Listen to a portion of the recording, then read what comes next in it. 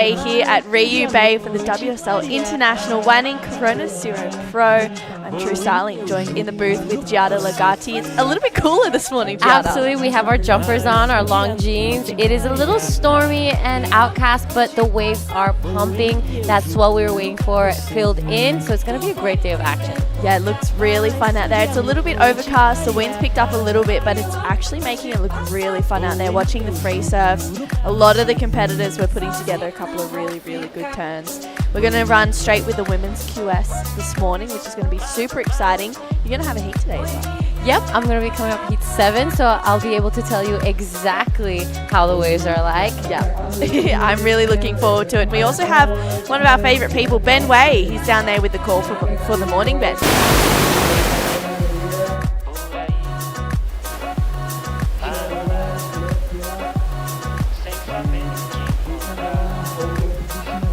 We may have to come back to that. I was thinking I can't quite hear Ben there, so unfortunately we'll come back to it. Hopefully the microphone is working. But yeah, Ben was there with Ty Sarati, the WSL Tour manager as well. So Ty, he's been around this event. He's been working really hard to get this QS 4000 back here in Riyue Bay in Hainan, the Wanning area of China. This is the free surf action that we've been seeing all morning as well.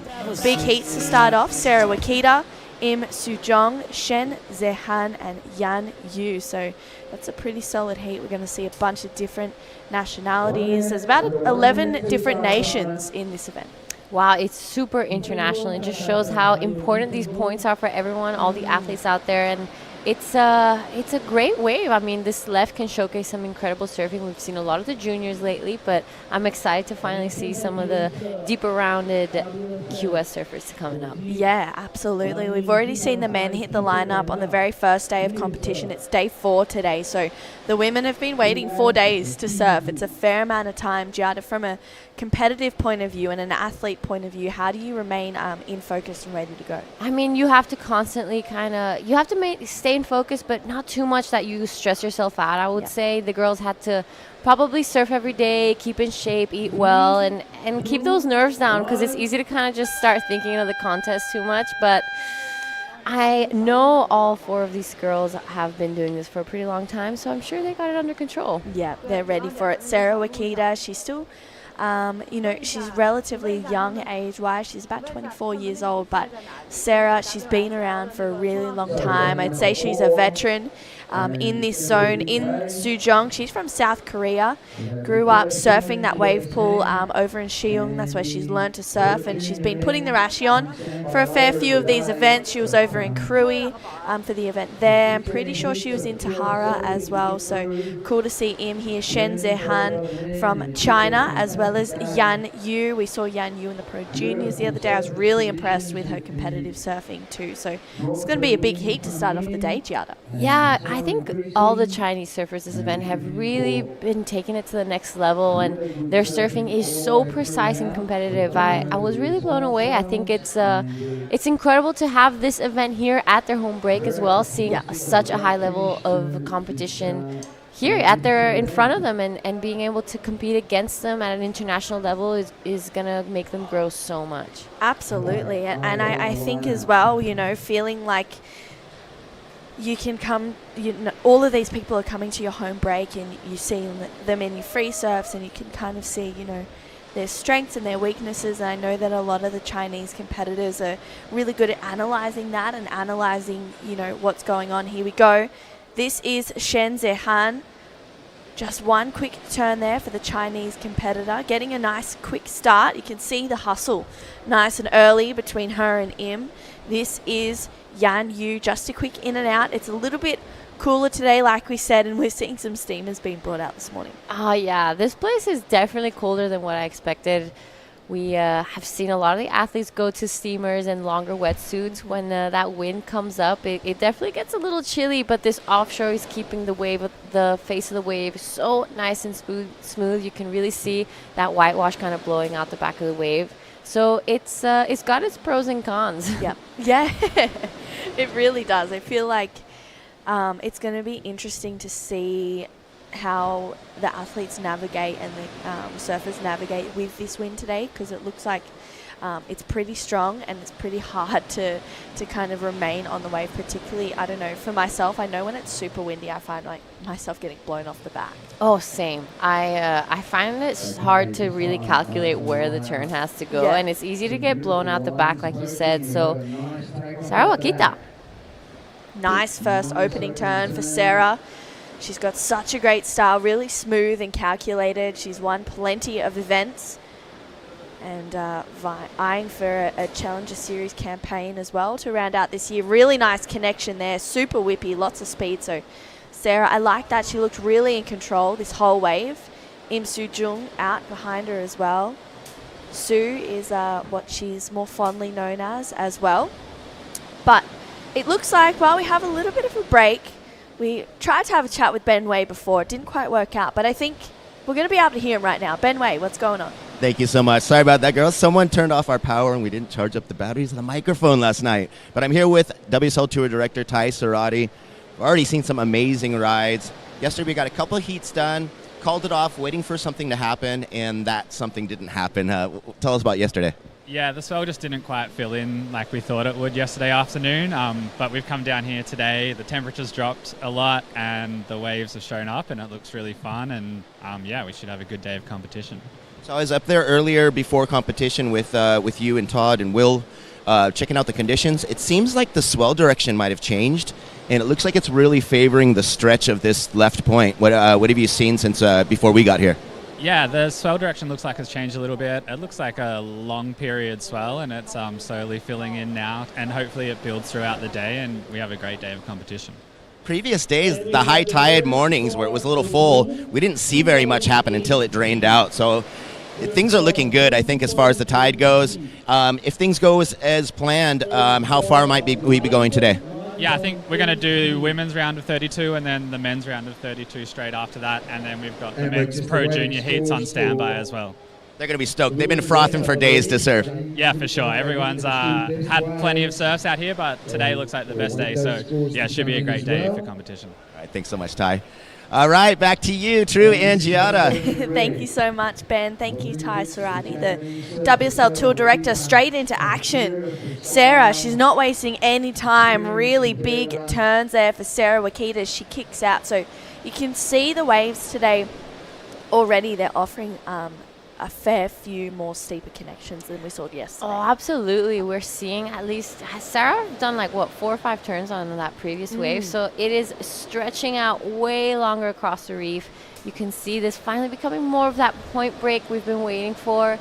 And it's, I've been loving Sarah's act all morning. So a couple of replays, let's break this one down. This is probably Sarah's first wave. Big blast there to start things off. Sets it up again. I love that drop knee style she has. Very cool and calm.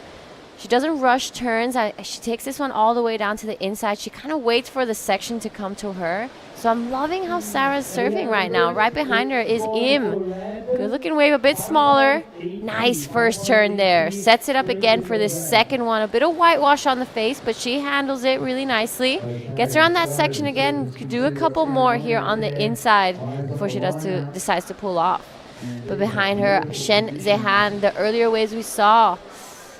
Nice cutback. It's a little stuck there on the way back around, but she holds on nicely. That was way nicer. Good jab there when the wave really stood up. So I'm loving that wave from White. She was really killing it. And this one, Cero Wakita again, backed it up really quickly. Nice open face turn there. That second one was beautiful as well. Wasting no time to get into that third one. So wow, we've got a good heat in our hands. Yeah, we really do. That first score for Sarah locks in at a 5.83. She's waiting for this second score to lock in as well. Im Soo-jung, her first wave a 2.83. We've got scores for Shen Zehan and Yan Yu as well to lock in. Shen's first a 1.83. First of Yan Yu a 0.5. So small scores for second, third and fourth right now. But it's really Cero Wakita who's dominating and implementing that experience in this heat.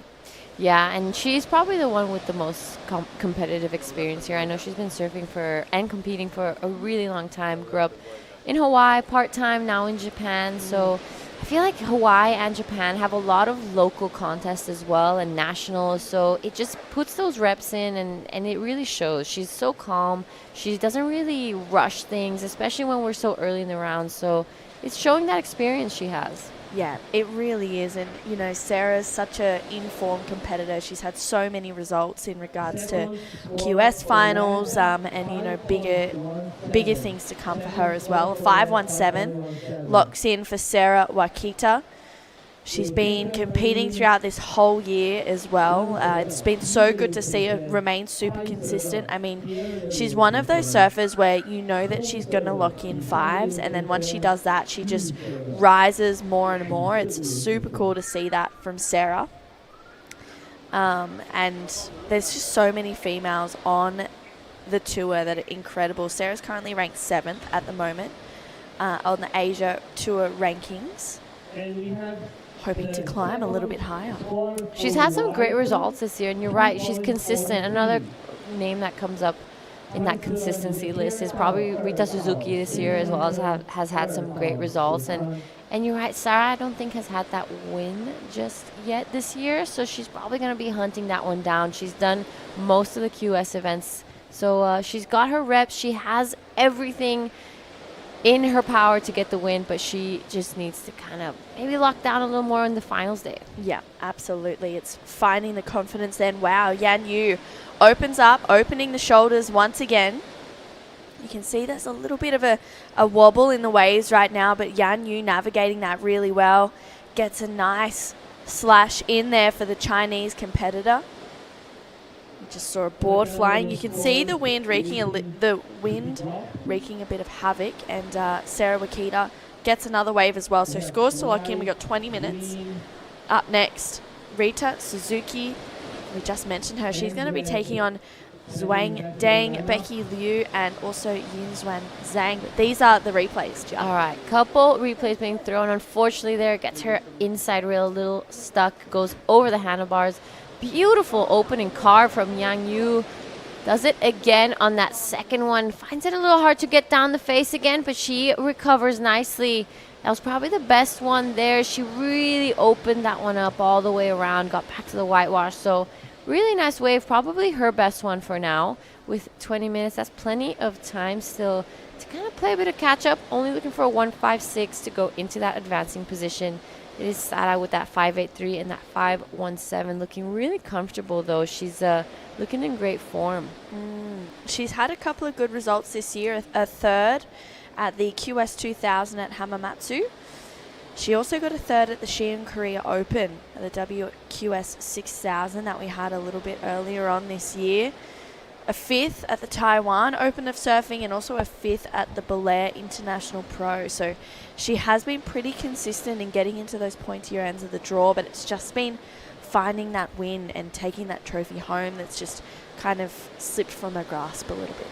Yeah, and sometimes those those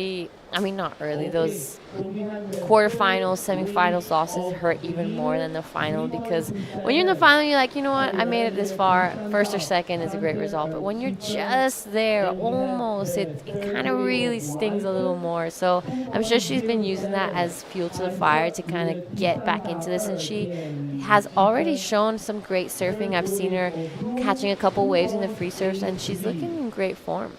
Yeah, she really is.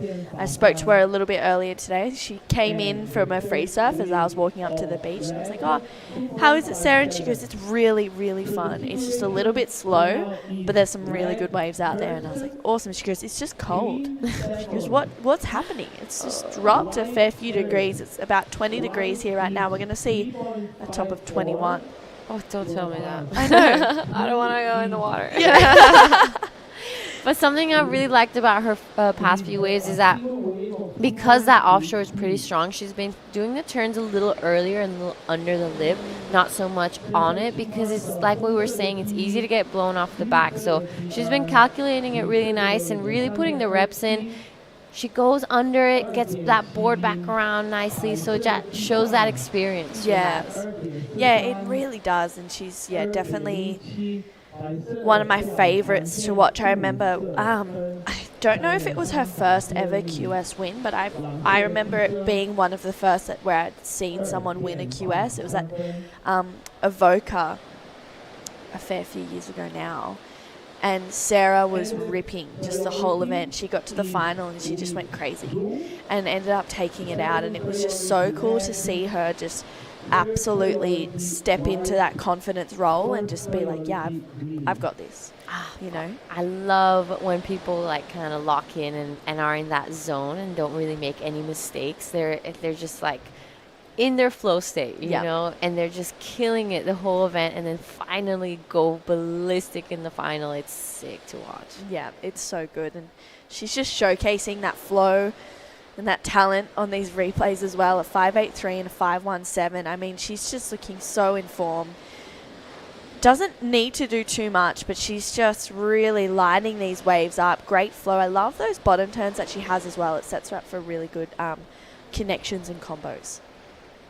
All right, just past that 17-minute mark, there's been a bit of a lull. We've had some great rides already. Yan Yu did go into second with her last one, a 3.27.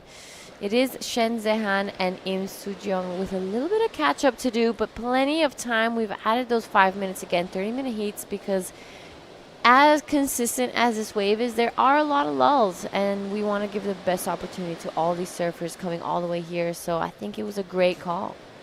Yeah, I agree. I think the extra 5 minutes just really allows for those better waves, and because it's so slow, like you said, Giada, it's just allowing the surfers to open up a little bit more.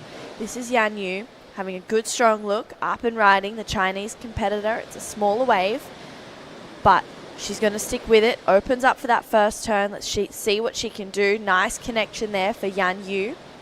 Straight up into the lip. Once again, she's got a really, really nice amount of speed right now. Tags it, wow, for a finish. So it usually goes pretty fat on that inside there, so you can see a little bit more swell, and with the wind as well holding the waves up, it's allowing for a better finish. A few lines out the back. Is anyone going to take anything here? We got Im Soo-jeong out there with first priority, needing a 3.15. Shen Zehan, she's up and riding, needs a 3.54 right now, really needs to find her groove here. Unfortunately catches a bit of rail, maybe some nerves really creeping in. Sarah Wakita, nice opening turn. Wow, you can see really starting to open up a little bit more, and I love that from Sarah. She's in a pretty strong lead, so no harm, no foul there. Interesting to note, Im Soo-jeong didn't like any of those waves. Yeah, and did you notice Sarah Wakita paddling way out compared to the other surfers? She saw that set and she just paddled towards the channel, maybe realizing that this wave there's a couple on the outside, and here we go, this wave just bowls up for her. That big first turn was really impressive. I was hoping for her to get that second one down, but that inside rail just kind of bogged a little bit. This wave from Yan Yu was so long. She really found a runner there on the inside under all the other girls. Nice second turn there. Does that third one, just really jabs it a little harder, giving that variety on this last turn. So I'm loving what she's doing. She really took that one all the way down to the inside. Yeah, she really did. And then this one as well from Shen Zehan. Yeah, so Shen gets a little stuck behind on that one, but finds the face of the wave. Unfortunately, that outside rail just kind of digging in the water, not really allowing her to get back around. So I'm sure she's going to learn from that mistake now, paddle back out, plenty of time. Im only sitting on that 2.83, a little more patient. She's being a little more picky out there with plenty of time.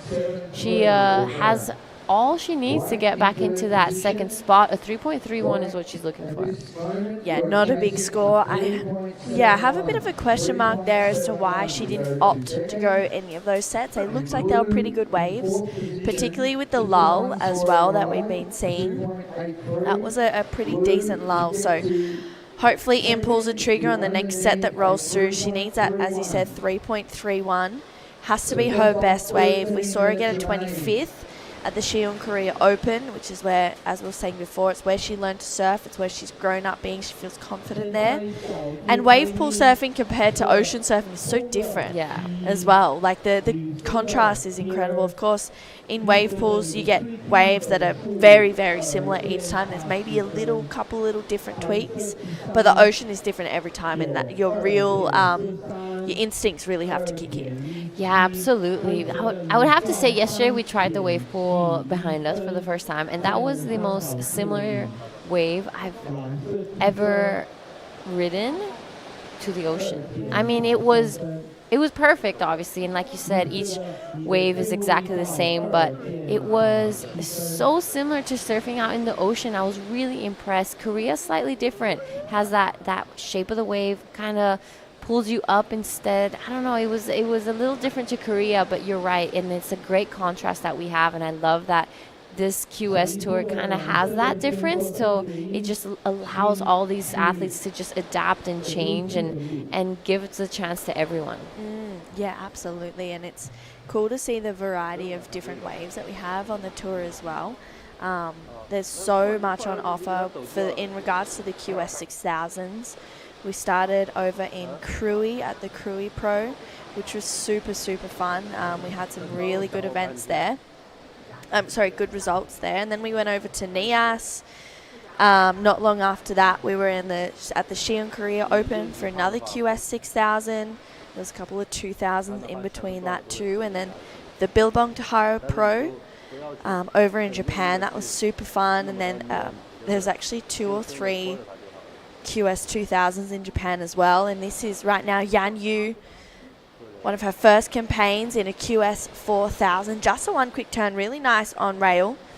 But yeah, then we ended up at the Siargao International Surfing Cup, and then the Taiwan Open of Surfing, then Belair, which is a QS 4000. So there's been so many events this year in regards to the Asian tour, and then also a lot of co-sanction events. So back-to-back events and having to adapt and change each time is it's a lot to ask, but the athletes are rising. Absolutely, especially that leg, the Cloud9, Taiwan, and Belair. I mean, all 3 of those spots are so different, and you need such different equipment for all 3. It just shows how well these surfers adapt. Cloud9 being that kind of barreling right-hander, really strong wave. Then we went up to Taiwan, which was a cobblestone kind of reef and those peaky lefts and rights, and then ending up in Belair where it was like that beach break, a little softer. So it just shows that they need so much equipment on all these contests, and the temperature changes so much. So it just shows how fast these surfers can adapt to all these situations, and I think that's what makes a great athlete. Not only the talent, not only how strong mentally you are, but how quick you are to adapt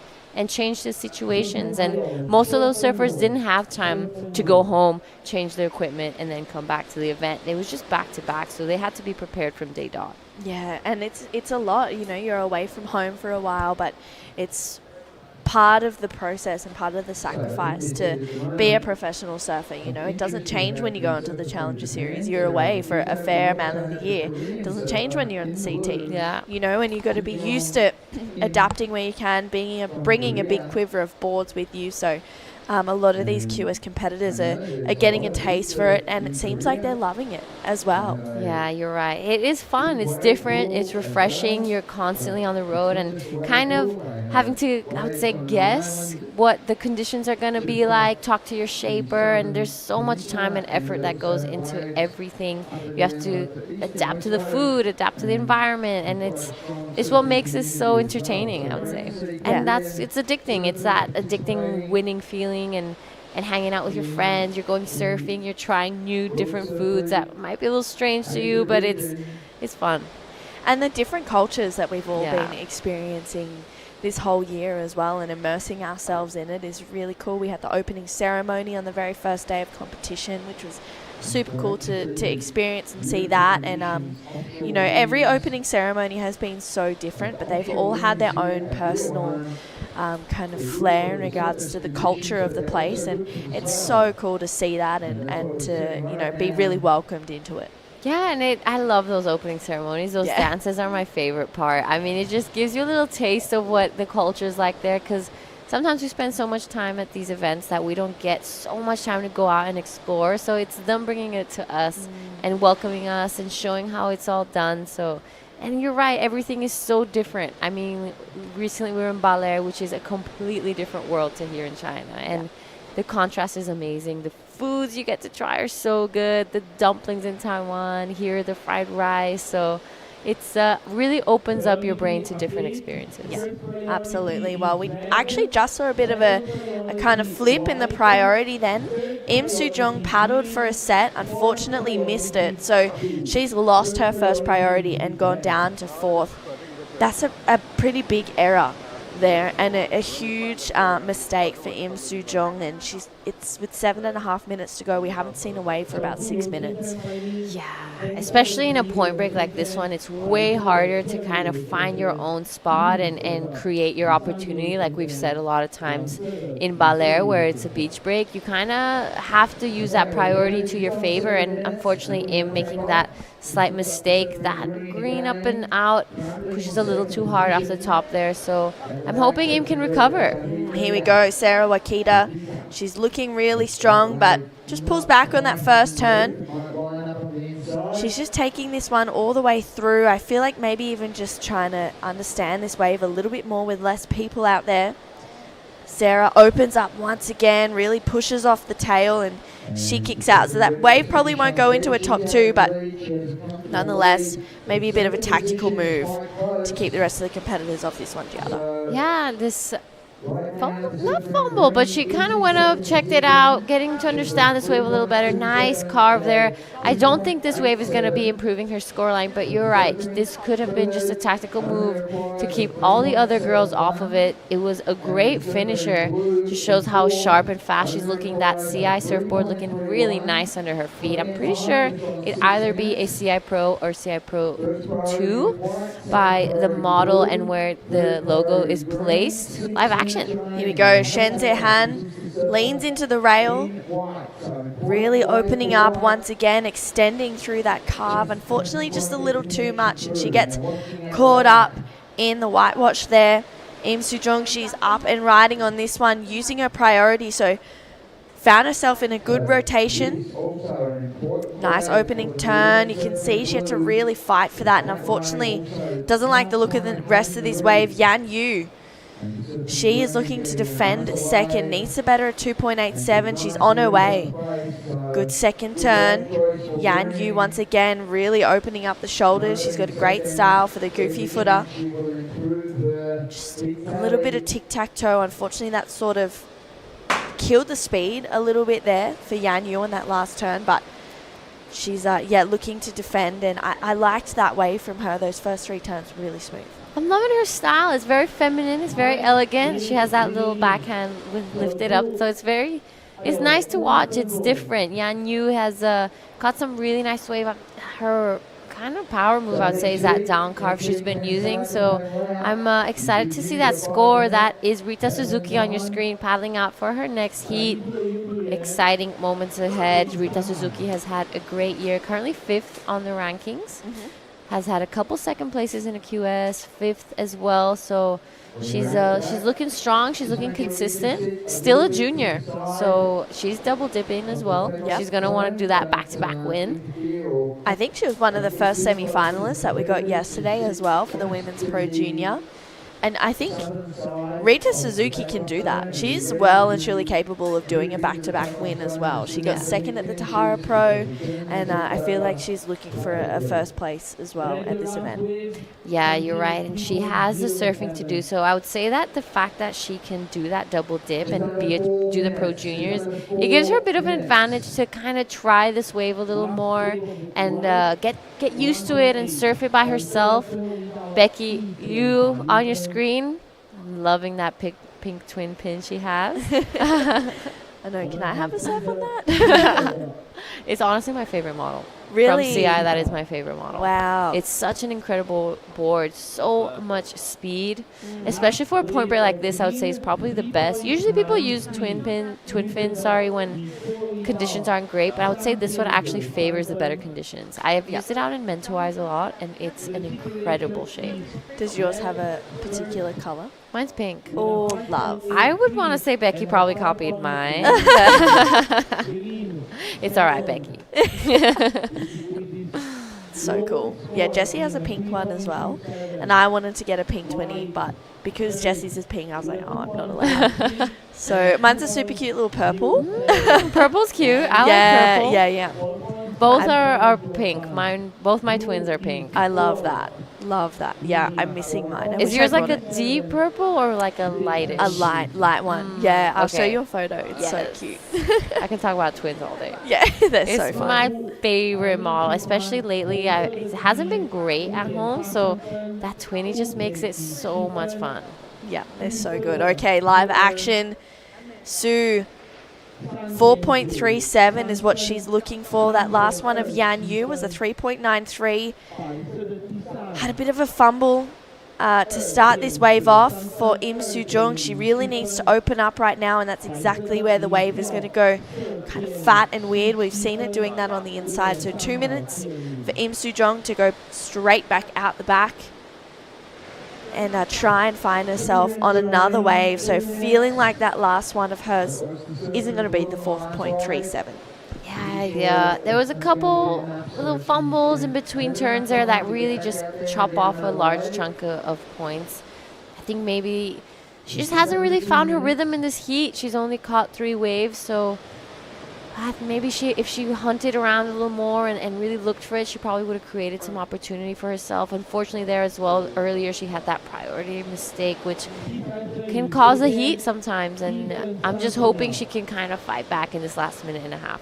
Me too. This is Shen Zehan looking to fight back as well. A 4.77 is what she needs.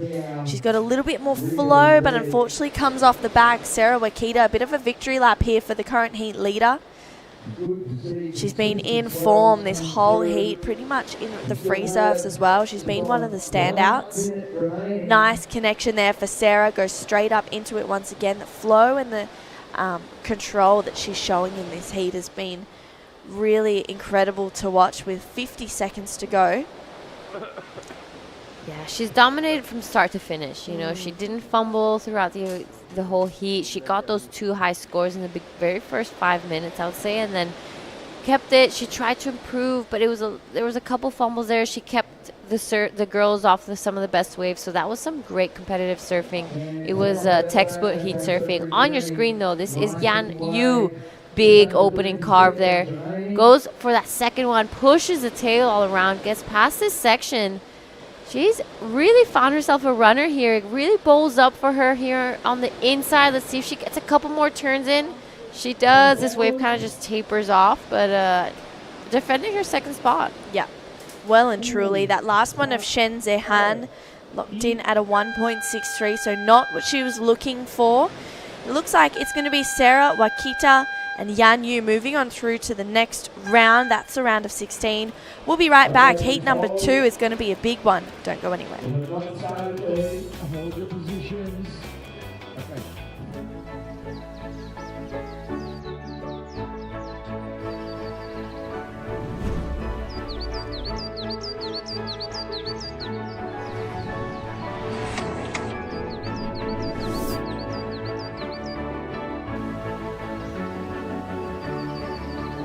是孩童的嬉闹，是邻里的闲暇。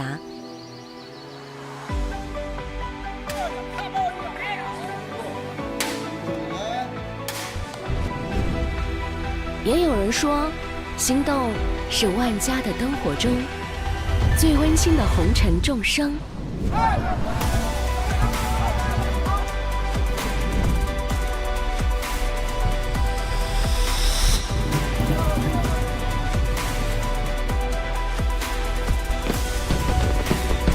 但不论怎样选择，承载心动的都是那座充满生机的城市。它是旅游胜地，是心灵港湾，更是你我难舍的乡愁。奋斗的坐标，拥有的梦想，它是唯一，是偏爱，是那个令人心动的万宁。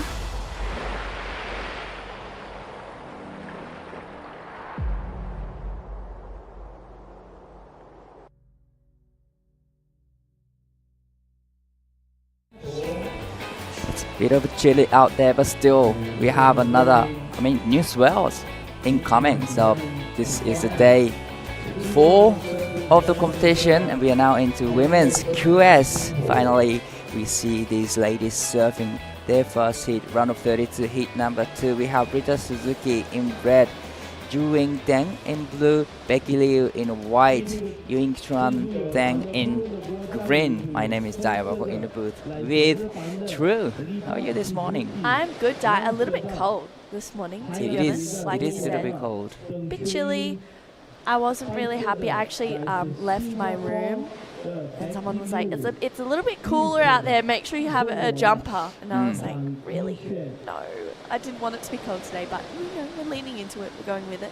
Yeah, we have a new swell, so that's okay. That's why That's why. we'll deal with it. Yeah. And it's fine. It looks so fun out there. There's some really good waves. Did you surf this morning, Dad? No, No. I didn't. I watched the first heat of the day, and Sarah had a great heat. She did. You know, she had a great waves, and she was showcasing the level of her surfing. Yeah, she really was. It was so good to see. Di, talk to me about your night last night. Oh, that was a I want to special hear night. all about it. I haven't even spoken to you about it Yeah, yet. I know. You were there. You were I was watching there. us surfing. So we had a nice session with 4 of us at the wave pool just behind us. Actually, it's only like 3 minutes walk from competition area, but that was fun. That was a good night. We surfed for like 2 hours, and we had 20 waves probably. Like, I'm not too sure how many. We got like so many waves. Wow. And that was good fun. We have one of the same wave pool system in Japan, but this one's a lot bigger. Wow. So this one has a huge field, and it's sick setup too, because you have cafe and bars, and you can sit there and watch the surfing. So that's where you are, right? That's where I was, yep. I was on cameraman duty. Camerawoman duty. And thanks to you, we got the clips that we needed for the content. It was so good. You guys were all ripping. I was like, wow. We need to put the commentary team in a rashi. Get them out there. Yeah, everyone was ripping. And Yeah. I had so much fun, and definitely I'm gonna be back at the pool one more time before I leave here. Absolutely. All right, so Sarah had a great heat in the first heat of the day, and looks like we're gonna have Giada with the last heat winner, Sarah. I'm here with Sarah Wakita, and congratulations, you caught your first 2 waves in the first 5 minutes of that heat, and then it kind of went flat. You're the first heat of the day. Tell us what's happening out there. I was pretty cold out there. I just tried to catch many waves to warm myself up, and it worked out in the first 2 waves, so I'm pretty happy. You've been here for a couple of days now. I've seen you walking around. Tell us what you're up to, who's your crew, what you eating, what you doing. I'm here by myself this time, but I'm hanging out with Rita and Miyu and all the crew over there. We've been eating Korean food every night for like the past 3 days, so it's been fun. So I saw you have that CI Pro or CI2 Pro that's looking really sharp under your feet. Tell us a little bit about your equipment and what you decided to bring to China. I brought the 2 Happy and the CI2 Pro, and I used both of them, but I decided to use the CI2 Pro, and it works really good out here. And I have the round tail, and it's working really great. All right, have you had a chance to go down to the pool? No, not yet. Maybe later if I have a chance. All right, I'm sure you have a lot of people watching. What would you like to say everyone at home? いつも応援ありがとうございます。最初2本で決めれて、その後は結構こけちゃったんですけど、次はこけないようにこう一本一本丁寧に乗っていきたいなって思ってます。次も応援よろしくお願いします。 Thank you so much. Back to you guys. Thank you so much, Yara and Sarah.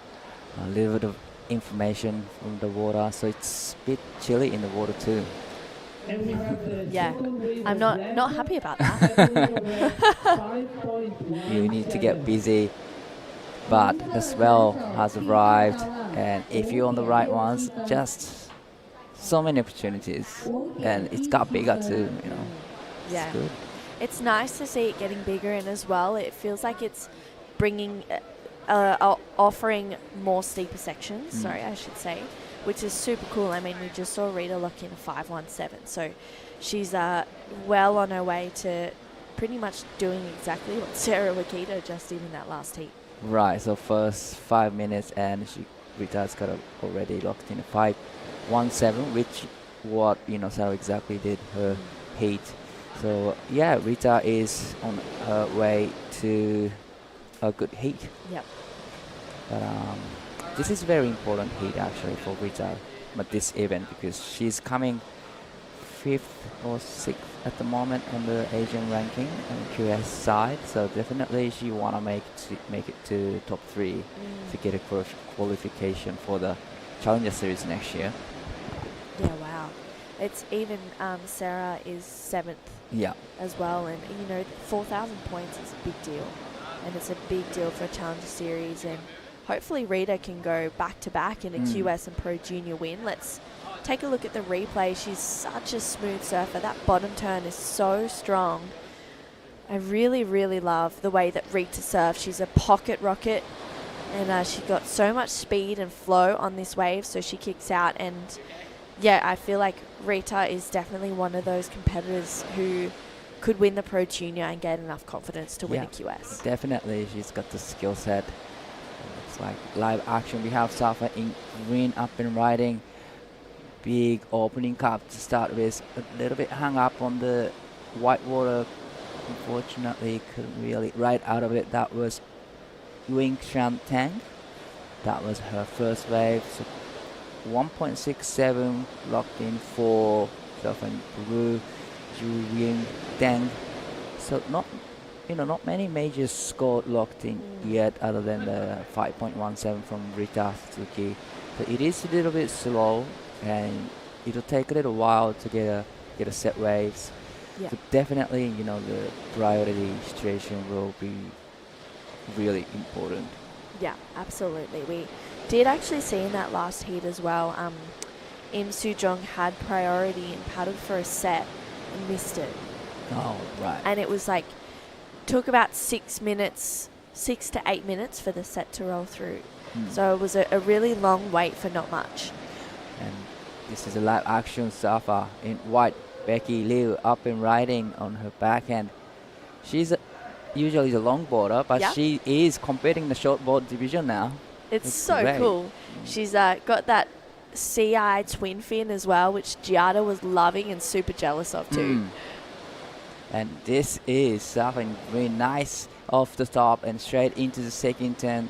The great combination so far, and gets this bonus section. Unfortunately, we're kind of fat out, and she kind of broke the rail, so unfortunate for her, but still great two-turn combo from Ying Tang. And this is something really nice, beautiful carve to start with, and back into the power zone, and gets another beautiful turn in, and third turn in as well. So another nice combination from Ying Tang. So that's gonna be a decent score for sure. Yeah, I agreed. I feel like she had really smooth connections off the bottom, and was looking really just precise in regards to what turns she wanted to do on her waves. So I think that's going to be a good score for Zhuing Deng. And Becky as well, getting her first wave, as you mentioned, usually a longboarder, jumping into this event for the shortboards as well. Bit of fun. And super cool to see her just going for it on that first one. Definitely. Love to see her on the wave again. But there's a little bit of a paddle battle between white and blue. But there's pretty long way to back out, because the swell has arrived. It's bigger. It has a longer wall compared to the last couple of days. And finally, you can see the rock in the lineup where it's like a benchmark. I mean, you can sit outside of the big rock in a lineup, or maybe you can wait and wait for the smaller ones just behind the rock. That one actually has steeper section. That's Yeah. Nick. Nick was telling me yesterday. Those ones that don't break out the back and it holds, and then after the wave passing the rock, it actually steep up and it gives you a lot more steeper section. Oh wow. Okay. So those ones probably I will be watching and trying to get out there yourself. Well, another quick in and out from UX 110, and still waiting for the last of blue and green. The last first wave for Becky comes in at 1.23. 18 minutes left on the clock. 30 minutes is really long time for the competitors, compared to the normal heat, because 20 minutes is standard and you have 10 minutes extra. Yep. So it's a pretty long heat. You can wait for like 10 minutes and still have 20 minutes. Yeah, it's so crazy as well. The extra 5 minutes on top of a 20-minute heat is so much more time, and then the extra 5 minutes on top of that is just, it's crazy. I mean, it's great. Here we go. Right, another quick and out from Safa in green.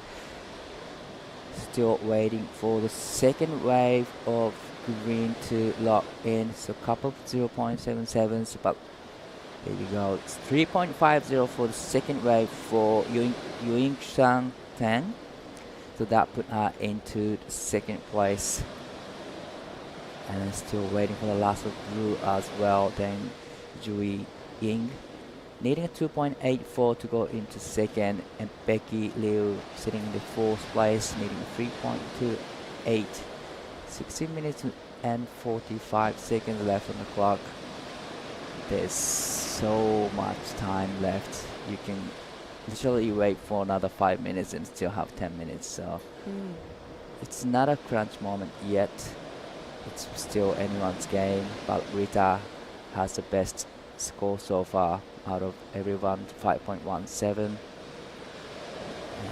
she's holding the first priority at the moment.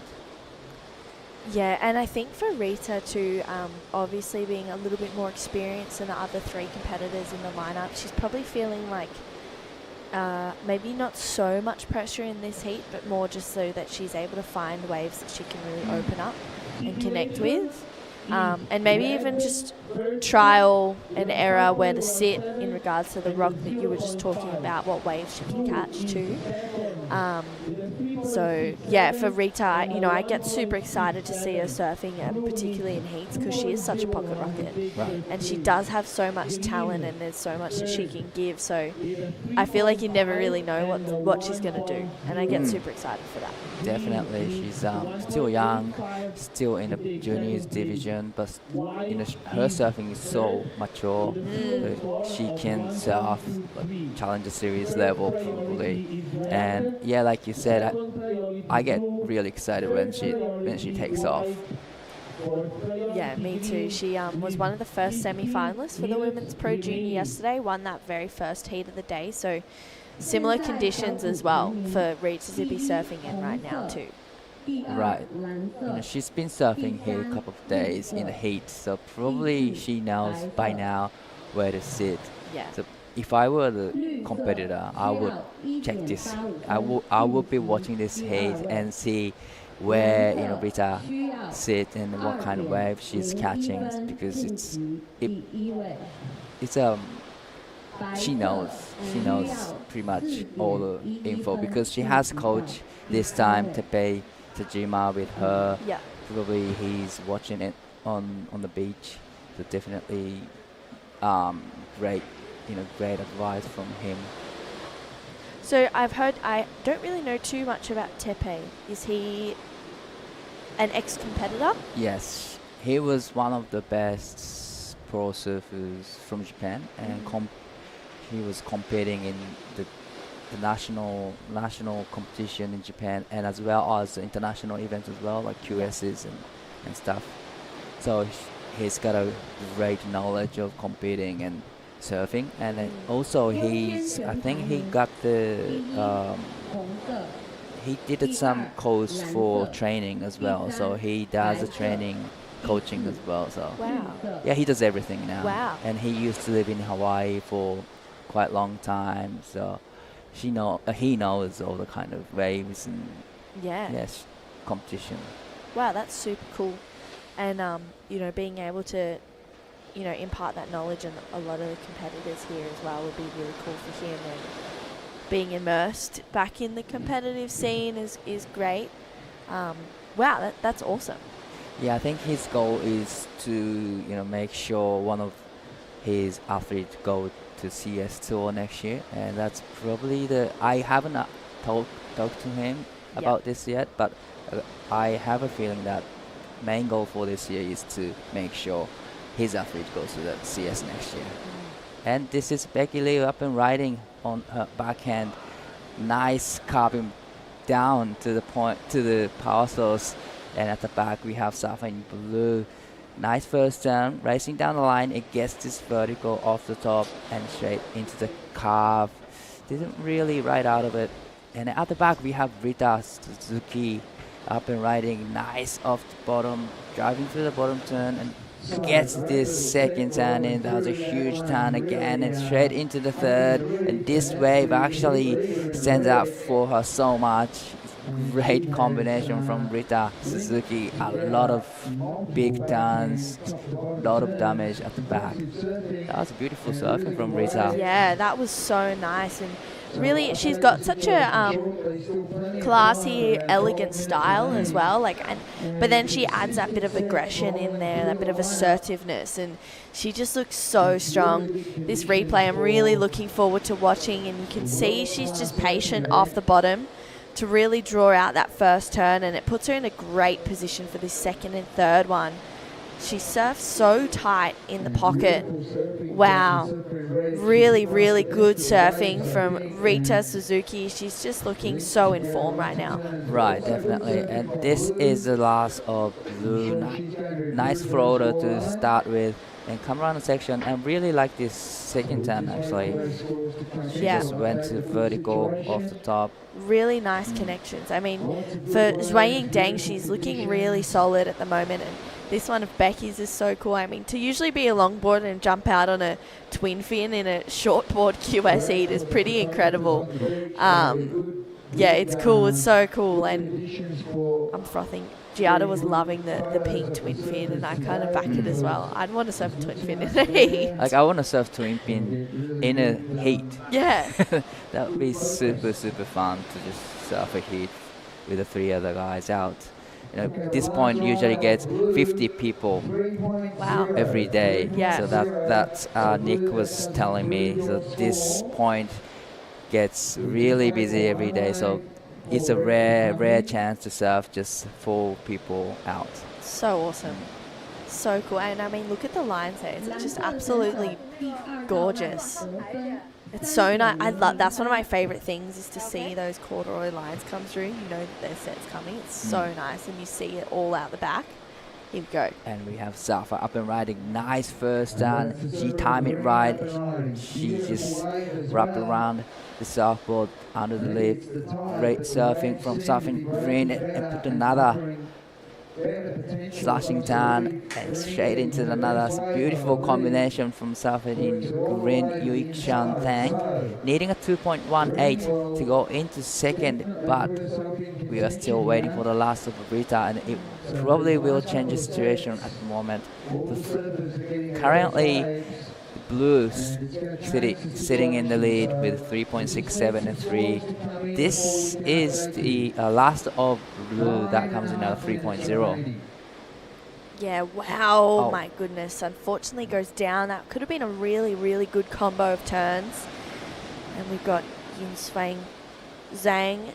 Nice first turn connection.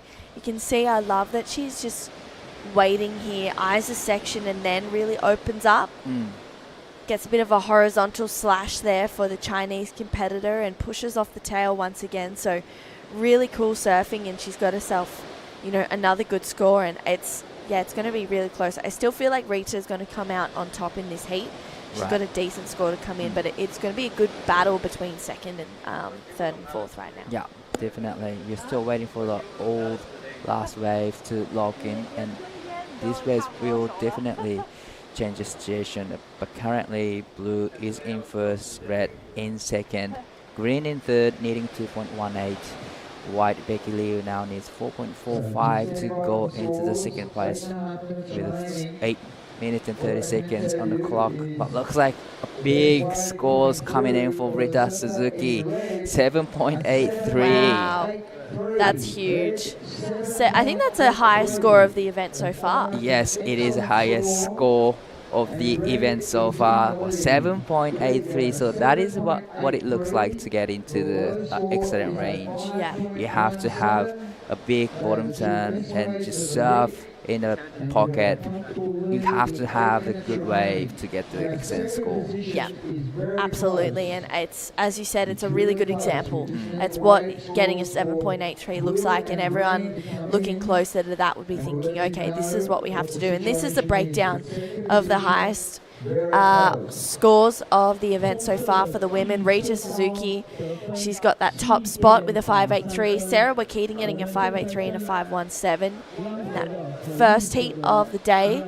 Rita, she's in fourth, and then Yan Yu in fifth. So already we're seeing a huge bunch of scores for the women, and that 7.83 really standing out. You know, from the first heat, you know, Sarah set the tone pretty well. You know, you need to have above 5 points to get through the getting through the heat. So yeah, and then Rita now locks in a 7.83, and this is a replay of 7.83. Nice first and love the second turn, right in the pocket, throwing buckets of spread straight into the second attack and into the fourth. So definitely every hit was major turn. So it's a series of a major turns, so that's how you get 7.83. Yeah, you can see the intent as well and the purpose. And how's that bottom turn? I mean, she's so low. She's got such a low center of gravity.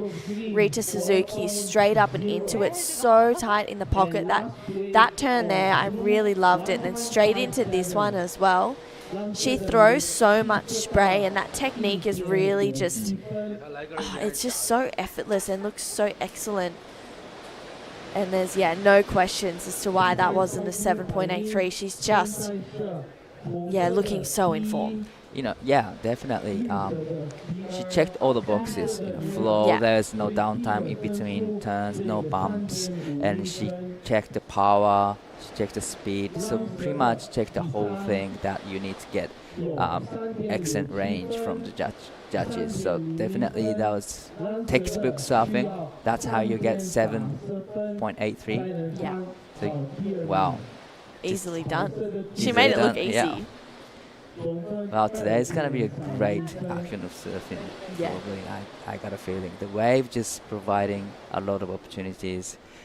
Already we see many good scores, so I'm excited. Yeah, me too. I'm looking forward to seeing what the rest of the day has. And we've got the men's round of 32 for the QS as well coming up. So right.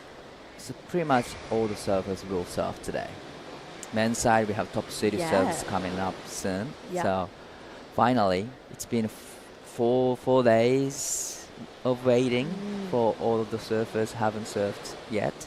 So definitely we'll see a big surfing today. Yeah, I'm excited. Yeah. I'm looking forward. And we've got the men's Pro Junior Quarterfinals on standby.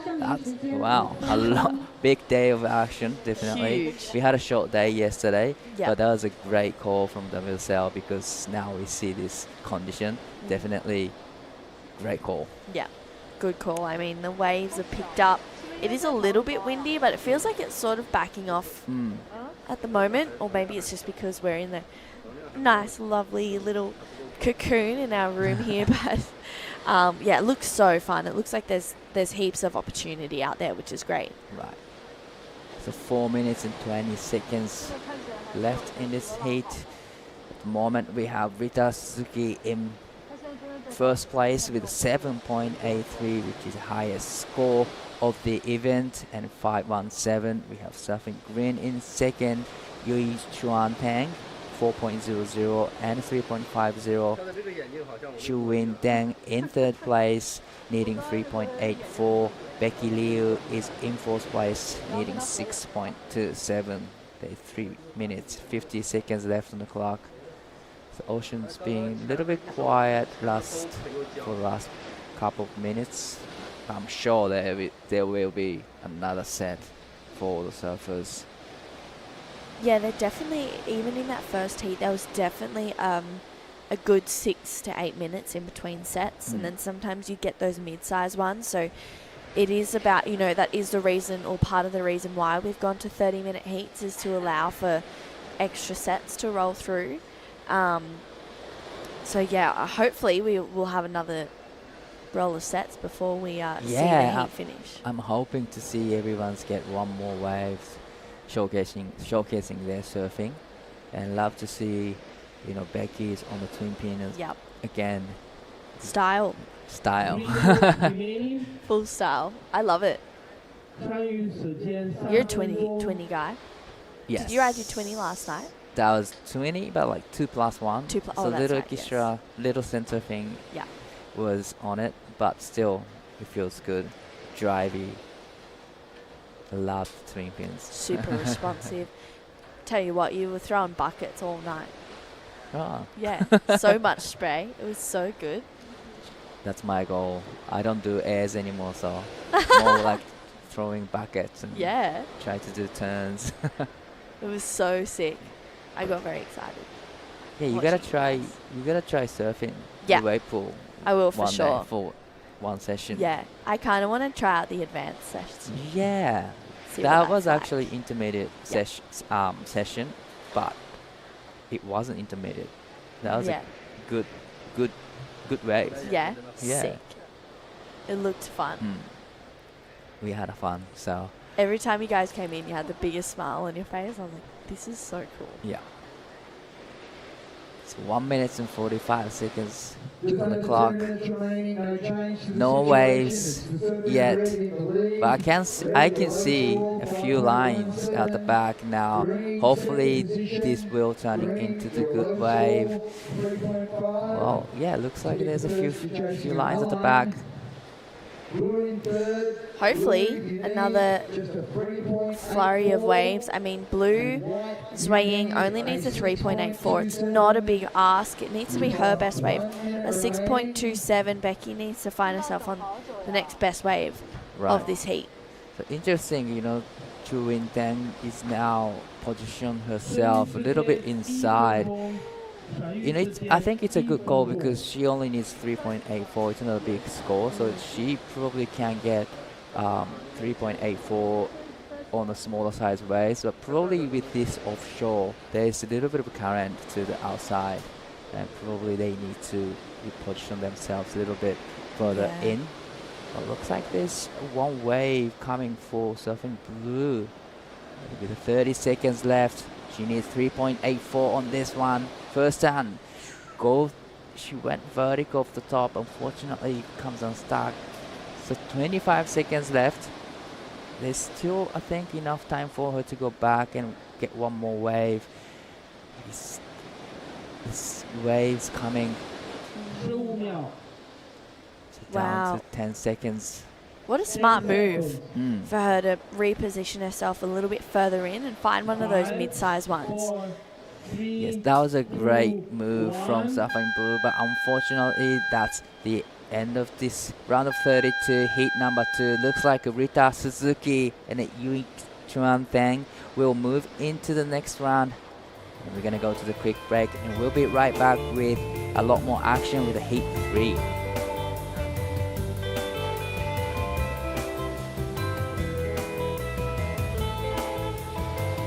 北纬18度，海南、万宁、阳光、海浪、椰林，这是热带的温度。快时尚，慢生活，烟火气，这是幸福的温度。让我们一起出发，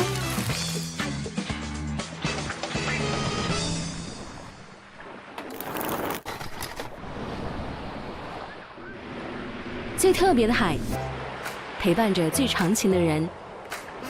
这里是搏浪高手渴望驯服的圣地。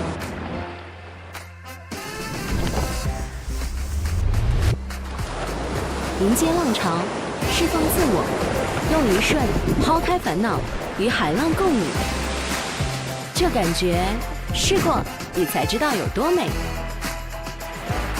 起帆沉浮，畅游上岸，体验的又是另一番风味。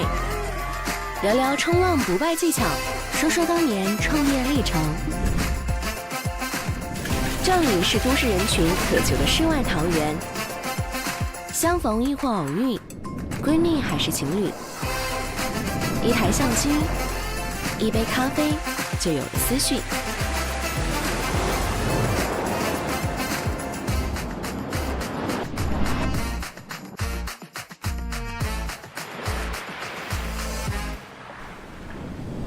昼夜转换间，人来人往，各有精彩。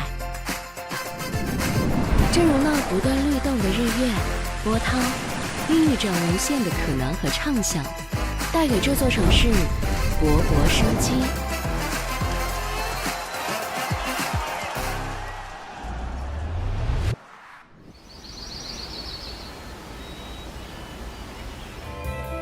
China's Hawaii, that's what we call this place. Beautiful bay, Riyue Bay. This is day 4 of WSL International Wanning Cero Pro. We are now into women's QS, round of 32, heat number 3. We have Sumomo Sato in red, Hinata Shimizu in blue, Ryu Mi in white, Lin Shasha in green. My name is Dai Wako. Here in the booth with me is Ben Wei. Good morning. Good morning, Ohayo gozaimasu. Man, it is such an amazing morning. We have seen some of the best shape. This is the classic textbook Riyue Bay that we're expecting when it's just stretching across the point. And we've already had one small ride by Green. Just took a look, it looks like, and here she goes. Lin Shasha up and riding again on her backhand. Nice wrapping carb to start with. It's one of the smaller size waves, but looks like this wave actually gives her a lot of wall to walk on. A lot of cutbacks down at the back, so I don't think it's going to be a big score, but still it was a great, beautiful surfing from Lin Shasha. Yeah, and yesterday you and I were speaking about how the wave would taper off and just disappear out of nowhere. We had a different swell direction yesterday, and the beach break was actually catching the swell while it was sort of missing it here. And I was talking to some of the locals, longtime local foreigner friend, Christoph, and he said when it gets colder like this, that means that the northern monsoon is happening, and that's what pushes the north into the swell, and that's what really wraps from the top of the point, helping all these waves stretch all the way across the reef. So this is high tide and it's this good. I think with the lower tide, we're going to see some really good conditions. So we don't really like the cold, but the cold means good waves. Good waves. So which is good for us. So if you put your jacket on, you could probably head out and surf. Yeah, right. And you've been heading out and surfing a lot. Everyone at the breakfast table, when I asked about the wave pool, they said you absolutely slayed the heat. That was great fun. Me, Giada, and the other two staff surfed at the wave pool last night. That was a great session, actually. That was my first go on this wave pool. It was fun. It looks really fun, and as we'd mentioned earlier on, for all of our friends who hadn't joined us on the previous days, it goes from lefts one day, rights on the other, and down on the beach, we're going to have True Starling with the winner of the last heat. Thank you so much, Ben and Dai. Rita Suzuki, you're on fire. You're in the semi-finals for the Pro Junior, 7.83 in that last heat. That was great. Yeah, I'm so excited to win this heat. Yeah. Talk to me about the conditions out there. It looks like it's picked up a little bit and looks really fun. Yeah, it looks really fun, but really slow and no coming the set, but my 7-point ride was so good. It was so good. We were so excited to see that in the heat. You backed it up with a 5.17. Because the conditions were really slow, how did you keep calm?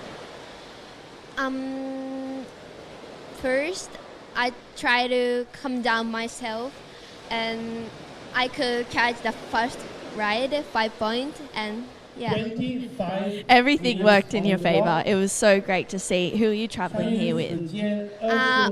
I came here with my coach, Tepe Tajima. What were some words of advice he gave you before you went out? Yeah. We'll keep it a secret. Well, I know you have lots of fans and family at home. Is there anything you'd like to say? いつもありがとうございます。やっと7点台のエクセレント出してすごい嬉しいです。次も頑張るので応援よろしくお願いします。Thank you so much, Rita Suzuki. We'll send it back to you guys. Thank you so much, True. And Rita, so she got a 7.83 in the previous heat, but surfer in white, Riyue Bay, also got a 7-point ride a couple of days ago. So this is going to be, she's actually one of my standouts in the women's divisions. So I'm super excited to see. She's the goofy footer with the really good style. I think she's natural footer. Natural footer. Okay, I'm mixing. Yes. We'll see in just a moment as these people take their first rides. Here we have Sumomo Sato. All right, Sumomo Sato is up and riding. Nice first turn to start with. Nice cut back to just stay in the pocket, just waiting for the wave to stand up. Here comes the area. The wave can get steeper, but unfortunately, wave dies out of a beautiful combination. And this is Riyue Bay on her backhand. Beautiful, powerful backhand. I remember now. Yeah, she's a really tall, strong Yes. surfer with that epoxy lost that just went flying in the wind. And it's going to be interesting because the winds are really strong. It's going to see how those EPSs work in these windy conditions. And Hinata Shimizu up and riding. A little bit hung up on the first turn, but beautiful carving turn on the second turn. So kicks out quickly. I think it was a great call from Hinata because the wave, you can surf all the way to the inside, but I don't think the wave looked like it will give her the opportunity to surf on. But this is a replay of loss of white. So she gets a good hit there. Wow. Really takes the lip off that next one, keeping a great rhythm. You can see kind of getting caught up with fighting that wind in that little fatter section. And she's going to kind of set herself up, but you could see the wind kind of took over at the end there. If you don't have that forward-moving speed like this, look at that beautiful top carve there. Staying with the pockets, as you were saying, and the wind direction's also holding that pocket open, and it's giving them one space that stands up instead of that running fat zone that we had yesterday in between. And this is the last wave from Hinata Shimizu using carbon surfboard. Little too late to the section for the first turn, but nice carving turn for the second, and she quickly kicks out. So that was a great move actually, Hinata. Now she has first priority. I was checking out her board during the interview yesterday, and beautiful, like carbon EPS Emery. I don't know if you've ever met Ross Butson from Chiba. He's been of course you in have. Japan for over decades, yeah, and then right? you've probably worked with him in the contest because he does some announcing as well. Longtime friend, but that thing is a really beautiful, sharp-looking board, and we could see her just getting so much speed, even out of kind of some not-so-juicy sections yesterday. So feeling really connected with her equipment, and she has got 2.33 for that last one. They're still thinking about that wave of red and white, which means that they're probably really comparing. Right. There were some really strong turns on both of those waves. Definitely, these two were bigger out of, I think, 4 waves, and then, kind of different approach. So you have to you can't really compare each other because they have the different approach. Sumomo had more like drawn out carves to start with, but for the surfing white, she had a more steeper section. But this is Sumomo Sato. That was a beautiful off the top. That was powerful, throwing a lot of sprays. Great 3-turn combo. So that was more like it. That was more like Sumomo.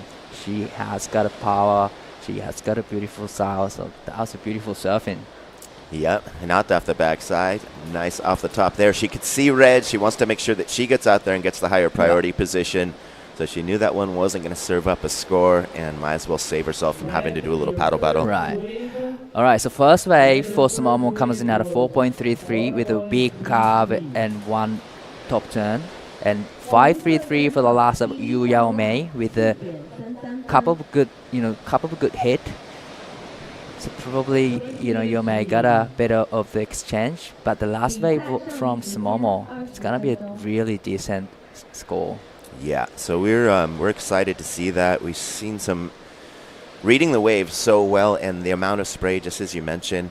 Also, with this offshore wind, it just makes it look that much more Right. dramatic. The water takes forever to fall down, but that's something that just kind of opens the judges' eyes. And same thing with the white. Although there we go, 3.67. They're still thinking about Sumomo, so I'm expecting something good. I think it's gonna be really close to the good and excellent range. So it's gonna. Let's do some guessing. I'm gonna go for like 6.2. I would say 7-point range. You're probably gonna win. All right, here we go. Replay right here. Look at this. Boom! Just hits it so perfectly at the lip line and comes out with such good speed to get in that deep bottom turn for that next one. Following up with perfect rhythm, really reading this wave really well. And every one of our surfers, as soon as they get to that little deep section, you can see there's a lot of fight against the wind. And she held in there enough to do one other redirection. And that's, while we're watching that replay, I'm sure the judges are also really carefully examining that. Right. And then there's more waves coming into the lineup, just like you mentioned. Oh, Dai is definitely on his way to being a judge. 7.17 for the last of Sumomos. So I was right. I was staying in the safety zone. That was, oh man, what a rock star. Well, beautiful surfing from Sumomo. Already locked in 7.17 and 4.33, and looks like we have Yomei up and riding to answer back. Nice walls ahead of her. Beautiful opening carve and straight into the seconds. There's a little bit of slashing turn on third turn, but this wave just keeps a lot of walls for her. Still going, surfing all the way to the inside. So another beautiful surfing from Riyue. And this is surfing green. Lin Shasha up and riding. Nice first turn. Get the second turn in. A little bit of hang up on the second. Still managed to come around the section and get another one in. So beautiful surfing again from white and green. Yeah, and just before that exchange, we'd seen green go for a little paddle, and she didn't get the wave, so she lost her priority. Luckily, she was kind of in a separate zone where she could feel that one out. She was able to get a better score than her previous waves, I would figure, with a 2.33 and a 0.50. Let's watch this one. And she has so much power and so much torque with that big, tall frame. Comes up and digs into this one. That was a much better turn. And I love how she banks off and parks it on the whitewash and just comes punching out of those turns. Really gets it on rail on that one. And I think just with the bigger size, because she's a tall surfer, she's really able to really extend and coil up and release into those turns. And there's green. You could see that quick one. This is where you were saying she got a bit hung up. She hit that one a little bit too high in that section. But she did manage to come around a section and get to the third turn in. So beautiful, beautiful combination from Lin Shasha as well. So it's an exciting exchange, actually. I would say Wu Yomei had a nice answer back to Sumomo's last wave. So I'm not too sure how much the last wave from her, the white, can go, but 6.17. Wow. Now that's another great score. So this heat, 7.17 and 6.17 already locked in with 16 minutes left on the clock. So now Sumomo is in lead with 7.17 and 4.33. Yao Mei is in second with 6.17 and 5.33. So they have the exact same scoreline now, 11.50. But Sumomo has a higher score, single wave. That's how she is in the lead right now. That is wild, huh? It's amazing how the math works, and it just shows the consistency in the judging, because all of those waves are made with different style, different surfing. That 5.33, when we saw that earlier one, the first wave of white, 3 really strong turns, and red had that long linking with more direction changes, but I think they were rewarding just the power and the punch into the turns. And Sumomo, I think she kind of learned from that also. She could have seen the spray. It if she was looking in, she could have seen the spray from Hawaii, Right. heard that score come in and go, okay, I need to throw more spray and just get deeper. Well, she is up and riding, trying to get rid of the 5.33. 5.34 will put her into the lead, but it was a quick wave, couple turns in, but I'm not too sure if it's going to be a requirement. So now Hinata has first priority, needing 7.83, but you can always break into at this time because there's still 14 minutes and 40 seconds left. And Lin Shasha now in fourth place, needing 8.63. It's so cool to have that extra 5 minutes on the heat to just give that extra room for things to shuffle around. Yeah, we actually have 10 extra minutes, right? Usually have 20 minutes, and this is 30-minute heat. So. Oh, you're right. So it's a big heat. Yeah, we had 25 minutes for the juniors, I think. Oh, right. That's what I was thinking. Yeah. But I'm so stoked to see the QS out there, though. And here's this is us. One of my favorite commentators. Known this guy forever. I see him all around the world, and it's so fun to share this heat. Wow, that was Momo Sato up and riding again. Big opening curve. Unfortunately, broke the rail a little bit, but this is important wave for surfing green. Nice first turn, right in the pocket, and come around the section. It gets another one in. I think this wave will step up. Another turn in. So, well, it didn't actually. That wave didn't really open up, but definitely great first turn and straight into the second. So great combination from Lin Shasha. Needing 8.63. I'm not too sure if it's going to be a requirement, but still, definitely it's going to be her best score. Yeah, and luckily for her, it looks like red and blue are going to get scores that will not factor in. So that requirement won't change, and if she's able to bump up that 2.87, she will chisel that requirement down to something a little more obtainable. But I was reading here that she started surfing at 16, so she doesn't look very old. So I don't think she's been surfing. She's probably been surfing half the time of these other surfers in the water. And for the fact, like, giving her credit in having that maneuver, having those maneuvers, being in perfect rhythm, especially when she came into that steep section. She had just finished a turn and had enough speed to come perfectly around that section with no pumping. So, yeah, showing a bright future for her surfing. Wow, yeah, definitely. And I'm so surprised by like how fast all the Chinese surfers growing in the last 2 or 3 years in surfing. And like you said, they, as surfers, in this generation, we started surfing at like 3 or 4 years old, and they've been surfing. These Japanese surfers been surfing for over 10 years, like 15 years now. It's amazing. But in short time, in a couple of years, these Chinese surfers are growing super fast. It has. Let's watch this one of Hinata racing across that one. Quick hit. Great first and second turn. Love how she holds the rail, driving through the bottom turn and just unleash the top section. That was a great combination. Great answer back from Hinata Shimizu, needing 7.83. Really confident body language kicking out of that one. She must have felt really good. And you can see she had to wait for that section, but it stood up perfect for that first turn. I love her bottom turns where she gets that perfect hand positioning, gets the body really low. And just, you're saying, strong turns all the way through. And look how she just, when they turn their shoulders on the kick out, that it's like a confident, feeling good body language. Whereas if you don't think you did that well, sometimes you won't twist out of it. I don't know. I see that pattern sometimes. Yeah.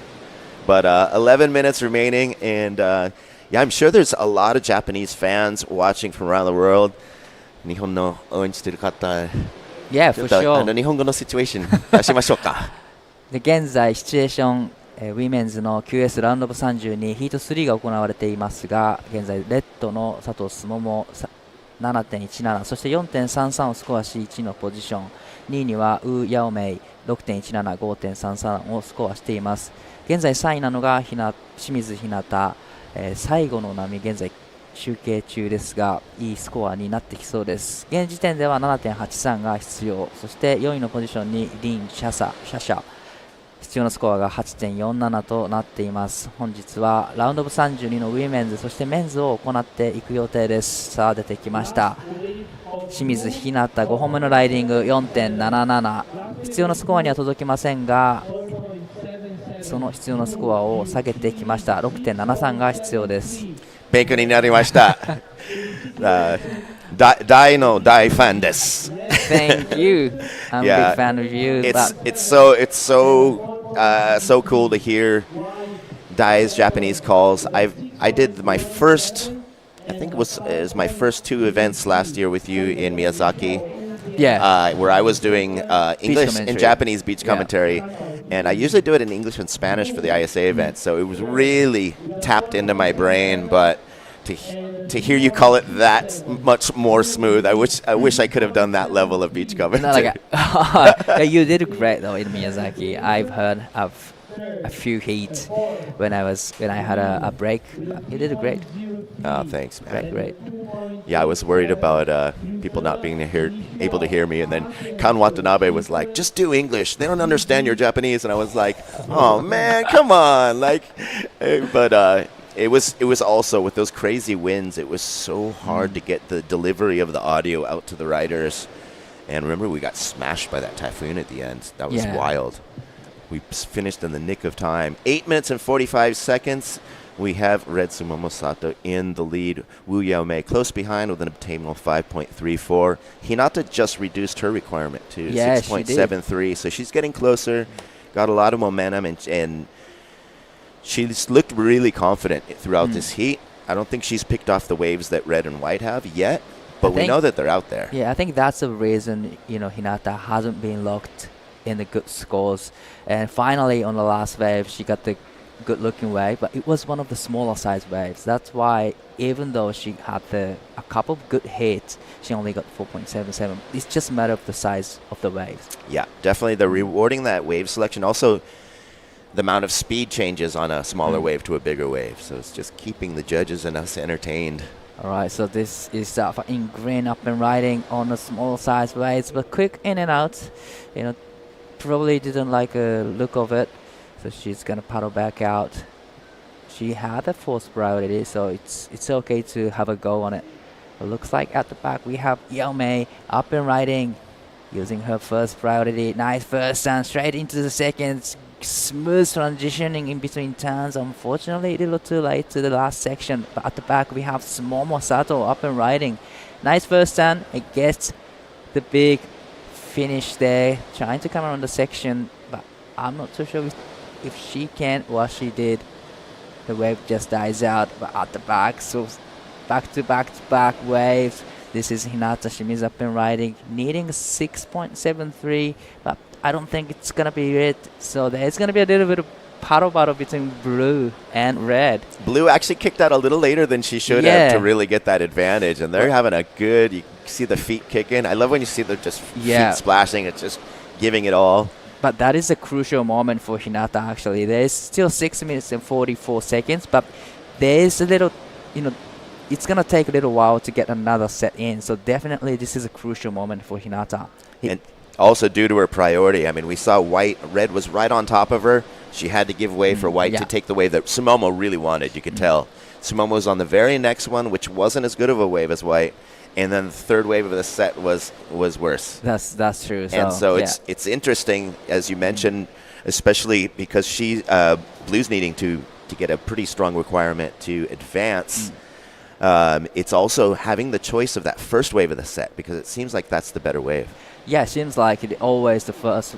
Well, Nick was actually telling me the second wave is better, but today's condition, I reckon the first wave of the set is much better, has a lot more vault. But this is a last wave from Hinata. Yeah, it was a little foamier. You can see it's kind of killing the speed on the face there. This was Sumomo's wave, not as good as that wave that white had gotten.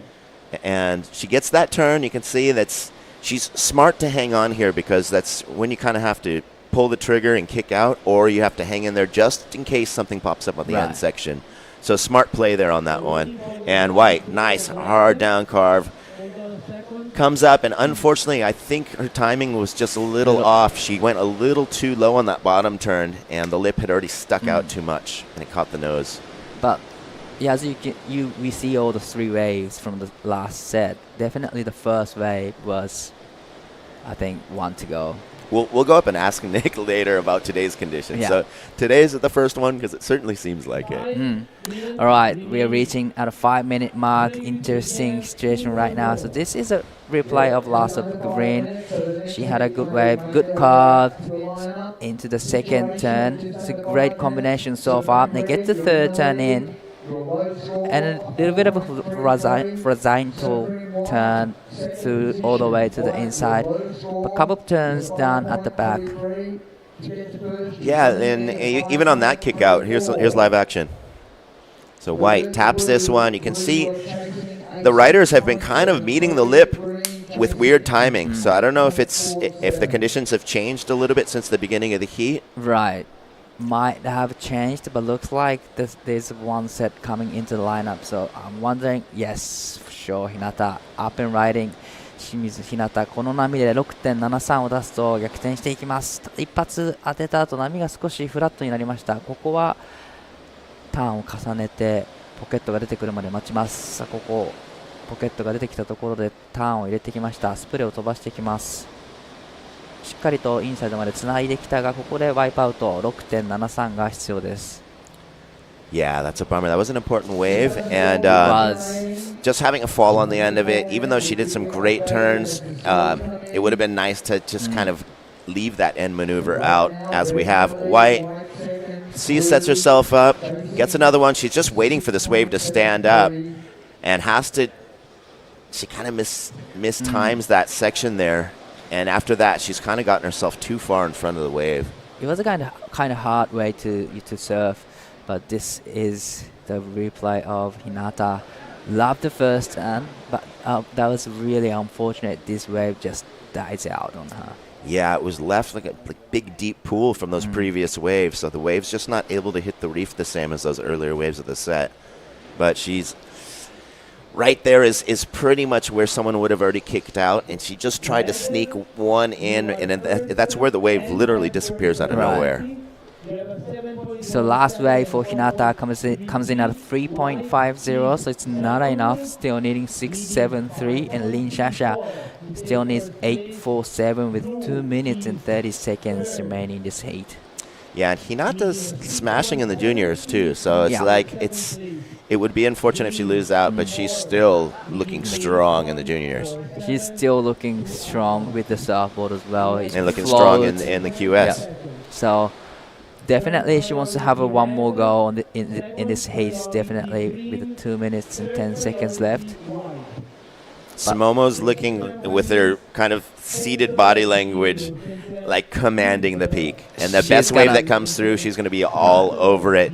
And the unfortunate thing for Hinata is she's going to have 4th priority. And we know that basically the best sets have been 1, 2, 3 waves. The 3rd wave kind of dissipates. And so she's going to have to get in a sneaky position. Although one of these riders could go for a paddle and not get the wave. And then she'd be in a great position where she's kind of sitting off just in case that happened. Right.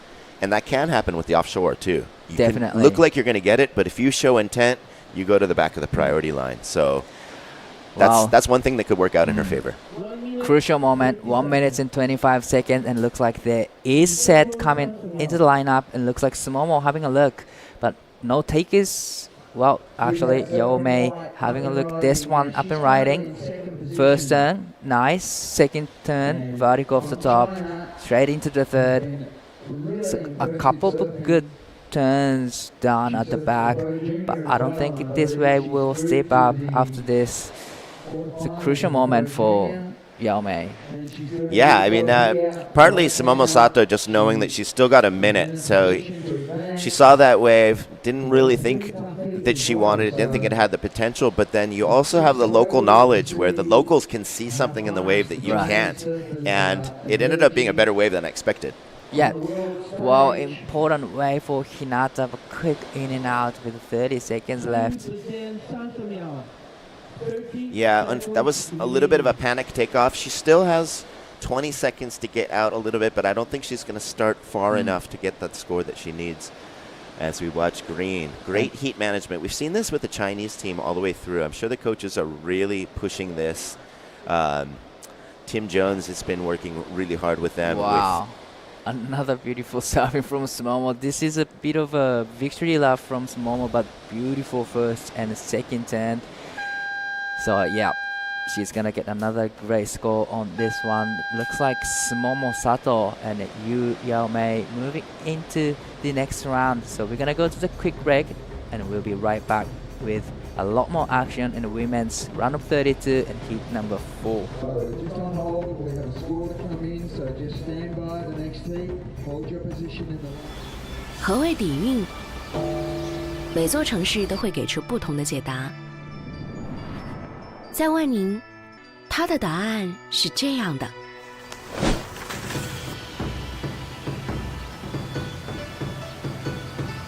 它是以山中八景、摩崖石刻睥睨琼州群山，自古便华峰岩下游者众的海蓝第一，东山耸翠。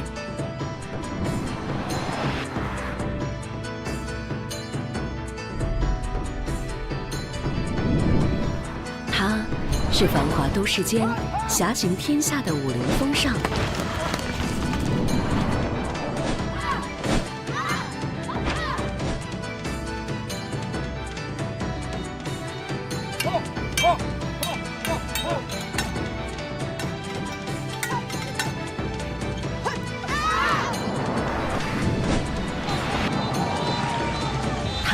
是波涛激荡中乘风破浪的奋进人中，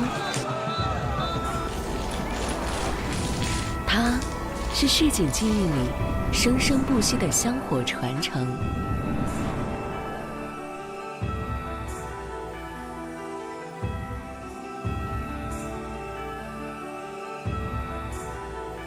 万宁运动千年不息，早已在一方水土间开枝散叶。泼墨山水里日臻画境。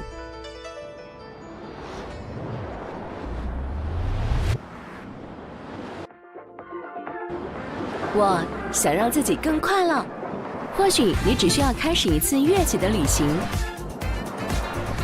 国际大牌云集，免税打折，充分满足小小欲望。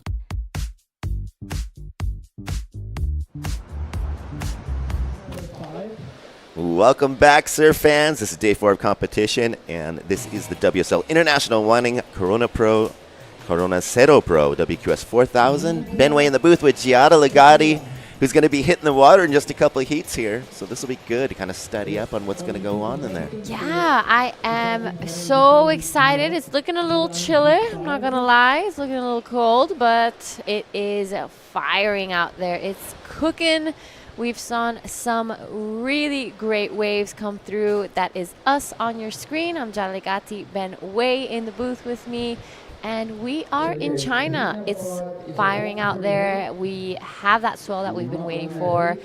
And yesterday we were expecting it. It didn't come in, unfortunately. But this morning we woke up and it was a little stormy. But as soon as we walked down, you could see some perfect lines coming through. So great day of competition. Yeah, and on your screen, out of the water, we have Japan's Minami Nonaka and China's Yuting Zhang and Jingheng Wu in white.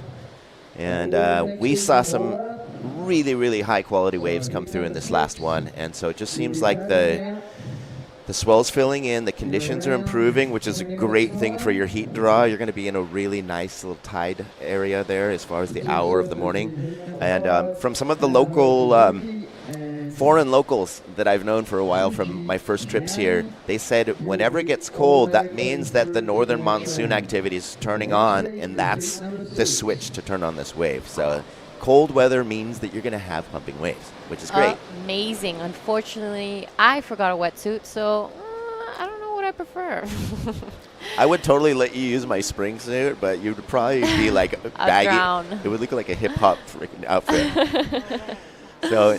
Little pause in the action at the moment, but wow, Sumomo Sato smashing that last one, and it looks as though, looking at her score line, she'd actually, in the last 10 seconds that heat, actually improved on her score line by putting another really good score. And so super strong. We'll be hearing from her in just a bit. But out here, we are in Hainan. This is the city of Wanning.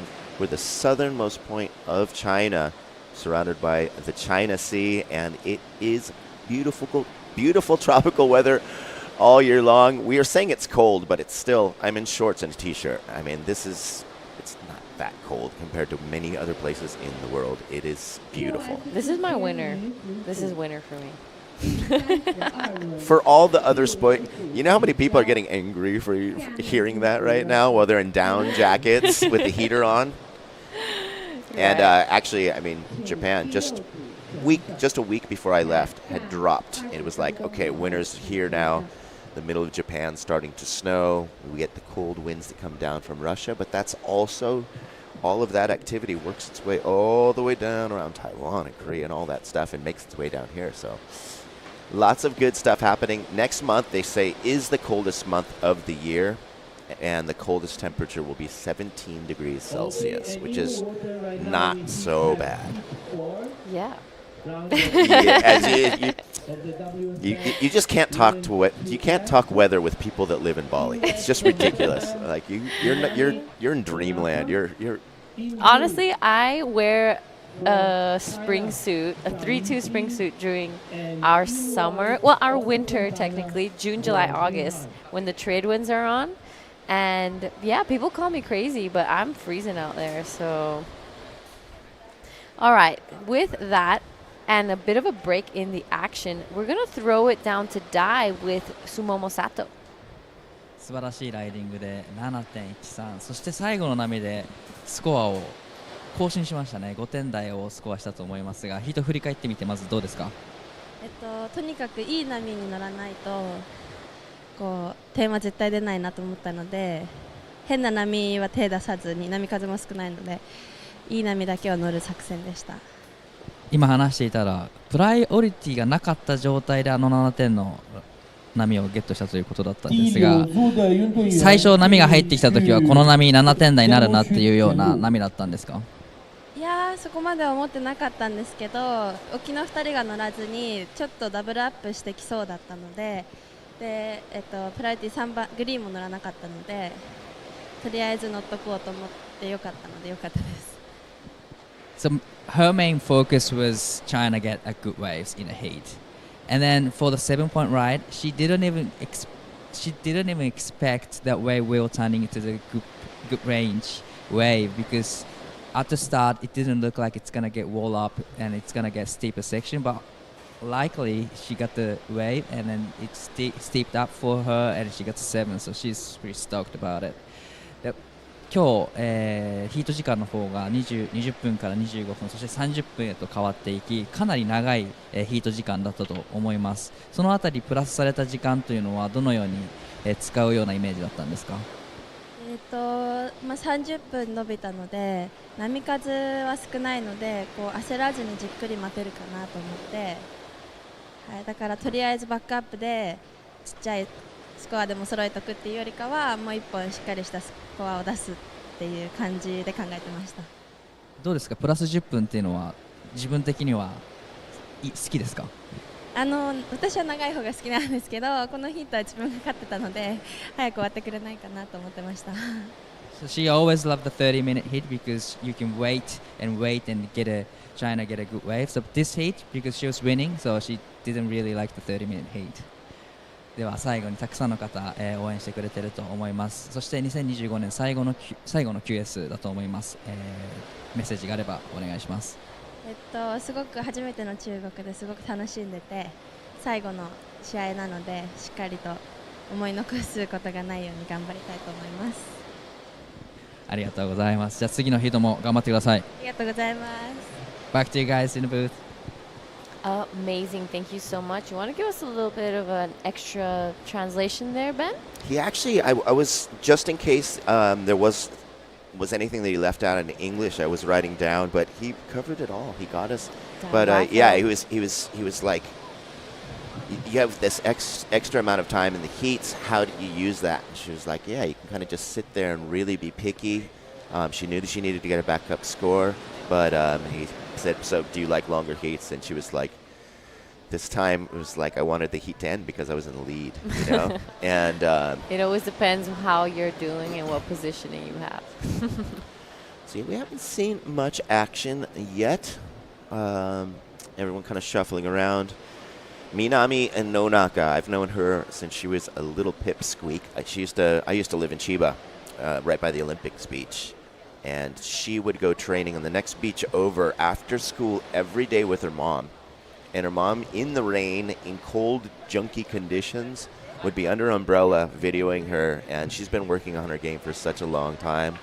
And she's got the support of Murasaki Sports, which is a huge sports chain that sponsors some of the top riders over there. But it's amazing to see her grow up and now have a boyfriend. And I'm like, I am so old. It's amazing. But yeah, and we looking for a little more intel on these other riders. We'll have to, we're going to definitely have to ask Nick Zanella for a little more, but we're going to see from their riding. The riding will do the talking. And look, we're finally seeing some bumps on the horizon. Yeah, we were just about to reach that 10-minute mark. I was like, is this looking like a heat restart? But maybe it looking like we have some lines of girls kind of scrambling, trying to scratch into it. And it is Yuting Zhang on this good-looking wave. Nice first turn there. Sets it up again for this second one. Loving it. So much stronger there. Does that third one. She's going to take this one all the way down to the inside. Good looking start here for Yuting Zhang. The first wave 10 minutes in. That was classic.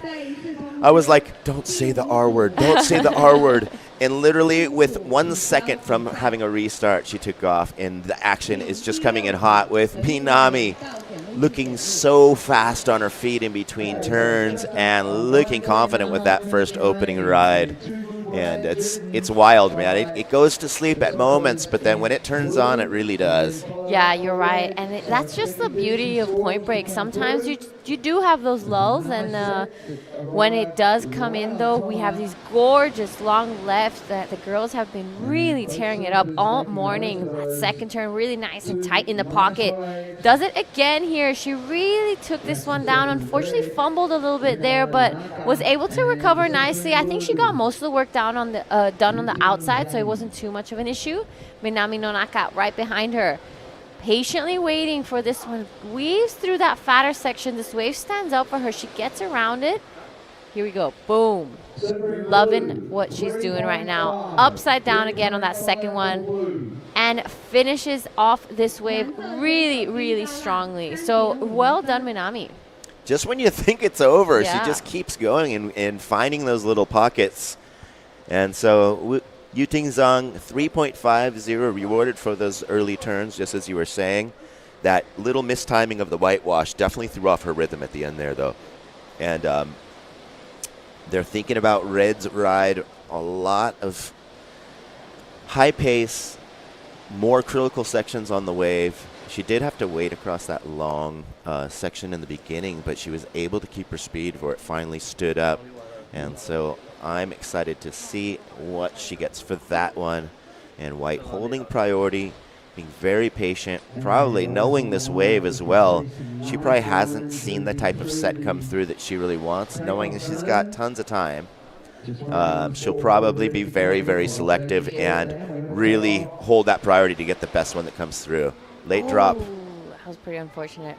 All right, we went from flat to non-stop waves. Now look at these lines coming through. There's been a huge change in the lineup, I would say. We were seeing a couple, like 2-3 turns would have been a lot yesterday, but today it's just 4 and 5, and they're taking it all the way down to the channel. I saw someone get it all the way almost down to the beach. And quality turns. Yeah. It's amazing. Yeah, it's not just wiggling around down this kind of weak, stretched out wave. It's standing up in different parts of the reef. And Minami setting the pace with a 5.83. And Blues last, we saw that little late takeoff elevator into the reef right there. Yeah. She was just kind of spinning around on the way back from her first wave and just tried something out, which got to give it to her, and she stays really close to get back out in a priority position. I mean, why not? 30 minutes under priority. You can catch whatever you want, and the waves are cooking out there. It's like we said, it's a little chilly. I'm definitely going to use the move around tactic to try to keep warm when I'm out there. There's a lot of paddling to do, too. Yeah. That's going to heat you up. Hopefully. And so, yeah, I hadn't surfed in a month before my first surf here, and I was halfway out. I was already feeling myself heat up. And I was out there in a spring suit. All the Bali people were going, "It's a little chilly." I'm like, and it almost kind of does feel cold until you start paddling, and then you're like, it really is not that cold. All right, so Minami cashed in her priority, tries to get around that section. Unfortunately, gets a little stuck behind. The girls are looking pretty deep right now. Haven't seen them get around that section just yet, but Minami, plenty of time. Gonna try to get back out there. This is Yuting Zhang now, scratching into that one. Unfortunately, not able to really get into it. Guo Jinghan just on that point two. Gonna take a look at this one. Nice bowl to it. All right, she decides to go on her backhand. Nice first check turn, a bit of whitewash on the face, but she manages to have that control. Good second turn there. That was much better. A lot more critical, a lot more speed throughout those turns. Unfortunately, gets that rail a little stuck there, but she recovers and is going to get back out there quick. It's interesting because remember in day one, everyone really had to come from behind, get that first turn, and then it would disappear. Now it's doing the opposite. It's growing later on as they get on the wave. So White using that local knowledge, but Blue getting a great dig into this one. Solid turns, reading this wave well. We had a couple of those sections really run, so staying just with it and not too far on front of it, super important. There's the end of the line. Oh, Minami, unfortunately, that outside rail, the inside rail, just getting a little stuck in the water there. She just went over the handlebars. She has that 5.83 though, so it's looking pretty good. It was a really slow start. 10 minutes in, almost nothing done. Like that first turn, recovered nicely. Also, she got a bit of work done on the outside before we caught up to her there, where unfortunately she fell off, but that was going to be a really decent score if she finished that last one. She did still get those first two turns in, so I'm sure the score is still going to be really nice. On your screen, though, this is Yuting Zhang. Nice couple turns there. Good low center of gravity. Really uses the arms on her turns. I'm liking how strong it is. She's wasting no time, trying to keep that speed. Guo Jinghan, this is going to be her best score. Yeah, they're keeping busy. There's really a lot of waves on offer, so they're just going head-to-head, back-to-back. White's previous wave, she was needing a small score. She stayed in third. Okay, so it seemed like Blue was answering back just in case White had moved up in her second position without knowing what either of them had gotten yet. So just making sure to kind of stamp out and fight your way back from where you may have gone to third. Yeah, that's right. All right, so 13:20 on the clock. Waiting for that last score of Minami. She did a lot of damage on that first part of the wave. You know, she got those two really nice vertical turns. Went a little harder on that third one, but unfortunately, like I said, that inside rail just really digging in the water, kind of went over it. So she's going to back it up nicely. There it is. 5.5 for those first turns. Yeah, she's at the moment holding a pretty commanding lead, with Blue needing a 7.83 to get up in her spot. Blue's not safe though. White has a really manageable requirement, 4.0, with still a little under half of the heat left. So yeah, anything can happen, but right now Minami's got to be feeling really confident and strong. Minami had a great run in the last event we ran in Baler. I think she got into semis or even final, if I'm not wrong. I'll double check in a second. But she was looking so good in that beach break. She was looking really strong. She's looking like she has a different type of confidence to her this year that I haven't seen in a while. So I've seen her do a couple of the Korean NIAS events, and she's done well in quite a few. But this year I'm seeing a really strong Minami Nonaka.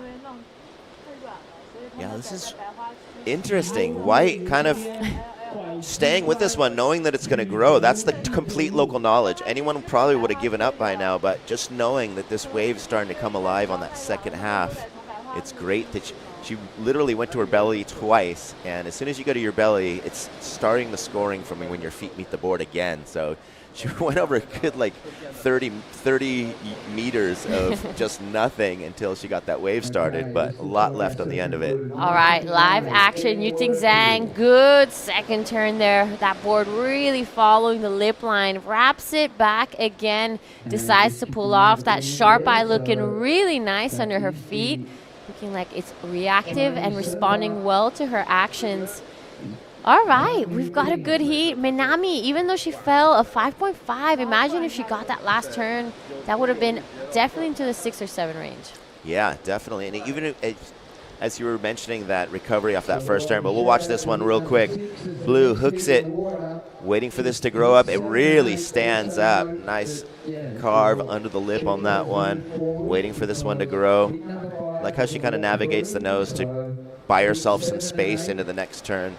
And yeah, just as you're saying, that sharp eye is looking really connected to her feet. But back to Minami's wave, that first one, she kind of like set her backhand, recovering out of that one, came out with tons of speed, but just showing how hard she hit it. And the judges might kind of take just a slight reduction off of that first turn for that recovery.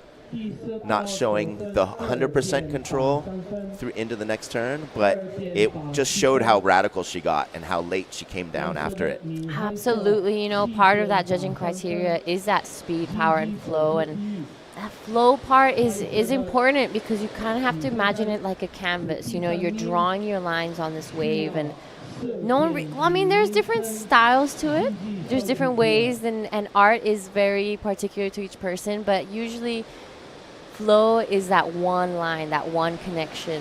And those double pumps or those little tiny mistakes can really reduce some of your score line. But she did really well. She recovered nicely, showed that she had everything under control. So I'm liking Minami, and it just shows her competitive maturity and that she's really been doing this for a long time. Probably the most experienced in this heat in the Rashi.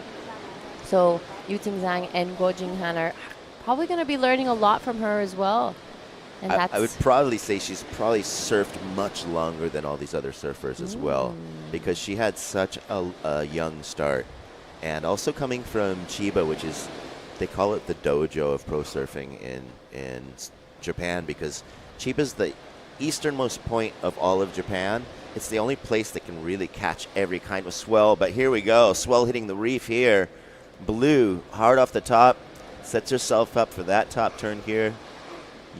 Opening up those arms, using that forward arm to really start the access into that bottom turn. And that wave looked like you'd have a lot more opportunity. It was pretty big off the start, but it's almost kind of like the medium-large ones that really keep wrapping through the reef. It's cooking out there. Honestly, that was a great set. You got to be getting amped for your heat I'm by excited. Yeah, I'm really excited. It's going to be the first time I get to try out this point break, so it's exciting times. That was a really bowly one. I'm sure as we reach that low tide, it's just going to get better. Minami caught one. Quick up and out. Nothing too significant there, but this one from Yuting Zhang.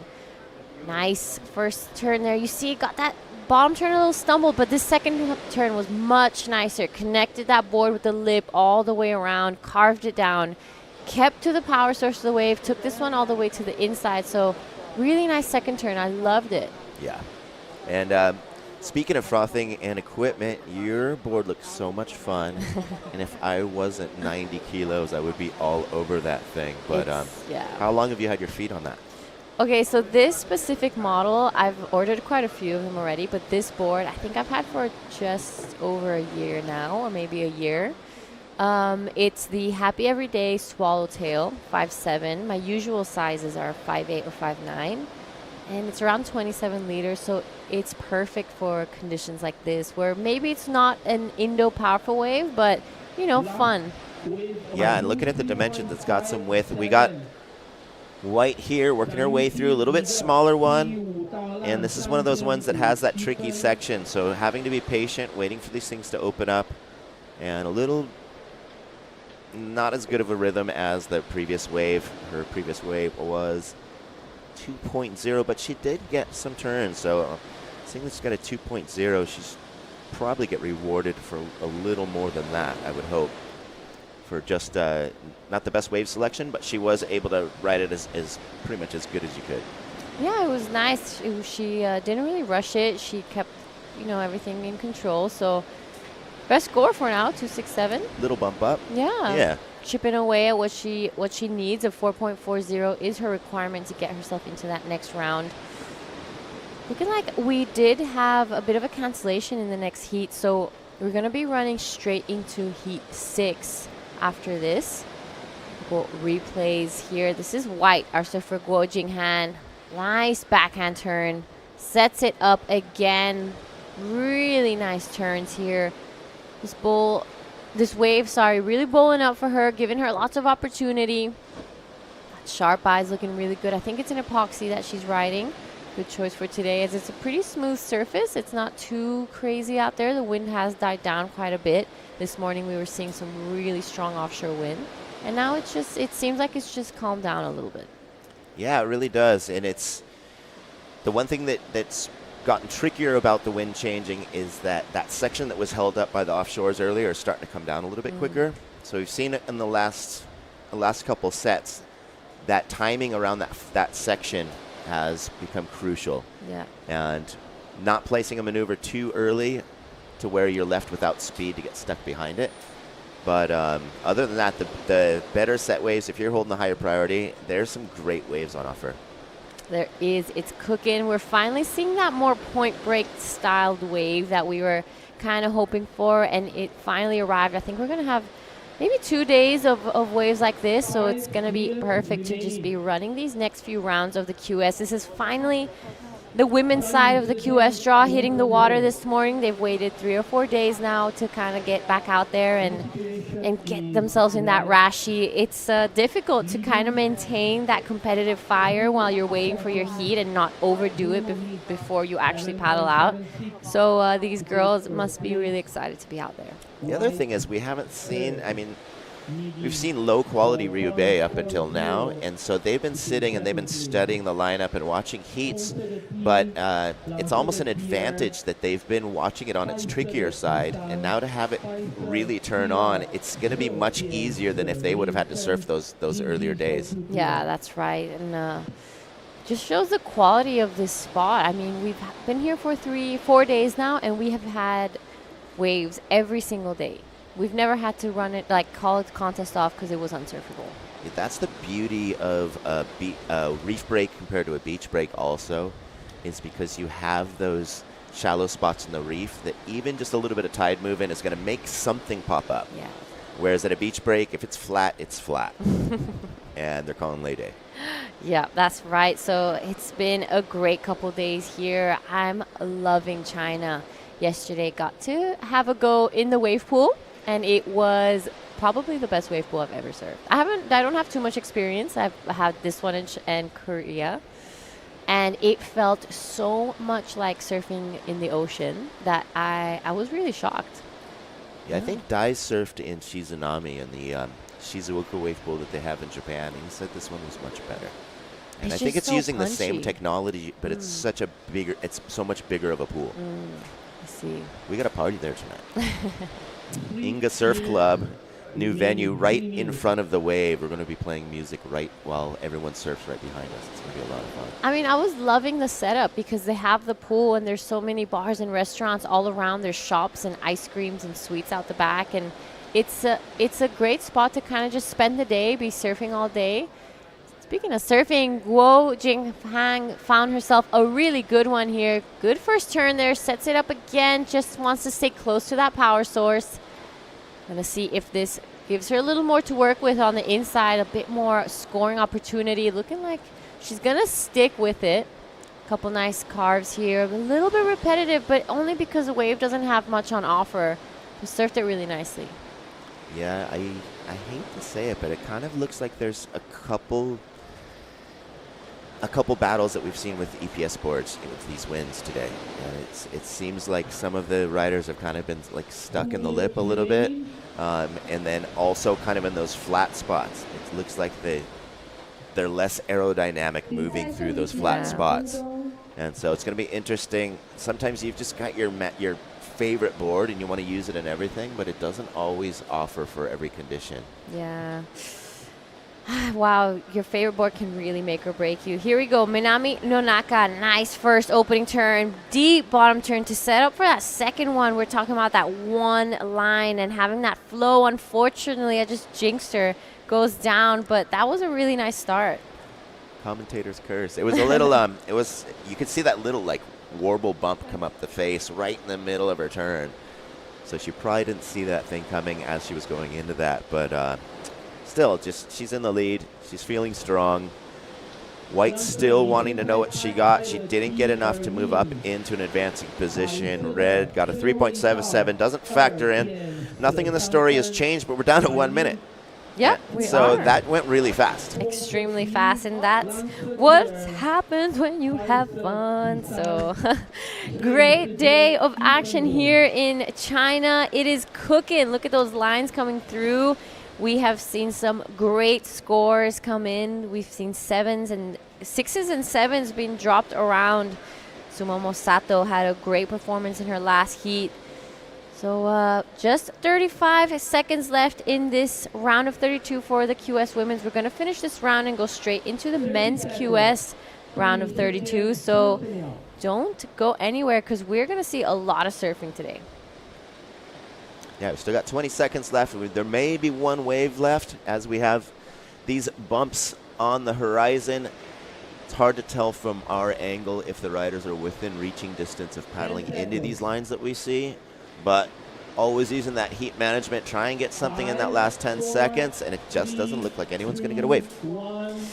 And we will be counting this one down. Benway will be having a chat with Minami Nonaka.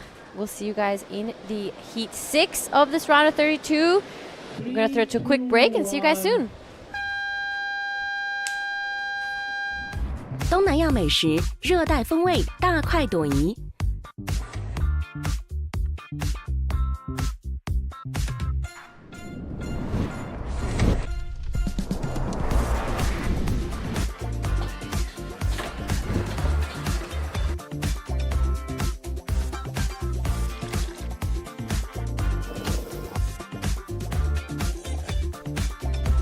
海南4大名菜独占2席。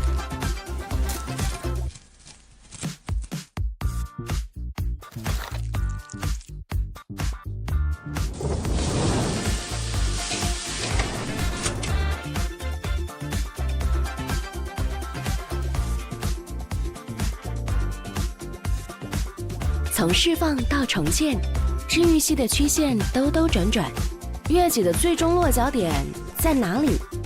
来万宁吧！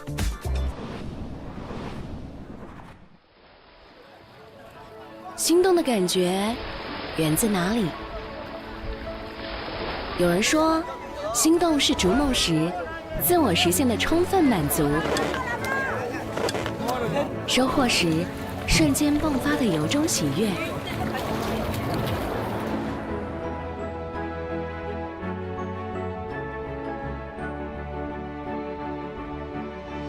是蓬勃发展中焕发生机的新叶热土，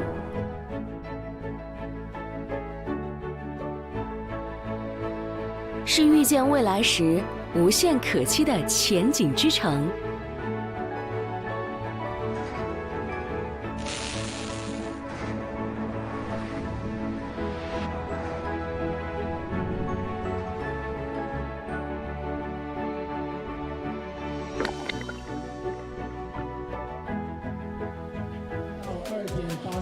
Little bit of overcast weather, but still we have beautiful left-handed up this beautiful Riyue Bay.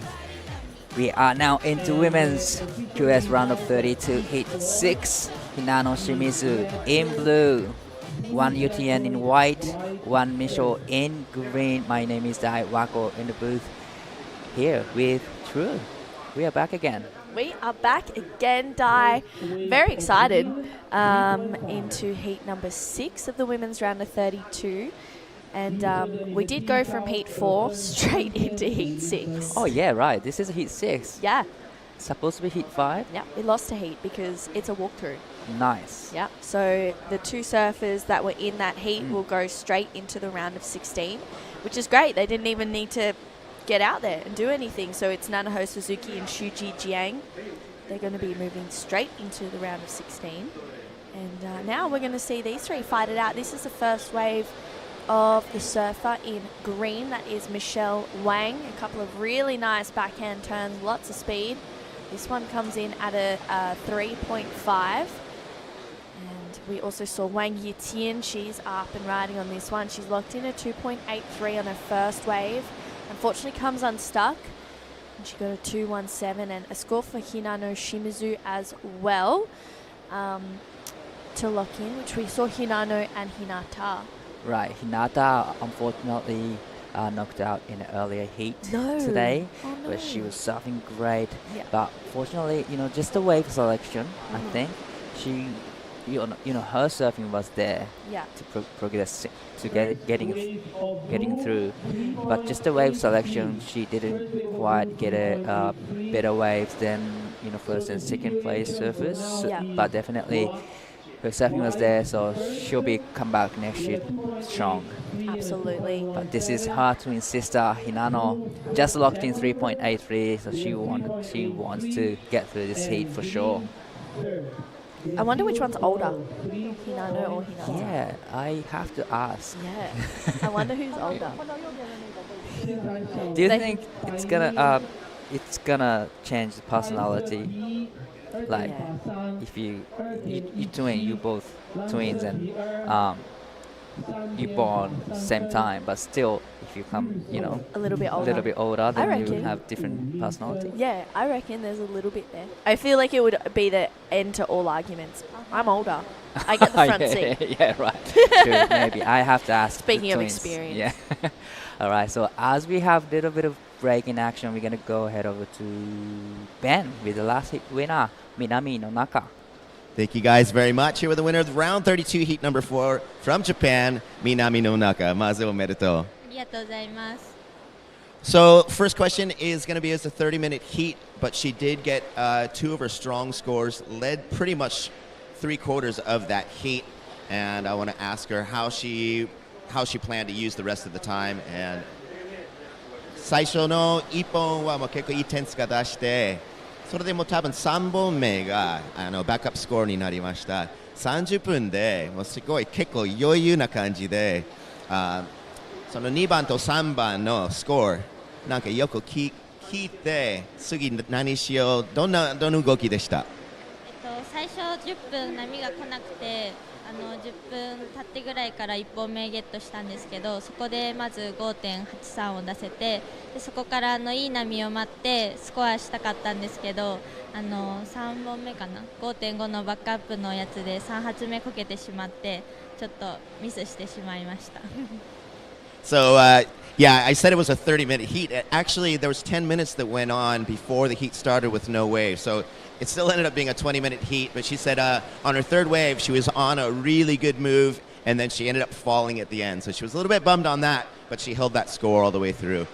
Next thing is I used to surf with her in Chiba, where I used to live, when she was just a little grommet. She'd be out there every day after school with her mom, even when it was raining and junky conditions, and she'd be after it. I want to ask her if she still practices that much and how much she trains. もう昔のトラミ、よく超ぐちゃぐちゃ誰でも興味がないコンディションで、2人がもうすごい楽しんで、たまに2人だけでトラミで入って、お母さんがもうビデオ撮って傘の下、もう雨でも、今もそんないっぱい練習、毎日サーフィンすごい厳しくやってますか？今も毎日千葉で2ラウンドサーフィンどんなコンディションでも入るようにしてます。So she said she still makes herself, no matter what the conditions are, 2 rounds a day. Just checking that there's no action. I'm also super excited to hear what she was riding. She didn't bring her board to the interview. 今回どんな板使いました？それでEPS かポリとか教えてください。今回はチャネルの PU を使っていて、5-3 ハーフのちょっと短めの板で挑んでます。All right, so she used her poly board today. It definitely worked really well. 何のシェイプでした？何のブランド？チャネル、チャネル。So she's riding a Channel Islands. Okay, so lastly, 最後いっぱい日本の応援してる方いる。それでもう紫スポーツとか千葉の皆さん、トムさんみんな応援メッセージお願いします。いつも応援ありがとうございます。とりあえず今回ラウンド1勝てたので、また明日頑張ります。どうもありがとうございました。お疲れ様です。Back to you guys. Thank you so much, Ben and Minami. Well, yeah, she had a great heat in the previous heat. 11.33 in total. She's showcasing her skills. She took a win in Balea. Yep. And I believe she took a win in a Japanese national competition after Balea event. Oh, wow. Yes, she did. Wow, so she's coming off 2 big strong wins into another QS 4000. Oh, that was nice. And yeah, this is surfing green. Michelle Wang had a just good surfing, good wave, great turn. So that one comes in at 4.03. A few scores locked in. 3.83 for the first wave for Hinano. And live action. This is surfing green up and riding again. Nice first turn. Gets the second turn even better, even bigger. A lot of sprays comes out back and straight into third and fourth. It's a great combination again from Michelle Wang, showing probably she is a local surfer from here. I got a feeling that she knows, exactly what wave she wants to get. She is in a good rhythm.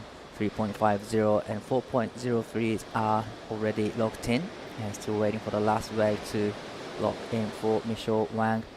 There's 20 minutes and 25 seconds left, so already 10 minutes in this 30-minute heat. I always wish I had a 30-minute heat when I was competing. Yeah. The 20-minute is not enough for me. Always not enough time. Just to get 2 waves, or because you're just such a frother? Both. I want to get more waves, and I want to get more. I want to show more surfing. Yeah. And there's plenty of opportunities that you can get in 30 minutes. Yeah. There is so many. It's Yeah. such a long time. But sometimes it's too long, depending on where you're at. Yeah, definitely. And this is surfing green up and riding again, but just quick in and out. So last wave for Michelle Wang comes in at a 4.83, which is a pretty good number for now. Can't be a keeper, 4.83. So she is now in the lead with a 4.83 and a 4.03. Hinano holds the first priority. Already locked in is 3.83, but 1.17 will put her into second. Yeah, let's take a look at this replay. This board is looking really responsive under her feet. It's looking like a sharp eye. That turn there was so sharp. Really, really like that from Michelle. She's got a bunch of speed and power. And yeah, it's really a really smooth connection, and you can see she just looks like she's got a lot of confidence right now. That one not really offering a whole lot, so she kicks out, but a pair of 4s is pretty good. Definitely. And this is Hinano. Nice off the top for her first turn and straight into the second. I'm loving the combination from Hinano Shimizu. Unfortunately, wave just dies out, but definitely it will be enough with the first and second turn combination. Yeah, absolutely. Hinano is such a great surfer. Who won out of the sisters yesterday? Hinano or Hinata? Let's check the heat draw. Let's have a look. I don't want to take a mistake, but yeah, they both surfing really well, and they've been training and surfing together. Well, that's pretty much every day. And this year, I think they are focusing on surfing even more than last couple of years.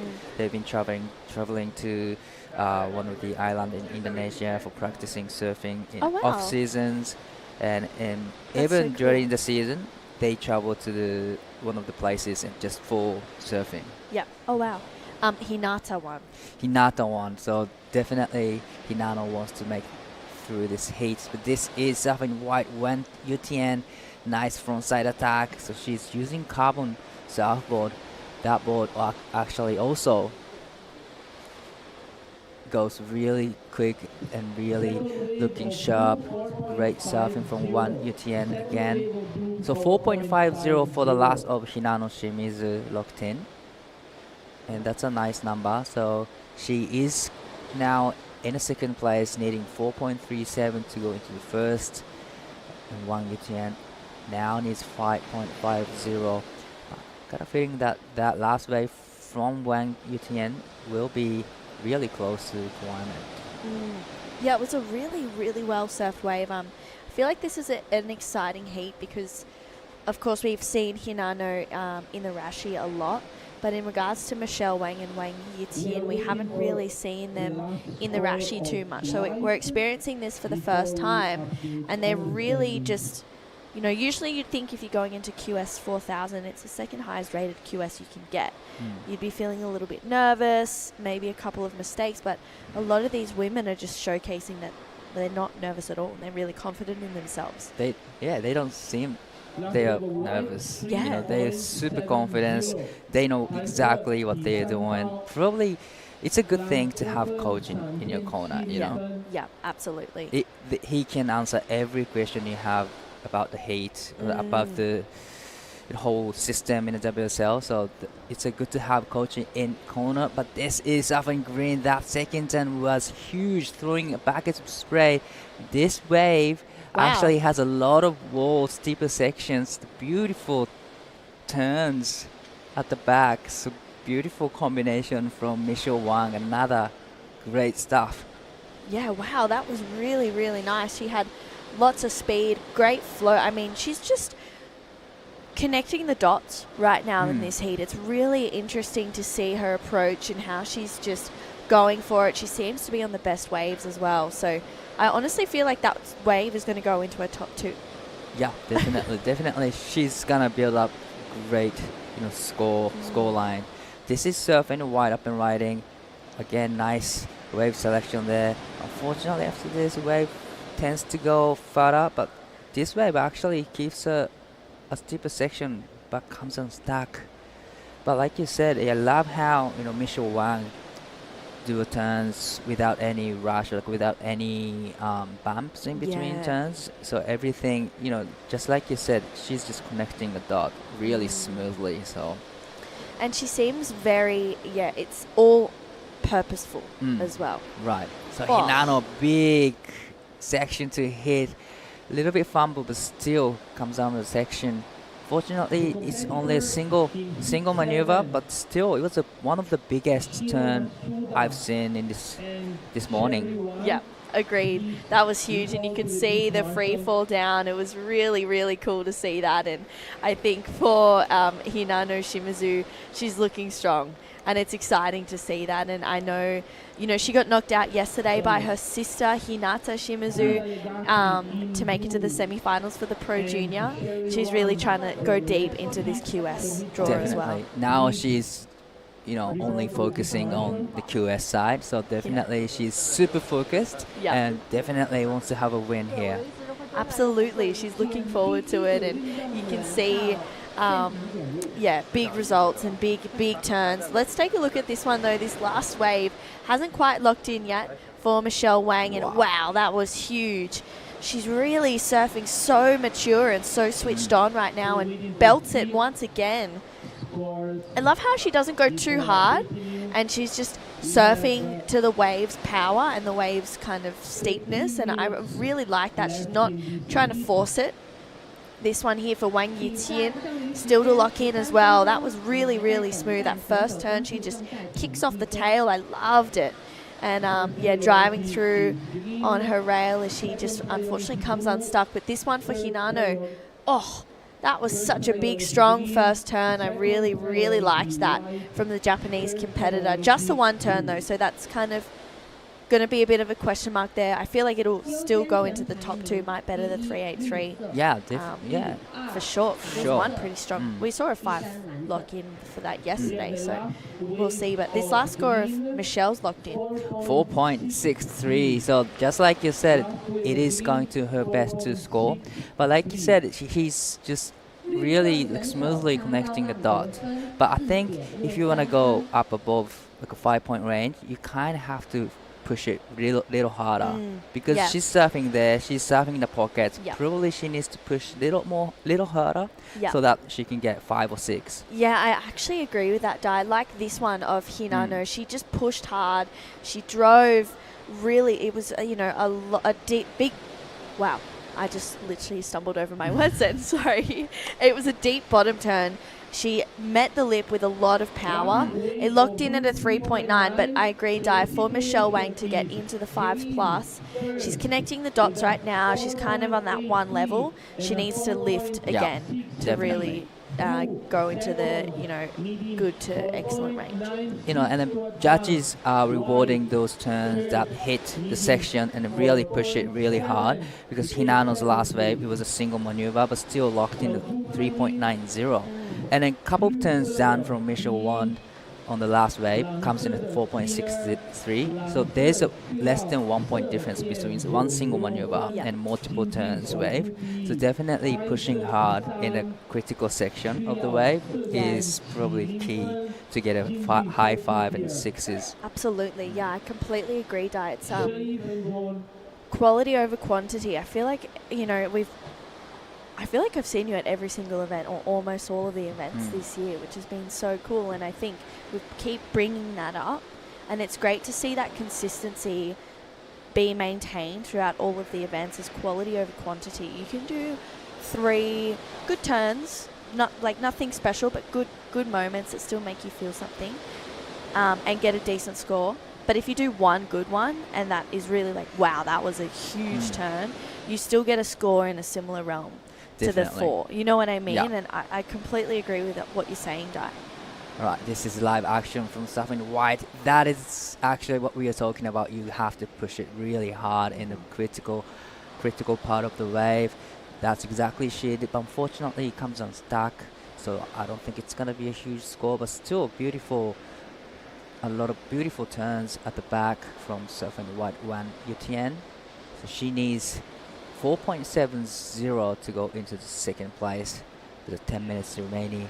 Michelle Wang is in the lead with 4.83 and 4.63. Nano Shimizu in second place, 4.50 and 3.90. Needs 4.96 to go into the first place. There's heaps time left in this heat, 9 minutes and 40 seconds. So definitely there will be another set, 1 or 2, hopefully 2. Please. It'd be great to see, the 2 sets roll through and see a change in the leaderboard. It still feels like these 4 surfers, even though Wang Yuqin is living in the 3s kind of realm, it feels like she definitely hasn't opened up yet.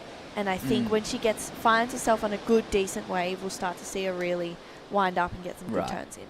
Alright, Michelle Wang up and riding, floats the section, trying to come around, but unfortunately didn't have enough speed to come around. So it looks like at the back we are gonna see Hinano up and riding. No takers on this one, but there's a few lines at the back. I'm hoping these waves gonna be a good wave for them. With 8 minutes and 30 seconds left. A little bit of a movement at the back. So Hinano has first priority. Ooh, no takers on this one. So I wouldn't call that was a paddle. So probably the first priority will be sitting with Hinano still. So second priority with Wang Yutian.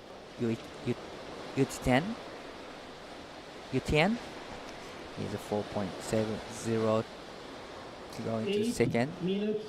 I feel like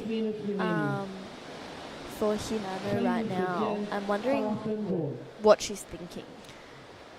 She's sitting in second. I feel like for Hinano, maybe coming into this heat, she was expecting to be up in the lead because we haven't seen a lot of these Chinese competitors, and it's day 4 and we're still getting our mind blown by how incredible they are and how fast they're improving. So I wonder if Hinano is probably thinking, okay, I'm in a little bit of trouble right now. Yeah, I see her body language that saying that she's kind of in rush moments to get rid of the 3.90. But looks like we have serving white up and riding, needing a 4.70.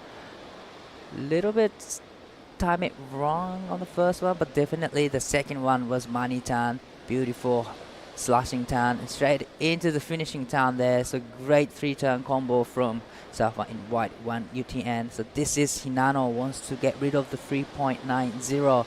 Nice first turn, and second turn unfortunately goes down, but this is our current heat leader, Michelle Wang, on a good looking wall.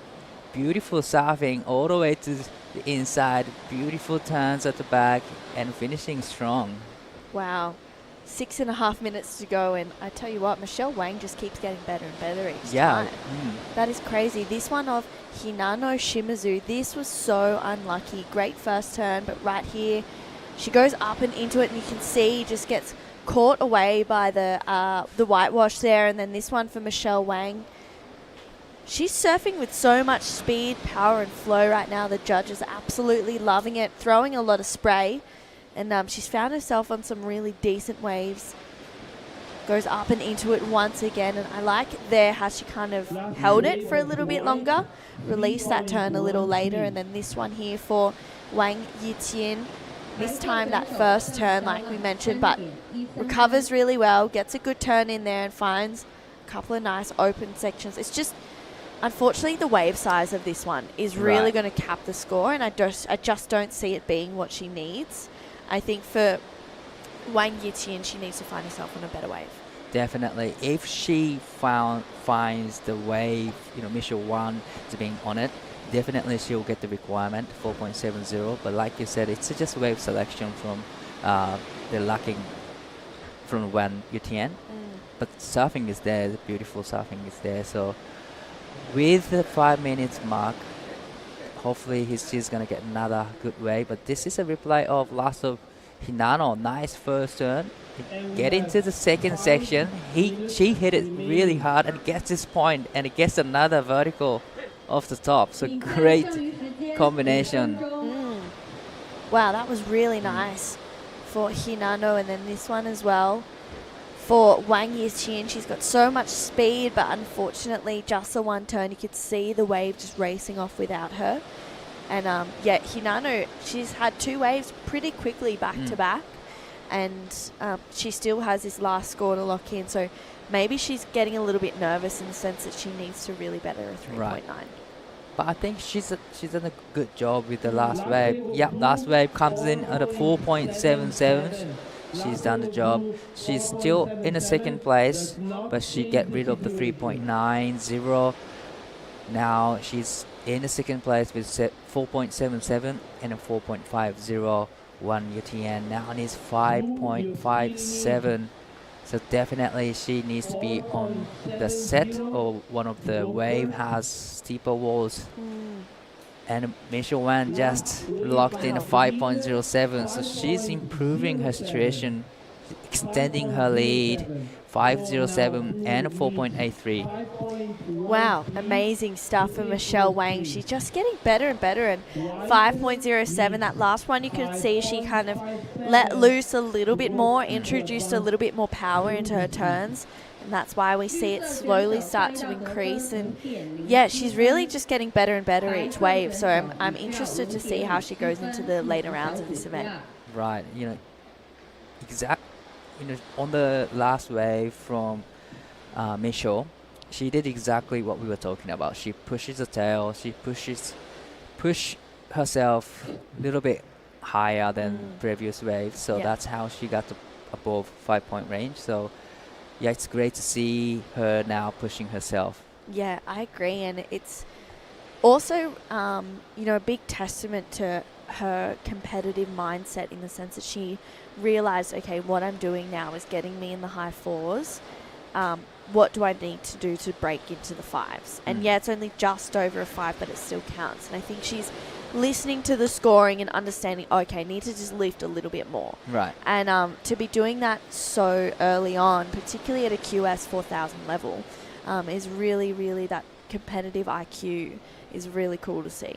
Definitely. It's always have like above 5-point range gives you a lot more confidence in a QS event, because it's not easy to get 4-point range, but it's easier to get 4-point range than like a 5 and 6s. But once you get into this 5-point range, then you know, okay, then what kind of maneuver that I should take to get 5 and 6s. Yeah, absolutely. It's a big difference between getting 4s and 5s. Yeah, it's a huge difference. It's insane. And I think, it's awesome to see Michelle pushing those boundaries. And she's just in rhythm right now. Wow, she's up and riding again on one of the big sets in this heat. Beautiful first turn.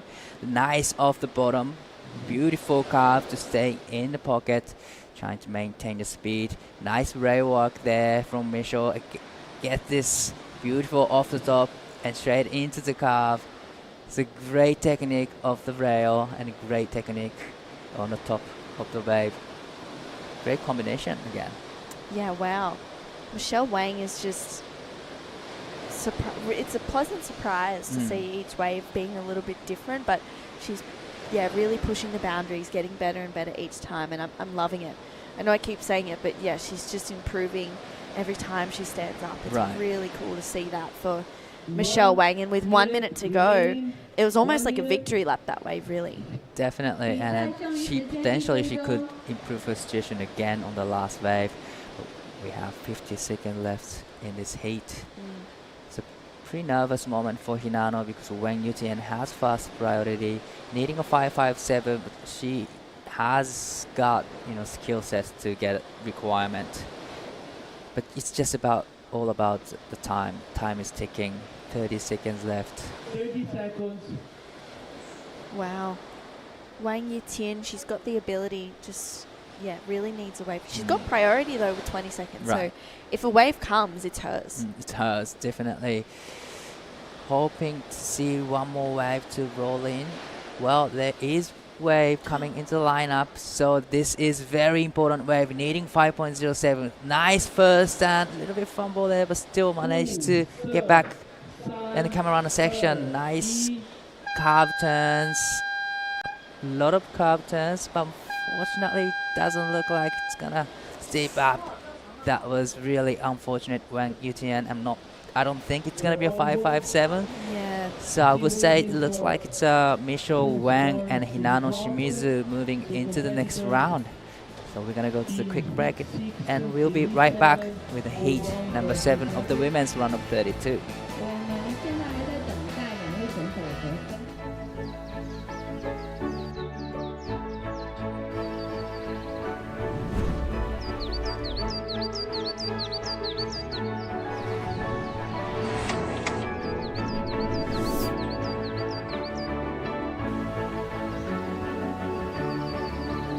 是孩童的嬉闹，是邻里的闲暇。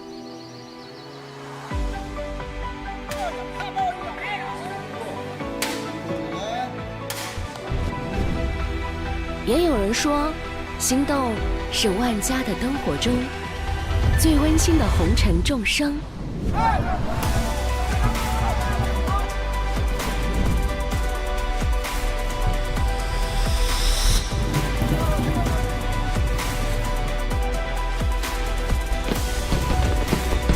但不论怎样选择，承载心动的都是那座充满生机的城市。它是旅游胜地，是心灵港湾，更是你我难舍的乡愁，奋斗的坐标，拥有的梦想。它是唯一，是偏爱，是那个令人心动的万宁。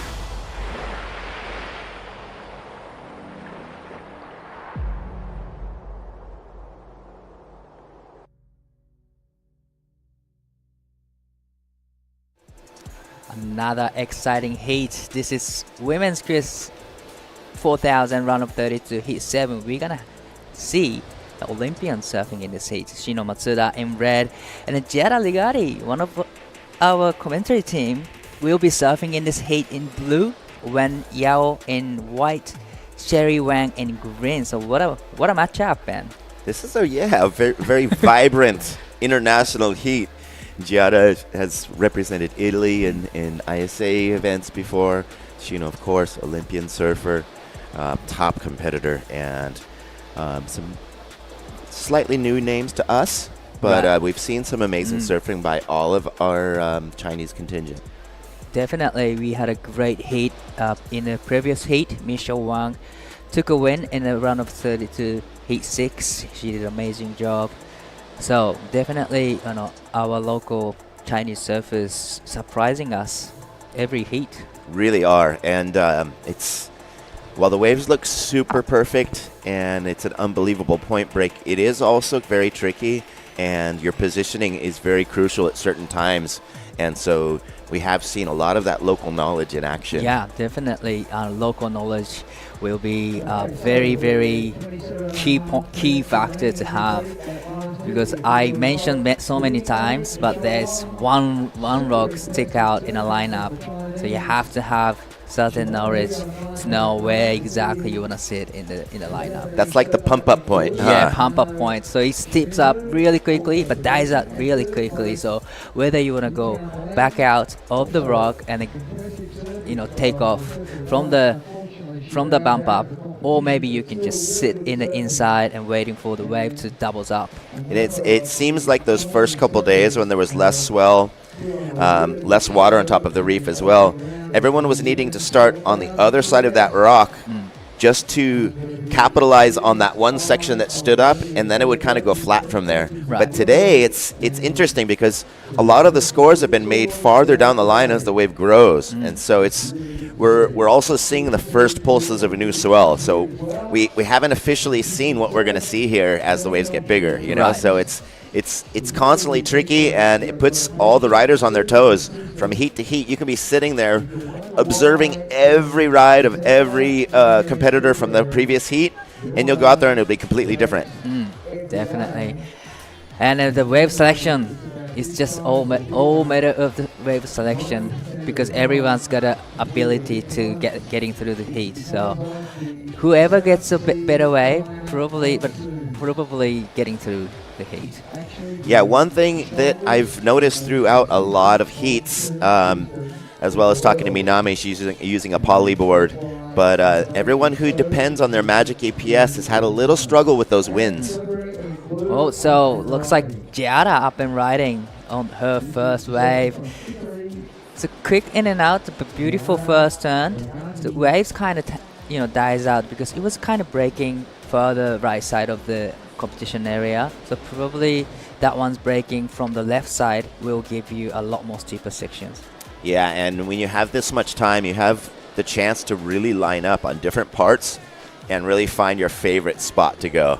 And you'll get a good score on a certain part of the reef. Here's the live action. So Wang Yao up and riding, nice off the bottom. I love how she uses her upper body to navigating the surfboard. Beautiful finishing turn. Unfortunately, comes unstuck, but that would have been a good score. And at the back, we have Suffering Green Sherry 1 up and riding. Nice first turn. Unfortunately, comes unstuck on the second. Wow. That last turn was insane. If she hadn't overcooked it that little 2%, she would have come out of a really, really critical maneuver right there. That would have been a huge number. But I think we're going to have Nick with last hit winner, Michelle Wang.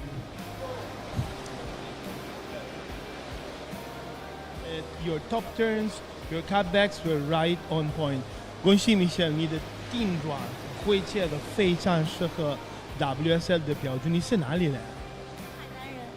海南人。 The WSL's been coming to Riyue 你出了多长时间 well over 10 years, running great events here.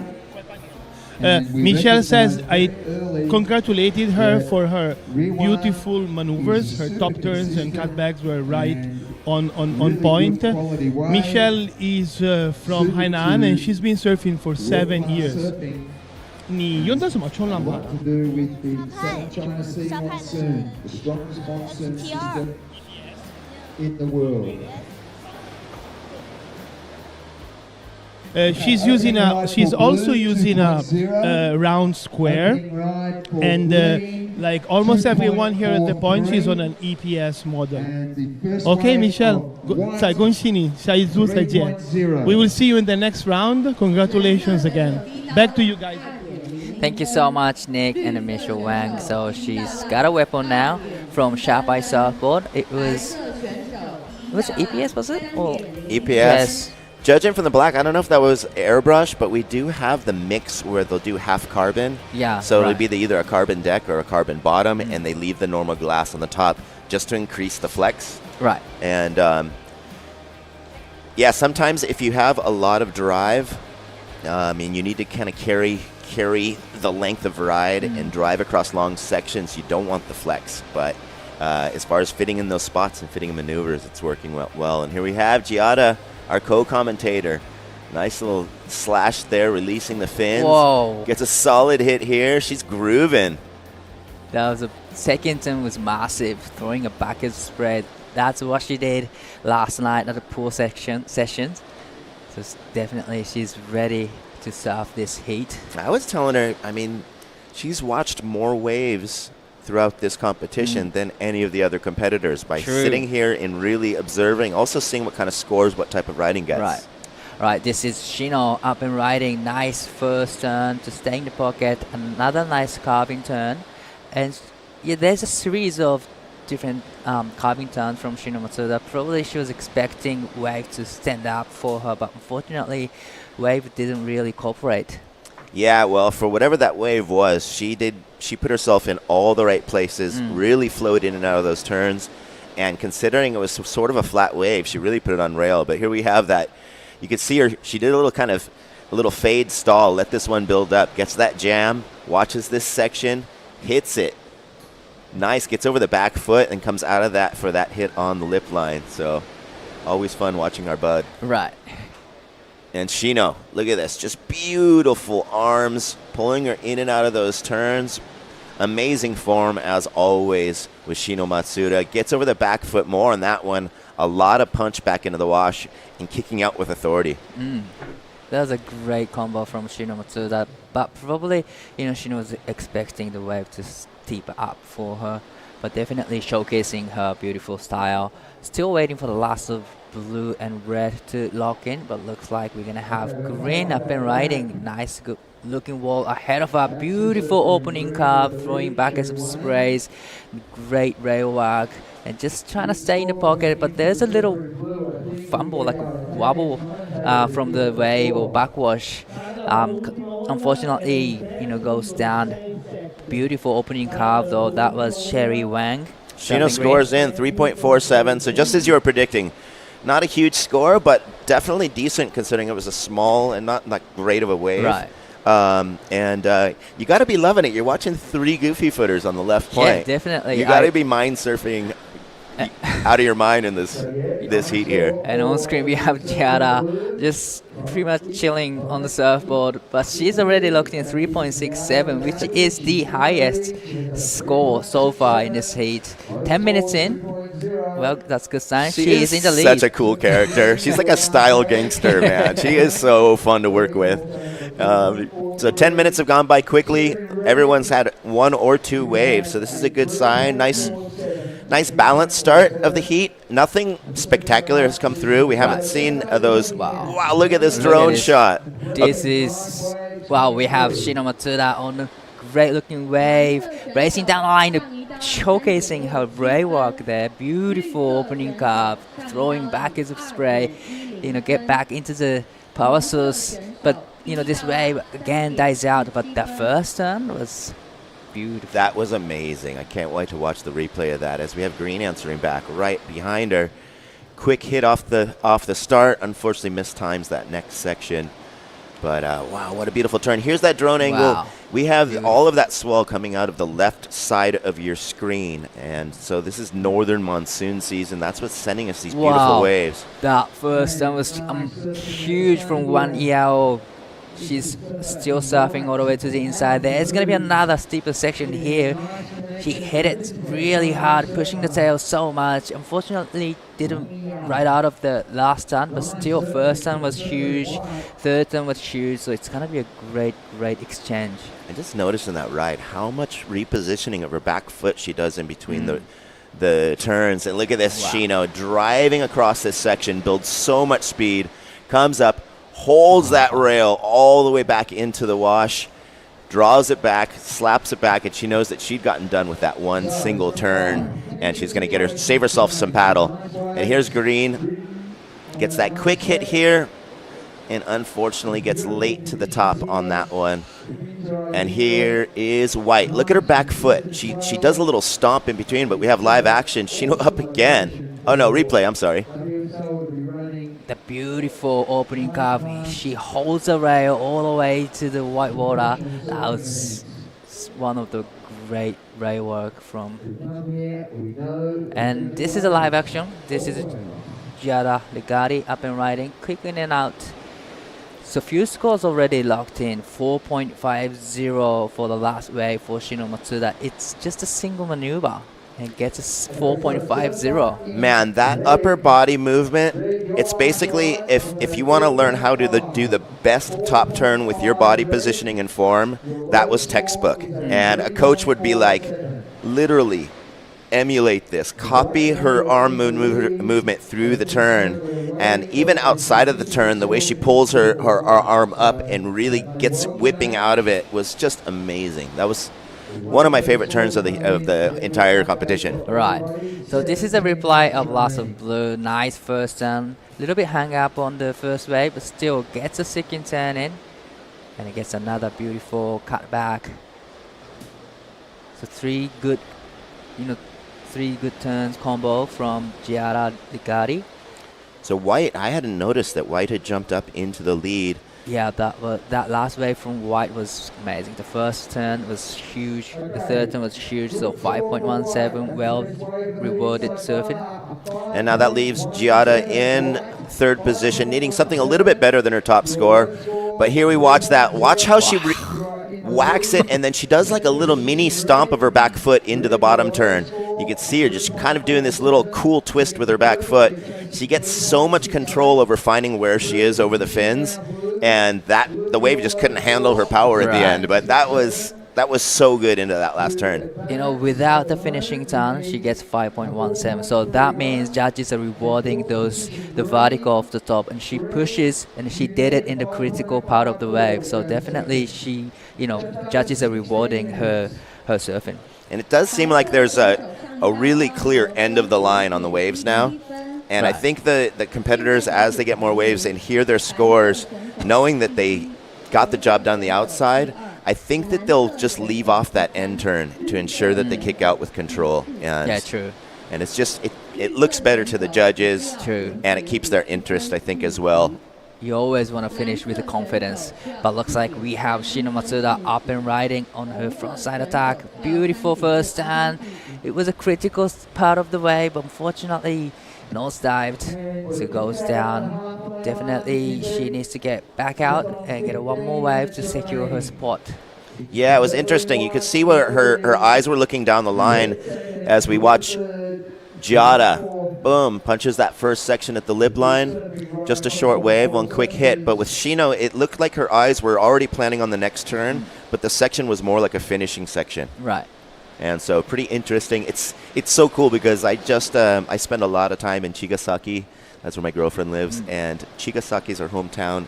She is in the culture center with pictures of her boards. There's pictures of her on the buses that go around. She's a mega, mega superstar in the little town that I hang out in Japan. And it's really, really fun to see her and her mom traveling here. And what an amazing surfer she's turned to be an Olympian surfer. Yeah, she was focusing on Tahiti, on the air. She spent a lot of time in Tahiti just practicing the bigger waves, the horror, the scariest wave of the planet. And then she's done a job. Now she's focusing on the QS, trying to qualify to the CS Tour next year. But this is quick in and out from Giada Ligari, surfing blue. And it looks like this is important wave for surfing green. Nice first turn to start with, needing 5.54 to go into the second. So she's hoping that this wave will send up for her. Unfortunately, it didn't. And at the back, we have Surfing White up and riding. I'm not too sure what she's done at the back, but definitely a couple turns have been done at the back. 13 minutes and 30 seconds left. There's still heaps time left. There's been a lot of waves ridden in this heat, a lot of waves back-to-back, but we really haven't seen the quality of some of those previous heats' top-scoring waves. Right. But let's watch this. Wang Yu Yao, that's the beginning of that ride that you saw. Nice hit off the top there. Gets over the back foot. Drives it down in that down carve, setting herself up for this next section where it kind of flattens out, and she could feel it in her feet. She got out of there. And Green finally able to open up. She had kind of gotten those waves that pinched on her earlier on. This really lets her kind of open her body up, really use that rail, and kind of a soft wave, but I think it's definitely one of her better waves as we see the score for that 2.80. You know, that wave has kind of like weird shape in the end of the wave, because I'm not too sure if it's because of the backwash or maybe the swell direction, but definitely she wants to get more like cleaner face that she can do the big turns in the critical section. We've also seen quite a bit of shift in the tide since we started this morning. So where that energy was hitting shallower spots in the morning, it might have kind of shuffled off of those shallow spots to where it's starting to hit deep spots in different places than it was in the morning. And so the place changes a lot. It's tricky, but as you saw from the drone shot, there's such a perfect setup with that coastline bend off the top of the point. And on days like this where we have this north monsoon season swell wrapping, it really caters to this reef. And we have Safa up and riding. This is a live action. Safa in green, nice off the top for the first and love the rail carve from surfing green. Great first turn and second turn combination. Still going, trying to get into the bonus section, but kicks out there. But that's a good sign, though. And kicks out with a lot more control and confidence. And she's been building. She started with a 2.43. Last one was a 2.80. She's both learning on each score, wave for wave, and she's also seems like she's starting to pick out the better waves as we get through this heat. So just always just gaining confidence and then experience in that heat of where you want to sit and where you want to be. Yeah, like you said, you know, she's building up the scores. The last wave comes in at 2.97, which is the highest score so far for her. But this is the surfing white, beautiful, powerful back-end attack. First and the second turn was solid. So she definitely wants to have one more critical section to hit. Unfortunately, the wave didn't really offer too much after that. But at the back, we have Shino Matsuda up and riding. Important wave. She's trying to get rid of the 3.47. There's a lot of turns at the back, and gets this finishing turn as well. Probably she's going to get another turn. A little bit of cutback, but definitely great surfing. And this is Jada up and riding. Powerful surfing. Great first turn into the second. And I think this wave will keep stepping up for her. So probably she'll be surfing all the way to the inside. It's great surfing, great waves. I like that wave. We don't know what White got, but she was needing Blue was needing a 4.31 to jump up in that second position. Also, we had Shino's wave before that, so we really have no idea of what's going on. But I really loved her speed and her power in this wave. Draws this one off, and you see there's a point where she saw Shino paddling up the face, and she kind of had to redirect, but there wasn't anything left of the wave there. But definitely great, three-turn combo from Giada. And this is a replay of last of Shino with the beach angle. Nice first turn. It was a critical part of the wave. It gets this beautiful rail walk, holds the rail all the way to the power source, and it gets this finishing turn. So great three-turn combo. Different approach compared to the previous wave, 4.50. Yeah, and from that drone angle, we couldn't see that she'd actually blasted the fins out and released the tail. I like the flare and the variety on that combo. White using those arms, really, even on the flatter wave, she's able to put so much punch into every turn and so sure-footed on the board. Wow, this heat is just super exciting to watch, actually. Once the set comes, everyone has great run on the wave, so it's exciting heat. This is what I'm expecting coming to the Premier Point break here in Wanning City. Of course, this is Chinese Hawaii. It's also known as the Chinese Dubai. As we look out to the right, we have a $1 billion giant man-made island with these huge high-rise buildings looking like Dubai. So it's in a very impressive outline. You've got beautiful views everywhere, beautiful green mountains behind us. It's a volcanic island similar to Hawaii, and some of the friendliest people. That there's so much music and dance and everything in the culture. And the original people from here, called the Lee people, they would make bamboo instruments, and they have traditional songs and dances. And so it's deep rooted in their blood to just like have a cheerful nature with a lot of song and a lot of dance. And now we see it in the young people partying in the bars. It's amazing. So that's the reason we have seen a lot of music going on at the every night. It doesn't matter if it's a weekend or weekdays. Every night there's music from every restaurant.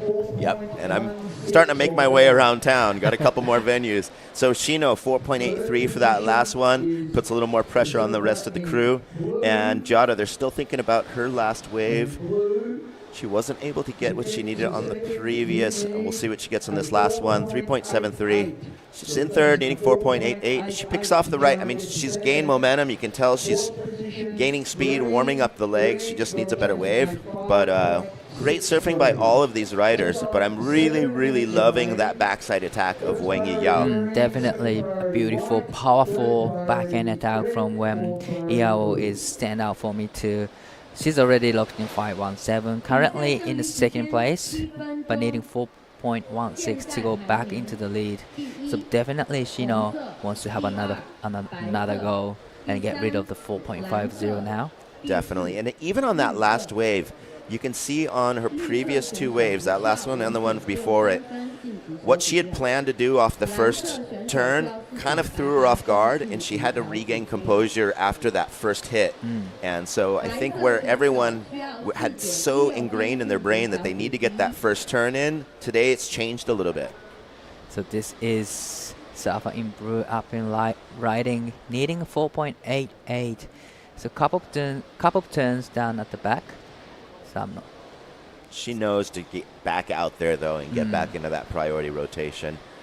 6 minutes is plenty of time to have everyone else take a wave, and she'll grab that priority position. So kind of actually a pretty good time to be in her position right now. Right, definitely. She had a false priority back then, so definitely she can just have a go on the wave, every wave, and see how it goes, and just she can get kicks out quickly. And there's not so little time that everyone will not take a wave anymore, so everyone's guaranteed to take a wave. Shino, look at the tack on that one. She is attack mode right now, pushing the tail so much. Good rotation from her upper body. It's a great two-turn combo from Shino Matsuda. Completely different approach compared to the previous waves. So it's interesting to see how much she can get for the last wave. Yeah, and we had mentioned earlier that they were being rewarded for the bigger waves, but we just haven't seen them in this heat. Jada a little late on that one. Not the body language, but she's still got 5 minutes, so no giving up. Get back out there, Jada. Right. So we have 5 minutes remaining, and just as you were saying, it's interesting to see what she got on that one. Smaller wave, but had that first maneuver been on a bigger wave, she could have gotten a solid store for that one turn. So yeah, definitely it was about, the middle of the wave size. It comes in at a 4.23. It's not going to be her best two scores, but still showcasing her skill set. But this is Safa in green, I think. Important way for her to needing 5.63. Just staying in the pocket, waiting for the wave to stand up. Unfortunately, it goes down though. So while you always hear in the criteria, speed, power, flow, and the combination of major maneuvers. Wave size isn't in that criteria, or at least in that list, but you can't get speed if you don't have a bigger wave gives you more speed. You're able to flow between maneuvers more if the wave has power. So all of that does feed into the criteria in a different way. And if there's great waves out there and you're just taking in between ones that no one's wanting, the judges aren't going to reward it as much. You need to be patient. You need to really show that ocean knowledge and pick off those good ones, as well as it's not as exciting to watch for the viewers or the judges when there's people going super fast, throwing a lot of spray, and then you've got someone that's just trying to keep their speed up. This is the last wave from Shino Matsuda. It was really great approach.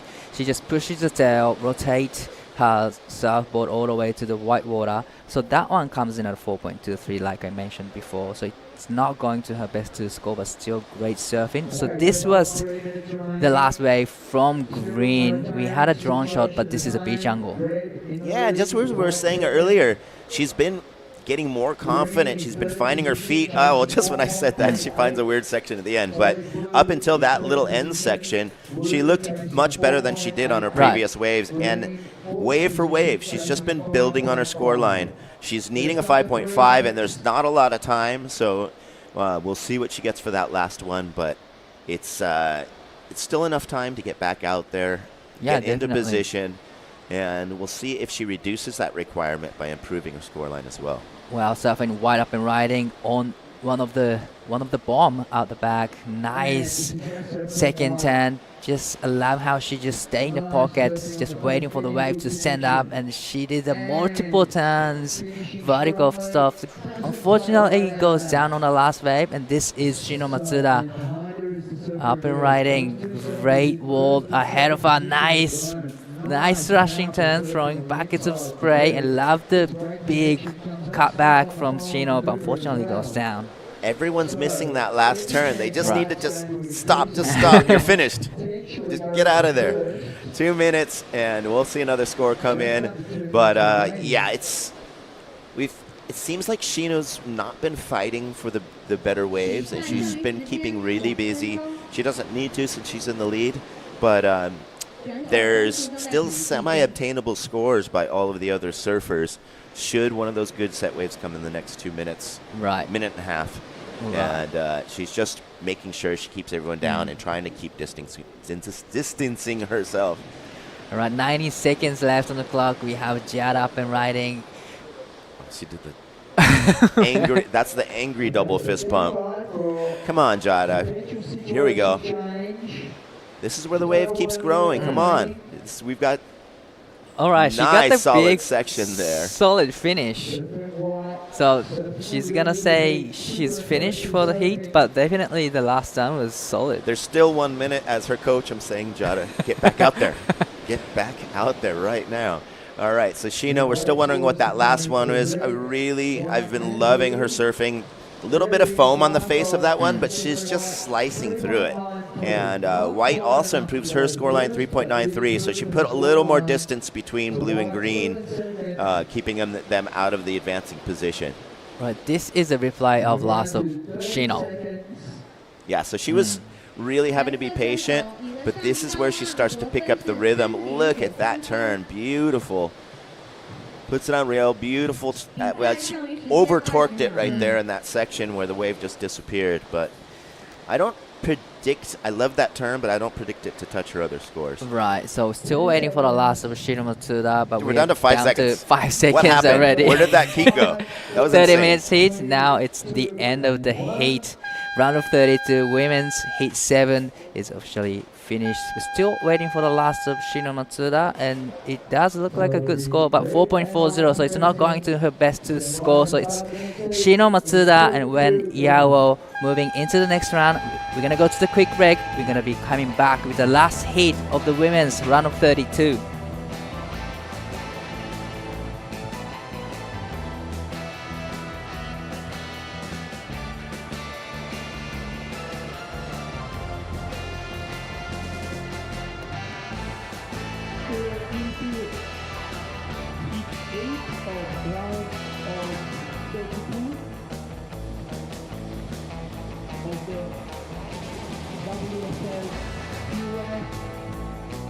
US 北纬18度，海南、万宁、阳光、海浪、椰林，这是热带的温度。快时尚，慢生活，烟火气，这是幸福的温度。让我们一起出发。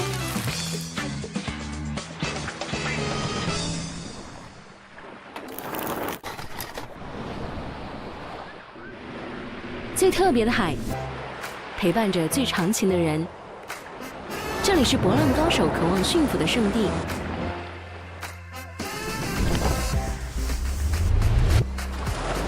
迎接浪潮，释放自我，用一瞬抛开烦恼，与海浪共舞。这感觉，试过你才知道有多美。几番沉浮，畅游上岸，体验的又是另一番风味。聊聊冲浪不败技巧，说说当年创业历程。这里是都市人群渴求的世外桃源，相逢亦或偶遇，闺蜜还是情侣，一台相机，一杯咖啡，就有了思绪。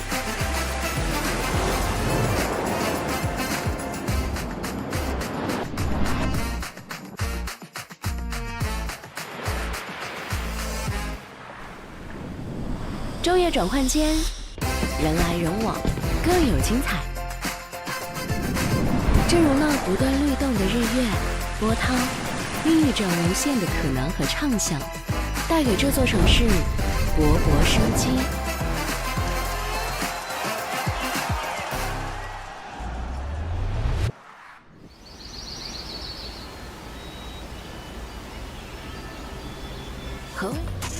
And we are back. This is day 4 competition of this WSL International Wanning Cero Pro. This is WQS 4000.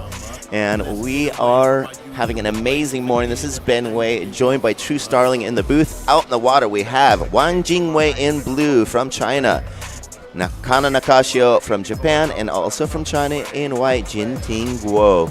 And we have seen some beautiful, beautiful waves come through on this beautiful Riyue Bay point. Yeah, we really have. It feels like it's getting better as well throughout the day. And that last heat sounded super exciting, lots going on. So, yeah, bring it on throughout the rest of the day.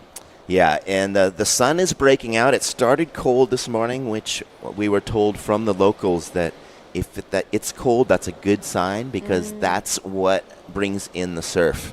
Okay. And we get the northern monsoon activity, and that's what sends these beautiful pulses that you're watching on your screen now, wave after wave, running across this amazing stretching left point of Riyue Bay. I feel like that's like one of my favorite things to look at is that those lines coming through. The corduroy is just insane. Yeah, it's amazing. It's one of my favorite things. I'm a natural footer, so to see that at a right, I'm just like, oh my goodness, it's so cool. Well, we've seen a lot of backsiders as we are now, getting some great rides. Oh, Kana looking so solid. 2 hits there. She could tell right away that she didn't want to keep it going. I think I hear our production area in my ear. Are you hearing that? 25 minutes and 40 seconds remaining. Kana, that will be her first wave, as well as waiting on a score for Jinting Guo. And so Jing Wei Wang in the lead, 3.0, 2.67. And we'll work on that first score of red to see where things are sitting in this first 25 minutes. Yeah. As we have some action. Seeing what color we're seeing right here. I think that's Kana. Nope, that's white. I'm sorry. That's Jinting Guo. Cannot see what color is up with this backlit, which is a great thing because it was cloudy and cold.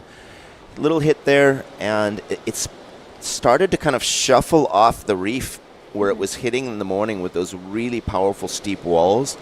Now everything's getting a little shuffled out, a little more unpredictable, just in that moving tide. Yeah, and it's I don't mind that though. I feel like it makes the surfers adapt, and Kana, she's up and into it. Big solid hit, the lip line coming up really vertical. There's a lot of spray on this next one. Just so much power in going from rail to rail, no pumping between maneuvers, showing that flow. Look how she accelerated into that next turn and kicking out in the perfect spot. We've seen too many of our surfers trying to go for one more where it just everything drops out of nowhere, and she had everything timed, perfectly orchestrated ride from takeoff to kick out. Yeah, she really did. I loved the approach. I loved how she was just straight up and into it each time. So Kana, she got second at the WSL World Juniors this year to Luana Silva. This is the surfer in white, I believe. That is called Jinting, and she's got a really cool looking backhand. Trying to navigate these sections. You can see that it starts to wall up on the inside. Unfortunately, just a little bit too much on the back foot, on the brake that we call it. And then Kana Nakashio, wow, she's been ripping all year. taking out the Bonsoi Asia Super Series. And she just goes straight up and into it this whole time. So Kana is looking so good. Yeah, Kana, I used to live in Chiba, and that's where Kana's hometown is. Yeah. She surfs a lot at the Olympics venue of Tokyo 2020, Shirashita, as we have blue. This is Wang Jingwei. I'm sorry for not being able to read those colors until they move into the light, but I am watching for their priority to pop off the board, so I do know who's up. Yeah. It's never fun to call the wrong surfer. Yes, yeah. It happens. And I wait to say what color it is until I'm sure, so I apologize for missing the call on some of the first maneuvers. But we were thinking 30-minute heats would be kind of long. It goes by, and all of a sudden we're down to the last seconds. There's been so much action. Oh, wow. I believe that was... I think that was white again. Yeah, Jinting. Hit a little too high on that one. But we've got a lot of scores to work out. The judges have had a lot to see in the last 5 minutes or so. So they're probably comparing, watching replays. And usually if scores are taken a little bit, there's something good on the way. And I think Kana's ready to get rewarded. Whoa. Ooh, big scores. Boom. Wow, 7.67 for Kana Nakashio. That is the second best wave of the event that we've seen. Wave score, I should say. But Kana, she's just picking up where she's left off. And a 7.67 for Kana Nakashio is absolutely insane. We saw 7.83 a little bit earlier, but Kana is, she's looking strong. All right, well, we've got our man Daiwako down on the beach with the winner of that last heat, Shino Matsuda. Take it away, Dai. 素晴らしいライディングで1位通過果たしました。まず1本目、2本目ですかね。素晴らしい際のカービングで 4.50 をシングルマニューバーでスコアしましたが、やはりあの波もカービングを狙ってたんですか？そうですね、ちょっと最初スピードつけて走って大きいフェイスが出てきたのでカーブして、大君とも海入る前喋ってフロントはカーブ楽しそうだねって言ってたのも残ってたのでいいセクション来たと思ってできました。素晴らしいカービングでしっかりとレールをホールドして、最後まで決まってました。そこから少しアプローチを変えて、リッピングにこうアクションを移行してましたが、やはりカービングやった後はリッピングのターンも見せようかなっていうのはプランであったんですか？そうですね、ファーストやっぱり掘れたセクションでターンしたいなって思ってたのでリッピングの方にもトライしました。ライブ見てる限り非常にこう素晴らしいコンディションなのかなと思うんですが、実際に海入ってみて、どう感じましたか？結構見た目よりもたるいセクションが多くて狙いたいセクションをちょっと過ぎてしまうとレールが引っかかったりしてしまうので結構見た目よりも難しかったです。Yeah, me and Shino had a little chat before her previous heat, and we were talking about this is so much great for the carving sand, and that's exactly what she did on the second wave. Beautiful opening carve, and she just raced down the line, and she saw this big face ahead of her, so she decided to do big carves, and she got the 4.5, and she wanted to have a different approach, so that's exactly what she did. She went for the vertical off the top on the next one, and it's kind of a little soft on the face in the water, but still managed to get good scores and good waves, so she's stoked with the result. それでは今日は、これで出番の方終わりだと思いますが、この後もたくさんの方見てくれています。メッセージの方あれば何かお願いします。はい、応援ありがとうございます。年内最後の大会になるので、自分のいいサーフィンをこの好きなレフトの波で最後試合できるので楽しんでいいところを見せれるように頑張ります。次のヒートも期待しています。おめでとうございます。ありがとうございます。Alright, thanks guys. Back to you guys. So, which part of that did you understand? I'm A just lot of kidding. English. I'm just joking too. No, the at the end, of course, like you always thank the people in your country that are backing you and supporting you. But she said she's really stoked because here we have some live action. We'll get back to that in a second. Let's see what's going to happen here. Looks like we have blue. That was Wang Jingwei. But she said for having it the last event of the year on a really fun left, she's super stoked. And it was really cool because he was talking about her second biggest score was made with a single carve, one single maneuver. And she said, yeah, kicked out of that. And I was like, you know what, that was a pretty fun carve.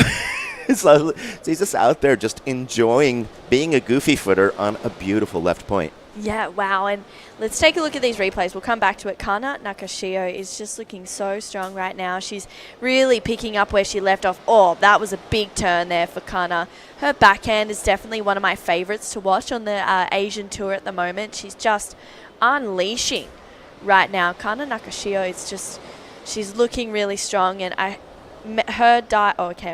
we've got more waves, and this is great because there's been a lot of action. The 7.67 and a 5.93 for Kana Nakashio out in front, and she's just dominating. That was that turn that you were talking about, just a violent head whip, and she actually got a little bit of fin release you could see on it. It's so amazing how different the different ways you can appreciate each maneuver from the front view and from the drone view. Yep. And it's really, it's so helpful to have both views for the judges as well, because some of the turns that you wouldn't appreciate, this is that one, watch this. Boom, and she just sticks her almost both arms in, just putting all her toes on the rail. Yeah. And able to hold that and come out with speed to connect a bunch more. Her rhythm is just on point. Yeah, she always surfs with, such determination and dedication. I mean, Kana is definitely she took out the Asia Bonsai series, which we saw a little bit earlier on in the year. That ended over in Taiwan, and it was her and Kei Kobayashi that took out this whole series that we had over the QS 6000s, and the winner of the Asian rankings walked away with the $5,000 prize pool, which was amazing. Yeah, for both the men's and the women's. So it was really cool to see Kana do that. Still being a junior as well is so incredible. But going back onto that interview with Shino, I know, Shino's obviously a goofy footer as well as Dai Wacko. So I know he mentioned that they were talking about calves and things like that. And Dai would just be absolutely loving that, to be talking with a goofy footer about doing big hard calves, which is Dai's bread and butter as well, would be incredible. But this good, strong surfing from the surfer in white, I believe that was Gu Jinting. Unfortunately comes off the back, but she got a fair bit of damage done out behind her, needing in that 4.2. And we're pretty much halfway down in this heat already, and it's a battle for second. Yeah, Dai got to mind surf 3 goofy footers in that heat, which was insane. And I'm sure he's completely frothing. If he's been amped to go surf after the previous days, he's losing his mind right now. Like, he's probably already waxed up his board. Probably, yeah. But I've mentioned before, Kana Nakashio comes from Chiba, which they call basically the pro training grounds of Japan, because you have people like Hiroto Ohara, Reo Inaba's from just down the road, Minami Nonaka. You have. Ooh. Here we go. Big turn on the right. Kana. Wow. So it's always fun to see those different options and kind of possibly just reposition yourself as well. You go and have fun, do a turn on your way to moving out of the way of everybody else who's holding higher priority, which she's doing. And so she is in the lowest priority rotation at the moment, so you might as well just find some freedom somewhere else and keep your legs warm. Yeah, absolutely. It's a little bit fresh out there today as well. So I love that she's moving and catching heaps of waves. And Dai always refers to Chiba as like the Gold Coast of Japan. It is. Yeah, and I was saying earlier, making sure we don't have any live action, but Japan is kind of like a V shape, like a sideways V shape. And the top of the V, the easternmost point, is Chiba. So it's the one part that sticks out of the whole giant island that can pick up every direction of swell. So it's the only place you can really have surfable waves every day. Where Shino's from is on the other side of the Bay of Tokyo, and it's kind of nestled inside. So it needs typhoon swells or gnarly onshore winds to get waves, and primarily it's flat. Oh, wow. So it's interesting to see the contrast of waves. It's like Kelly Slater training in Florida to go to Hawaii. You know, you have the people that know how to muster up speed out of a gutless wave, but then you have the other people that are practicing on surf that's more like what they're going to go and compete in. So it's pretty interesting. Yeah, wow, that's so crazy, and to see the difference in that, and live action. All right, here we have, waiting for that color to drop off, but I think that's blue, Wang Jingwei. We've seen a little mispositioning of the upper body, throwing them out, and we're seeing the fins kind of skip out. So not really twisting into the turn, kind of just bending at the hips, I think, and keeping the board flat, and it's kind of skipping out. Yep. We've seen that happen a couple times, and those last few waves have not factored in just from that. But I like that she's keeping the busiest out there. She's had 8 waves to everyone else's 4 waves. So, wow.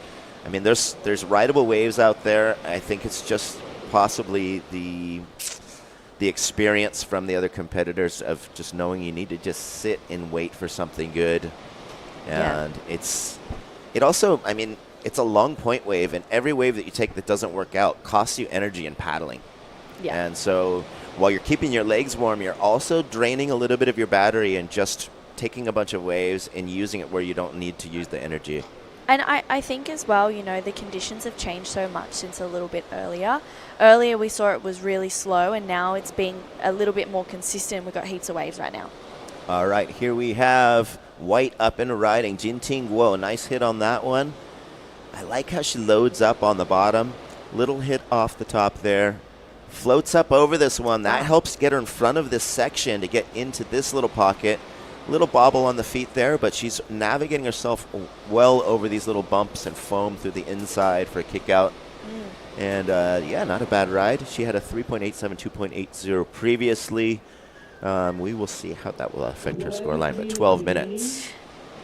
That one single turn when she kind of went and floated up over that section, she was really late to that. That's really hard to do, and that just shows the control that she had, and she just went straight up and over it like it was the easiest thing in the world. And it's hard to do on your forehand, but to do that on your backhand is pretty difficult. So just showing that control, it probably isn't one of those turns that's going to get you incredible, massive scores, but it's one of those that it's a really risky maneuver. It was also heaps functional because it gave her so much speed coming out of that to go into that next turn. Yep. If she'd have taken the low road, she would have gotten to that open part with nothing.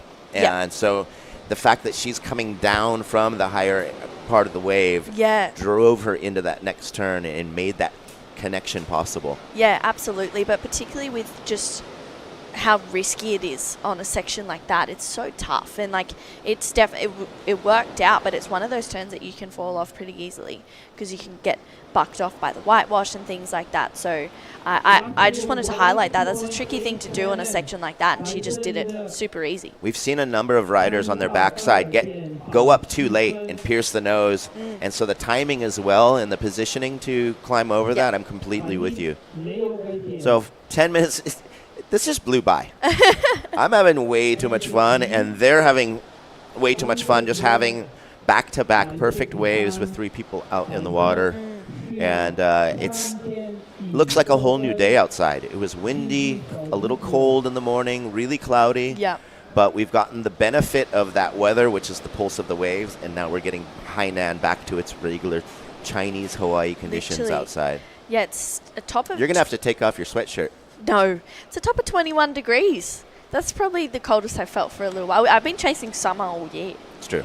So even at home before coming here, we were getting tops of 28 to 30. This is a very cool drone view. We're way at the top of the peak right now looking in. There's our contest site on your upper right of the screen. We're in that big white square box. All those little tents to the side is the competitors area where they're all lining up, looking straight into this beautiful point. And you can really see from those whitewashed lines how perfectly shaped this point is, and that it just follows that same line. It's not, when you don't see the whitewash line shuffled, it just shows you how consistently perfect it's wrapping across the reef. Yeah. Yeah, absolutely. Wow, that is such a great view of, the area of where we're at. You can see the wave pool behind where everyone got to have a surf in yesterday. Well, not everyone, but most people had a surf yesterday. There's so much on offer around here in Riyue Bay. You can see the wave pool. Yeah. Whoa. I love this view. It's amazing because you literally just walk under this bridge that goes under the highway, and on the other side you have this gigantic surf village. Look at that mega arena. So I'm going to play music there today. Wow. Yeah, they got That'll something be so going fun. on at 5 o'clock, and there's going to be full-on sessions. I know we have a lot of the surfers surfing all the way into the night sessions. Everything's fully booked up. No way. But yeah, going to be a lot That's of so fun. fun. Yeah. And so 8 minutes and 40 seconds. We've had everyone really kind of lock in place. We haven't seen any of those big sets. Mm-hmm. And do you know what time the low tide is? I can get this for you, Ben. Thanks. I didn't bring my phone. I got you covered. I'm really too old to like talk and look at my phone. I'm such not a multitasker. Multitask? Yeah, so bad. So 8 minutes and 15 seconds, but we are seeing a lot more beach on the bottom of your screen there, showing that the tide has drained out quite a bit as we had the waves breaking much closer to the shore in the morning. So now they're starting to kind of line up farther and farther out from our judges' tower here. And it's a perfect wave, and we have some live action. Here's one of those bigger sets, and we are seeing Guo Jintang. Seen her come into a big turn. We're not sure where that came from. We might catch up with what happened earlier on that wave, but it's judging from the speed of it, it was one of the bigger, punchier waves that we have seen, and this is a good sign. Here's that replay off the bottom. Gets it at the lip line. Very strong turn. It was kind of a mid-face setup, trying to take the low road, waiting for this thing to grow, and that was it. But one really, really nice turn by White. Yeah, I liked it as well. I'm just looking at the tides. So there's actually a whole bunch of different options here for Riyue Bay, but I'm going to have a look at this one. I think it's about 11:30 low tide. So Kana, she's been holding off for a little bit of getting a wave. Nice solid attack there, showing a lot of variety, and big lip line hit at the end for the finish. Strong combo for Kana. She's got a 7.67, a 5.93. I would figure that will possibly distance her from the other two competitors. That was a big, strong attack, and being smart on holding that priority until a really punchy set came through. Yeah, and that's, showing that experience as well. Let's take a look at these replays. I mean, Kana Nakashio is just looking so in form at the moment. Really big connection there, unfortunately coming unstuck, but really liked how she went for it, and she had to do it. It was a good section, probably one of the better ones we've seen. And just backing it up here, really just correcting that turn. And you can see she gets that completion, which is so important. Kana Nakashio knows how to surf on her backhand, and obviously paying off. I think the order was shuffled in the replay, possibly. So that bumble might have come off of that better wave, if I'm recalling. It's really hard because yeah, she does have one more score to lock in. There's so much happening here. So I'm not sure if she has one, or she might even have two scores coming in. Okay, bring it on. That's what I'm thinking. The more the better. Feel free to prove me wrong, scoreboards. But yeah, I'm just trying to keep up with the action. There was a flurry out of nowhere. We had really kind of not gone to sleep, but taken a small pause in the action and taken a breath. And so if I'm not mistaken, I think we'll have two scores, one of which could possibly get up close to her backup or replace it. The other one will not, I'm thinking. Unless that 1.63 came in really quickly because they knew that it was a throwaway and they're thinking on the previous wave. Maybe. We'll see. I'm really I'm getting really deep into this. I'm really worried about that. Is it one or two scores to lock in? I'm doing my own head in. It's so fun. So this is, as you see on the top of our screen, that is a man-made island. Costs over $1 billion, and all of those high rises are why they also, besides calling this the China of the Hawaii of China, they also call it the Dubai of China because of these buildings and this backdrop that we have. And this is just amazing. When I was here 5 years ago, that was just a big slab under construction. Yeah. And there was pieces of concrete with rebar sticking out of it. Yeah, I remember. And they were going, I don't know if we're ever going to finish this. And it was kind of like, what an amazing start of a project that's going nowhere. And here we are, and it's just gorgeous. Yeah, it's incredible. Like, I remember the same. It was literally just looked like an empty building. And do you remember the Ghost Hotel that was up on top of our point here? No. They called it the Ghost Hotel. And it was a big concrete structure that was on the top of the point, just to the left side of our end of the beach here. No. And I don't think it was actually haunted, but it was just this abandoned building. and it was It sort was of an probably eyesore. haunted. Sort of an eyesore, and it's gone now. Wow, And- look at that. Thanks, Drone View, for showing me probably right where it was. Right in the center of her screen is where that little ghost hotel. Wow, is that Sam on the drone? He is. You got to be kidding me. Are you able to just order your views here? So nice. Your team's gnarly. The best. I mean, look at that. It's so nice. Like, this place is gorgeous, and that, going back to it as well, Ben, you can see why it's the Hawaii of China. You know, it's just such a tropical paradise, and it's giving shades of the Philippines, shades of Indo. Yeah, just, you know, I wasn't really sure what to expect coming back here after 5 years. I was like, I don't know what's changed. What are we expecting? And pleasantly surprised. I had a really fun talk early on. I think it was the day before competition with Raiha Ono and Shohei Kato. They're kind of cruising as buds. And they were at your pizza place with the coffees. Yep. And we were all saying, wow, the sand just looks almost unnaturally white, like considering that it's China. In Japan, I mean, Chiba's is black, like dark sand that gets super hot. Here is so Hawaii-like. And I was telling them that I went to a national contest in South Korea, in Busan, which is one of the surf areas there. And it looks like Miami with these white sand beaches, and you're going, what is going on? And they had actually barged in sand from Australia to coat their natural sand. And so they had imported sand on the beach that they have to replenish just to make it look like this beautiful tropical paradise. But here we have it naturally. Wow. Pretty wild. That's crazy. They took sand away from you guys. Yeah, what? Wait a second. I love our sand. Yeah, I wanted that sand. Yeah. This is a great shot right here. And the three riders are just kind of waiting patiently and kind of sitting a lot deeper. I love how, like Daiwaka would mention, he found his takeoff rock at the top. There's like a controlling peak rock at a majority of the tides. And when it was smaller, they had to start where Kana is behind it just for it to pop up, and you'd get the end section of that little pocket of where it surged up over the rock. Yep. And we had a lot of riders making the mistake of starting on the other side where they just dropped into where they'd have to fade and cut back. And so Kana in third priority, I think that has something else to do it. She's in an unreachable area. Should something come through, she's able to strike without any consequence of priority. Yeah, and she's already got that 6.83. That was the last score that just dropped in. So that's what, okay. I wasn't completely crazy. I was so happy. The 1.63s where she flopped down, the 6.83 was the previous wave. So a lot of the times, I usually do beach announcing, and I listen to the head judge, and I hear the judges, and they'll be like, just get that last one I read out because we have to focus on more important things. You guys know it's not going to count.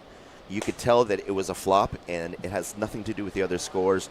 Let's push that out of the way. We have to put it in, but that gives us room to really work on the meat and potatoes ride. Yeah, absolutely. And so that's what happened there. That's why we got the scores in a different order.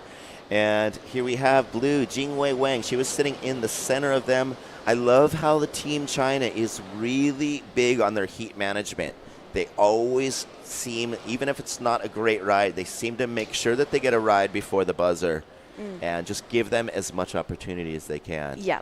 And I feel like that's, it's one of those things that I love. It's like, I'm not going to give up just yet. I'm going to give myself another opportunity. I'm not giving up. I'm going to keep fighting until that hooter goes. And the coach will be like, dude, you still had a chance. What are you doing? What are you doing to us? Yeah. Well, that was it. That was so much fun. Thank you so much, True Starling. I'm so glad that we got thrown in a little shuffle. We're going to be back with a lot more action as we are going into our men's QS just after this.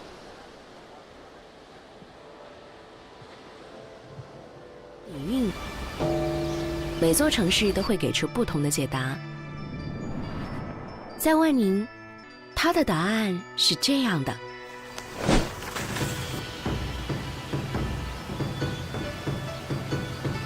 它是以山中八景、摩崖石刻睥睨琼州群山，自古便华峰岩下游者众的海蓝第一，东山耸翠。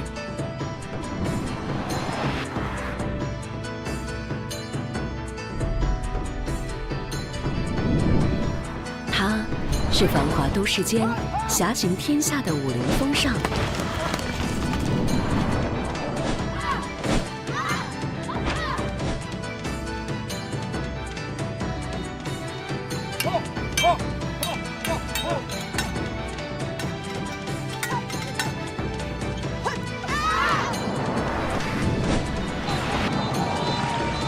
他是波涛激荡中乘风破浪的奋进人中，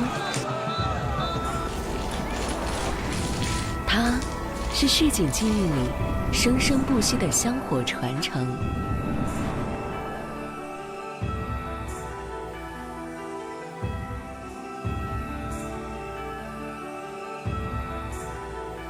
万宁运动千年不息，早已在一方水土间开枝散叶，泼墨山水里日臻化境。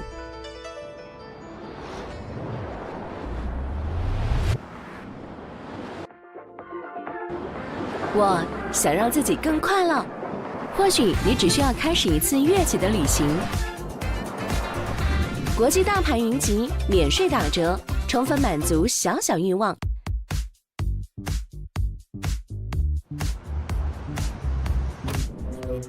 What a beautiful day it's been so far. We just saw the completion of the women's round of 32 for the WSL International Wanning Cero, and we're straight into the men's round of 32 heat number 1. Bronson Mady is out there with Chengzeng Wang, Ai Made Ariana Pajar, and also Takuto Ota. Wow, what an exciting heat this is going to be. Bronson already locked in a 2.5 and a 1.83. We just saw Kana Nakashio put together an incredible performance, 7.67 and a 6.83. It was Jingwei Wang that came second, Gu Jinting in third. I'm True Styling joined with Giada Lagati. Straight into replays, Giada. Oh, this must be Bronson's 2.5 maybe? I'm not sure. 1.83 to back that one up. It is a gorgeous afternoon here in China, and the waves are cooking. It's actually really fun out there. Freezing though. Yeah, I was gonna say. I was like, so you had a heat out there. I'm already knowing that it was cold because your lips are a little bit purple right now. We'll come back to it though, and I'm going to ask you about the conditions, what it was like. This is Pajar up and into it. Good first turn, just real speed float. You can see that he just tags it once again, just leaning into the rail. Wow. Pajar putting on an incredible performance already. He had a heat on the very first day of competition for the men's round of 48, and he's found himself in this heat for the men's round of 32. So a couple of days to wait in between heats. But Giada, you had surf not too long ago. Talk me through what the conditions were like after this replay. All right, let's break this one down. Beautiful big turn there just to get around this section. Gets around it, and then a bit of a check turn here. I like that he just wraps it around. His surfing is so strong. His forehand is a little bit of a known deadly maneuver, I would guess. In Bali, his stance is so low, and he's such a fast surfer. So he really takes advantage of it all, and you can really see that wave didn't offer too much, but I think he surfed it incredibly well. But yeah, I just came in, and it is really fun out there. It's super fun, but I was freezing the whole time. Here is Bronson Mady taking a look at the right. Not convinced. Fair enough. But yeah, I was out there, and the wave just has so much on offer. It has like a couple little ones on the inside that are a little bowlier, and then those sets that come through just give you the opportunity to kind of read it well. You know, some sections stand up, you have to really hit it harder, and then others you just weave through those fatter sections. But all in all, great time. Yay, love that. I had to keep moving around because I was so cold. Yeah, far out. I was still cold in here till about 20 minutes ago. But I actually heard one of our beach commentators, Nick Zanelli, speaking Italian to you. He did. Was that so cool? Yeah, he was like, I'm going to let Nick say this next score to his fellow Italian, and said it all in Italian. So I was like, That's sick. Thanks, Nick. Like, waved a little thank you from the water. So it was a really good time. Hannah's out there on the photography. She was giving me some notes. She was like, catch better waves. I was like, oh, okay, thank you. Thank you, because it's that simple. Thanks, Hannah. Yeah, she's been out there all morning. She's just an absolute weapon. But someone who is 14.5 heat total, Kana Nakashio, taking out the last heat of the women's round of 32. She's down there with Ben Wei. Thank you so much, Riyue Giada. We're here, the winner of round 32, heat number 8 winner, Kana Nakashio for Japan. Omedetou gozaimasu. ありがとうございます。まあ、素晴らしい surfing 見せてもらった。First, I'm going to ask her, right during her heat, it seemed like there was a little tide shift. We started to see the conditions change, and I'm going to ask her how she did to kind of adapt to those changing conditions. かなちゃんの日もちょうどなんか潮の引いてる時、足のコンディションとだいぶ変わって、それでポジショニングもなんか結構難しくて、どうやってポジショニングとテイクオフポイントどうやって決まりました？なんか引いててもロータイドでもハイタイドでも意外とテイクオフのポジションは一緒だったから、まあそこを意識して、いい波、はい、掴むこと。So she's saying it's such a perfect point that basically low tide or high tide, you still really want to sit on the same spot. So it's more about just getting the right waves.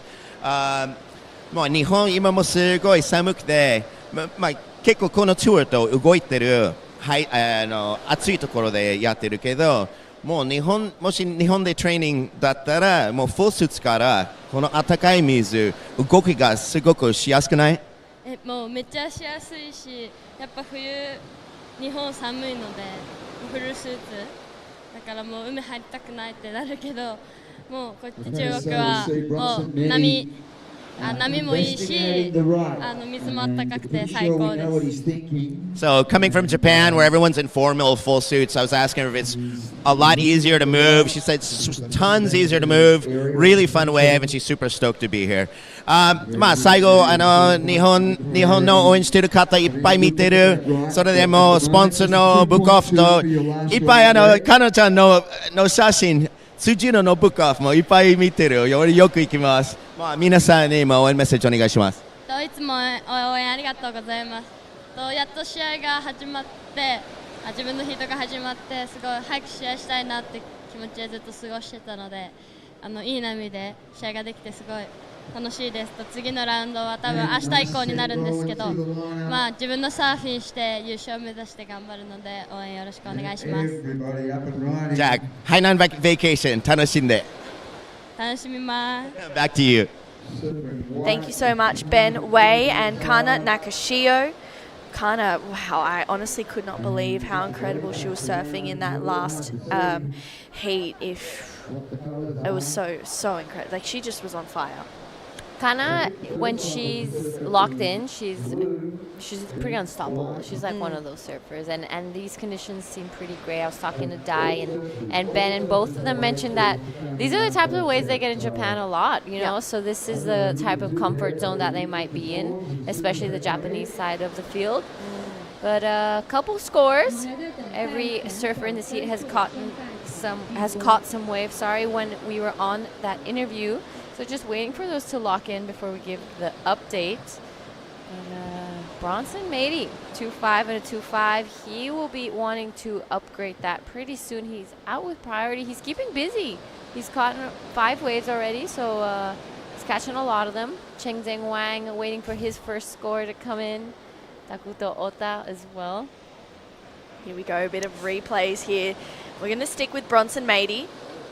Gets the reverse. Wow, he just makes that look so easy. It's very annoying. Comes in at a 4.4. And then we're going to catch up with this one as well of Cheng Zheng Wang. First turn was smooth. Oh, that was really nice. I like that from Cheng Zheng Wang. And unfortunately, coming unstuck. And then we can see here as well, this is Takuto Ota Giada. All right, on his backhand, big blast off the top. Nice upside down maneuver there. Wraps it around, stays close to that whitewash. You know, he's a little, not behind, but he's just sticking close to that whitewash because he knows that that's where the speed comes from. But good start there. Bronson, you're right, makes it look so easy. 4.4 for that one air. So you know he's going to stick to those when, especially when it's times of needs, he's going to take to the air. Absolutely. It's actually, a little bit annoying watching how easy it is. I know what you mean. I know what you mean. I feel like there's been so many times where I've gone, I'm going to try and be good at airs, and then I try and be an air gal. Yeah, and then I'm like really bad. And Bronson makes it look so easy, and it's good to watch. It's so sick to watch, but then to actually want to do something like that, you can't even get off the wave. It's so embarrassing. It's annoying. We'll just stick to rail turns. We'll stick to commentating. Yeah, fully. We got just over 18 and a half. I mean, Bronson, he is the world junior champion as well, taking the win there in La Union a little bit earlier on this year. We're going to be back in LU next month for another WSL World Junior Championships, which is going to be super exciting. Bronson up and riding really strong first turn. Unfortunately, just coming unstuck, maybe just catching a little bit of rail. It is tricky. You almost don't want to overpower these waves, it looks like, Giada. Is it a little bit weak out there? Yeah, it is a little weak, and I think that offshore is what we were saying in the first heat today. It does push you behind, so it's easy to get a little stuck or fumble a little bit when you're trying to get back down the face of the wave. It happened to me a few times in my heat, actually.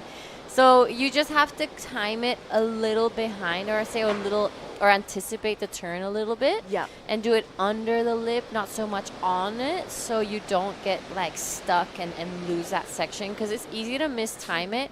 And it's that type of wave where if you mistime that first and second turn, it's easy to fumble in the very end. Yeah. But today is one of those days where it's kind of wrapping all the way down to the inside, so you can catch waves all the way down to shore. Yeah, wow. It's really fun, and it kind of has this horseshoe bowl, so it just bowls towards you. It's really good.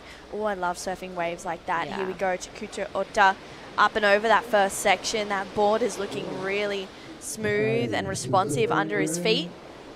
Takuto from Japan, just putting together a series of turns. And how's the wind out there? Was it wreaking as much havoc as what you were expecting? It would come in phases. There was moments where the wind was really strong, and then it would kind of die down for a little bit. So it's not like that constant blowing, but like it would come and go. So you also have to kind of consider that when you were surfing. So there's a lot happening out there. Yeah. It looks perfect, fun, and friendly, but there was a lot to think about, a lot happening, and the water is just so cold. But it was good. It's perfect air wind. I would think so. I don't know. Maybe that's why Bronson and Pajar keep looking at the rights. Yeah, they're just finding those moments where they can go to the sky. We've got a few scores to lock in with just over 16 minutes to go. Pajar has a 4.33 and a 3.77. A 4.4 locked in for Bronson. He's got another small score to lock in. Takuto, 4.4 and something else. This is Cheng Zheng Wang. Up and riding, good first turn. Unfortunately catches a little bit of rail there with 16 minutes to go. And he needs to, really lift right now. The likes of Pajar, Bronson and Takuto, it's, they're very experienced competitors. They're really experienced surfers. So I'm feeling like for our Chinese competitor in this heat, he needs to bring the fire. Yeah, he does. He needs to really pull his air game. He's going against a world champion. And Pajar is one of the best in Asia, and so is Takuto Ota. So he's really got to push it here in this heat. Yeah, he is definitely in a zone. I feel like it's good though to be surfing against these competitors who are going to make him lift and really challenge himself. 3.53 locked in for Takuto Ota. We've got scores coming through for Bronson. It's not going to be a whole lot with 15 minutes to go, so we're halfway down in this heat. And Bronson's looking for a 3.53. Cheng Zheng Wang chasing a 4.83. We've got 15 minutes to go. Pajar up and riding. Wow, stomping on the back foot and really rotating through that turn as well. My goodness, Paja Ariana is looking really, really strong. He's got a great bit of flow, and you mentioned Giada. He's really well known for his frontside attack. That was exactly what I was talking about. That deadly forehand where he just really pushes the tail. His center of gravity is so low, he barely makes mistakes. Here we go, first turn. Really pushes it around. Big carve here. He's so fast and he's so sharp. I remember the first time I really took notice of Paja, I would say, was I think 3 years ago when we were in Nias, north of Nias, and he was just killing it. I mean, there was this little left-hander that looked a lot like Bingen, which the name isn't coming to me right now, but it will eventually. And he won the contest because he was just unstoppable. Wow. All right, so replay here of Chen Zheng Wang. I'm really liking how he's surfing. You know, he doesn't waste time between turns. He's sharp. He's fast. I think he just needs probably better wave selection at this point. Sit out there with that priority and get on a set wave. Absolutely. Wave selection is of key importance, particularly when you're going into these main round heats in a QS 4000. These surfers have been at pretty much all of the events all year round. 4,000 points is a lot. So 527 has been locked in for Paja on his last wave. It's the best wave of the heat so far. Scores to lock in for our Chinese competitor. It's going to go into his top two. He needs a 4.83. It won't be that, but it is his best. It's a 3.53. So now looking for a 4.4. The World Junior Champion, Bronson Mady, sitting in third place, needs a 3.53.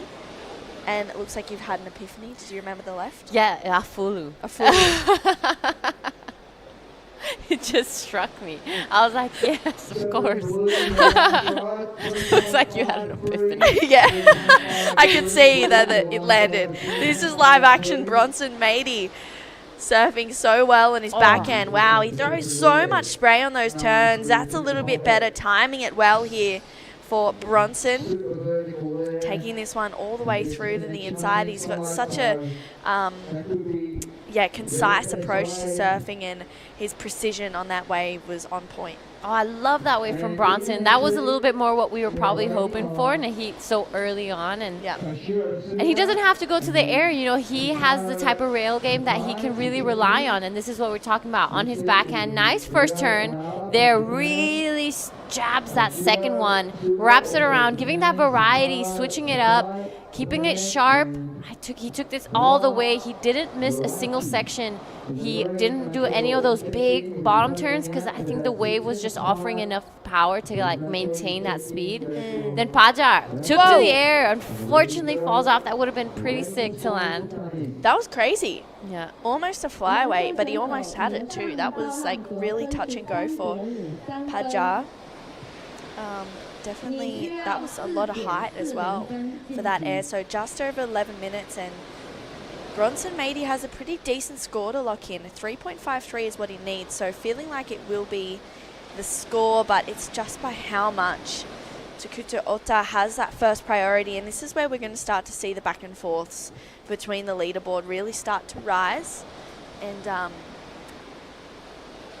Paja in the lead with that 5.27. Best wave of the heat so far. So let's see where these scores lock in for Bronson Mady. It could overtake that with just over 10 minutes to go. And had a little look at this inside one. I kind of like that, being under fourth priority and having a look at the medium-sized ones, Giada. Absolutely, and why not? Bronson has the type of surfing that can uplift the score and make it way better than what maybe an average Joe would be able to do with it. But he's unpredictable. He's crazy, and he has that type of surfing that he brings the free surfing factor into competition, which keeps it fun and it keeps everyone watching and on their toes. So he could stand up and do a wave like that, a 5.6, just on rail, or he could do the craziest air of the event. So he's always someone that everyone really enjoys to watch, and I think the clips he was dropping at the wave pool the other day were pretty incredible. Yeah, this is a big first turn for our Chinese competitor, surfing with a lot of speed and assertiveness right now. Unfortunately, that wave doesn't offer too much more. Paja looking to defend, needs a 4.74 to go back to first place. And right now, it's the Indonesians that are dominating this heat. Paja looking to finish this one off strong. He's just found a great rhythm of flow and speed in this heat. I mean, he's looking in form right now, and that was a well-executed wave. I like that, yeah, and he's sticking to his rail game. He's sticking to what he knows is gonna be getting him past this heat. Let's break this replay down. Okay, a little bit of a smaller inside one, but it has a really nice bowl to it. Nice first turn. Love that second one. Really jams that third one and lays back into it. So Paja going all the way down to the inside with this wave, not losing any speed throughout the turns, just showing how precise and how much technique he uses throughout each and every turn he does. Yeah, that was a really well surfed wave. I feel like we're going to see Paja go back up into the lead off the back of that one. There was just no downtime, and he maintained his speed the whole way through it. So let's see what Takuto Ota can answer back with. At this stage, needs a 5.21. Doesn't like the look of that. Used a priority as well. So bit of an error there for Takuto with 8.5 minutes on the clock. Scores for Cheng Zheng Wang and Paja Ariana to lock in. Let's see where these come through. As up next, heat number 2 of the men's round of 32, we're going to see Ryo Inaba take on Kyoshiro Suda, Sentaro Sakai, and Noah Uraichi. Scores a 4.13 came through for our Chinese competitor, Cheng Zheng Wang. He now needs a 5.47, so it's his best score. He keeps getting better each time he gets to his feet, but it's his next one of Paja that's going to be a really big number, I think, or could even just take him back up into the lead. Yeah, 4.74. I think I can see that wave going into that range. He gave variety, he gave speed, he worked really nicely through with his rail, and there we go, a 5. He goes straight to first again. So it is Pajar and Bronson both in first and second. Pajar is from the Serangan area of Bali, which is a little island, more to the south of Canggu, I'd say, and it's such a fun wave. You know, it has lefts, it has rights. Now, currently, you have to get a boat out to surf it because they've closed the beach access. Oh, wow. But him and Tina tend to go there a lot. I see them post a lot of clips together out there, so it's really nice. So, couple replays. This is Cheng Zheng Wang, our man in blue. Big second blast there. Almost digs his nose in, but manages to ride out of it. Gets out of there quickly. That was some nice surfing there from our man in blue. Wow, we've got a good heat. We in our really hands. do. Yeah. I'm excited. We've got a few numbers. I feel like it's gotten pretty consistent, especially with that low tide. We don't have as many lulls as we were having this morning. Yeah. So it's been a lot of action here. It is currently 12:30 p.m. in here in China where we're at. The tide will be going up from now on. We just hit the low tide at 11:30 at a 0.7. High tide will be at 7 tonight with a 1.2. So I think we're going to be seeing a huge push, not only in wave quantity, but maybe a little bit in size as well, as we see that tide really pushing in. That's the beauty of reef breaks, is that they're so tide dependent that even if there's not a lot of swell, you can still get a couple waves with the change of tides. Yeah, and that's, you know, it's so interesting growing up in Oz. Tides don't really matter too much. You kind of just surf through it all. I mean, I do. I don't really care. I'm just going to go surfing. Doesn't matter. You know, I'm like, whatever. But, you know, when you come over here, particularly you go to Indo or you're coming here and there's reef breaks, and tides do matter. You need to just kind of navigate around that and negotiate, okay, are we going to run heats now, or am I going to surf now or surf later? So hopefully, as you said, Giada, we'll start to see an increase in the swell and hopefully more waves come through, which could be super fun. We've got just over 5 minutes to go in this heat, and Paja Ariana out in front once again. He surfed and won his very first heat here, which was actually the very first day of competition, the very first heat as well, and started off really strong. And right now he is in the lead. Bronson Mady in second, needs a 4.67 to go to first. There's been a really good battle between first and second. Takuto Ota chasing a 5.6. Cheng Zheng Wang looking for a 5.87. So with 5 minutes to go, there's definitely and it's not a big ask, but they need to really push for third and fourth place. They need to push to get into the high 5 zone. Yeah, Pajar. Probably a late entry, I would be guessing. But at least he gets to get comfortable out there, gets to surf a heat, you know. It's like those ISA sayings that when you lose and you're in the repechage rounds, like, hey, at least you get to surf more, or at least you get to, you know, get to know this wave much better. And it's so different surfing out there in a heat when instead of when there's like 500 people out. So he might take it as an advantage. Yep. As long as you don't tire yourself out, it's all good things. Exactly. Well, this is live action. Bronson Mady using his first priority. Calves to start, really pushing a little bit harder off the back foot on that one. Goes straight up and into it. Looking for a 4.67. I dare say he's already done that. Wow, he's surfing really, really strong at the moment for Bronson Mady, taking out the Shagao International Surfing Cup. So Bronson looking to go back up into first place. There's such a small separation between him and Pajar right now with 3.5 minutes to go. Scores to lock in for Bronson.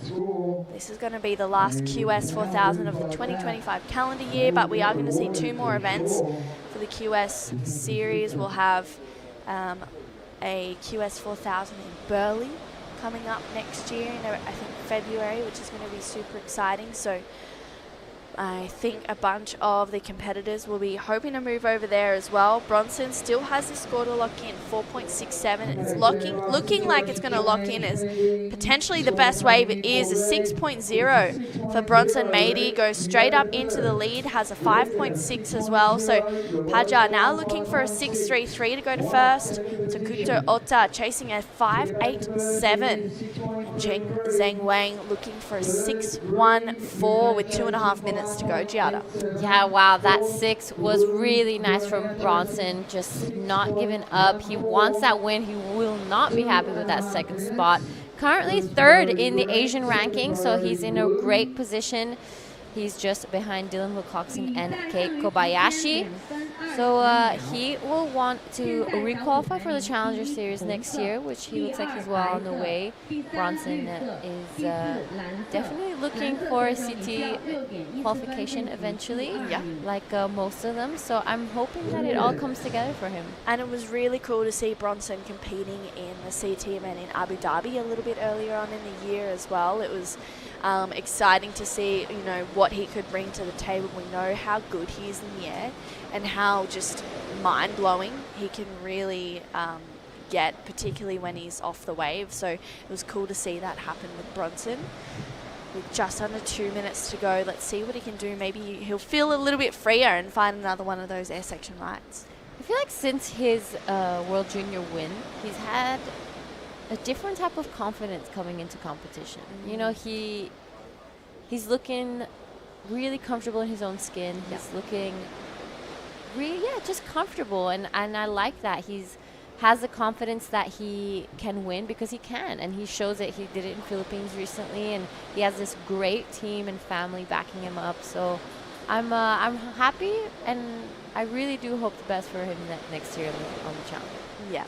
Absolutely, he's definitely a talent and a force to be reckoned with. And 1 minute to go, he's looking like he's going to take this heat out. 6 and a 5.6 out in front. Indonesian surfers 1 and 2 at the moment, which is where they want to be, I would say. Takuto Ota, 5.87 is what he's looking for. He's got priority in 40 seconds. So definitely potential for an opportunity for Takuto. And a 6.14 for Cheng Zheng Wang. Just getting a little bit of drone action there as well. Let's see. 25 seconds to go. Takuto needs to pull the trigger on something at this stage. Pajar looking to better a 5 on this one. Gaining a lot of speed. What's he got? Trying to get around this section. It's a smaller wave. Goes to the air. Gets a rotation. And the complete completion potentially for Paja. And that was Cheng Zheng Wang going for it as well. Doesn't look like that'll be the 6-1-4. I don't think Takuto Oto had an opportunity. So it looks like it's going to be Bronson Mady and Paja Ariana moving on through to the next round. Don't go anywhere. We'll be right back. Heat number 2 right after this.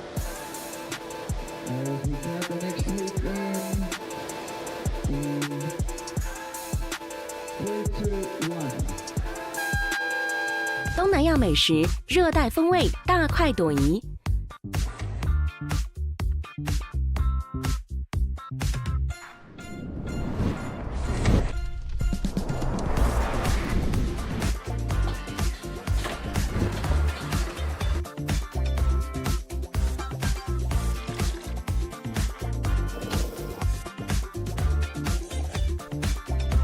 海南4大名菜独占2席。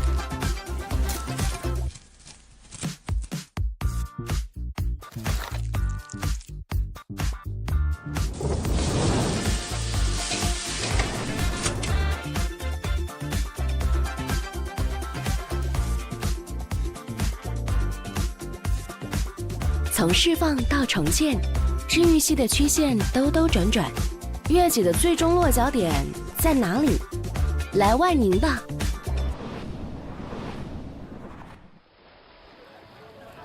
心动的感觉源自哪里？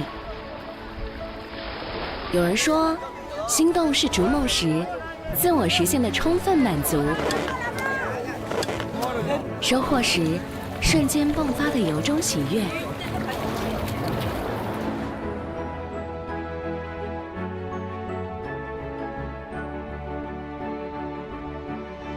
是蓬勃发展中焕发生机的新叶热土，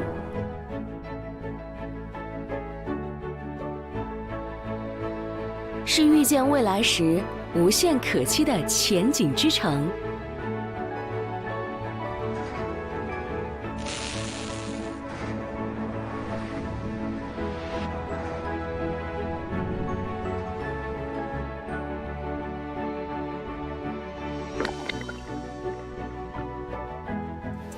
Clean conditions in the International Wanning Corona Cero Pro.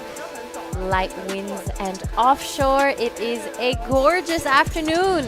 Round of 32, Heat 2. We have Ryo Inaba in the red, Kiyoshiro Suda in blue, Sentaro Sakai in white, and Noah Luraichi in the green. So it's the 3 Japanese against the French. Already into it, 27.5 left in this heat.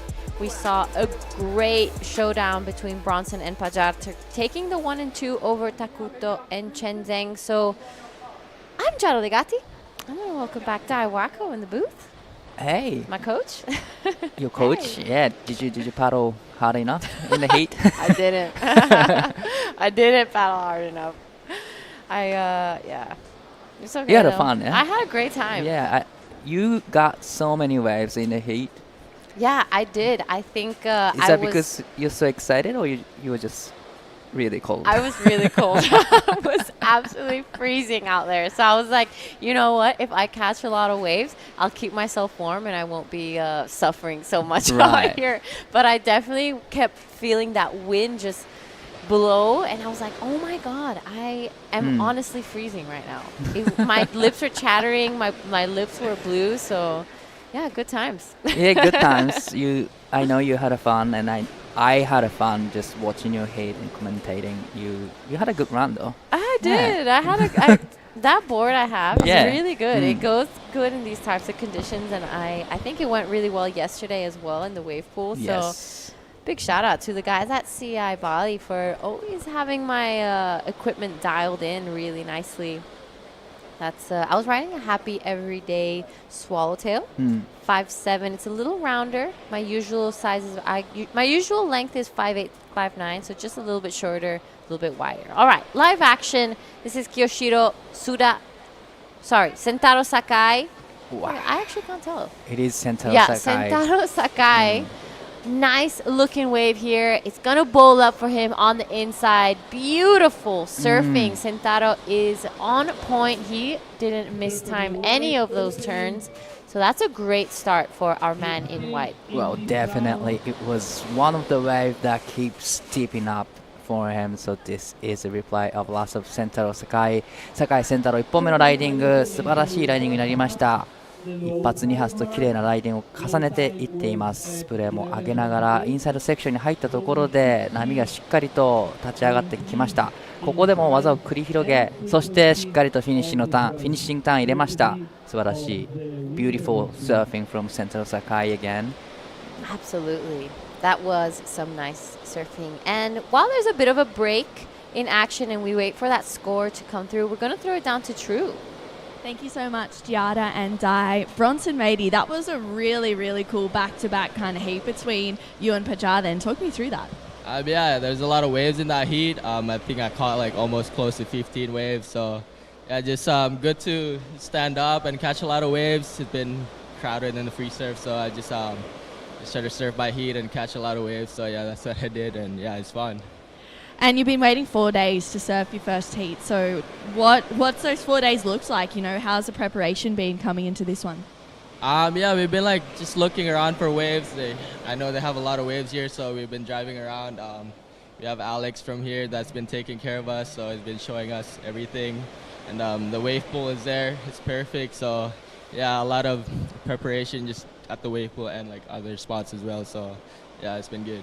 It's been a big year as well. We've had a lot of back-to-back events from Belair finishing to now, even Taiwan as well. It's just been not much room to kind of cruise and chill out. So how do you maintain in the sense of keeping yourself prepared for the next events? Just being back home for a couple of days is kind of enough for me. Yeah, I don't know. There's a lot of comps, so yeah, however much time we get back home it's whatever. We just take it and just cruise. So yeah, just been cruising, I guess. I was in Belair before this, so I had a lot more time than a couple other people. So yeah, just been at home for the past 2 weeks and just chilling. Speaking of home, is there anything you'd like to say to anyone watching? Yeah, I just want to say hello, my girlfriend, my mom, my dad watching. Satu lagi, ayo. We'll send it back to you guys. Amazing. Thank you so much, True and Bronson. All right, on your screen, Ryo Inaba just carving that one out. Does it again here. Love his down carve. It's so powerful and strong. Has a really low center of gravity, so a lot of balance. Needs a lot of balance. You know, he's Olympian surfer, so yeah. He has a lot of experiences, and he's well-known surfer for the big waves as well and tube riding. But this is a replay of lots of real beautiful first turn, a lot of power, and straight into vertical off the top into the third big carve. So definitely he's on the way to the good score again. He gets a bonus section here, surfing all the way to the inside. Beautiful surfing. Yeah, big combination from Ryo Inaba. And this is Noah Loraichi from France actually surfing in this event. Hang up on the second one. Unfortunately, he didn't ride out of it. Still beautiful, beautiful style. Yeah, he's right. I think he's quite a young man. He spends quite a bit of time in Bali and in France. Like we were mentioning earlier, he did have a heat in the Pro Juniors as well as the first round of QS, if I'm not wrong. But live action, this is Sentaro Sakai, current heat leader. Unfortunately goes down on that second one. I was already liking it. Starts off his heat with that 517. He's going to be wanting to back it up pretty quickly. We saw Bronson and Pajar actually winning first and second with fives. So that's a great indication of a good score. But Ryo Inaba, 6.67 to start off his campaign here in the International Wanning Corona Cero Pro. Ryo Inaba probably has the most experience in competition out of all these four surfers. He's been doing the rounds for a really long time. Really long time, and he's been traveling quite a lot of countries. He spent a lot of time in Hawaii when he was young, teenager. Probably stayed there for like not couple of months, like 3 or 5 months in Hawaii, staying with Tokoro. So he has a lot of experience in a bigger surf, but still he's dominating in this smaller conditions, and he's up and riding again. All right, so this is Riyue. Good first turn there. Gets a little stumble there. Decides to just let loose and go for that chop hop. But right behind him, it is Sentaro Sakai on his backhand. Good second turn there. Wraps it around. Stays close to that power source. He's not giving up just yet. This wave going to bowl up for him. He finishes strong. So I think that 267 is definitely not going to be next to his name anymore. That was a really nice wave. Yes, definitely. Center already locked in 517 for his first wave, and here is replay of last of Central. Love the first stand, stay in the pocket, maintain the speed, nice flow between turns, no bumps. Love how he just uses the rail to engage the speed and gets this finishing turn. So definitely the 2.67 is gone now. All right, the replay of Riyue. Beautiful first gub, a little bit time it wrong on the second, so probably that's why he just went for the chop hop. All right, live action. This is Noah Luraichi. A bit of catching up. A 6.34 is his requirement. Nice first jab there. Sets it up again, just under the lip. Wraps it hard on that one. Riding that epoxy, looking pretty lively. This wave is going to bowl up for him on the inside. So that was really nice. Definitely going to be his best wave for now. Right behind is Kiyoshiro Suda as well. Goes for that last finishing turn. We're going to watch the replays earlier, see if he did any damage out the back. All right, he waited for that wave for about 12 minutes again. That's a pretty long time to wait, especially he's surfing in boardies and vests. Must be super cold, but we didn't see the beginning of the wave, and love to see the replay and what he's done at the back. Probably he's done something at the back for sure. It's already, 8 minutes and 30 seconds left on the clock. All right, Ryo Inaba goes for this one. Big bottom turn, big carve, sets it up again, stays close to the power and decides to pull off. Doesn't see any more potential on the inside. That was a beautiful first turn. Definitely. Pretty much single maneuver from Ryo Inaba, but the first time will be rewarded by judges because it was with the open faces, and it was one of the bigger size and beautiful opening carve. So this is a there was a little bit of a interesting situation right there. Probably, definitely Kiyoshiro had the first priority over 12 minutes. This was his, this was a second wave. I'm not too sure what happened there, but this is a replay of Kyushu again. Just sets up for the second turn and powerful off the top. It gets this finishing turn there. So I am not too sure what happened to there, but that was a really interesting situation. All right, this is the replay of Ryo's wave. I absolutely love this. Look how deep he is. Backhand really swing back and then back forward, that huge down carve, and with so much speed goes straight into the second one. Unfortunately, this wave just didn't have any more on the inside, but it is looking like Noah Lurachi has an interference over Kiyoshiro Suda on that last exchange. So Kiyoshiro had a higher priority over Noah, so that was really unfortunate for Noah. With the priority interference, you only have one wave.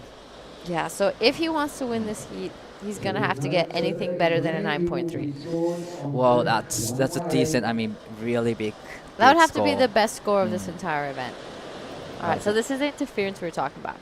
So higher priority with Kiyoshiro on this wave. So definitely Noah didn't have to go on that one. The wave wasn't even one of the best waves. So really unfortunate for Noah having a priority interference. But you could tell that no one knew he didn't have priority over over blue, sorry, because once he saw that blue appeared, he pulled off straight away. So he did know that he had the lower priority, but he probably just didn't see Kiyoshiro sneak behind him and take off. So that was some pretty sneaky ninja stuff from Kiyoshiro. Yeah, probably. Yeah, that's true. Maybe he just didn't see his coming, and that's really unfortunate for Noah. But it's not over yet still. Yeah. the requirement is really high, but still 8.67 will be enough for him to be in the second place in this heat. But I'm not too sure if Sentaro will be holding on to the 3.50 for any longer. He's going to get rid of that 3.50 really soon. Yeah, so just about to reach halfway mark in this heat. Ryo Inaba 667 is looking gorgeous next to his name. He'll be feeling really comfortable, but he wants to back it up pretty quickly because for now Sentaro only needs a 414. He has that 517, so he definitely knows how to get those scores. Looking like Kiyoshiro taking a look at this one on the inside. Nice big jab there. Really pushed the tail down. This wave kind of, going a little flat, but he's going to weave through it nicely. Decides to pull off. Did most of the damage out the back. I don't think that wave was going to be smart for him to follow through anyway. So good surfing from Kiyoshiro. Definitely, and he had a full spray already, pretty sure. So he could go any wave he wanted to. Just see if the wave, turns out good, steep wave, then he would probably continue surfing. But definitely was a lot of damage done at the back. This is really not up and riding again. Current heat leader.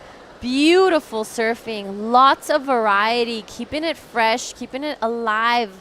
Loving what he did out the back. He's going to probably stick with it.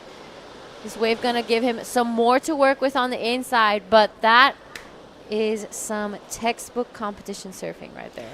Definitely. The first sun was huge, a lot of flares in it, a big sprays at the back. So this is a replay of the last rail. Love the first sun, throwing buckets of spray. He's such a powerful surfer, and then he's a powerful surfer, but still he can take it to the sky so easy. And I had a chat with him a couple of days ago, and he was saying he's struggling to surf here, but he doesn't look like at all. Doesn't look like he's struggling. I would love to surf like that.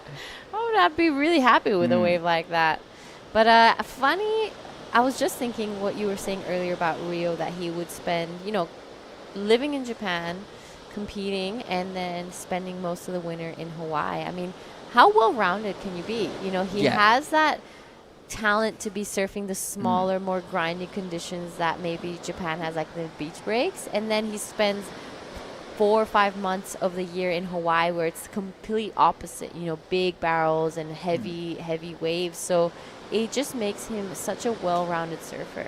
He doesn't matter where you put him, he'll probably adapt quickly, which makes a really deadly athlete. Definitely, and he's he's a big guy actually, and he's such a powerful surfer, and he's been surfing in Hawaii with the Moniz family, Moniz brothers and Tokoro, so all the locals. So probably he surfed not only North Shore side, he surfed probably South side. So definitely, even in Hawaii, he's experienced a lot of smaller size waves as well. So yeah, that's how he can surf smaller waves. Yeah, and he's maintained himself at a really high level of competition. I think, especially nowadays, if you want to have a big name in surfing, you do have to spend those months in Hawaii and create a name for yourself out there, because that was kind of that's the hub where people most, like all the big sponsors, all the surfers, everyone's in Hawaii those couple months. So if you can get yourself into a family like the Muniz family, that's a huge step forward. Oh, just a quick up and out for Ryo, but yeah, so I think as an athlete nowadays, you have to spend those months in Hawaii. Definitely, that's a thing in the surf industry right now. But we have Sensei Sakai up and riding. It's an important wave for him. 667 will put him into the lead, but a little bit hang up on that last turn. I'm not too sure if it's going to be a 667, but trying to get rid of the 3.50 first to create a gap. All right, here we go. Replay. Big first carve there. Love his bottom turn. He really has that slow, relaxed style. He's not rushing it. He's just waiting for that section to come to him, and he just hits in the moment it comes. So it's some beautiful surfing from Sentaro Sakai. Definitely beautiful surfing. Still waiting for... Well, it actually comes in at 2.60. So he's not, improving his score so far. All right, Ryo taking a look at this one.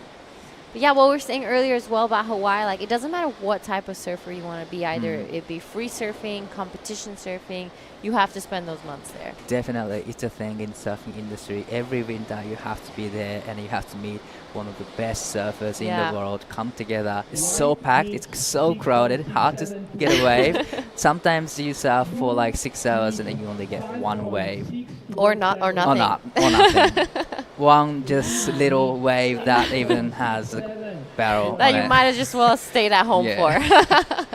You're like, why did I come all the way to Hawaii for that? I know. It's really hard to get one way, but still it's worth going there and experiencing everything that they do in the water. Yeah, and you're seeing your heroes right next to you. You're surfing with them. That's the beauty of professional surfing is you can surf with your heroes. There's not many sports where you're actually competing against the people you look up to. And I think that's the beauty of surfing, that if you're going to Hawaii in that time of year, you're probably going to be surfing with John, with Medina, and that's incredible. You don't get to play golf with Tiger Woods every day, So it gives you that contact, and I think it keeps that dream alive, and you learn so much just from physically seeing it. I think it's really different when you see it in person than when you're just watching it on a screen all the time. Definitely. And then I sometimes like that tense it can get in Hawaii too. When it's big, when everyone knows it's a day, everyone gets really tense in the water. And it's character building. It's character building for sure. And Hawaii's a really scary wave. So if you can get your name out there, you're going into the books of like, you're going to be marked in history. Definitely. Have you been to Hawaii? Stay there? I have. I used to actually ride for Volcom, so I got to stay at the Volcom house. No way, yeah, really? I was in the dungeon. I was not in one of the rooms. Let me tell you something, and that room was hectic. So I was very lucky that I got to stay there and wake up in front of that gorgeous beach. I even got to see the Volcom Pipe Pro go down from the house, so it was very fun. Wow. Yeah, a huge shout out to everyone at the Volcom house for taking such good care of me. Bem Rose, Ray Jensen for making kind of happen. But yeah, that was my story in Hawaii. That's super rare things happens that you were able to stay at the Volcom house. Yeah. That's wow. You're lucky. It was totally random too. I wasn't supposed to be staying there, but I was going to visit my best friend, and she had to go for 2 weeks to O'Neill and do a shoot. So I asked the guys at Volcom, I was like, not even asking to stay there, because I knew there's this rule where girls aren't allowed to stay at the house. Right. And I was like, hey, so do you guys know of anywhere I could rent somewhere cheap, like just to spend 2 weeks, because my girlfriend's leaving. She's going to go at a shoot. And they were like, just stay at the house. There's space in the dungeon. I was like, dungeon it is. But how's the experience? It's amazing 2 weeks, or it's tough 2 weeks? I know, it was really cool. It was really cool. Definitely saw a lot of things go down, but it was really fun. And it just felt like a big summer camp. I don't know. Like, everyone was just there surfing. We were going to eat poke every day. I was having, what is that food truck called? The one with the acais. Oh, I think I know what you're talking about, but I just can't remember the name. Yeah. It's kind of by Foodland, isn't it? Yeah, it's close to Foodland. I was going to Foodland a lot. So, it was fun. It was a good time. It was a good experience. Wow, didn't know that you stayed at Volcom House. That's a huge I'll show you the photos later. Well, I'd like to hear more stories about that too. Now you won't tell me to paddle so much anymore. I definitely didn't paddle enough in Hawaii. That's for sure. That's exactly the place you need to paddle hard. I know, but it's a really intimidating wave. I wasn't stoked being out there. Let me tell you, I wasn't having fun. When they made me paddle, I was like, I'm not having fun, guys. This is not fun for me. But speaking of big waves, have you been seeing Nazare lately? Yes. All right, we'll get back to that. Live action. Just a quick up and out from Rio. Just taking a look. But yeah, I've been seeing some of the waves being ridden in Nazare right now, and it's insane. Sentaro Sakai, live action, big carve there, goes again. not stopping here, staying close to that whitewash, wanting a big finish. We're about to reach the 5-minute mark of this heat. We'll get back into that. So Santai is looking to replace that 3.50. I'm pretty sure he got some damage done out the back. So those were some beautiful turns. We kind of caught up to him. So waiting for that replay and score to come through. Waiting for a score from Noah as well. You know, on the previous wave from Sentaro, he had a lot of turns, but he only got 2.80. That's because probably he needs to push a little harder on the section. And I think he's done that job on this wave. That was a beautiful carve, and that time, probably the money time, he pushed the tail so much and just wraps around and navigating southboard all the way to the whitewater. So I would say that could be replacing his 3.50. Absolutely. That was really nicely done. He had a lot of flow throughout those turns. He didn't do a lot of those pumping. His board was pretty still. So you're right. I think that's going to be a nice backup for Sentaro. He's just going to create a little bit more distance from Kiyoshiro and Noah. Unfortunately, Noah got that interference earlier on, so now looking for that 8.67. Not very happy days. Right. Not happy days for Noah right now, needing 8.67. That's a decent big score. But look at the lineup right now. Interesting situation for Riyue. Riyue is just paddling towards the left side of the area so much. So creating a really big gap between all three other surfers. I haven't seen anyone paddling towards the left side that much. Yeah, you're right. He's really gone out of the way this time.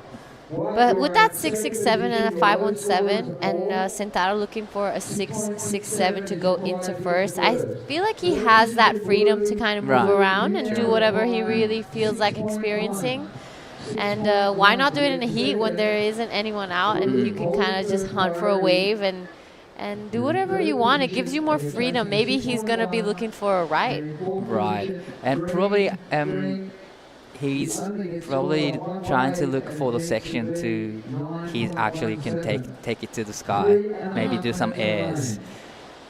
But last wave for Sentaro comes in at a 4.0. So he did the job to get rid of the 3.50. So creating a gap between him and Kiyoshiro. Now Kiyoshiro needs 6.10. Noah now needs 9.17. 3 minutes left in this heat. Just ran away from us. Round of 32. Heat 2 will be seeing Yuji Nishi, Varun Tanjung, Taki Kanazawa, and Huang Yije in Heat 3 of this round of 32. We'll be finishing off this round, having the other divisions on standby. We'll see this set roll through. It's going to look like we're going to have a couple waves ridden in the last part of this heat. This looks like Kiyoshiro Suda. 6.10 is his requirement. Let's see what he does. Big blast there. Rides out of it. Needs to get around this section. Wraps it around here. Oh, unfortunately fumbles a little bit there, but that was looking like he was going to go straight into that score. Definitely, that was the way, but this is Riyue up and riding. All right, Riyue behind him. Good finishing. Couple nice turns there to kind of shut this one down. Looking like he is going to be riding this one down to the inside. Hopefully bowl up for him, and we'll see if he gets something interesting. But takes a look at his watch. Couple replays. All right, this is the last of Kiyoshiro. Sorry, Riyue. Beautiful first turn. Wow, that was a huge layback turn from Riyue Inaba. So a lot of damage at the back. This is probably where we get to see and love the second turn straight into the finishing turn. It's a great combination. Love the first turn so much. Very, very powerful so far, Riyue Inaba. Trying to get rid of the 5.17, and I think he's done that job. And this is the wave. Wow, that was really unfortunate for Kiyoshiro. Nice first time, almost broke the rail, but managed to, recover really well. But unfortunately, the second turn, he hung up so much on the white water. So that was really unfortunate for Kiyoshiro. Yeah, I think if he got one or two more turns in, he definitely would have gotten the score. I mean, that was a big blast, and he just fumbled a little bit on the way out of it, but But yeah, he had the opportunity and it was really unfortunate. He'll probably look back at it, learn from his mistakes. Right. 40 seconds left, and probably Sentaro will play some defense over Kiyoshiro now. Absolutely. I'm surprised how far away he's from Kiyoshiro. I would be sitting right next to him. All right, Kiyoshiro taking a look at this one on the inside. 5'9" is his requirement. Nice opening turn. Really push the tail around. Does it again here on this second one. Gets on this inside section. Jabs it there on the inside. So that is a nice ride from Kiyoshiro Suda. I don't think that's going to be that 5'9". I think by the body language, he probably knows it too. Going to count this one down. 5 seconds left. Waiting for that last of Blue and Noah Lurachi as well. All right.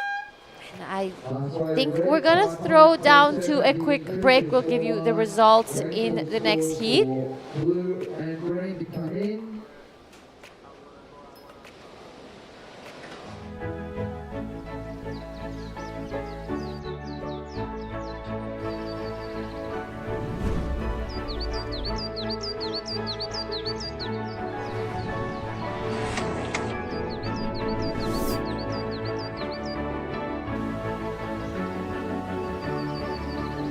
是孩童的嬉闹，是邻里的闲暇。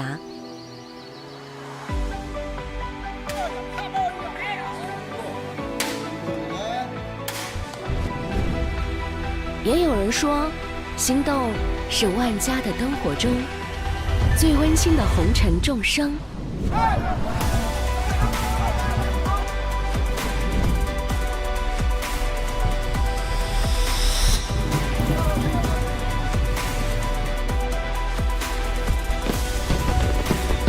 但不论怎样选择，承载心动的都是那座充满生机的城市。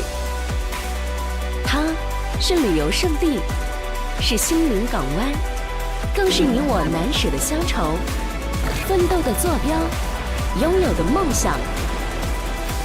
它是唯一，是偏爱，是那个令人心动的万宁。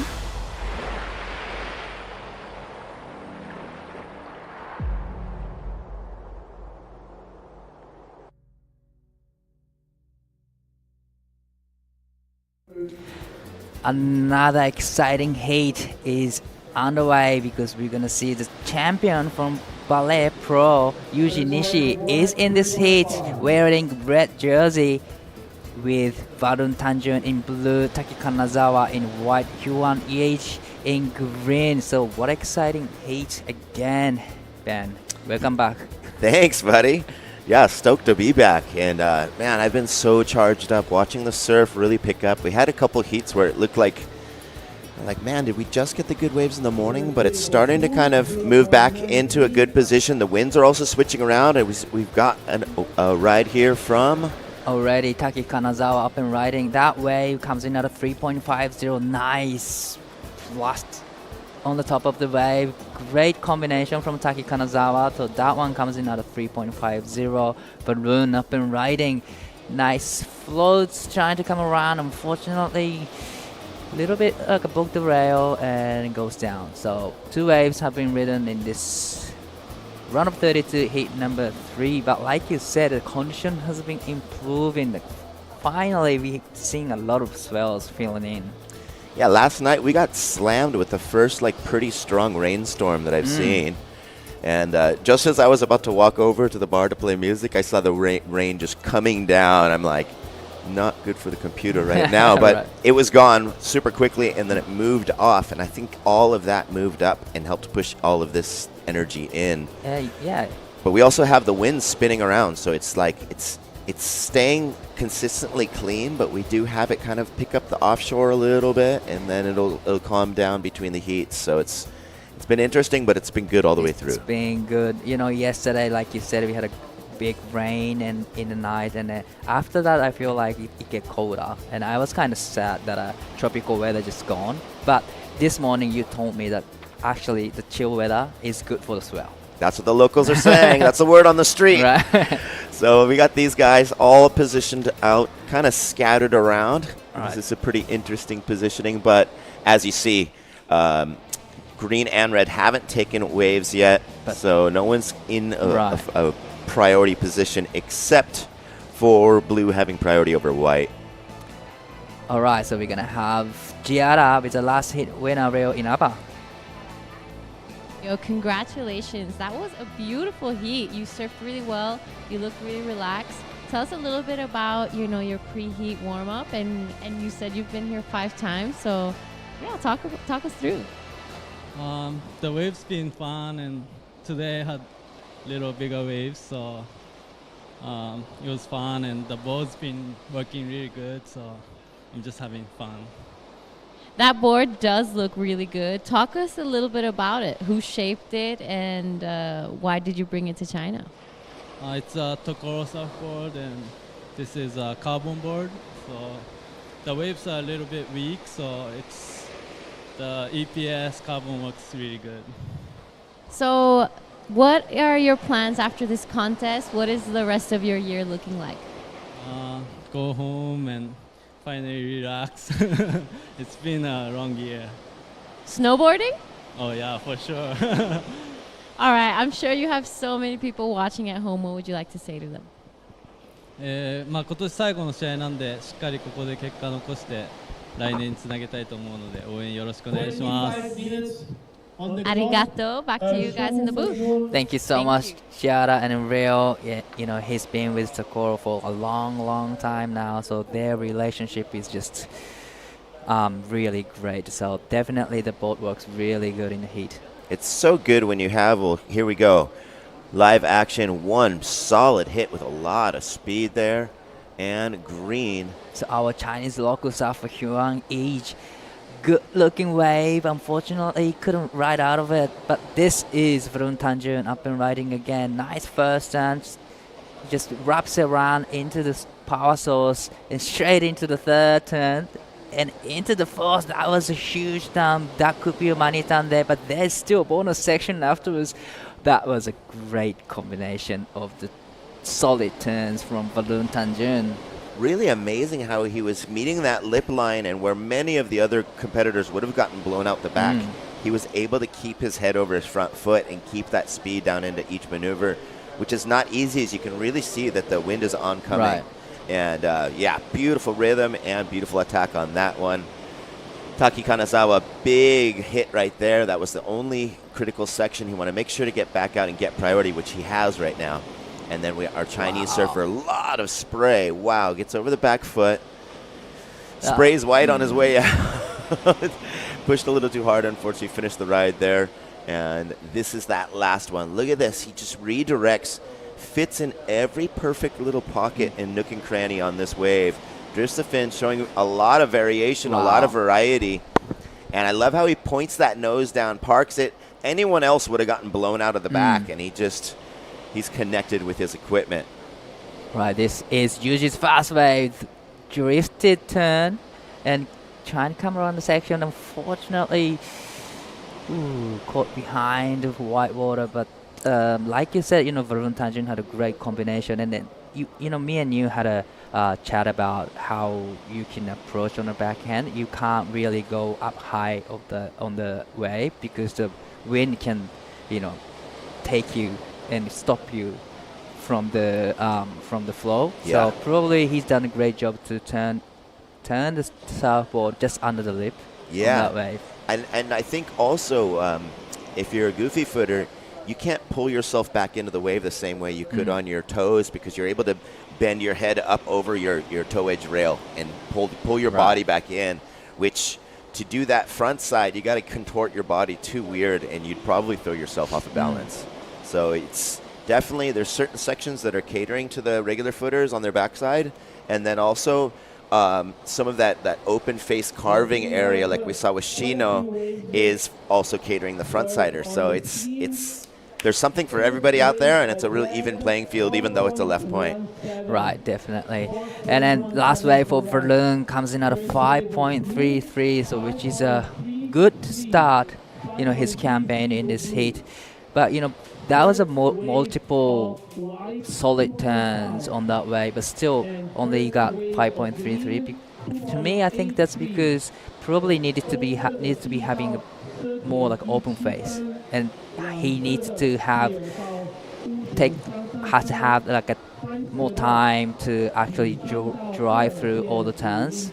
Probably was really compact, tight section. Yeah, that wave was really compact, and he was sort of having to chase it at the same time as attack it. It wasn't anything that he could really unload out into, but surfed that wave better than anyone would have. Definitely. And so that was insane. I was really stoked to see Rizal here. I haven't seen him in years, I think since Japan possibly. Oh, right. And yeah. He's here? Yeah, it's great. It's great to see the family support. And his younger brother, they probably watching from the beach, so probably stop for them to get 5.33 to start his campaign. But Yuji's first wave comes in at 4.17, which is totally different approach compared to Varun Tangent, because it was one single maneuver from Yuji, but definitely it was one of the big solid turn, and he did it at the back on the set. I'm so stoked to see Yuji. I haven't seen him for a while. I've seen Keijido in a lot of different places in the world, but I hadn't seen Yuji for such a long time. And do you recall, because he's always been a ripper, even when he was a super with a Grom, but it was in Shikoku in one of like the Super Grom comps, and he would win every heat, and every time he would have a soda in his hand. And I named him Yuji Karpi Soda Nishi, and he still remembered, but that was his thing. He would have a can of some kind of drink in his hand, and I would be like, hey, how was the way is it? Yep. And he just kept so cool, and he's still such a cool dude, but now he's as big as me. Yeah, and then, he took out a win at the Ballet of QS 4000 a couple of weeks back, and he took a win in the S League, the JPSA, 10 days ago. So he's on a roll. He's on fire. He's on a roll. And he's coming in here with the 5th rank in the Asian QS ranking, and it has to be in the top 5 to qualify for the Challenge Series next year. So this is a very important event for Yuji. That's great intel right there. And also having Tepe Tajima as the coach. Yes. And Tepe's riders are all doing really well. Yes. Pretty much all of them doing well throughout whole year this year. And that's almost like it, even though there's a lot more Japanese surfers, that almost kind of puts them in like their own little team, Exactly. They're in the Tepe team. Yeah. And it was funny because we were walking back, and what does Tepe have in his hand? And he's got this weighted golf club. It's like a golf simulator, but we'll get back to that as we watch the live action. Taiki Kanazawa, quick hit there, brings the nose out. You can see that section running a little bit, killing a little opportunity for some speed, but he's regaining composure, finding his rhythm again, and then we're hopefully going to have that inside standing up. He is solid hit right there, and shows that he's finished it, read the wave well, and kicked out with control. He's one of the young competitor from Japan, upcoming. He's really great and powerful surfer that, you can see it from the first turn. He just put everything together and just put so much energy to every turn, and he's, older brother is one of the best, Roy Kanazawa, so probably he gets a lot of good advice from his brother. They look alike too. It's funny, I almost thought it was Roy when I got here. Wow, look at that lineup right now. The lineup, it's stacking. It is great, and I haven't paid attention to what the afternoon low tide is, but we know that after the tides bottomed out and started pushing in, even on the smaller days, we start getting more consistent sets, and it's really going to turn on. Wow, we have the surfing green up and riding. Our Chinese local surfer just hit the section really hard, throwing a lot of sprays, but again, couldn't really quite, ride out of the white water. You're really seeing the wind become a factor against some of the riders. And I don't know if it's the equipment. It could be the turn selection and where they're placing the turns also. But you also have the wind picking up. You can see how much spray coming off the lip. That was a big, solid hit right there. And so you got some pretty good work done. He did, actually. We hadn't noticed. We just saw that end turn. Yeah. That end turn didn't have anything to do with the score that he'll get. So that was a really nice wave. He had a 2.83. That's going to be his second score. I can predict that will turn into his backup in just a moment. And he's only needing 3.44. Again, proving my judging wrong. 2.83. You know what it is? It's because he didn't finish that last turn. Definitely. If he could have finished the last turn and just right out of it, probably it goes to the best score for him. But yeah, just you gotta make sure you ride out of it really clean to show judges that you have confidence in surfing it. But back on the topic of Coach Tepe, he's a golf maniac. I guess he's just practicing golf swings all day long. And since you can't really hit balls, he's got just a simulator that gives you the feel. But he had Rita Suzuki and Yuji and everybody over in the grass area by where we had the opening ceremony, I think all I've seen practicing golf swings. A couple days ago, right? Yeah, probably it's just for warm up for surf session. You would also think, you know, when you hit a golf ball, that's almost the same setup as you would go to set up for a turn or wind up. So it's kind of some upper body mobility exercise. Definitely, it helps your mobility in the upper body and warms you up real quick. So I don't think he's gonna go play golf this time. So he's too busy for coaching. So probably that's for warming up or like prep for the heat. It's like being a dad that has 10 kids. There's so many things that you have to watch out for and keep everyone in tune. And man, hats off to him. So 15 minutes. How's your Daiwako Surf Studio going? Daiwako Surf Studio going great. I have a lot of. I've been doing more like online seminar kind of stuff. One-to-one? Not a one-to-one. One to a group. As many. Cool. As many as I can. Do they need to get a subscription, or how do they work? How does that work? Yeah, I do have subscription things going on, but still they don't have to subscribe my group. You can just book and get a reservation for the seminars. That's super last cool, time man. I did it like 2 weeks ago. Yeah. 100 people came, so that is so rad. It's getting bigger. And you're doing that right out of you're in Kuganuma, or where are you? In Kuganuma, but I'm doing it all online. Everything virtual online. meeting. Zoom. That's so rad. Yeah, it's amazing what technology brings to the world, man. It's totally different strategy. And it's also, I mean, it's so good sharing the booth with you because you have all of that knowledge from that really technical side, and also like getting into the surfers' heads and helping them really mentally think about their surfing, right? And think about competition and how to get better. So the information that you bring to the live is really, really entertaining for me. I was there. I was feeling exact same thing. As they've been feeling in the heat. So you've been in you've been in their shoes. All right, so looks like sets rolling through to the lineup. Looking like that's a Varun up and riding, trying to get rid of the 0.89. Couple of check turns, just waiting for the section to stand up. Here it comes. Great, solid finishing down there. A little bit of white water attack, but I don't think that will be affecting the points. All the point coming from the last big finishing time from Verdun. But yeah, getting rid of a 0.93, he basically did that off of the takeoff already. Definitely. So let's get rid of that. Let's wash that out of the way. And he'll start kind of solidifying his score line and also kind of secure his place at the moment.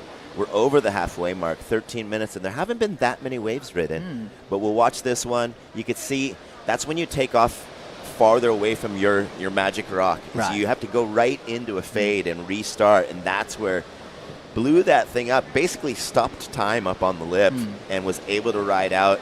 Even here, you just show his energy with the water and his board where he's making speed, keeping himself on top of the water where there's absolutely no energy left. It's unbelievable. That's unbelievable. You have to have the skill sets to do that. So yeah, you have to have such a strong connection with nature and the energy. Right, and then Varun's from Bali, and Bali has one of the perfect waves in the world. So to be able to surf one of those smaller conditions like this, I can see that he's just putting some really work in the beach breaks in like some of at the Kuta beach probably. Also a ton of lefts to practice on. Yes, and then Giada was telling me that I think Riyue Bay was one of the first person who actually surfed Uluwatu, one of the best surf, and then in the afternoon he surfed at a beach break so that he can get used to the beach breaks in smaller and weaker waves. in the same day. In the same day. I mean, it's so amazing to give yourself the most vast contrast of the spectrum of like junk to mega perfection. Just it connects your body to your equipment, turns you up in so many ways. It's when you have a perfect wave, everything's spelled out for you. Right. The speed is there. You don't have to create speed. You have to bleed it off. You have to slow down actually a lot of the time and place your turns to kill speed, not get ahead of the sections. In beach break, small junky stuff, you're creating all of your speed for the maneuvers, and so it's exactly the opposite. And to be able to excel in both is going to set you up for anywhere in the world and any condition, any day. But it's hard to pick because when you have the Uluwatsu kind of waves, I would always pick to surf Uluwatsu than beach breaks. But it's a smart decision for him. That's complete like competitor discipline. Yeah, definitely. That's like going and working a job that you don't like. You know, but you got to do it. You got to do it. And you got to pay the bills. That's your job. Yes.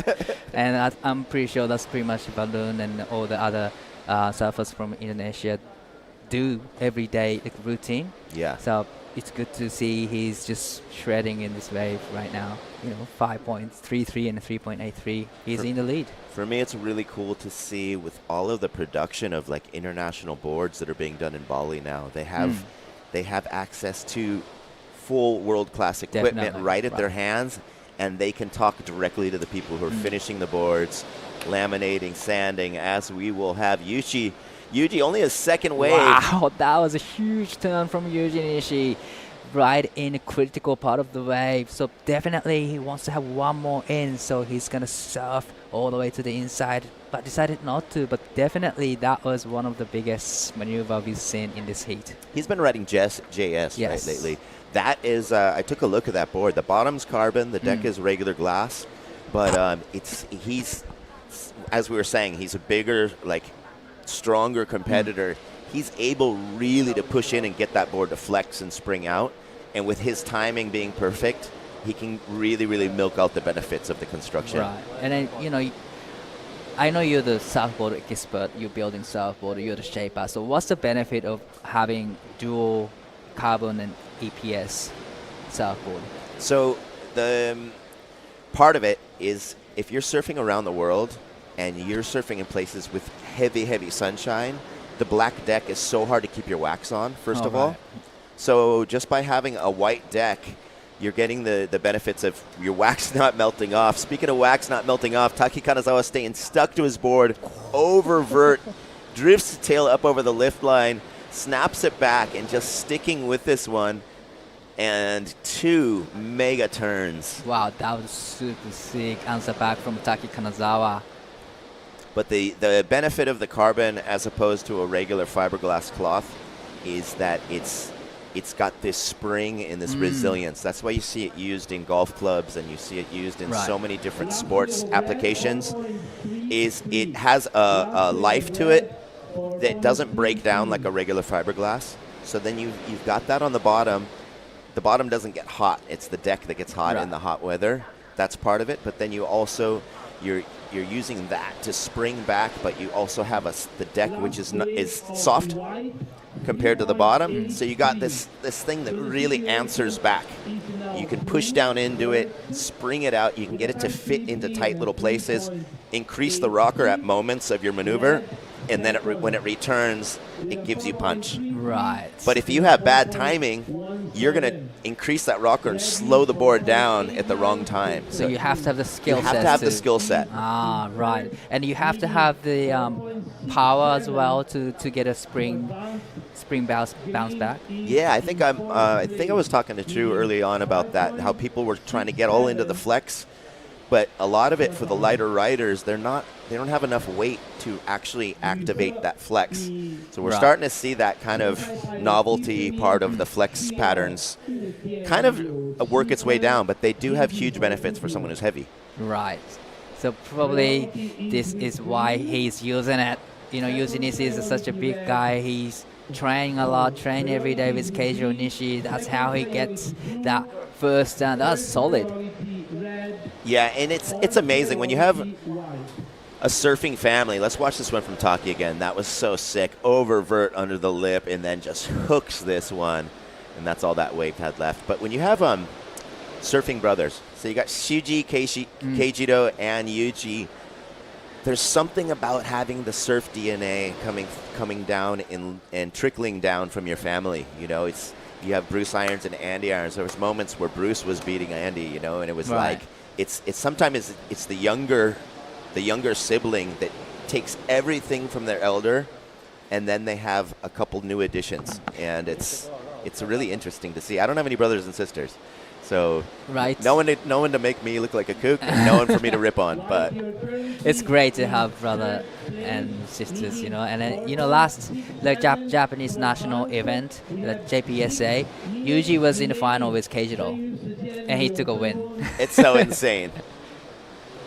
Yeah, and it's funny how Keijiro's goofy, right? Yeah. Yeah, it's interesting to see how brothers goofy and regular too, and so that's how one person can sometimes have an advantage in a heat depending on what the conditions are. And when they have the different stance, like I am goofy footer and my brother is natural footer. We have a totally different approach and different style in surfing. I've never met your brother, have I? I think you have when we were young, like when we were like a teenager. What's his name? Ray. Did he do the contest? Yeah, a little bit. Oh, I think somehow I may have not put it together, but I just see you as your own little, your own personality moving around the world. Like, you're just your own person. I forget that you have a brother. So 5 minutes, man, this heat blew by, and Yuji in second place with 2 scores only. He's been really quiet. Everyone else has taken a lot more waves. Taki just got his back up off of his 6th wave. But everyone is really kind of keeping their position. They're sitting really close together, and it's starting to kind of spell out that that's kind of the primary takeoff zone that you're trying to go back to, and whoever's got the priority is going to get to choose it. And then with a little bit less waves on offer that have that super high scoring potential, it's really necessary to hold your place, let everybody else get waves, and hold a higher priority if you can. Yeah, it's we are reaching at a crunch moment with the 5 minutes remaining. There is a heaps time left, but you know, Ocean has been really quiet for the last 5 minutes or like 10 minutes because no one has really got the major points yet. So definitely with the 4 minutes remaining on the clock, probably the priority, you know, battle will be really key. You don't really want to waste your priority. Yeah, and Taki's gotten some great turns in, and seeing that he needs a really obtainable requirement to get up in that second position. Just as you were saying, Yuji needs to stay in his in that 5th place position to go into the CS. So he's just going to probably just sit over White and block him through the majority, unless something really, really good comes in. But Blue's got first priority. Blue's going to probably pick off the best wave of the heat. And unlike earlier where we had 3 really good set waves at once, it seems now that the sets are more one really good wave out of the 3 or 4 waves of the set. Definitely. And it looks like there's a few sets coming into the lineup. This is off and green, up and riding. Need score. Nice first turn. Little bit of check down there. So hoping this wave to stand up for him. I think this is where it can get steeper.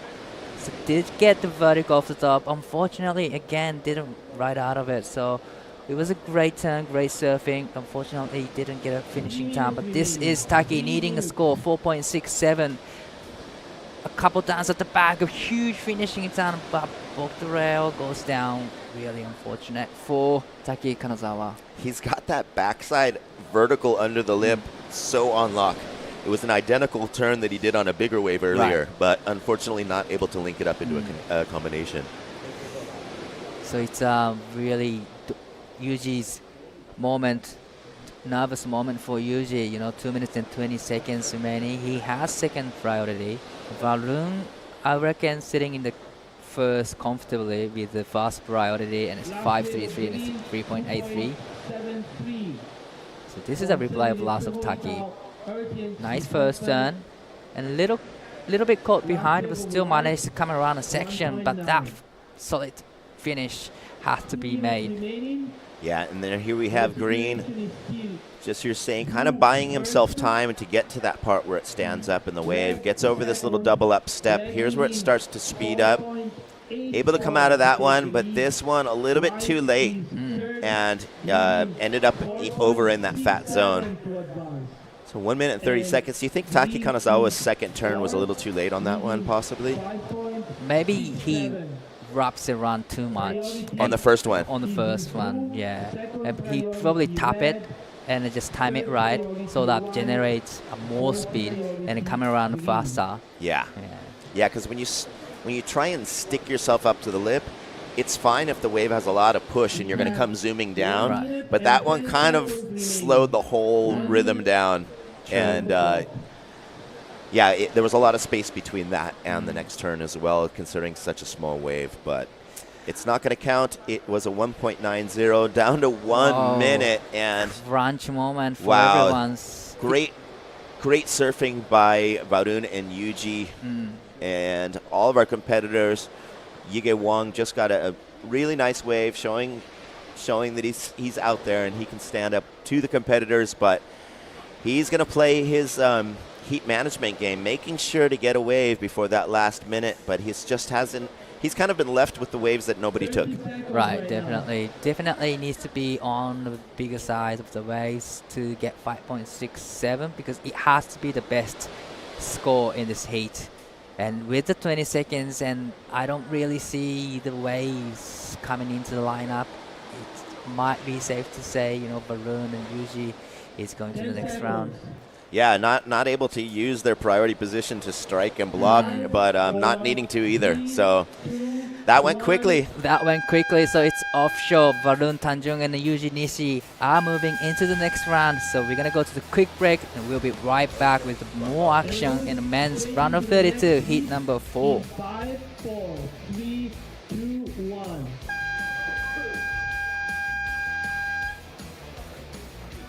For a better world and boundless possibilities.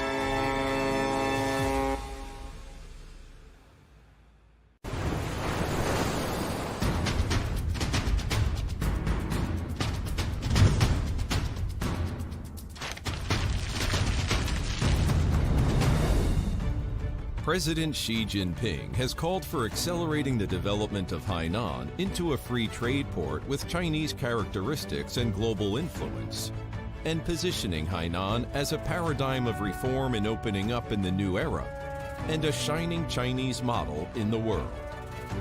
Standing at the forefront of China's reform and opening up, the Hainan Free Trade Port, FTP, shoulders a new mission in the new era. The third plenary session of the 20th Central Committee of the Communist Party of China, CPC, stressed accelerating the construction of the Hainan Free Trade Port as a major reform goal. Each step forward by the FTP represents a concrete move by China to embrace the world with open arms.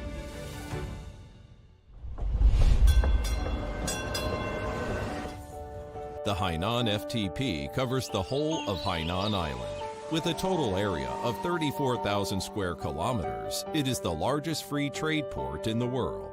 It offers clear policy advantages, including low tax rates with dual 15% income tax caps for high caliber, urgently needed professionals, and for enterprises in encouraged industries.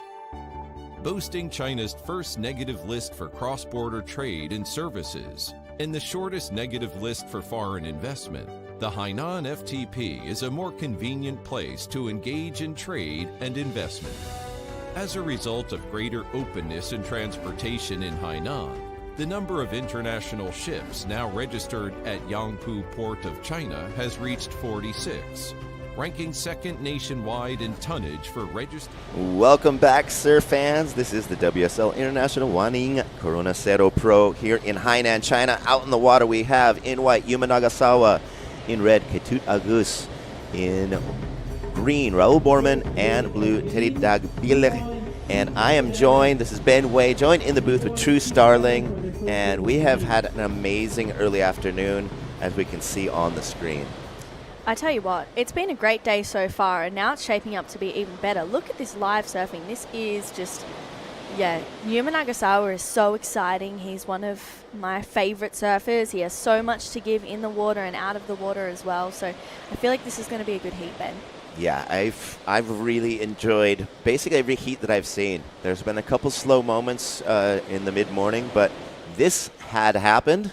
This was Raul Borman, our Brazilian surfer, just attacking this one. Really quick rhythm, fitting in, taking the lip off that end section, and looking hungry. And then this guy here, Yuma Nagasawa, he is definitely one to watch in my opinion. He's got such a lethal forehand, really cool approach. Teddy Billy as well up on screen. He's got such a great backhand snap on him.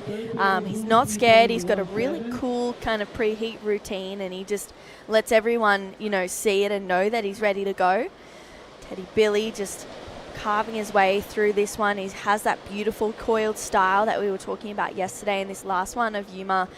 Love that first opening gouge, just really slashing away. I mean, this is really lethal surfing from Yuma Nagasawa. 3 turns, but really made an impact. Just sizzling every maneuver on that one. And here we have Raul just keeping super busy, gets a little layback off the takeoff. Smaller wave, but just looking so hungry and constantly feeding on every section that comes at him. And this will be his second wave. First it was a 3.67. Looks like he got a little bit more length of ride on that one, possibly a little bit more of the combination, but I really, really love those turns by Yuma. Yeah, me too. He's such a good surfer. He's really stabby in the pocket as well. He's just super assertive with where he places his turns, how he gets them done. So I'm really excited to see this heat. I feel like we have 4 surfers that are all really different within their own right. Katura Gus, he's an incredible surfer as well, taking out the Shion Korea Open a little bit earlier this year in the wave pool, and putting himself back into that Challenger Series conversation. All right, well, someone down on the glass with Dai Wako, Barun Tanjung, winner of Heat 3. Take it away.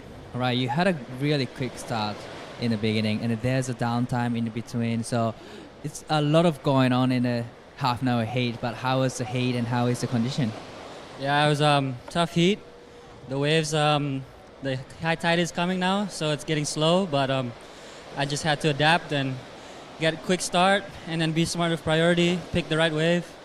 I'm just looking for the good wall to do some big backside turns, so stoked to make that one. 2 of your teammates surfed earlier today. Was there like any advice from them? Yeah, I'm here with my dad, Bronson, Teddy, and my little brother, Sinar. So I saw Bronson in the last heat, and he just told me to get a good start and be smart with priority, pick the right wave. So we learn a lot from each other, travel together all the time, and stoked to be in China. First time here, it's pretty sick. So first time here. Is your whole travel gonna be on your YouTube channel, the Indo Moment? Indo Moment, is it? Yes, Indo Moment TV on YouTube channel. We do videos every week, one video every week. So all these comps we travel to, we just try to make some videos out of it. And because we always have some good moments with the crew, surfing clips as well. So stay tuned for the China episode coming up. How's the China moment going? Yeah, China moment. It's pretty sick. First time for all of us here, and the place is amazing. Super beautiful, fun waves. The food's really good, and the people are super nice. So I'm stoked to be here. Right, cool. And lastly, is there anything you'd like to say to your family, friends, supporters back home? Yeah, thank you everyone at home watching in Bali, my mom, all my family, all my friends. Stoked to make this heat. Let's keep going. All right, good luck in the next season. Thank you guys. Back to you guys. Right on, Dai. Don't forget to like and subscribe to Indo Moment. Speaking of Bali, Katura Gus just put on a great ride during that interview. Really zappy turn, drifting the fins on the end section. We'll probably catch a replay of that. But it's always fun. I mean, it's especially, you can imagine all the antics that they're catching in and out of the water. is we have live action. This is Teddy with that beautiful pulling in that knee, twist those hips in that bottom turn. Little misfooting on that hit, unfortunately. Body was going one way, the board was going the other. Yep. Wow, there's so many lines rolling through right now, Ben.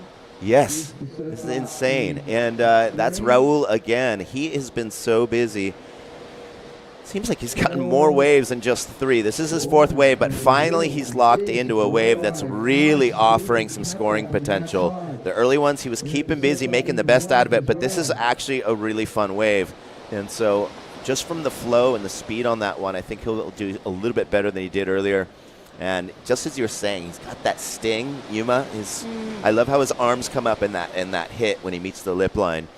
But yeah, Yuma living just down the street from where I used to shape boards in Chiba, and neighbors, my good friends, Tomuyuki's family, and Amami and all the bros. He's got some really, really cool, and they're all kind of hip hop dudes. Yep. They all of his friends also rap, so it just makes sense. And here we have Katut again. Yeah, you can see the replay of this last one for Katut. I mean, as you said, he's got a lot of passion, and you can really see the personality shine through in his surfing and in his style. Teddy Billy here as well. Teddy has been on a tear this whole event. Unfortunately, that one just not really working out for him. You can see that front foot just slipping off. And then Raul, haven't seen too much of him. The last couple of events, he's really started to make a couple of heats, and this was a really, really good, well-surfed wave, really well put together. A couple of really nice moments for the surfer representing Brazil, and you can just see that he was really milking it, taking it all the way through, didn't want to leave anything in the tank. And Yuma Nagasawa just has this really effortless style, and we're really seeing it be showcased right now.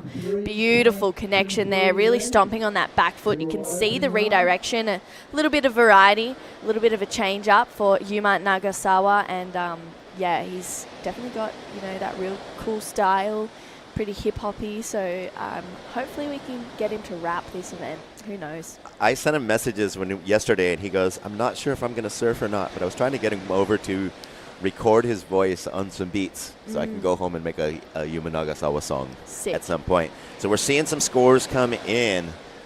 Pretty decent score coming in for green, and so I believe that requirement that we see for Yuma, it says 2.51 at the moment. We will see if that's what he's needing after the score comes in for green, but everyone's done really well with what they've had on offer. They know that there's these quiet moments, and you can't just let waves go by now. You really, even if you don't think it's necessarily going to give you the potential, it's better than just sitting there and waiting. Yeah, absolutely. And I feel like as well, it's getting more consistent out there. It looks like it's getting better too, which is a huge bonus. You could kind of see there, Katut was sitting a little bit off to the side, and then the other 3 surfers almost looked like they were having a conversation with each other on screen just before. But a 5.67 for Raul's last wave locks in. So best of the heat so far, and you can really see why the judges rewarded that, because it was just that one seamless line. Yes. So we're over 10 minutes in. We've seen a bunch of rides, and Yuma's last 3.87 improved his situation a little bit, and his requirement did pop up with Raul's 5.67, so whitening a little bit more if he wants to take the lead.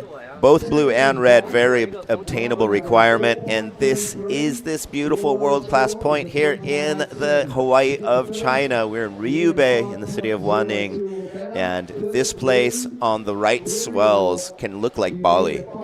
It's insane. And if you go on Google Images and put in Riyue Bay, there'll be side images of 4 people in the barrel in a row in like every wave of the set. And so this place really pumps. We haven't seen it at its max, but we're seeing amazing contestable conditions today. Yeah, we really are. And you can see Teddy just showcasing that right now. Look at the line that this wave just has, and I'm feeling like there's probably a couple of sets behind it as well, which is really exciting. Katut Gus also pulling off the back of his one as well. Katut locked in a 3.23, and he's really in that conversation. So when Katut qualified for the Challenger Series a couple of years ago, before the very first event, he actually broke his ankle. So he didn't get to compete in it, and now he's like, I want to be back there, and I want to be, really pushing for that Challenger Series, even CT qualification. I'm just going to triple check where he is at the moment in regards to the rankings, because he's one of those surfers where he is so mature and he has so much experience that being on that Challenger Series level is, definitely on the cards. That also feeds into the rest of these competitors to be able to compete against someone of that level. As we have White Yuma, really nice wave here. He shows so much variety. I love how he puts that little foot push to release the fins out of the turns on that one. Not as long of a wave as I thought it would be. It had a little more punch on the outside, but just 4 waves under Yuma's belt in the first 14 minutes. So everyone's wanted to keep warm. In that interview, it was interesting because I haven't been paying attention to the tide movement, but Varun said it's already moving to high tide again. So that can, and the initial push of the tide might be why we had such great waves in the last couple heats. Once that initial push kind of calms down, it fills in, it does slow down things a little bit as it gets deeper. Yeah, hopefully we'll make the most of it by the end of this round. We've got 4 more heats left, so fingers crossed that it just stays really fun. The Pro Junior Quarterfinals are still on standby, so we could have another 8 heats for the day, but I just had a look. Ketut is sitting at 4th on the Asia rankings at the moment. With that win off of Korea, unfortunately he hasn't really had a great result since then, a couple of early round knockouts in the next couple of QS 6000s, but ended up getting a 3rd at Manakwari, and here we go. Raul. Oh, good first turn. Yeah, puts the layback in there, throws a little variety on the second one. The riders were really stacked up on that one. You could see laid in. I love how he got on that backhand and did that carving layback. He likes that little layback position. He is showing a variety of different ones, and he felt really good about that one with the hand slap, and that was an amazing. Oh my goodness, Ketut Agus is just going to town on this wave. So lethal. Sorry, Ben, those 2 turns were so speedy and they had so much power. That was just next level surfing from Ketut. I'm excited to watch this. Wow. That was nuts. We didn't even see that first vertical turn in that last one. Under the lip, completely blast the lip off right into that one. If he doesn't get that 4.53 that he needs, I might just walk out of the booth. I'm just joking. I'm having a great time. There's no way I would leave.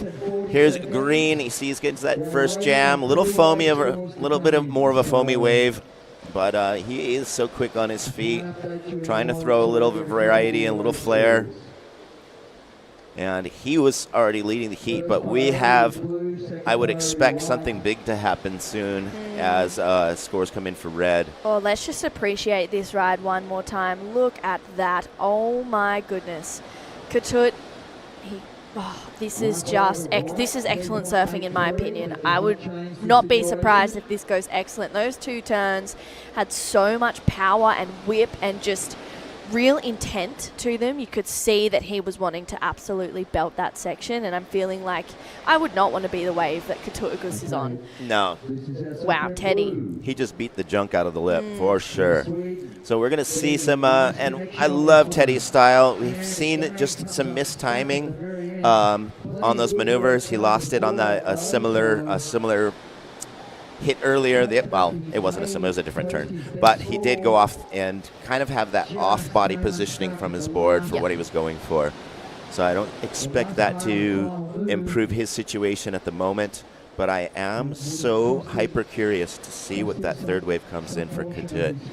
I feel like it's going to be a good one. That's my gut instinct. I've been wrong plenty of times, so also happy to be wrong too. I just really liked it. Those 2 turns were just exceptional. I loved watching it. Let's take a look at this replay of Teddy Billy's.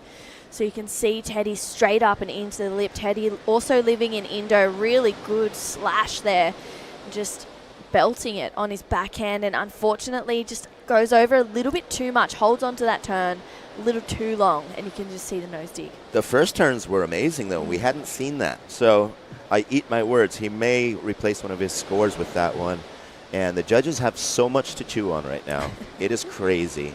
It's just like our lunchbox. It's got pretty much every kind of meat and potato and vegetable in the world. Green 6.0 improves his situation.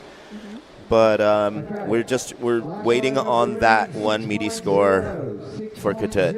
It's going to go better, I think. I expect him to jump up into the lead Yeah. and at good timing too. Now that with 12 minutes and less waves on offer, it's a great time to kind of get that confident and demanding, dominating position. Yeah, absolutely. I'm really, really intrigued by this score for Katut Agus. It was only 2 turns, but I was talking to Dai a little bit earlier, quality over quantity, and that's really been the, key theme throughout the whole year. And 6.5 locks in for Katut, so go straight up into second place. I got a little too excited, possibly. I think I was thinking it was going to go a little bit higher, if I'm going to be honest. I'm going to be honest too. I was thinking the same. Yeah. But we know he's got it in him. Yeah, and I think that those 2 turns, maybe the first turn kind of capping the score a little bit, but those 2 turns after that, the second and third turn, were probably 2 of the best that I'd seen so far today. I hadn't watched the last couple of heats, but I just felt like they were fast and whippy. I really liked it, and it was giving, Katut is fired up to kind of progress through these rounds. He wants to get another decent result so he can jump up at least into the top 2 and solidify Challenger Series qualification. Yeah, besides the criteria, there's that wow factor. And it was just like, how did he make that much speed to hit the lip with so much impact on a wave that wasn't that big? It was a great wave, but he blew off more water than the wave was pushing. It was just insane. And so if he does that on a bigger wave and it connects with a couple more maneuvers, I wouldn't be surprised if he took the heat. But 10 minutes and 30 seconds, Teddy 4.60, so he did get rewarded for those first turns of that one, even though he did have the fall at the end. Yeah. So this is great. It's still everyone's game. All of the requirements are in the 5 range. So yeah, it's a very nicely balanced heat. Yeah, it's just showing the even level of all the 4 competitors. Yeah, it really is, and I feel like even we're talking about Yuma Nagasawa at the start of this heat. He has so much grit and determination, and I feel like he's sitting with first priority. 5.85 isn't a big ask for him, so I think he's really going to challenge for that on his next wave. He's got a lot of turns in his bag of tricks. He definitely has a lot on offer and a lot to give. So I'm keen to see what Yuma Nagasawa does on his next wave. You can see Teddy's a very loud competitor in the sense that he's quite vocal. His pre-heat routine is out in the open. He has his music playing right next to his fellow competitors.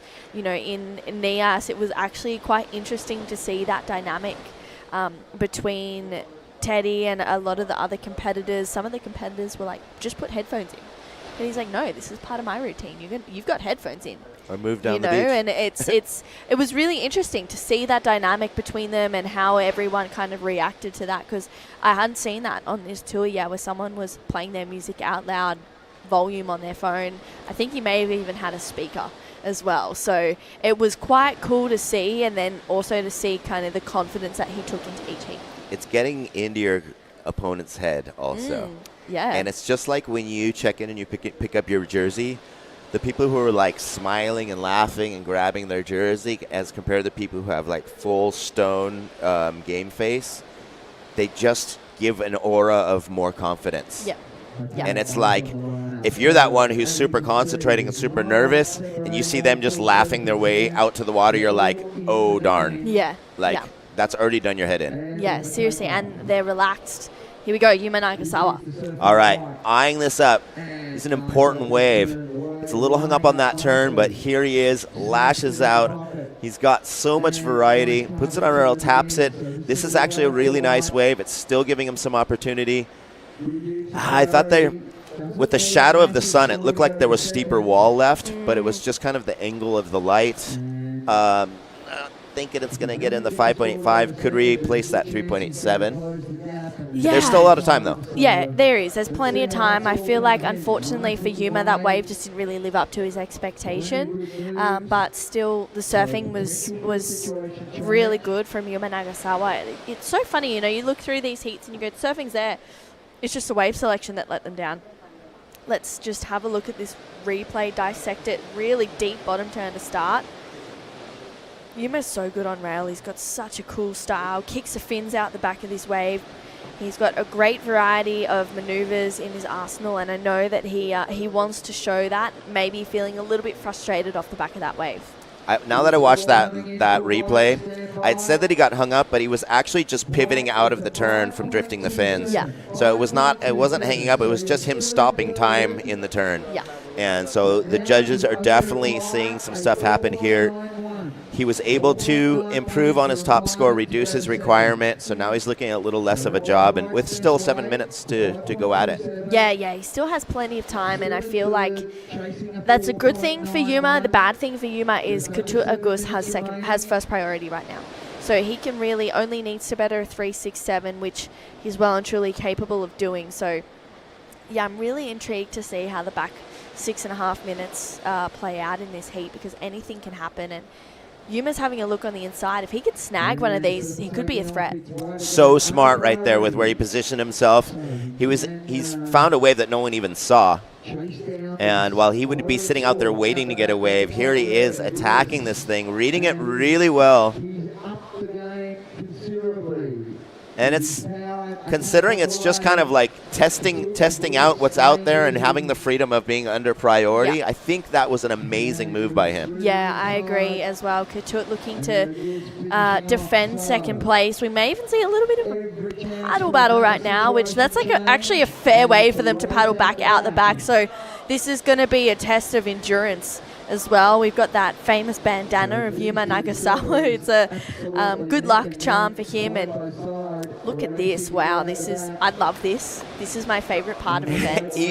Yuma's almost kind of smiling at him as he's doing this too. They're almost like enjoying this. It's got to be burning though. Luckily they got 5 minutes to take a breath once they get back out. Wow, they're literally just paddling over each other. They're almost high-fiving with every paddle. Yeah, seriously. Oh my god, it's so like full contact sport going on right now. But what we're really waiting for though is that wave of white, and I think red as well. His wave didn't work out. He used his priority, didn't work out to be the wave that he wanted. So he's probably just as curious. 4.33, so it didn't make the requirement. Yeah. And this is a moment where if Yuma can get that priority over Couture, he's putting himself ahead a little bit further on another opportunity to get a 4.91. This wave of Yuma's, it was really strong, it was smooth, it was good surfing, but it just wasn't quite enough, and that is what it is. He has to retry. He's got enough time, but it looks like this last wave of Couture Augustus is going to go into the top two, takes him into the lead of 5.43. So I keep calling it before we see the beginning of the ride. That's my problem. Oh, man, completely buries the front half of the board, gets over that front foot on that second turn. Oh, he is looking lethal. So all we had seen was that little end section. I was like, oh, maybe he just got like a short one with a closeout section. I'm going to be a lot more patient before I start talking about the rides until we watch those replays. Also, I mean, the poor cameraman, they're following such a big field, and they're trying to catch all of this action at once. And thank goodness we have more than one cameraman to really catch up on what's going on while we're watching other live action at the same time. Yeah. Yeah, it's pretty insane how many waves are rolling through, and you can even see, I don't know, one of my favorite things to do when I come to all of these places is when I go surfing is to just look back at the beach and see what's going on, or even looking to the side and just taking in the scenery of what's around. And you can see that cliff face, you can see all the trees there. It's so beautiful here, and it's just like the whole picture Connect of this with the place. nature too. Yeah, it's just amazing. Yeah, it's amazing. Well, Couture's 5.43 put a bigger job in front of Yuma, now needing a 6.40, which once you move out of that 5 range and you hear that you're needing 6+, it's like, oh, like it's let's see, where is he at? 5.27. Point and a half above his highest score, which was on a quite a good wave. Yep. And we haven't seen any of those waves come through since. And for all of the competitors, kind of whoever had the pick of the pack, Couture was able to massacre that wave, but it still wasn't the quality of wave that we saw possibly earlier in the heat. Could be due to that tide starting to fill in and flatten things out a little bit. Yeah. But it's great. I mean, man, the call and the way they fit the schedule in, we've really maximized and taken advantage of the best parts of the day from that morning offshore, that lower tide, or tide going out, coming back in, and everyone's also, look at this thing. Oh. Wow, I loved this wave. 6.5. I loved those two turns. They were so lethal, so just powerful. I loved it. The way the fins in that back 12 inches of the rail around his fin cluster are working together is just ridiculous. The way that thing arcs in the hook under the lip is nuts. So if I end up interviewing, I'm going to ask him about his fins, because that is his board is such an extension of his body right now. Yep. It's nuts. Yeah, it's awesome. We haven't seen anything sketchy out of him the whole heat.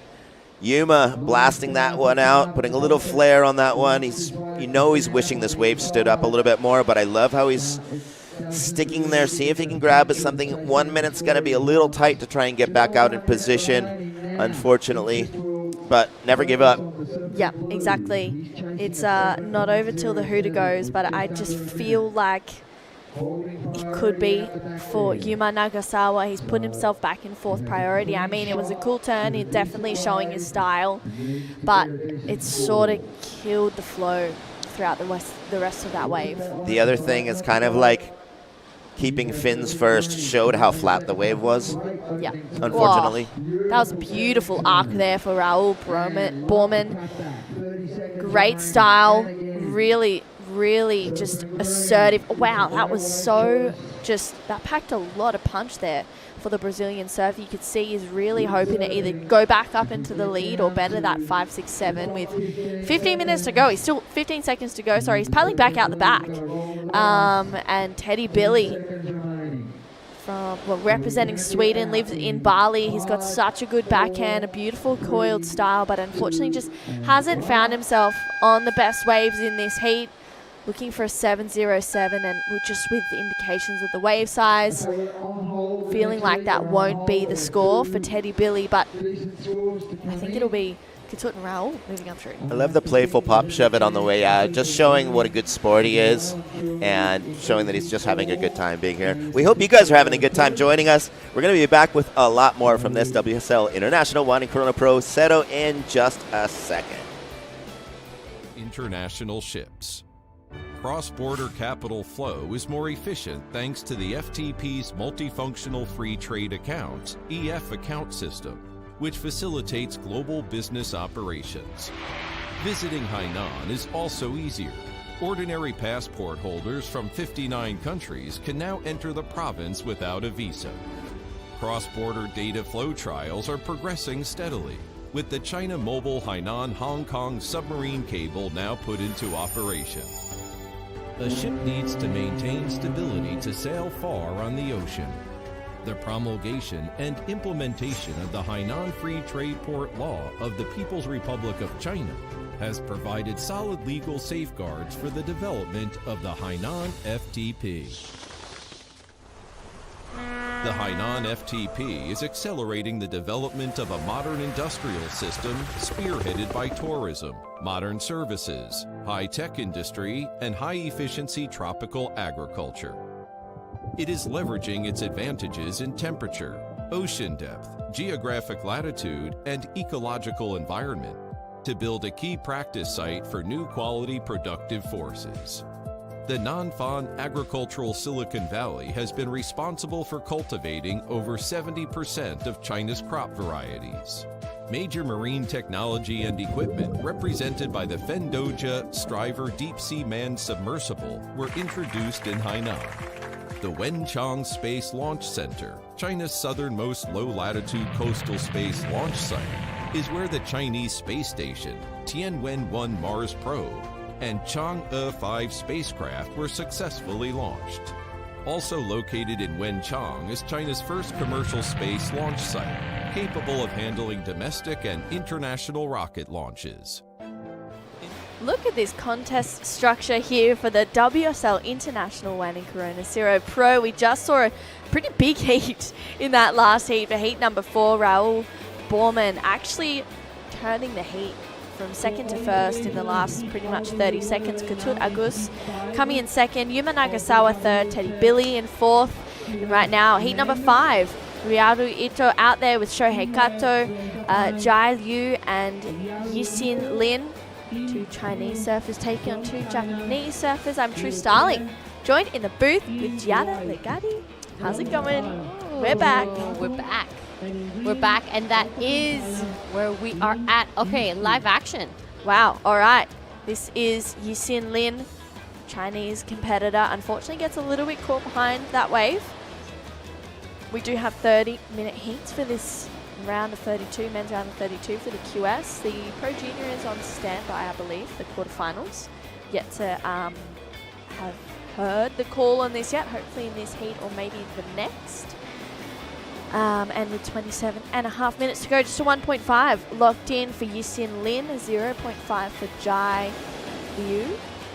And Riyue Ito and Shohei Kato, both incredible surfers by their own standards. And really, really fun waves out there this afternoon. Live action up and riding. Jai low off the bottom. Oh, straight up into it. Unfortunately, just a little bit too assertive on that one and just digs the nose into the wall there. But Jada, it got warm there for a second and now it's kind of dropping off a little bit. It's getting a little bit cooler. Yeah, you're right. It for a moment there, the sun kind of peeped through, and now that overcast just came back. It's a bit windy. It's much cooler than what we've experienced the past couple days. Yeah. But Ben was telling me earlier that the locals are telling him when it does get this cold, it means that the waves are here. So here we go. Yeah. Obviously, we've had a full day of competition here. On your screen is Yisin Lin. Yep, straight up and into that section.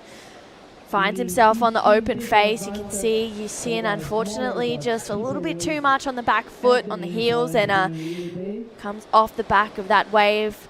Jai Liu, he finds himself on another one, just tagging away on his backhand, releases the fins a little bit there. Wow. Showing a bit of extra control for the Chinese competitor, really opening up as he kicks out of that one. So the Chinese competitors, they're actually getting a couple of waves underneath the priority of Riyue and Shohei. So interested to see where these scores come through. We had a really big heat in that last heat as well. Katut Agus was ripping, but so was Raul Borman, who took out that last heat. He's down there with Ben Wei. Thank you so much. We're here with the winner of the round 32, heat number 3, Raul Borman from Brazil. Parabéns. Oh, thank you. Well, feels that I took so much weight from my shoulders. Yeah, I knew I was so confident. I was talking with my coach right before the heat, and I was getting so much inspiration from Yagodora, and this wave kind of reminds me like the last win in Trestle and Fiji. So that was kind of the approach that I tried to do in the water. Well, you had a great start. Your first scores were made on smaller waves, but you were able to spring so much speed, fit so many maneuvers, and your feet, you just looked so confident. Your body language looked really confident on every turn, and you were able to lead the heat from the very beginning. There was one chance where one moment where Katut turned it, but then you snapped it back after the buzzer, and we saw you looking at your watch, watching your heat management, making sure that you used every ounce of time in the heat. Was that in your head, making sure that you can get as many waves in that time? Well, actually, I didn't know there was 30 minutes heat. I was so stupid. But yeah, when I checked, I asked the boys, they're like, no, 30 minutes. I was like, oh yeah, because normally until round 32, still 25. I don't know, because maybe the waves got a bit slowly today, and you guys upgrade for 30 minutes. But yeah, I was just so confident. I was just so focused on me, and on myself that I not even think about anything else. And I knew the time was going to be enough to still get one more wave and get the score I need. Well, the funny thing is thinking that it's a shorter heat kind of explains the urgency of you getting that quick start. If you think you have less time, you're going to go after it that much faster. That's exactly what I tried to do. I tried to keep myself busy and select the best waves on the beginning of the heat, so I wouldn't stress in the end of the heat. But thanks God, he gave me like 5 minutes extra time, and here we are. I would love to also thank my sponsor, my surfboard sponsor, because my equipment's going great on those kind of conditions. I was going to ask, because you have the carbon deck with the regular glass bottom, sort of like a parabolic construction there. And tell us about your shaper and how long have you been riding this board, or did they make it for this event? This board I rode in, I just did 4 QS this year. I did the first one in Australia, and I did Philippines, Papua, and here right now, I just probably gonna get 3 scores, in the end of the year, but doesn't matter. My board is going great. This board I've been riding on those 3 events. It's a board that, I just say, like on the top, carbon, on the bottom, just normal epox and normal glass. And I've been loving it. Free Pig, Fauzan, he has been doing great boards for me. We've been working for a year together already, and I'm super happy with the result we're getting. Well, great work on that equipment. Finalmente, mensaje a todo o brasileiro que está apoyando desde casa. Obrigado a todo mundo que está sempre me apoiando. Minha mãe, em primeiro lugar, meus amigos, minha namorada em casa, meu primo, meu coach que está aqui comigo. E vamos para cima, tamo junto. Tamo junto, irmão. Back to you guys. Thank you so much, Ben and Raul. And straight into live action once again. Jai, belting it on his back. Wow. Just unleashing once again. He's already locked in a 4. He's going to back that up as well. So Jai Liu with 22 minutes to go. He's just been really busy and really just connected out there, making, finding the momentum. And there's always, I feel like there's always 2, we'll come back to it. Let's go through the replay chart. Loving it. Okay, sets it up for this one. Boom. Really pushes the tail, extends that back leg. That second one even stronger. So he just kept building momentum throughout that wave. I was really enjoying that replay of Yixin Lin. Nice turn here, sets it up again, goes back to the power source, sticks with it. Loving it. Really strong, really powerful.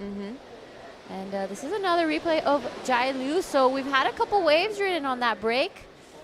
Nice first turn here, upside down again. This is the last one we saw. He is on fire. I am loving his style of 4.73 for that last one, and it wasn't a big wave at all, so he kind of upgraded his score on that. Yeah, absolutely. That was really cool to see. And I was going to say I feel like there's always 2 different approaches to surfing a heat. There's someone who's really busy on lots of waves, like Jai Liu right now, or there's people that are dropping anchor. Jai needs to better a 4. Unfortunately, that wave, too small, doesn't work out for him. I feel like there's positives and negatives to both. The positives for the one where you're catching a lot of waves is you're on a lot of waves. But the negative is you kind of forego wave selection and you just catch a heap of waves. Yeah. Whereas when you drop and weight, you're probably more in tune with what waves you want to be on. But it kind of allows the rest of the competitors in your heat to gain a bit of momentum underneath you. Yeah, that's right. And especially with 30 minutes, I can see that Jai and Yixin are probably trying to gain that momentum. And now they can probably sit there and wait for a set. I mean, Jai already has a 4.73 and 4. Those are pretty decent scores, actually. So it's pretty smart game he's playing. He's creating a little bit of pressure, whereas Riyue and Shohei just drop an anchor, like you said, and waiting a little more, being a little more patient. I think personally maybe waiting for those bigger sets has probably paid off a little more throughout this event. I think, in my personal opinion, I think the scoring has been a lot higher on those bigger sets when you can really get them, and those waves that just have that nice shape to it. So if Riyue Ito and Shohei Kato select their waves well and surf them well as well, sorry, then they will probably get those bigger scores, whereas Jai Liu is surfing incredibly, but if the other 2 guys get some bigger sets, he could be in a bit of trouble. Yeah, absolutely. There's real pros and cons to both. I guess it just depends if you're a drop and weight kind of surfer or if you're a momentum surfer. I want to talk food just for a second because we're all foodies here. Let's be real. We've been here for a little. Okay, we're going to come back to it. Shohei Kato up and riding on his very first wave of this heat. He's waited 11 minutes. Big first turn. It's a smaller looking wave coming through to the inside. He really has to negotiate the fatter sections. Hope this one walls up. It won't. So waited a while. He got a good first turn in. Let's see if it pays off.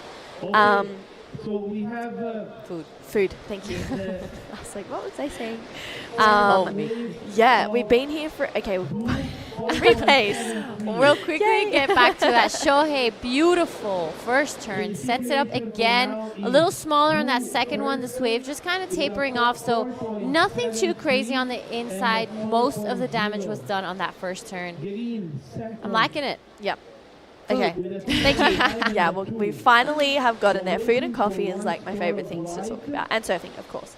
We've been here for a little while now, Giada. Tell me what's been your favorite cuisine or like favorite dish that you've had. We'll come back to it. This is live action. Jai Liu, straight up and into that section. Nice and vertical approach. And he kicks out of that one as well. And then we also have Yisin Lin. Good, strong maneuvers. Chinese competitors, they've been busy in this heat, but Yusin is yet to lock in a decent score. He really lays into that turn, and you can see the lines out the back as well. Riyue Ito about to open up his account in this heat, looking for a round of 16 appearance. Nice big first turn for the Japanese surfer. He's got an incredible style, a really experienced competitor. Drawing a really nice line on this wave, belts it once again. Driving through another hard carve and kicks out of that one. So Riyue opens up his account, a 3.57, locked in for that first wave of Shohei Kato. Scores to lock in for the rest of the competitors. So cuisine, dish, what's been your favorite so far? All right, you know me, I'm a bit of a dumpling queen myself. Yes. So we had some dumplings and bao buns recently that were pretty amazing. All right, replays coming through. This is Jai Liu, his last score. Beautifully surfed on a little bit of a bigger wave than he's been selecting. Finishing off with that minor chop hop just to keep things interesting, keep things fun. This is Yishin Lin as well. Bit of foam on the face of this wave, but he handled it nicely. When I say there's foam on the face, it's harder to surf because there's just a lot of air and bubbles under the board. So it's just harder to keep it under control. But this wave from Riyue Ito, beautiful first jab there. Really pushed the tail, sets it up a bit of a check turn on that second one. Weaves through this dead section, waiting for the section to stand up again. He's, as I always say, to me, he's a little bit of that Clay Marzo style. I say he's a Japanese Clay Marzo because he's just so surprising and you never know what he's really going to do. So I love watching his heats. I'm a big fan. I'm a big fan. I love that. I told him one time and I was like, yeah, I'm a big fan. And he's like, okay. Please get away from me. Yeah, like, what? Yeah, well, but yeah, so dumplings and bao buns have been obviously one of my favorite things, but I had a beef stir fry the other night that was pretty bomb, and I have heard that the Hainan chicken rice here is to die for. Ooh, yeah. Okay. I'm intrigued. I mean, I'll take your word for it. Yeah. Being a veggie myself, but I like this. What about you? Well, we all know I'm a cheese pizza queen. I think I've had like 4 cheese pizzas since I've been here. I think it's like a daily thing. I think it is, yeah. But when we found this really super cool little restaurant. Just went for a wander the other night when we went and had dinner there, and it was the fried rice there was actually really good. And those little, I don't know, Asian style potato chips. I was like, I'm really liking this. It's kind of spicy, kind of salty. Like, oh yeah, it was so nice. I think here in China, they're really known for that stir-fried style, that fried rice, that stir-fried veggies, noodles. So that restaurant is great because it has all that selection, and I like that there was a lot of locals there as well. Yeah, absolutely. Oh, wow. Does well to make that turn there for Yisin Lin. Maybe feeling, I don't know, is that happy? I feel like that might be a little bit frustrated. We'll watch the replay. I quickly looked at it. I was like, well, he was stoked on that. But now that you're saying frustrated, I probably read the situation wrong. But waves coming through. We'll wait for that replay because I'm curious to see. Yep. We have had scores lock in though. First of Riyue, 5.03. So he's sitting in second. Jai Liu, he's trying to get around this section. Oh, wow, unfortunately just pushes it a little bit too much for the Chinese competitor. And then we can see Shohei Kato, his first wave of 3.57. And a couple of scores, I mean, actually just the one score of that last wave of Jai Liu, 13.5 minutes to go. Let's see what Shohei can do on this one. Needs to get himself into this heat. Good, strong first turn, Shohei Kato. I really, really love Shohei's style. He's great in the air, but his backhand is one of my favorites. He's got that beautiful drop knee style. That wave doesn't really offer a whole lot. He got a couple of good turns in, but nothing to, you know, get you super excited. Just got the job done. You're right. And honestly, early days still, just under 13 minutes, and this is around a 32. Like I've said a few times in the past, in these early rounds, you don't really have to be surfing at your 100%. Yeah, you could be down low at your 65, 70%. You just kind of have to get the job done and pass those heats and get that momentum going and kind of moving forward and getting scores and getting comfortable being out there. So early days, Shohei Kato waiting for that last one. Only needs a 147 though to get into second, but Riyue Ito with that 5.03 looking pretty dangerous. That's the best score of this heat for now. Yeah, it is. And hopefully he can back that up in the next 12 minutes. We actually have just had a schedule update as well. The men's Pro Junior Quarterfinals are on straight after this round of 32 for the men's QS. They're going to be 25-minute heats. So we're knocking 5 minutes off those heats because there is plenty of waves coming through. Two-person quarterfinals for the Pro Junior. So we've got more action to come. Straight after the men's round of 32. Coming up next, we have another really exciting heat as well. Roy Kanazawa, he's going to take on Hiroto Arai, Miyu Furukawa, and Zi-Hao Wu. So another big heat for men's round of 32. That's going to start in 11.5 minutes, and it is Jai Liu in the lead, a 4.73 and a 4. Shohei Kato out in front with a 4.1 and a 3.57. Jai up and riding once again. This is going to be his 8th wave. A really, good first turn. Unfortunately, comes unstuck.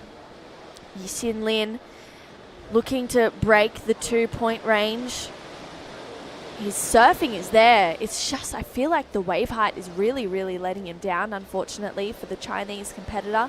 But he's making the most of this one as it, unfortunately, that one just, going a little bit fat on him on the inside. So just under 11 minutes to go, scores to lock in. Yeah, all right. So a couple scores to come through. Shohei Kato, last one, a 4.10. So that must have felt pretty good. It looked really nice. You know, like you said, nothing too crazy, but he got the job done. And since we have the quarterfinals of the men, I'll go back to that in a second while we see Yixin Lin. Nice first turn there. Beautiful open face carve there. It's a little bit stuck there on the top. Tries to regain his speed and momentum. Push the tail there. But unfortunately goes down. So that was looking like a really good wave. I'd say the only thing he's going against him was probably the wave size. Yeah. But he surfed that beautifully. All right, so coming up next, big names in the quarterfinals for the Pro Juniors. We have Iko Watanabe up against Cheng Zheng Wang. Heat 2 is Jai Liu and Teddy Billy. Yep. Heat 3 is Taki Kanazawa and Shuma Nonaka. And Heat 4 is Sentaro Sakai and Yuma Nagasawa. Wow. This could be our rap moment. I know. I'm so excited. Well, Yuma Nagasawa unfortunately got knocked out in that last heat. So that was actually a really big letdown to not hear a post-heat interview rap kind of style. Ben Wei has been pestering him, trying to get a rap kind of beat done and record a song, which I absolutely love. Jai Liu opens up with a big hard carve on his backhand and wow, goes vertical into that section. He's trying to navigate it, gets really fat on the inside, so kicks out nice and early, doesn't try and go too far down the line. He is looking to better a 4.0 with 9 minutes to go. So Riyue Ito has had one wave in 21 minutes. I've seen him do this a lot, actually. That's his style. He drops anchor. Yeah. Like we were saying, there are some It's people because you're a who- big fan and you It's just a- keep watching. I'm not kidding. I literally went up to him and told him, like, I'm your biggest fan. And he just looked at me and was like, okay. I've never been so embarrassed in my life. Can I ask what kind of reaction you were expecting? I was expecting kind of like sick, like want me to sign something, and I was like, Can I give you the rashie? Yeah, like give me a rashie or like take a photo together. He was just like sick. I was kidding. Were you? I'll just go commentate your heat actually. So Yeah, just yeah. Forget I said that. Now I like smile and wave at him, and he's like, "Oh my god." Were you in the surf when this happened? Yeah. Oh my god, I was. amazing. And it was like hard as well as Nias. Oh you know? gosh, that's so hectic. Live action. You see Lian up and riding.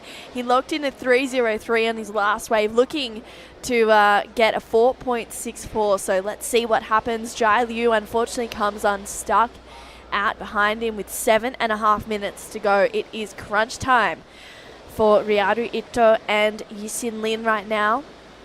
Riyue only needs a 2.64 though, so not a big ask for the Japanese surfer.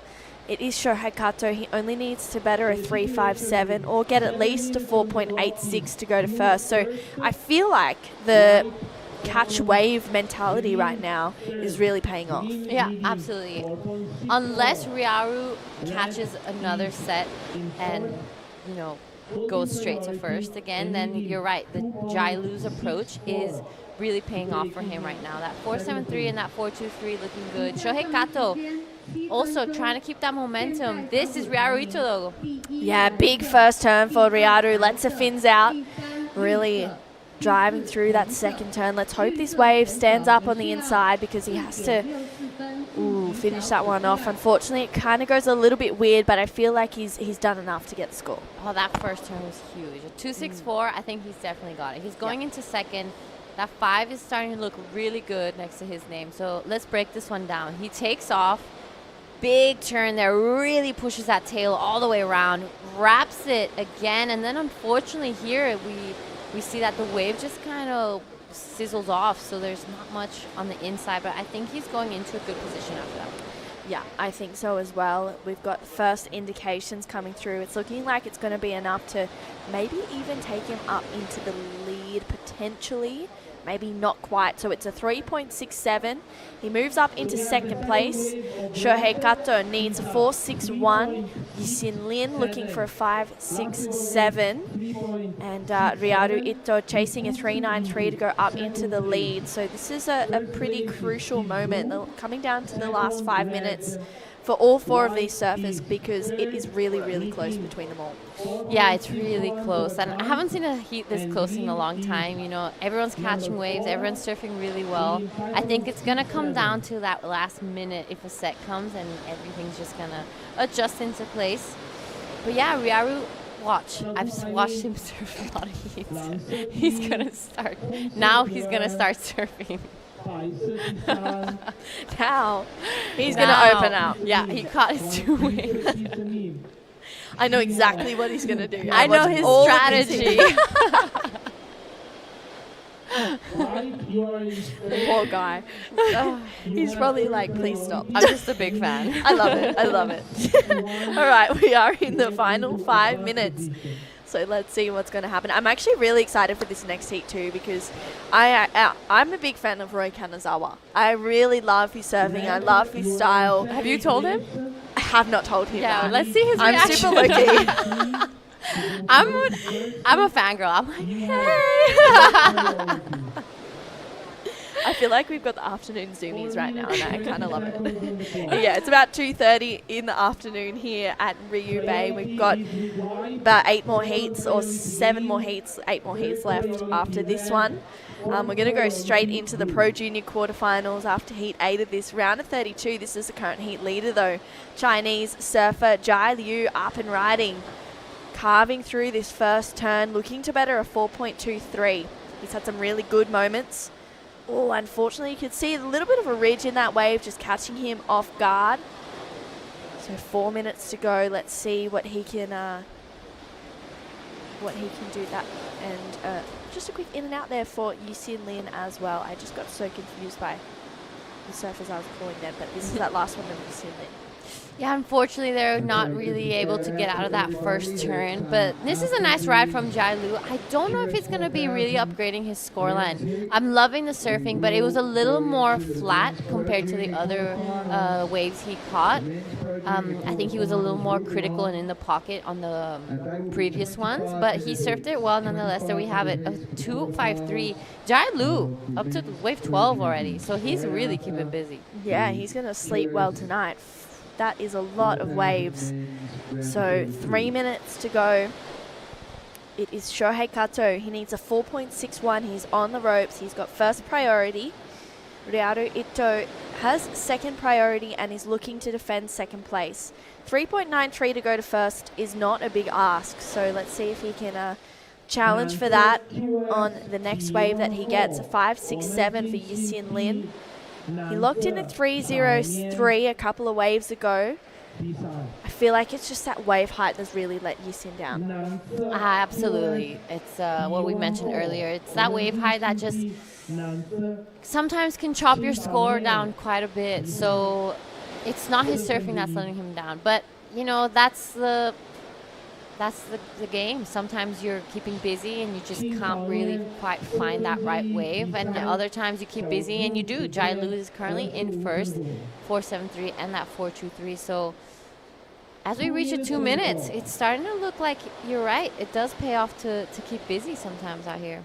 Yeah, and it feels like maybe a bit of local knowledge just coming into play as well. He's probably thinking, you know what, it's going to get a little bit slower. I just want to be busy on some of those medium-sized waves. And he was, and they actually ended up looking like they were standing up really nicely for him too. So Jai Liu, he's looking really strong. 4.73 and a 4.23 out in front. Riyue Ito with 90 seconds to go.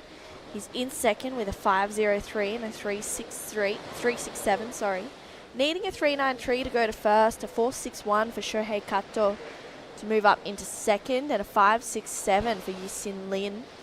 Shohei has that first priority though, so he's in a good position to catch whatever next wave comes through that he likes. But time is the enemy. 1 minute remaining. Yep, so tense moments here. This is Yusin Lin going for this one. Let's see what he does on the inside. Big opening carve to start off for our Chinese surfer. Tags it once again. You can see, oh, unfortunately pushes a little bit too hard. Big first turn for Riyue Ito. Belts it once again. Jada, you were on point there. He's really opening up, and this is a smooth wave here for the Japanese surfer, and it looks like he's having fun with it. And wow, those were some big, big turns there. Shohei Kato also out behind. This is going to be a nail-biting finish, and we'll see if it changes the tide of this heat. Shohei needed a score, and so did Riyue Ito to get up into the lead. So 20 seconds to go, and some really important scores. Here we go. This is the current heat leader. Is that going to change? Jai Liu has been busy this whole heat. This is about his 13th wave in 30 minutes. He's tagging away on his backhand. Is it going to be enough? Because I'm feeling like Riyue is going to go up into the lead. I feel like we need to stay with this because we have scores for all four surfers to lock in. Oh, absolutely. All right, replay. Big hack there from Riyue Ito. Does it again. What a start to that wave, just back-to-back hacks. That is definitely going into the top two scores. I think he's going straight to the lead after that. I'm calling it best wave of this heat. So we're waiting for all four scores. This was our man Jai Liu trying to maintain his position. Kato. Oh, sorry. Shohei Kato. Sorry, I can't see the colors well. Trying to get into an advancing position. A 4.61 was his requirement, but that will increase a little bit after Riyue Ito's wave drops. Sorry. Wow, nail-biting finish. You're right. This is going to get pretty interesting now. I think we're going to have a bit of a change in the leaderboard. Will Jailu stay in that top 2 position, or did Shohei do enough to kind of sneak into that second spot?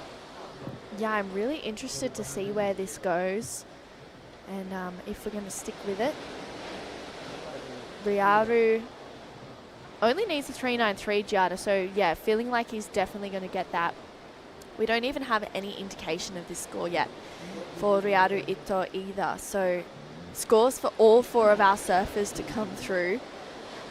4.17 locks in for Shohei Kato, so he stays in 3rd place. Doesn't move up, unfortunately, so it is going to be between Riyue Ito and Jai Liu, who gets 1st or 2nd. I think we're going to come back with these results for heat number 5 of the men's round of 32. Don't go anywhere. Heat number 6 coming right up after this. Effort to create a clean energy island, Hainan is expanding offshore wind power and hydrogen production and speeding up the development of internationally competitive green energy supply chains. Standing at the intersection of the Chinese mainland and Southeast Asia, 2 of the world's most dynamic markets, and facing the Pacific and Indian Oceans, the Hainan FTP is leveraging its unique geographic strength to make itself an important hub for domestic and international dual circulation. It is rapidly evolving into a headquarters base for Chinese enterprises to enter overseas markets, and a headquarters base for enterprises from countries and regions overseas to enter the Chinese market. Consumer spending is thriving with the buying and selling globally model exemplified by the China International Consumer Products Expo, held for 4 consecutive sessions since 2021, and Hainan's offshore duty-free shopping policy. The Boao Lecheng International Medical Tourism Pilot Zone has implemented a zero-tariff policy on medical products, creating a key pathway for medicines and medical devices piloted in the zone to enter the broader Chinese market. The Ling Shui Lian International Education Innovation Pilot Zone has attracted 22 renowned domestic and international institutes of higher learning. Hainan Bielefeld University of Applied Sciences, the first university in the Chinese mainland independently operated by an overseas institution, has officially begun enrolling students. From 2018 to 2023, the Hainan FTP registered an average annual growth of 65% in the number of newly established overseas invested enterprises, and a 22.2%. Waves keep peeling through here at the International Wanning Corona Cero Pro. In the water right now is Roy Kanazawa, Hiroto Arai, Miyu Furukawa, and Zihao Wu. So beautiful afternoon here. It is 2:40 in the afternoon. Right. And I want to welcome back Dai Wacko. Yes, I'm back. My coach, Dai Wacko. Yeah, been coaching you since last night. Yeah. From the pool my session. new coach, hired. I didn't pass my heat today though, so. Maybe fired. It was a quick job. Right. Exciting heat we just had. Riyue Ito absolutely detonated that last wave he caught at the very last minute. Only caught 3 waves in 30 minutes. But speaking of, we're going to throw it down to True with Riyue. Thank you so much, Giada. Riyue, that was a crazy heat. You waited a really long time to get your first wave, but backed it up really beautifully with that last one. Yeah, so that was so slow heat, and I was like, please give me the wave, yeah. And then I got maybe last one, 7.6. That was so lucky. Yeah, I'm so happy. You really opened up on the 7.6 as well. What were you feeling going into that wave? Yeah, that was good first time and good second time. Yeah, that was good wave. Yeah. It was a really good wave. Riyue, it's been a while since we've been here for 4 days already, and this is your first heat. What have you been doing around Riyue Bay? I just only surf and eating food. That's it. What's been your favorite meal so far? Your favorite thing to eat? Chahan, fried rice. Fried rice, very good. I know you have lots of friends and family at home. Is there anything you'd like to say to them in Japanese? 次も頑張るので応援よろしくお願いします。ありがとうございます。 Thank you, Riyue. We'll send it back to you guys. Amazing, epic interview. Thank you. This is Ziha Wu on your screen, our Chinese surfer. Nice wave here. Finishes it strong. That sharp eye looking really new and lively under his feet. Beautiful roundhouse cut back there. Lays back into it. I think he's done the most turns on a wave I've seen. Definitely. It was 7 or 8 turns on that wave, and everything was on point. He just whipped the turn, and that board looks super sharp and super good. So Ziha Wu says he's been surfing for 7 years, and this is his first time participating in a QS event. He says he hopes to learn from all the international surfers coming here. So big opportunity for him. And this is a replay of Roy Kanazawa's first wave. A couple turns, and quickly he kicks out. So that one comes in at a 2.83.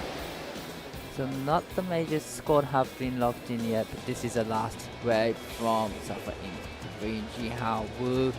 He's been only surfing for 7 years, and he's in the QS 4000 event. That's a big step up, but he's has no pressure. Pretty much. There's a lot of turns on this one. Yeah, look at all the turns, and he gave it a lot of variety.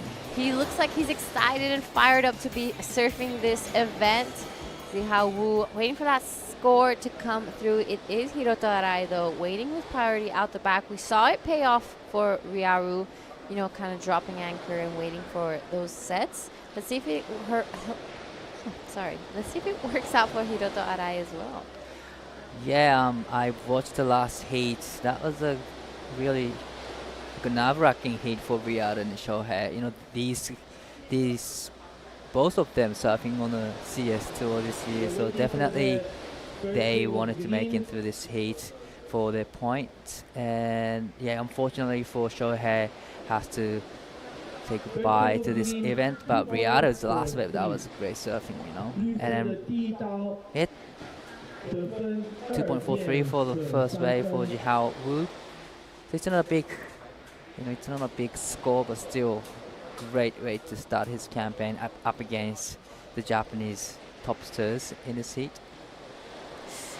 Miyu Furukawa, I think, really impressed me while we were in Bale. Yes. He was looking super sharp. He was surfing incredibly well.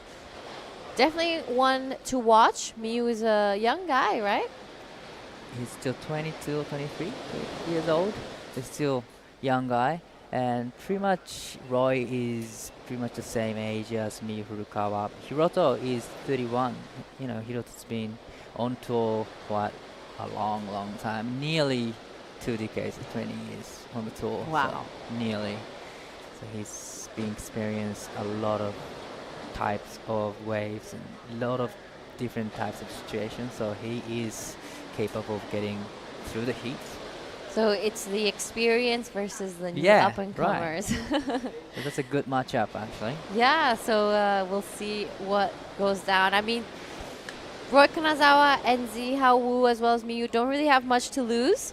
So they must not be feeling pressure, but Hiroto has that experience above them. So it's going to be interesting how all of this plays out.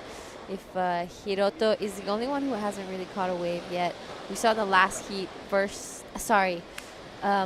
Jai Liu was caught, I think, 13 or 14 waves. So he was keeping really busy on the inside, really creating that opportunity for himself. This on your screen is Roy Kanazawa. 283 was his first wave. He wants to back that up. Beautiful backhand jab there. Wraps it around again. Great start for Roy Kanazawa. Zihawu taking a look at that one, wasn't convinced. It will be Hiroto Arai catching his first wave of this heat. Beautiful first turn, sets it up again. There's a bit of a second one there. Bit more repetitive turns. There we go. That's more like it. Big jab there. That will be the money of that score. Miyu Furukawa right behind him, all on their backhand. On a bit of a foamy wave, you know, you can see the remains of Hiroto Arai's wave on his, so a little harder to control his board. Not so easy, but he surfed it well. A little behind, I would say, on the whitewash, so interesting exchange there. Right, 3 waves in that 1 minute. Roy Kanazawa, you know, we've seen him on his backhand at the Kurui earlier this year where he came 3rd or 4th place. He made it to the final, so that was one of his best results so far of 2025 season. So we know that he's got a good backhand, strong backhand attack, and it was one of the smaller size waves, so probably it won't be going like higher than like a 5-point range, but this is a live action. So rain up and riding on a bigger set. Zihawu, nice cutback, huge down carve there on a bigger looking set. Right behind him, Roy Kanazawa as well. Nice turns there on his backhand, really low center of gravity. I'm liking his style. He's not really rushing it, but he's keeping that board moving. He's keeping it alive. He doesn't want to lose that speed throughout his turn. So nicely done. We're still waiting for our scores to come in for all 4 surfers. All right, so this is the last of green. One of the bigger size set. Love the first turn. Just hit it in the critical part of the wave and really big roundhouse cutback.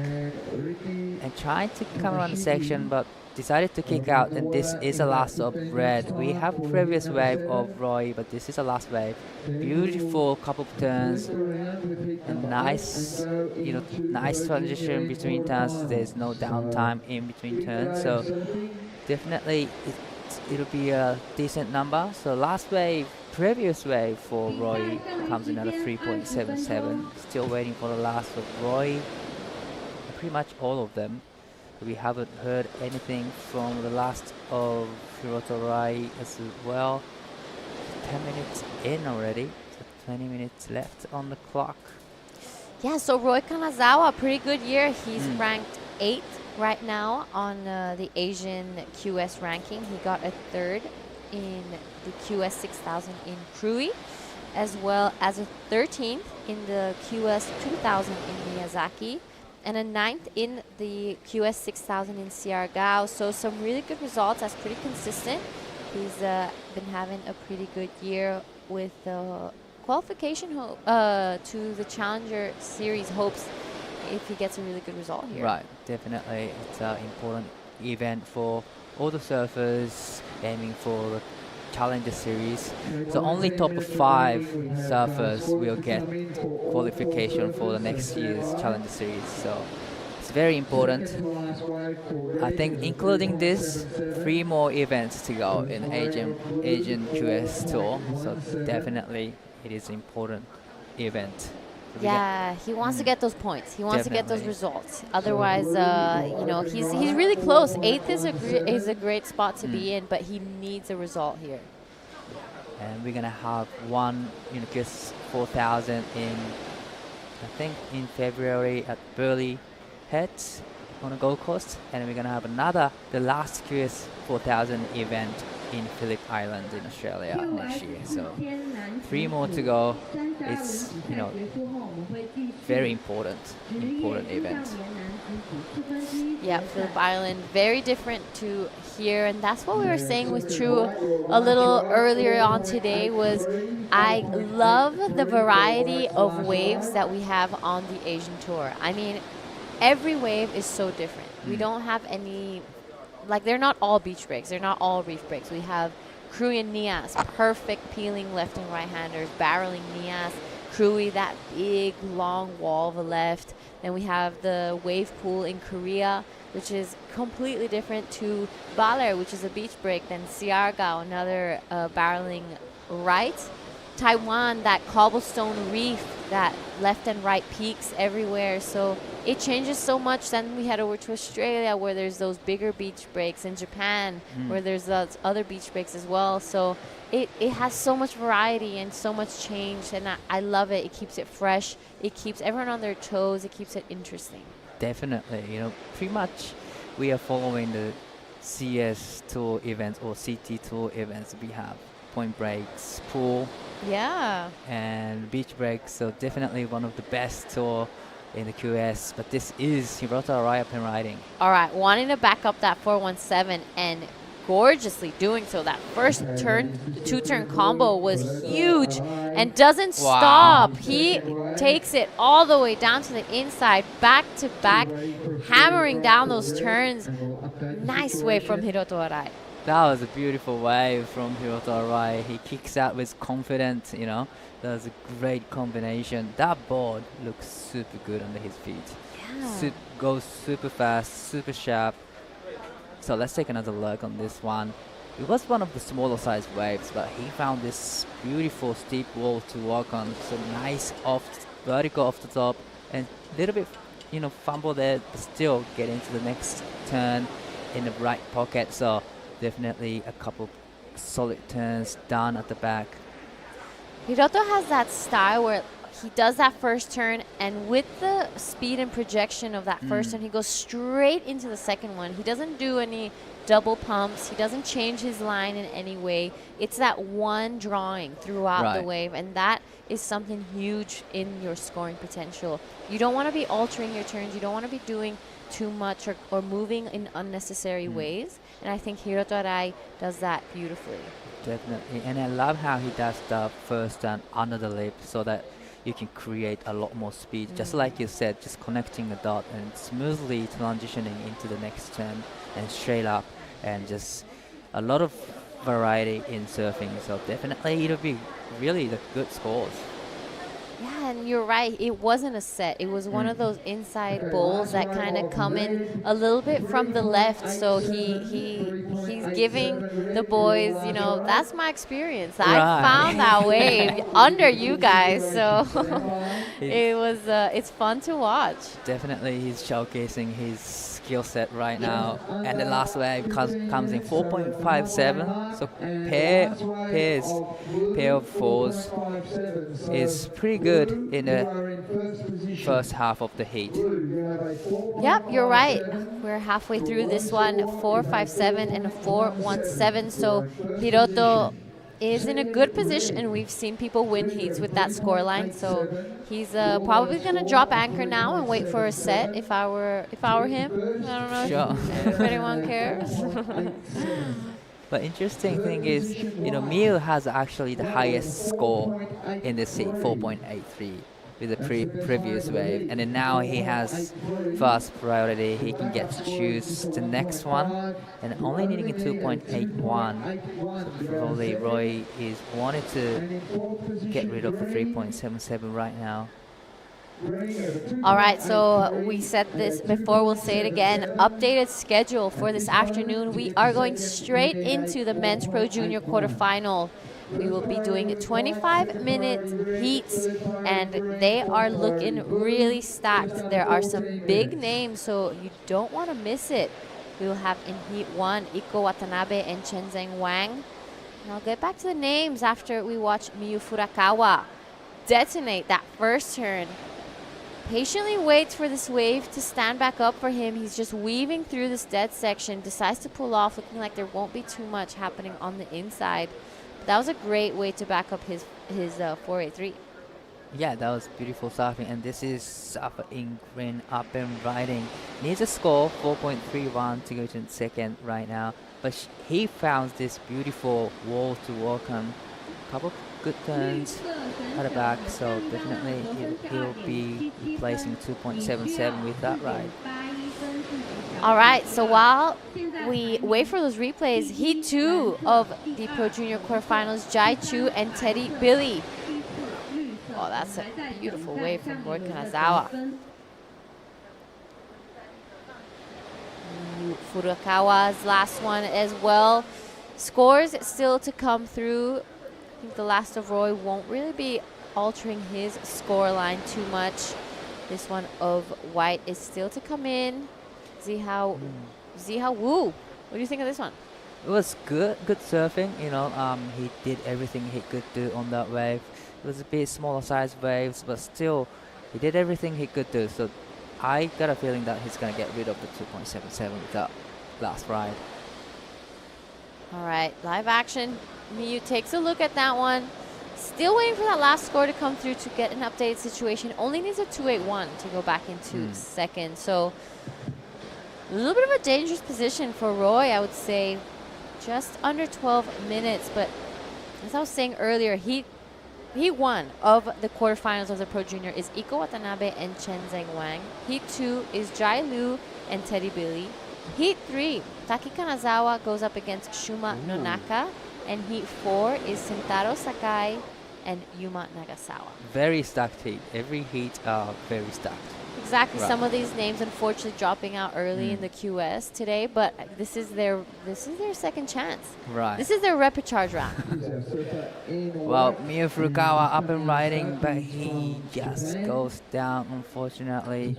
So, quarterfinals Pro Junior is going to be man on man. Yeah. Wow, that's nice. Man on man out there, so plenty of opportunity. And we're going to have lots of surfing. We started the day off at 8:30 a.m. here in Wanning, China. We had the women's round of 32 QS starting things off now, the men's round of 32, and finishing off the day with that quarterfinals. We woke up and it was a bit stormy and rainy. The winds were strong, but it has been offshore and glassy all day. Not many places in the world like that. That's good. Good thing, It's a bit chilly compared to the last couple of days. It's not as tropical weather as we had, but still, the waves providing and cleaner face. So it's okay to be chill for me. Yeah. We are at 3 p.m. here in Riyue Bay. Just at that mid-tide. High tide will be at 7 p.m. A 1.2 high, so not a big difference. And just taking a look at the forecast, looking like we're going to have some pretty solid waves again tomorrow. Maybe a touch smaller, but still great conditions. We've had a big day of competition today, and I think tomorrow as well. Yeah, nice. Why not? Because we finally have the new swell filling in this beautiful Riyue Bay, and we finally see the beautiful left-handers here. So definitely want to watch a big day of actions. This is surfing green up and riding. Ziha Wu, good two-turn combo there. Sets it up again with that deep bottom turn. I'm loving how whippy and fast he's looking. Unfortunately, there gets a little stuck behind. 5.37. I don't think that's going to be the score just because that wave didn't have so much potential. Nothing to do with his surfing, but he is going to be chipping away. He's going to keep his momentum going. He's catching lots of waves. What did you think of this one, Dai? It was one of the better waves and bigger size waves, and he did a great job on the first turn, but a little bit hang up actually on the first turn, but still managed to put a couple turns afterwards. So definitely it was one of his best score because he was kind of stuck in the 2-point range. So probably to get, break out of that 2-point range is you just gotta hit in the right section of the wave, and that's exactly what he did. The last wave comes in at 3.17, so now he is in the 3-point range, so he knows what he needs to do to get 4-point now. Yeah, he got the feeling. This is his first time doing a QS, so he's just testing the waters. He's figuring it out. He's slowly figuring out the scoring as well because it's really different and the level is really high. All right, so this is Miyu Furukawa. Nice first backhand turn. Upside down on that second one on that big meaty section. He weaves through this one, keeps the speed, keeps the momentum, decides to pull off as we catch up with Hiroto Arai, detonating this wave out the back. Let's see what he does. I would love to see the replay of this one. It's going to be massive finish for Hiroto Arai. He's just showcasing his experience here in this heat. Beautiful surfing from Hiroto Arai. I love the Miyu's attack, but let's take another look on Hiroto's first. The good-looking wall ahead of him. Nice first turn. It was more kind of like setting up turn and into these turns. But love this. Not this one. This is more like checking down. But he was waiting and waiting, stalled for this one. That was a huge, solid finish turn from Hiroto. And then this is the last of Miyu. Needing a score, nice first turn. I love this vertical off the top. That was beautiful, powerful off the top. So two different approach compared, these two. Miyu had a short wave, and Hiroto had a lot of wall to work on. Yeah, I think Miyu's wave was incredible. If he could get 2 of those back-to-back turns, that's definitely going into the excellent range. That was really critical. He wasn't afraid to really go upside down. So Hiroto Arai, on the other hand, you're right, longer wave, more stretched out, big open carves compared. So it's going to be a really interesting matchup to see. There we have Miyu's last one came in at a 5, jumped straight to first. Did Hiroto do enough to get back into that first place? 5 to 6 is his requirement. What are you thinking? Wow, it's going to be close. Just under, or maybe he just going to get it. I don't see it's going to be a 6-point range though, but definitely it was a great surfing from Hiroto Arai. I wish probably the one thing I would say is probably he wanted to have a more vertical section to hit, but looks, wow, 5.57, so it's enough for him to move into first place. All right, live action. Zihao Wu, our local surfer, big swooping down carves. Does it again here. Is gonna stick with it.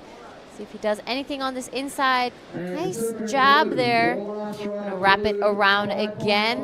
This wave is the wave that keeps on giving. Beautiful finish there for our man in green. Gonna paddle back out. Wow, a lot more confidence in his surfing from Zihao Wu's performance. He just put everything together on that wave. That was a good looking wave. One of the set. He just pushes really hard. Let's take another look on this one. I love the first opening carve. He holds the rail, just wrap around all the way to the power source, and love the checking down there, just waiting for the wave to send up, and here it comes. It steps up, and he just hit it really hard. So great surfing from Zihao Wu. Yeah, you're right. For being the first time in the QS, he's surfing with a lot of confidence. He's not showing too many nerves. He's keeping busy. I'm liking what he's doing. 2-3 for the last of Zihao. So nice stuff there for our Chinese surfer. He's, building up the waves wave by wave, starting with a 2.43 and then now into the 3-point range. So definitely if he has the first maneuver twice, then definitely it would go to the 4-point range. Yeah, you're right. And all he has to really do is chip away at scores. There's plenty of time, so he doesn't necessarily have to do that 6.6 on one wave for now. 4 minutes left, that's a lot. We saw Hiroto get one of his bigger scores on an inside runner. Right, that's right, yeah. So there is opportunities inside, actually. You don't have to wait for the set, but always there's wave that don't break out the back, just hold it to the inside. But this one could be it. So he's up and riding on this smaller size waves, but didn't like the look of it, so he decided to kicks out. But there's still 3 minutes and 30 seconds left on the clock. So there's heaps time left for all the surfers. But Roy is being really quiet for the last 5 or 10 minutes. Yeah, he's kind of dropped anchor out there. He hasn't caught too many waves in the last 10 minutes of this heat. I think he's being a bit more picky. He says, I have those 2 threes. I need something bigger. I need something to really establish my position into that top 2. With 3 minutes left, though, we've had moments where the ocean just went flat for 10 minutes, so he needs to be very specific. But just as I say so, looks like there's a few sets rolling through. Wow, this is very important moment for Roy because he's been waiting for quite a long time, and while he was waiting, Miyu and Hiroto's got a 5-point range, so definitely he needs to get one wave from this set, but looks like no takers on the first one. So hopefully someone's gonna be on this one, but looks like Roy's having a look this one, but not probably Hiroto is up and riding. All right, Hiroto not too convinced. His body language looking down the line, seeing that it's not going to be improving on his scores.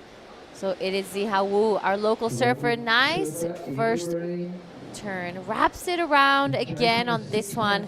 Also, body language not to impress. He can tell that's not what he was hoping for. Just going to reach the 2-minute mark of this heat. All eyes on Roy Kanazawa, sitting with priority. 5.96, his requirement. Will the ocean give him one more chance? Will he take it and surf it the way he would like?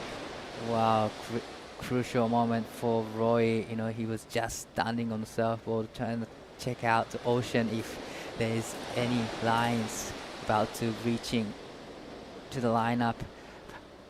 Time is ticking. Time's ticking. 90 seconds left. No, not good. Not really great situation for Roy Tidak Kanazawa. bagus. Yeah, it just shows that you don't really want to drop an anchor in this kind of condition. You kind of want to get yourself really busy and getting those falls first. 1 minute, 15 seconds left. You're right. You don't want to be dropping anchor when you don't have decent scores left. You need to be on kind of in that safe zone. You want to have the base of your house, like people say, and you build it up throughout the heat. I feel like he probably sat there for a little too long. He could have been a bit more busy. Live action though. Ziha Wu picking one off the inside. Whoa. Nice second turn there. Whippy turns. I'm liking it. He's fast. Hiroto though on his backhand. Big blast there. Does it again. Huge fan of spray out the back. That is some gorgeous textbook surfing from Hiroto Arai, showing exactly why he has been on the top of the QS for many years. Right, so it's a bit of a victory lap from Hiroto Arai, but looks like there's another set for Roy. All right, Roy. Oh, unfortunately, first section goes down. Looks back. His body language is already not very convinced. Nice upside down turn there. Wraps it around. Will this wave work for him? Unfortunately, I think he knows that won't be enough there. We're going to count this one down. Miyu Furukawa.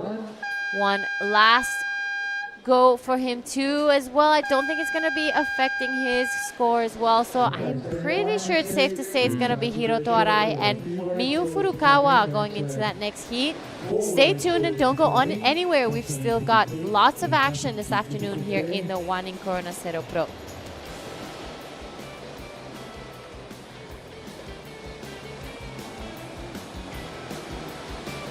Will increase in imports and exports, making Hainan one of China's fastest growing provinces. Its economy has become more foreign trade oriented, with its foreign trade to GDP ratio increasing from 15.8% in 2018 to 36.7% in 2023. With that possibility of having a free port, of course, more intensive trade and economic relationship could be established between Hainan and the other parts of the region. That means particularly Southeast Asia. And that will be a big bonus for us to have that possibility to cooperate with China direct. Well, I've heard excellent news about not only what you've achieved already, but your plans for the future and for your plans for stepping up trade in financial and professional services, healthcare, life sciences. And it just makes sense for us to work with Hainan as an extraordinarily enterprising and open economy that is facing outwards as well as inwards. And I hope we can do more together. Avec son port de libre-échange à la pointe du progrès, Hainan, la plus jeune province de la Chine, avance à pas de géant en contribuant à ouvrir davantage la Chine au monde et le monde à la Chine. Hainan's door will only open wider as the free, open, and inclusive FTP continues to bloom with fascinating development. With vigorous enthusiasm, Hainan is writing its brilliant chapter on Chinese modernization. Opportunities in Hainan are opportunities for the whole world. The Hainan FTP looks forward to working with you. Another interesting heat for us because we have 4 all Japanese surfers in this heat. So this is men's QS 4000 round of 32, heat number 7. We have Iko Watanabe, who ranked 7th on the QS Asia ranking at the moment. It's a very important wave. In red, Rinta Oto in blue, Raiha Ono in white, Riki Tomoshige in green. Very interesting heat, Ben. Yeah, it's amazing. I mean, we were just saying, as we're looking at the lineup, we've got 4 Japanese surfers, all kind of from different areas and all with different approaches. So Right. it's gonna be really cool to see how everyone uses the conditions we have at hand. All right, already a few scores locked in at 0.50 for Raiha's first wave, but a good score, decent score for Eiko Watanabe, 4.33 to start his campaign in this heat. So this is very important even for Eiko Watanabe. He's already got the qualification for the WJC held next month for the juniors, but he's ranked 7th in the Asian QS ranking. So very important for Eiko Watanabe to get through this heat and grab those points. Yes. Yeah, 4.33. And I remember in his interview, it was so funny. It was like, he said, this wave doesn't really fit my surfing. Yeah, that's exactly what he said. But he's already getting 4.33. And this is the first wave from Eiko Watanabe. I love how stretch his body and extend his knees and a little bit of flare in the last finishing turn. I love the flashy kick out. That shows some confidence. Right. Shows that he feels good and he's feeling like he's connecting. Hopefully today he says, yes, this. この日は自分のサーフィンやってます。And I'm pretty sure he's going to be surfing in the juniors division right after this. We're going to be going into the men's pro junior quarterfinals, man-on-man heat. Yeah, I was heading out on my break and I saw Yuma and he looked a little bit bummed, but he's like, I got the juniors coming up. So that's the great thing. Wow, that was a really cool attack by Raiha. This is Raiha Ono. Great first turn and whippy second turn. So great combo so far. Definitely he wants to have another one, but decided to kick out. But good thing is he kicks out with confidence. I think we're starting to kind of get back to the tide of where we started this morning. And for me, I think it hits better parts of the reef at this tide. Right. So this is live action. Iko on his second wave. Great first and second turn. A little bit fumble on the second turn, but still managed to come right out of it and getting a bonus section. And wow, racing down the line, little bit of a chop hop to finish up, and then looks back at the judges. And we're gonna have a little break in action, so we're gonna go head over to Giada with last heat winner Hiroto Arai. I am here with Hiroto. Congratulations, you had an almost perfect heat. Tell us how it was out there. Pretty slow out there, so I just kind of waiting the set. Then yeah, I got 3 waves, 4 waves. Then every wave I got score. So I 4 in the first, 4.1, 4.51. Yeah, I'm very happy.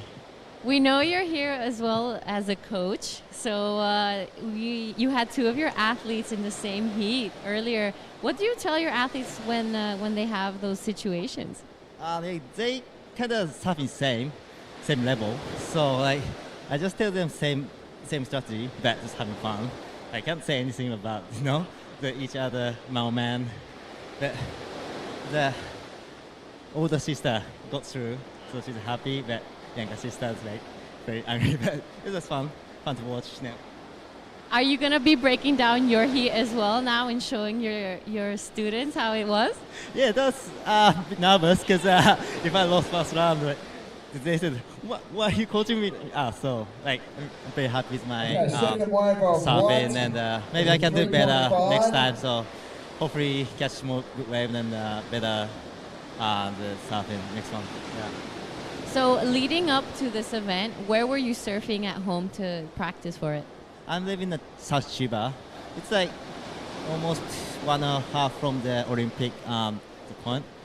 A bit warmer than there, so like then my home race kind of beach break, so not like this long wall, but the wave power is very soft here, and then that's kind of the same. So I like left, so very happy. Were you guys all trained together with your students as well? Yeah, sometimes like only weekend or something. Yeah. Amazing. I'm sure you have so many fans at home. What would you like to say to everyone?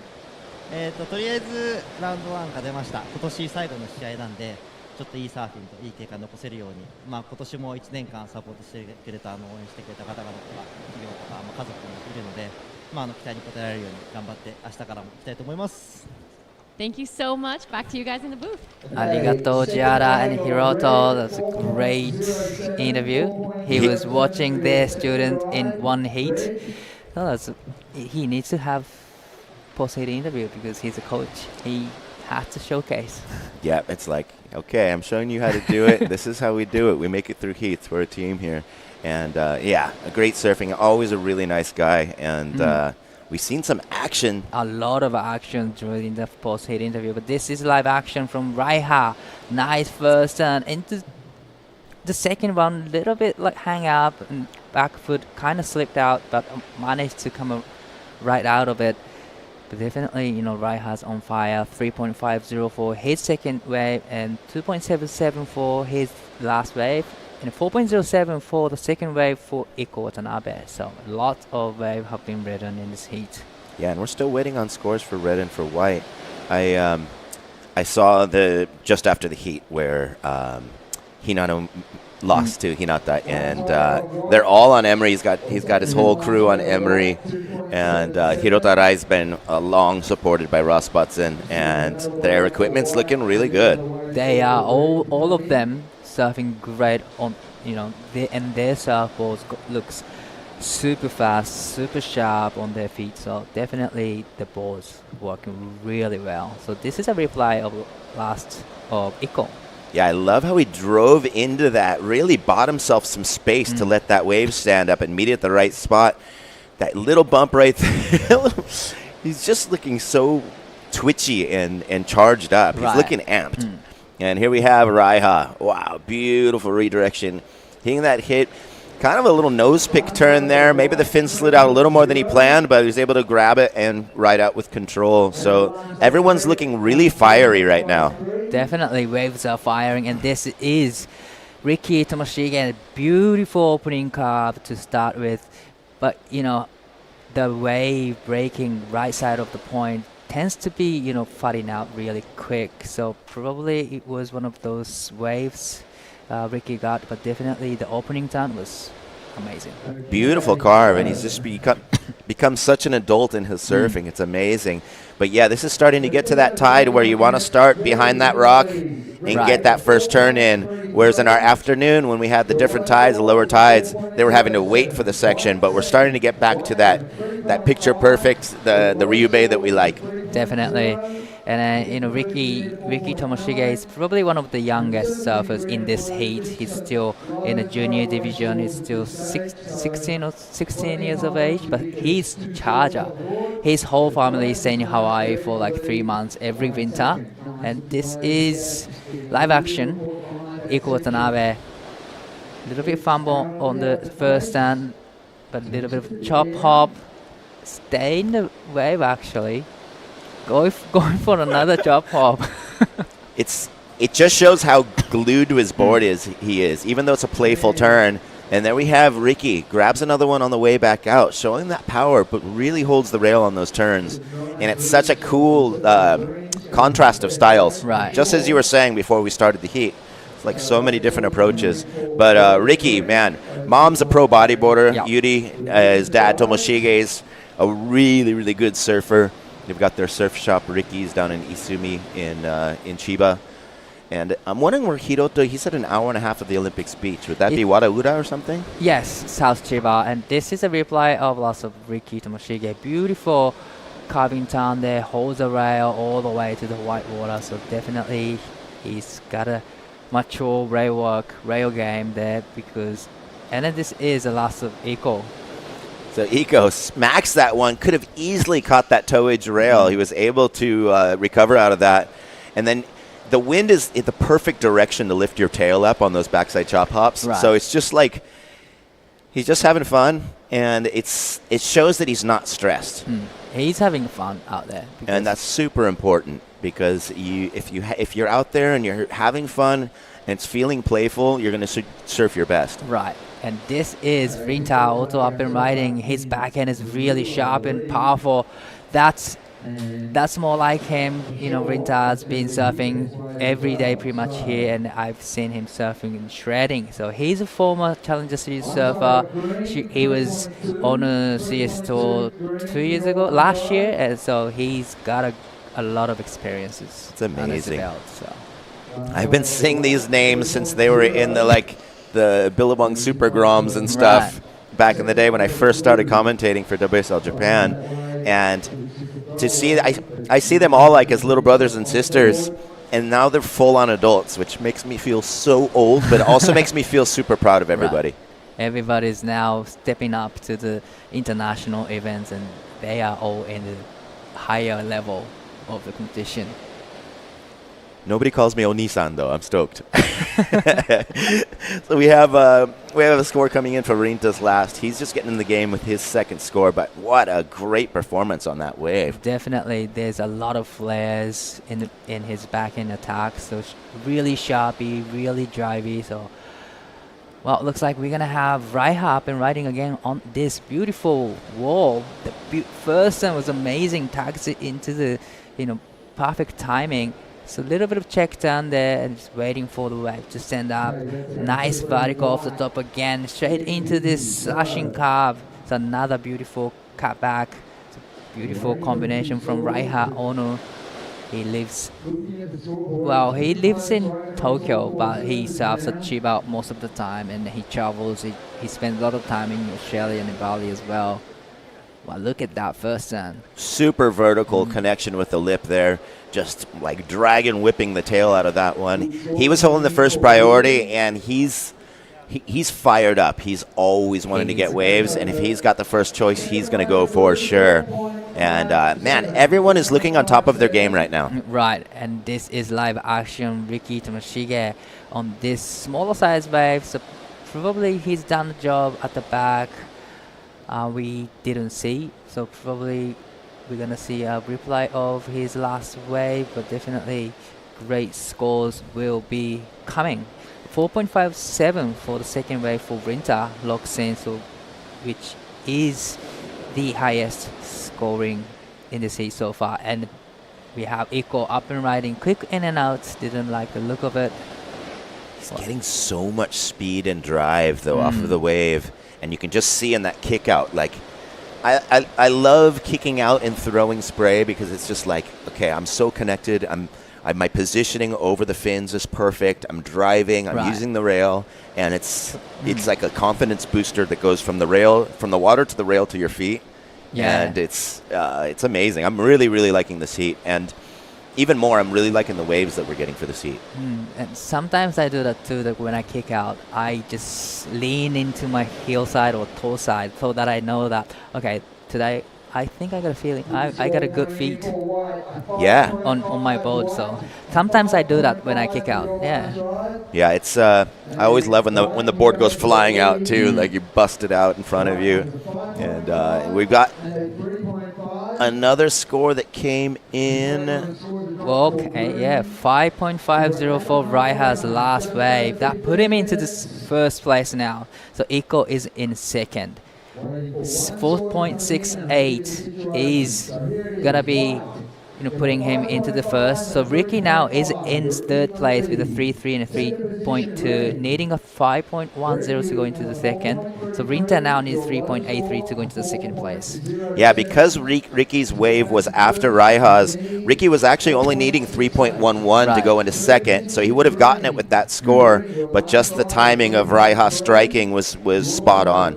Definitely spot on, Raiha's been traveling by himself quite a bit this year, traveling to Indonesia, spending a lot of time with Pepen-san and Strike Mission. Strike Mission. So I had a chat with Raiha, and he was saying he knows that he's lacking of the skills of tube riding, so he was focusing on getting the big barrel kind of condition, and that's why he spent a lot of time Pepen-san and just Strike Mission in Indo. Well, I remember a few years ago, I surfed Ichinomiya on a typhoon swell, and it was kind of scary. Like, it was like as pumping as Chiba gets. And he was out there, like, literally playing around, and I'm like, this kid's gnarly. He doesn't have fear when it's large. He's got great great performance in small waves, but he also will charge if there's waves. Yeah, definitely. And he's got this crazy barrel this year, a couple months ago, and then Stab actually reposted the footage to the channel, so it's pretty sick to be reposted by Stab. That's hot. His dad owns a printing company. At one point, I had him on my kind of like surf training skateboard, and as a thank you present, his dad made me a bunch of stickers. Right. And I'm so bad at ever making stickers like for my brand or anything. It was like the first time I actually had stickers to give out, and super thanks for that. But 12 minutes and 45 seconds. There was such a flurry of action in the beginning, and now this is the first time that they're actually probably bringing the heart rate down, taking a breath, because they've just been going back to back to back. Yeah. But you need to have time to calculate all the scores and where you are and where you're sitting in the moment. So probably this is a great time for them to just breathe in, just chill a little bit, and probably the wave, the set will come soon. So it's a great time for them. There's already been 18 waves ridden in just over 15 minutes. That's a lot. That's a lot. That's a lot.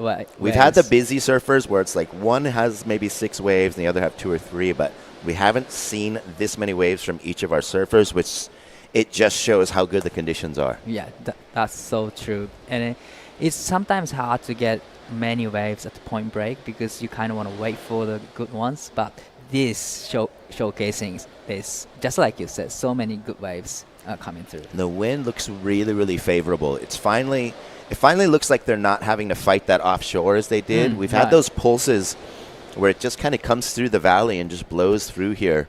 And now we're able to see them come out of the maneuvers, hit the maneuvers higher without sticking to the lip. Right.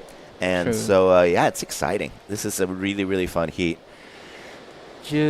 残り時間が11分20秒になるところです。現在メンズのラウンドオブ32ヒート7が行われています。第1位に小野ライハー、そして第2位が渡辺一子、第3位に友重力、必要なスコアが 5.10。オートリンタ現在第4位のポジションですがファーストプライオリティを持っています。必要なスコアが 3.83 とスモールスコアになっています。残り時間が11分を過ぎたところです。本日はヒート8まで行った後、メンズのプロジュニアクォーターファイナルの4ヒートを行い終了となります。まだまだヒートの方続いていきます。ぜひこのまま、見ていっていただけると大変嬉しいです。めちゃめちゃクロースなヒート、本当に誰でも取れるこのニードスコア。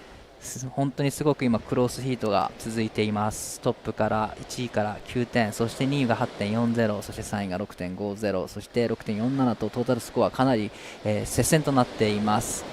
そしてレッドの渡辺一子アップ 4.68 が必要。綺麗なワンターンツーターンと入れてきます。この波はどうでしょう。この後ダブルアップしてきそうです。さあ波が立ってきたところでもう一発大きなターンスプレーを上げながらのアクションになります。素晴らしいライディングでした。 Beautiful ride from Iko Watanabe, needing 4.68 to move into the first place. A couple good solid turns at the back. I like his fire too, and he's going for it. It was a hard takeoff to really get in. He made sure he got in there, gets this smack, and then you can see this wave turns into 2 waves in 1. And now he's getting to start over again on another wave on the inside. Just shows how many options this reef gives you. And you see him kind of getting the leash off of his back foot off that last turn, but he rode out. And he's kicked out with control in every wave that he's taken. That's just such a good sign.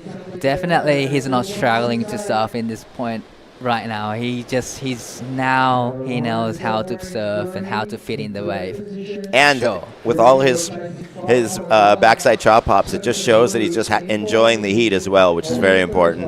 But 3.77, not enough to bump him up into the lead, so everything's still sitting in the same place for the moment. But wow, with 9 minutes, definitely green and blue feeling a little bit more pressure. Rinta, that's a very easy score for him to get. His top score is well above his requirement. He knows that if he does anything close to what he did before, he's going to be in an advancing position. And so it's going to be interesting to see how everyone uses their priority. Right. And as time runs out, we're down to 8.5 minutes. it's not a time to be playing around with priority. Nah, not really. It's not too early and it's not too late, but everybody, especially Rinta, only having 3 waves, and he's knowing that he can do much better with only a 1.90 as his backup. You know, you don't really want to stuck with the priority for so long. Especially Rinta has first priority for over 5 minutes now, and knowing that needing only small scores, so not much pressures building up right now at the moment, but the time is ticking, and if time goes by, the pressures will build up. There's another interesting aspect though, because since Rinta knows that he only needs 3.83, and he's probably pretty confident, zero panic right now. And if you were to pull the trigger early, then whoever's going to drop down out of the advancing position still has time to make it up. Right. So if you make them do that late in the heat, that puts more pressure to the more pressure. So he might just sit on that until anything else changes. If someone on the upper half gets a better wave and pushes up the requirement, he's definitely gonna have to pull the trigger and go. Right. But he's in a really interesting, good position right now. Definitely, but you don't want to be dropping the anchor at this moment. You want to get. Yeah, you don't want to lose your rhythm either. Nah, it's hard. It's hard, and probably, Rinta's situation when he has like second best score of the heat, probably he wanted to get into the lead.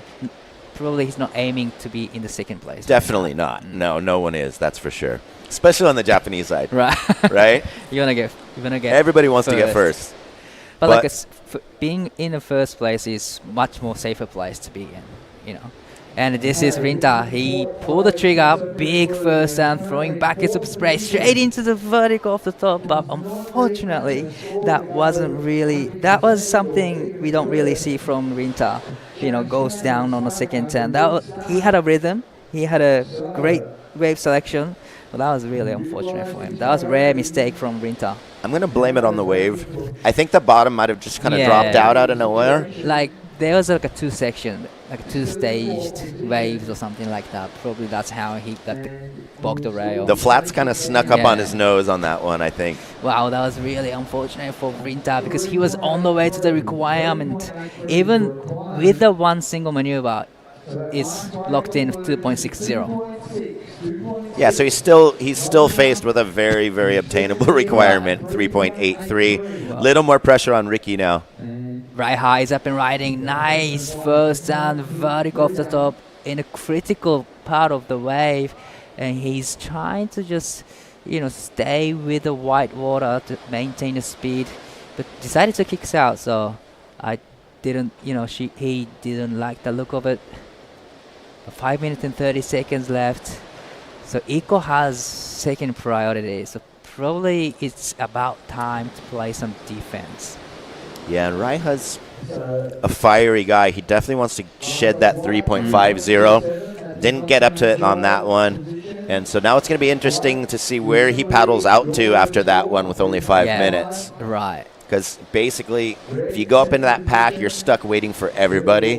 And for each one of those guys to shed their priority position, the time's going to be over. So, well, yeah, time is ticking. He's probably not really worried. It's if someone else actually makes a move and changes something, then he's really going to have to get into attack mode. Right. Still kind of just like, I'm good. I'm not super good right now, but I'm pretty good for now.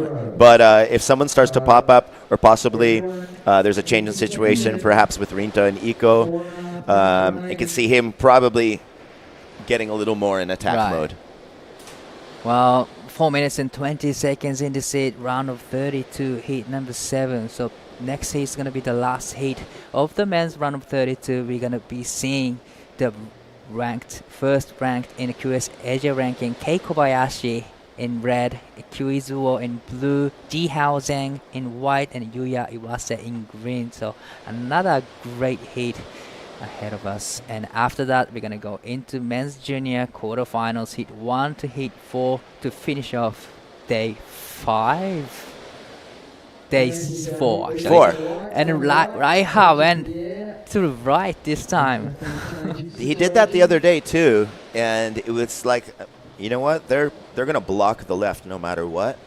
And if I got a chance, and he's really good at those frontside air rotations. Definitely. But from every one attempt that I've seen, even from Iko, which can do those anywhere, I think the landing is almost like uphill when you go out to the right. It's not a favorable landing to push you out of it.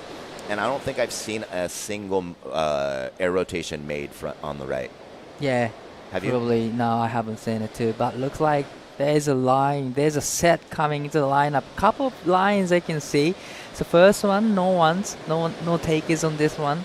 There's 2 or 3 more incoming, so it's gonna be interesting exchange. Ricky was really smart there. He took a peek, made sure to show the judges that he didn't have intent. Oh, this is an interesting move from Rinta. So taking off this one of the smaller size waves, nice first turn. He's hoping to this thing just deep up for him. So gets the second turn in. Ooh, that was really interesting move from Rinta Auto, needing 3.83, that which is really small score with a 2 minutes and 30 seconds. Yeah, and it looks like Iko's taking a look on something. Green, the only one in the priority rotation at the moment. And what a mature move by Ricky. Right. Because you think as one of the younger competitors, you'd be more fired up to just go into panic mode and just grab it. But he's giving it enough time to... there's a little bit distance between the sets. I don't know if 2 minutes is going to be enough to really attack with that. But that's what went on in that last exchange. Red not feeling what he wanted, keeping himself close to the lineup to get out.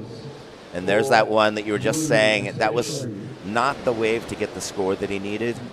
And you can see how he was already committed to the wave. He had to just stick with it, hopefully have something happen on the inside. But he looks a little disappointed on the kick out as far as his body language. But like, you know, he was false priority at the time. So definitely it was a great move from Rinta.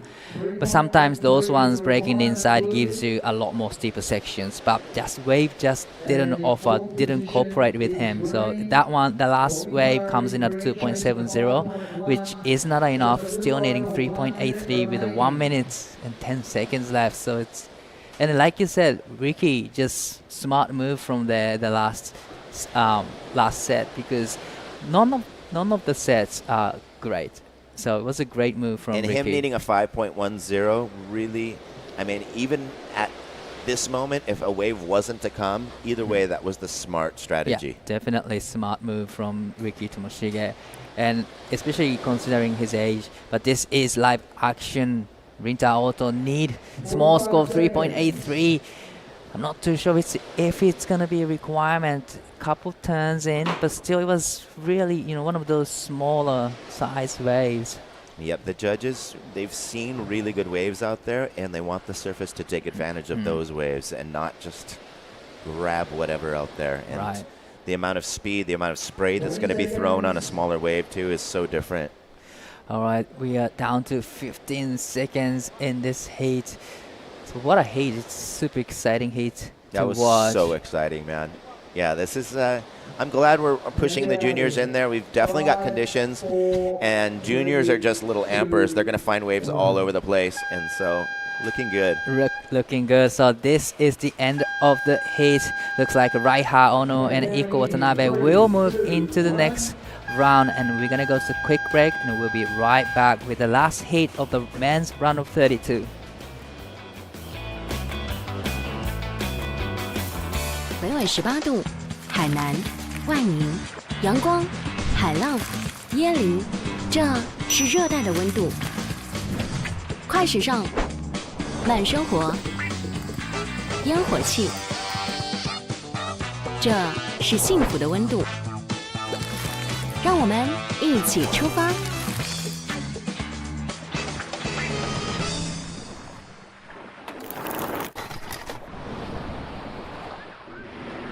最特别的海，陪伴着最长情的人。这里是搏浪高手渴望驯服的圣地。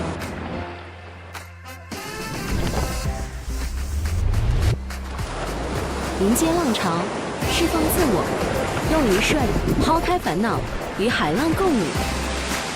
这感觉试过，你才知道有多美。几番沉浮，畅游上岸。体验的又是另一番风味，聊聊冲浪不败技巧，说说当年创业历程。这里是都市人群渴求的世外桃源，相逢亦或偶遇，闺蜜还是情侣，一台相机，一杯咖啡，就有了思绪。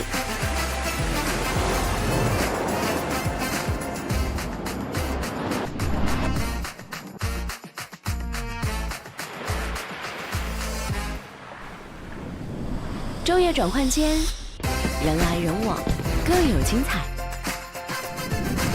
正如那不断律动的日月，波涛孕育着无限的可能和畅想，带给这座城市勃勃生机。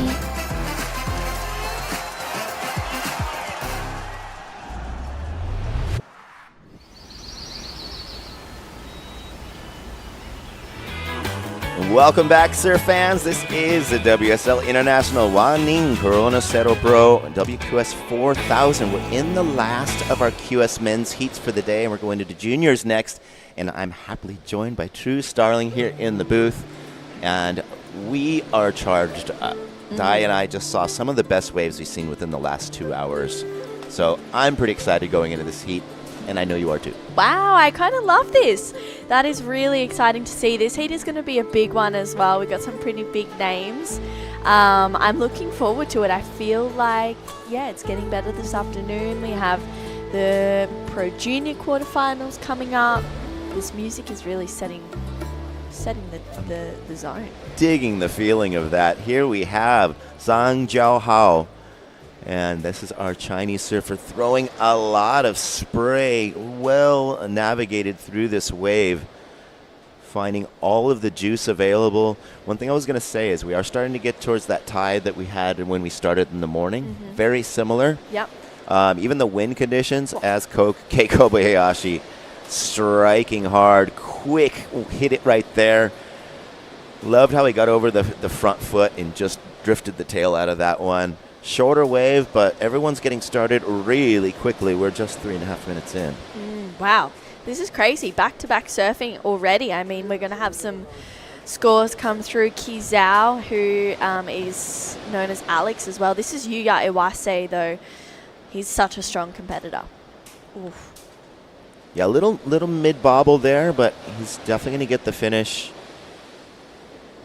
Yeah, that will be the finish. So we're starting to see the riders starting to realize that last inside reform option is starting to disappear, and it's back to that original game of having to get that job done on the outside off the takeoff. Yeah, absolutely. These are the replays. Kei Kobayashi just going to town on this one. He's a really experienced competitor, very polished.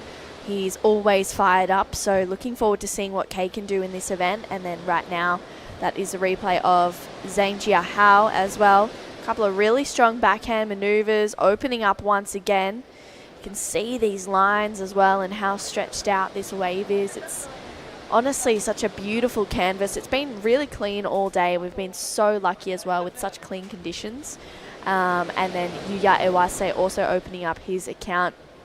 Good strong first turn to start this one off. You can kind of see though the wave doesn't really offer a whole lot. A bit of a fumble there for Yuya, and recovers really well to get a good strong finish, but feeling like that might not be a keeper by the end of this heat. Probably not, but little hiccup there, but instead of getting down on it, he just moved on to the next, which was great. Yeah. Keeping his head in the game, and White getting rewarded 4.83. As he should. Really, you can tell he's got strong legs, throws a lot of water, gets a lot of rail in the water. And here's Kei drifting the fins on that first one, pushing that tail out with the back foot, getting up and under it. And he's opting to stay for that inside connection. Look at that backwash warble. He just timed it on top of that. So we're going to see him kick out, and down with Raiha Ono, we will have Dai Wako on the glass. 見事第1位通過で、このラウンドを制しましたが、見てる方は非常に面白い戦いでした。振り返ってみてご自身で、どう思いますか？いやー、ヒヤヒヤすぎてやばかったですね。結構みんなバックハンド最初から結構位置とかも4点とか2本出して、リンタ君も 4.5 本持ってたんで。結構バックアップが3点ぐらいだったから本当に最後の最後まですごいドキドキしてて、本当なんかプライオリティの使い方だったりとかそういうのいろいろ考えながらちょっとやっていきました。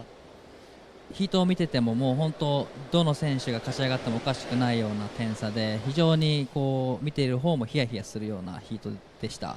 その中でも1位で上がれた要因としては自分ではこうどんなところが要因だったと思いますか？そうですね、なんかこう臨機応変に行こうと思ってて、特に作戦はそんなに考えずに、海入ってこう相手の動き見ながら自分も動いてってこう待ちすぎなかったりこう乗りすぎなかったりのこのオンオフをちゃんと大事にしてやってました。しっかりとこうバランスを取ったようなプランというかプランを持たずただ、その場の一番適した形を行っていたということですかね。そんな感じですね。もうフリースタイルって感じでやってました。簡単に言うとフリースタイルというところですね。さすがです。So he didn't have any plan out there. He was trying to adjust the moment. You know, if the opponent getting many waves, then he probably stay there and wait for the set.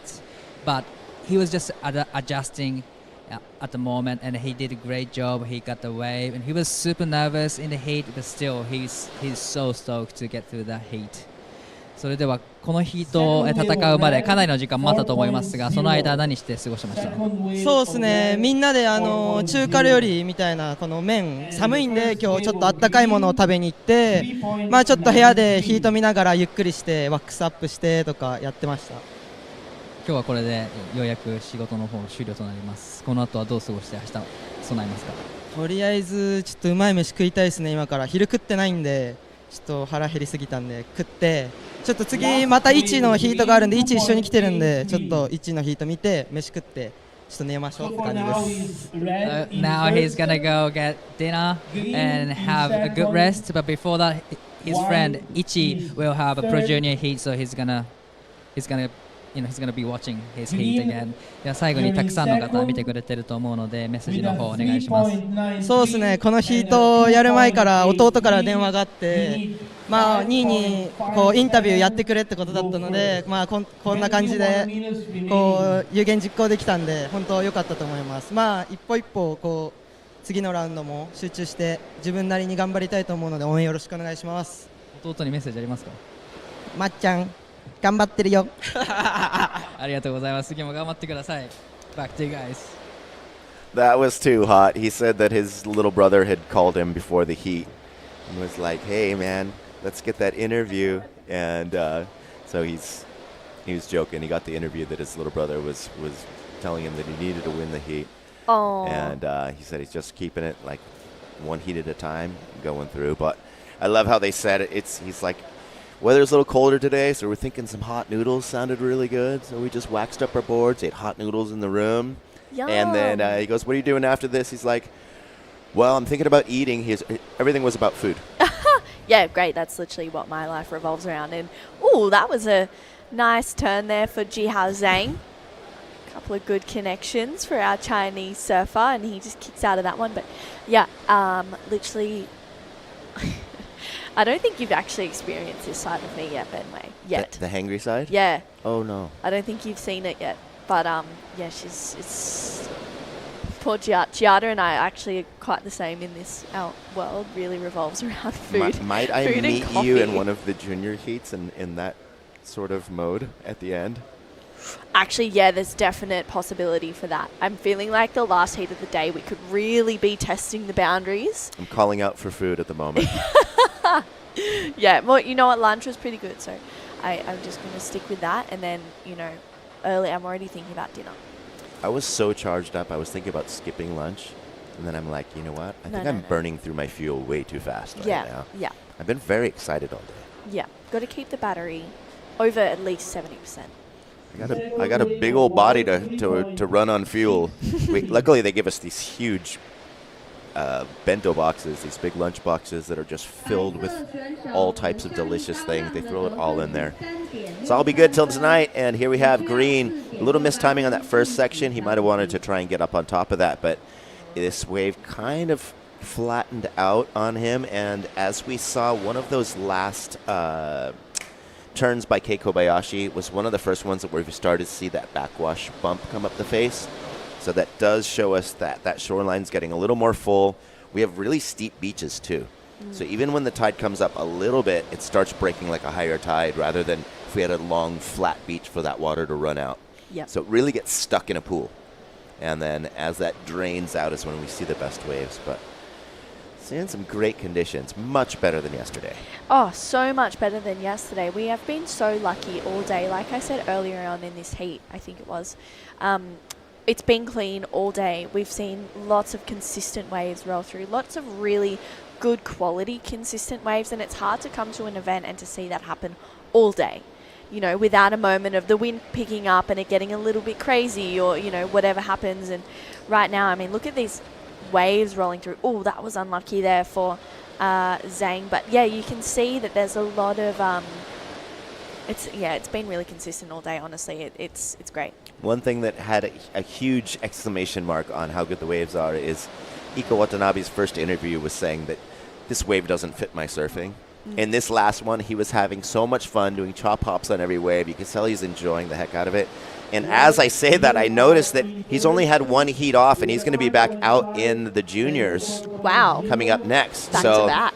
like, it's always good to have a heat that's close to your last one because you still have your lineup in your head. You're still close to the conditions that you did well on earlier. So I hope to see his same attitude in that next heat. Hopefully it just doesn't get too cold.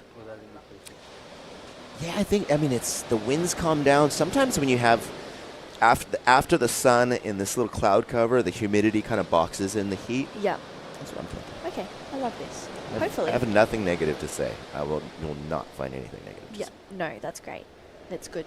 It's been such a great day so far, and we still have more. It's almost 4 o'clock. 3:53, and we've got another hour and a bit of surf. Well, actually, another pretty much 2 hours worth of surfing. Well, let's charge it till dark. Yep. And I think it's been a great call, though. I mean, we really got rewarded for not taking the chance of pulling the trigger yesterday afternoon when it was looking possibly contestable and then a little sketchy and then kind of, I mean, they really had to take a good, long, hard look at it because things switched around a bunch and we could have started a round and then had to end early, which is always not fun because you've got competitors in the same round surfing different conditions. Yep. It's hard for the judging, everything. So, yeah. So everything's looking great. It is. Yes. I agree. We've had an incredible day of surfing already. Some really cool, good moments. We had the women start off the day, which I was super excited for, and then of course the men and the pro juniors to finish off the day. And this is live action. All right, Green lays into that one. Yui Wase overcooks that one, leaves the nose up just a hair too long, as we have the first wave of our surfer from China's Zhuo Qiu. And he has a little bobble on the rail there, unfortunately. Kind of lack of opening up the shoulders enough on that turn, unfortunately. Just pushed him down into the flats. Yeah, that was unlucky there. Alex or Kizao, as that we're seeing in the blue rashi, he is one of the surfers from China here. Speaks really good English. He's got a lot of knowledge of this place. That was a nice connection there for Yuya. I know that Alex has been showing around a bunch of the Indo surfers as well in this event too, which is super cool. So yeah, I feel like coming here to Riyue Bay, to Hainan and Wanning, it's we've been so welcomed into the community, and a lot of the people have been so helpful as well to show us around, show us where the good food spots are, good coffee. That's 2 big ticks in my book. It also seems like they're really proud of their zone, and they're so happy to show it off to us. Yeah. And we're happy Yeah. to see it. Yeah. We're happy to be here to see it. Yeah, absolutely. But yeah, it's been so exciting throughout, and we have had such an amazing time in and out of the competition. Delicious food every day, and even for a veggie like you've still been able to find some pretty good stuff. Yes, I have, thankfully. I was a little bit worried, not going to lie. I was a bit worried coming over here. I was like, oh, what's the vegetarian options going to be like? But there's been plenty. Pretty much everywhere I've gone, there's been an option, which is so good. So that's, really made the trip that much better. What's been your highlight so far? It's day 4 of the event, so highlight in and out of the event. Any specific? I'd have to say it was the party when we got everyone together at Kaya. Yeah, that was so fun. That was so much fun. We had a Ben is we'll come back to that. This is Alex.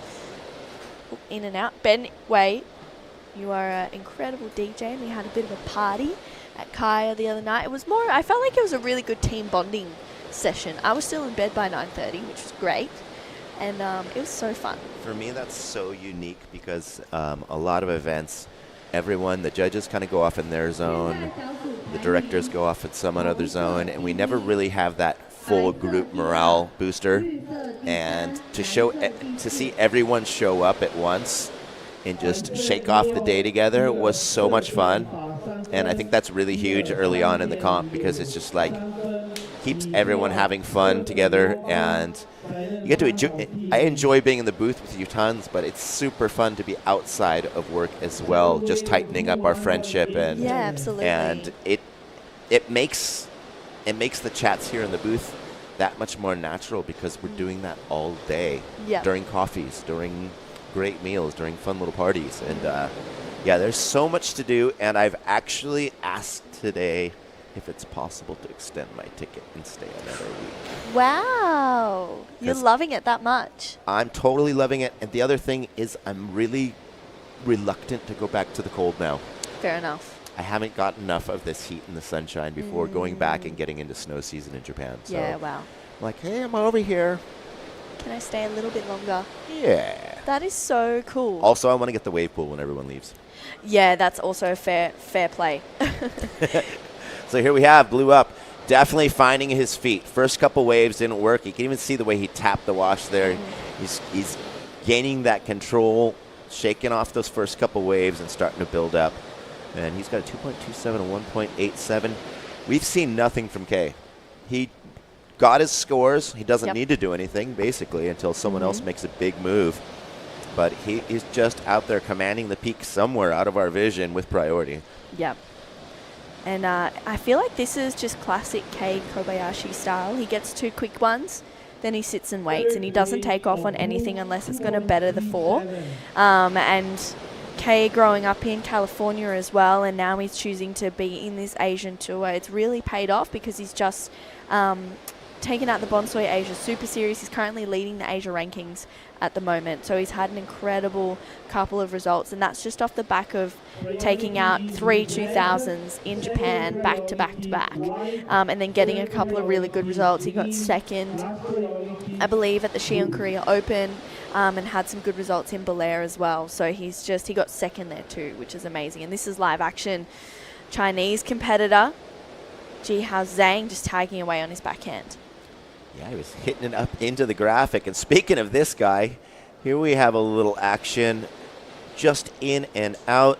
And he was well aware of the other competitors on their way out. He's like, that was a mistake to take off on that, but I'm right back into priority, I believe. Nope. Okay, I didn't see his positioning. So green now has priority. Yuya's needing a wave, so it's a good time for him to grab that. He's needing 4.54. The last 3 waves have not worked out in his favor, and it just seems like his rhythm's been off. Yeah, it does feel like that. Here we go. Alex Zhao, beautiful opening carve to start this one off. Yeah, I mean, every wave, his surfing has gotten better and better. I don't know if it was just needing to really rub the wax into his feet, but he's looking so much more in control and really reading these waves well. Of course, when you spend some time in this wave, you've got that local advantage of really knowing where to sit and pick off the right ones. And it looks like he's picked off pretty good waves for the most part. Yeah, absolutely. I feel like maybe it's just been the turn selection that's feels like it's letting Alex down right now. But he's been surfing really, really well, and you can just see he's slowly bettering each wave, which is good. He's got a score to come through, so wow, 9.5 minutes already. Where did this heat go? I feel like I just sat down. That's what happens when I sit in the booth with you. It's like can we have 45-minute heats? No. No. Never mind. Don't even say that. X Just kidding. that. I'm just joking. I've never seen a 45-minute heat. Imagine that would be crazy. I would get, if I was surfing a 45-minute heat, I would be so gassed out. That would literally give everyone a chance to be in first, probably, at some point of the... At some point of it. Well, let's take a look at the men's qualifying series for the Asian Tour. We can see Kei Kobayashi out in front. Dylan Wilcoxon is not at this event. He's in second. We saw Bronson Mady make his heat a little bit earlier, as well as Katut Agus. Yuji Nishi had a breakthrough performance at the WSL International Pro, taking out his first ever QS win. That's the top 5. We've got Jin Suzuki, Iko Watanabe, Roy Kanazawa, Paja Ariana, and Shohei Kato nipping on their heels. So it's really, really close. But it's, really that kind of top 5 zone. It's where you want to be. And I believe it's top 3 in a wild card to qualify for the Challenger Series. Is Jean even here? I don't believe Jin Suzuki. No, I don't think he is here. I haven't noticed him around. Yeah, I don't think he's here, but we're noticing this guy. Kei Kobayashi is going to town on this wave. He's found another really good section ahead of him. Unfortunately, that one goes a bit fat, so Kei kicks out. But, I haven't seen Jin Suzuki, no. Well, when I went and did Minami's interview earlier, I was like, But here we go. That was just unleashed. Completely stretches his body out, presses those legs out. This starts to bobble up, and there's those little backwash reverberations coming up the face. So trickier conditions. It'll get trickier as that tide fills up even more, but the juniors are wiry and they're ready to go. They've got great shock absorbers, so they really do. They'll be fine. Let's take a look at these round of 16 matchups as well for the men's. We've already got 2 fully locked in, and I'm kind of gobsmacked by how hard they are looking on paper. Bronson Mady, Yuji Nishi, Ryo Inaba, and Katut Agus. That is a very first heat. That's going to be huge. And, that was a spicy turn there for Yuya Iwase. He's looking really strong. I love this patience right now. He's waiting for this wave to stand up. A couple of extra turns here, hoping that it's going to give him a steeper section. Unfortunately, it just goes so fat, so quick. And he has to kick out of that. But, that first heat is so solid. Heat 2 also looks kind of scary to be in. Varun Tanjung, Aimade Ariana or Pajar, Raul Borman, and Sentaro Sakai. Wow. Yeah, that's pretty crazy. And then even looking at the first 3 surfers for heat number 3, Ryaru Ito, Iko Watanabe, and Hiroto Arai. One of these 2 surfers that makes it through this heat is going to be joining that. Super stacking. Well, 6 minutes, and we've still seen quite a few waves. I think as far as the tide, it's got that one little point between the mid and the high that it really favors, at least with the swell today and the wind conditions. Yep. And starting to get to that trickier side, but still really good waves. But I think as we're not stretching the waves across the point with that steep section, we'll start to see the scores come down a little bit. But it's the same wave, same point in every heat for everybody. So nothing easier for one surfer or the other. Yeah, it's all they're all in the same boat right now. They're all experiencing the same conditions. It's just who can, I guess, navigate it the best and come out on top. Kei gets a 5-2-3 for his last wave, so he extends his lead. Jihao Zhang in second. Yuya Iwase has been a really informed competitor in a couple of the events this year, so he's kind of against the ropes right now, but he does have a score to lock in, which is working in his favor, hopefully. Yeah, it seems like a lot of, at least Alex and Yuya have started to find their feet towards this later part of, very late in the heat, now that we're down to 5 minutes. This man, Zhang, has been attacking it. He reads the wave so well. Oops. As he gets bobbled out with a little whitewash. Commentators curse, but we Yuya got a 3.57, still after something almost to 5 as white. Looking really zappy. I love how he climbs. You can see that wind is holding him up a little bit, but he was able to get up on a difficult section right there for that climb. That would have been cool to ride out of, but he's already in an advancing position. Things aren't looking too dangerous for him right now. Yeah, no, I agree. I think he's in a good zone, and with 4 minutes to go now, it's just honestly, he's probably thinking, can we just end the heat right now? I want to be done. Yes. I want to go in. I want to make it through this heat and live to fight another day. Yeah, that was funny. In one of the interviews earlier, it was like, "Do you like long heats?" Like, normally I do, but I was winning, so I wanted it to end. But it's like, I can't remember who said that, but it was great. 3 minutes and 45 seconds. Kei Kobayashi steadily bumping up his game after those two kind of misselected waves in the middle. But out of 4 waves, he's holding 2 of the highest scores of the heat. And here he goes. Out of position. Blue had a priority, and somehow Kei was off to find a great little option here. There are those little warbles, but he was able to have that warble between his maneuvers. Little hit there. This is where it's kind of no man's land, but he's able to sneak one more turn, and you see how the water's just bouncing in that little pool there. Yep. It has nowhere to go. Yeah, exactly, and it makes it a little bit difficult, but Kei just expertly navigating it. That first turn was so smooth. I really, really liked it. He's got such a low center of gravity. He's a really dedicated competitor.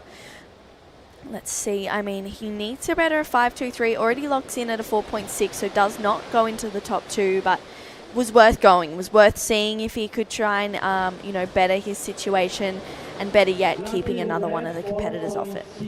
He was in India with Giada and I, and his pre-heat warm-up was gnarly. He was jumping on one leg, juggling balls, and all the locals were just like filming this guy just going nuts with his Oakleys on and his headphones, and just like, what is this guy doing? Like full on bouncing off the left and right side of his brain training, and so takes competition very seriously.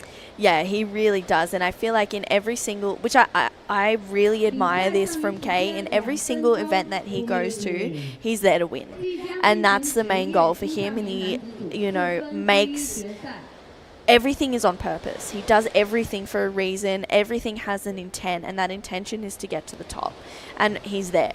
And it's paying off, and it's really inspiring to see that from Kei, and to see that no matter what event, whether it's a QS 2000, a QS 4000, QS 6000, or a completely different event, not even related, he's there to win, and it's just, I think it's really inspiring, that focus. It never wavers. Yeah, and coming from a surfing family, his brother runs Lost Manufacturing, so he's got access to the best equipment, plus a little more focused attention by having a member in there in the board production as well. So that's another little notch in there that helps his competition game, is having access to the best equipment when you need it. And he's looking so hungry right here. Looked like it wasn't even anything, and he just worked his way in. Those are the ones that sometimes grow, but I'm now looking at the time. It's 45 seconds, so he's just on his way in. And that's showing we have a little bit of flair, a little bit of variety from Alex. I like the little head whip off the top in those turns. Yeah. Holds the rail nicely in that little area. He's been reading the wave really well in these last couple sets that came through, but it's looking like time is up. Yuya, you need to pull the trigger. Here he goes. Great heat management, holding that priority. Wow. And he's still needing a 5.10. So he can't make a single mistake on this wave. Oh, yeah, you could kind of tell that wave wasn't really going to offer too much. Even this inside part just doesn't look like it's going to steepen up for him, and looks like it is Jihao Zhang. I mean, he got that wave, I think, after the Hooter, but I'm feeling like he's, pretty confident to progressing through this heat. Well, that is it. That went by really quickly. That's the end of our round of 32, Heat 8, and we go into junior men's soon after these messages. So stick with us. A lot more to come.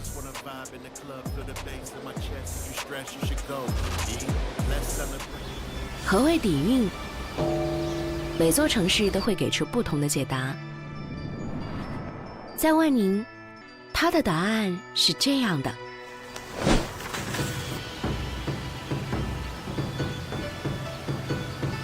他是以山中八景、摩崖石刻睥睨琼州群山，自古便华峰岩下游者众的海南第一，东山怂最。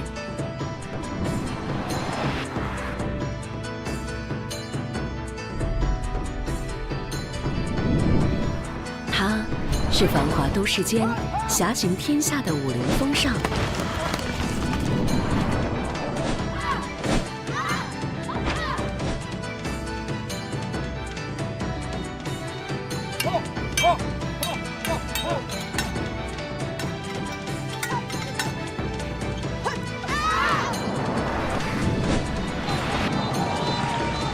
他是波涛激荡中乘风破浪的奋进明钟。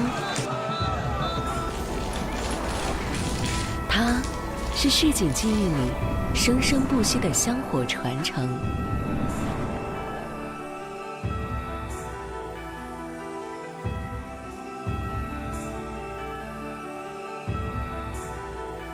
万宁运动千年不息，早已在一方水土间开枝散叶，泼墨山水里日臻化境。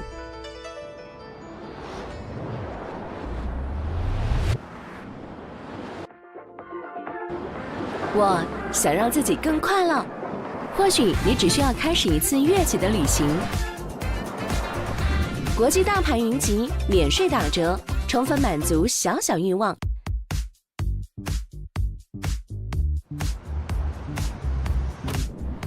东南亚美食，热带风。It is well into the afternoon of day 4 for the International Wanning Pro Junior. We're in the quarterfinals, and it is Iko Watanabe out there taking on Chengzeng Wang. I'm True Starling, joined in the booth with Giada Legati. What's going on? I don't know, just took a little walk around, and it was really, lively down at the beach. There's a lot happening. Iko Watanabe now taking a look at this one. Oh, here he is up and riding. 25-minute quarterfinals. Floats that first section straight away. Belts it. Wow, Iko, he surfed a heat. Not the last one, but the one before. So he's already fired up and knows his lineup well. And that was really well executed for Iko Watanabe.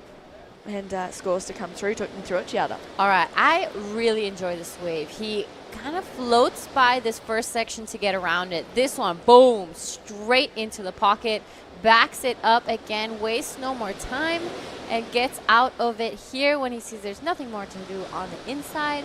And that's how you want to start a heat, folks. Yeah.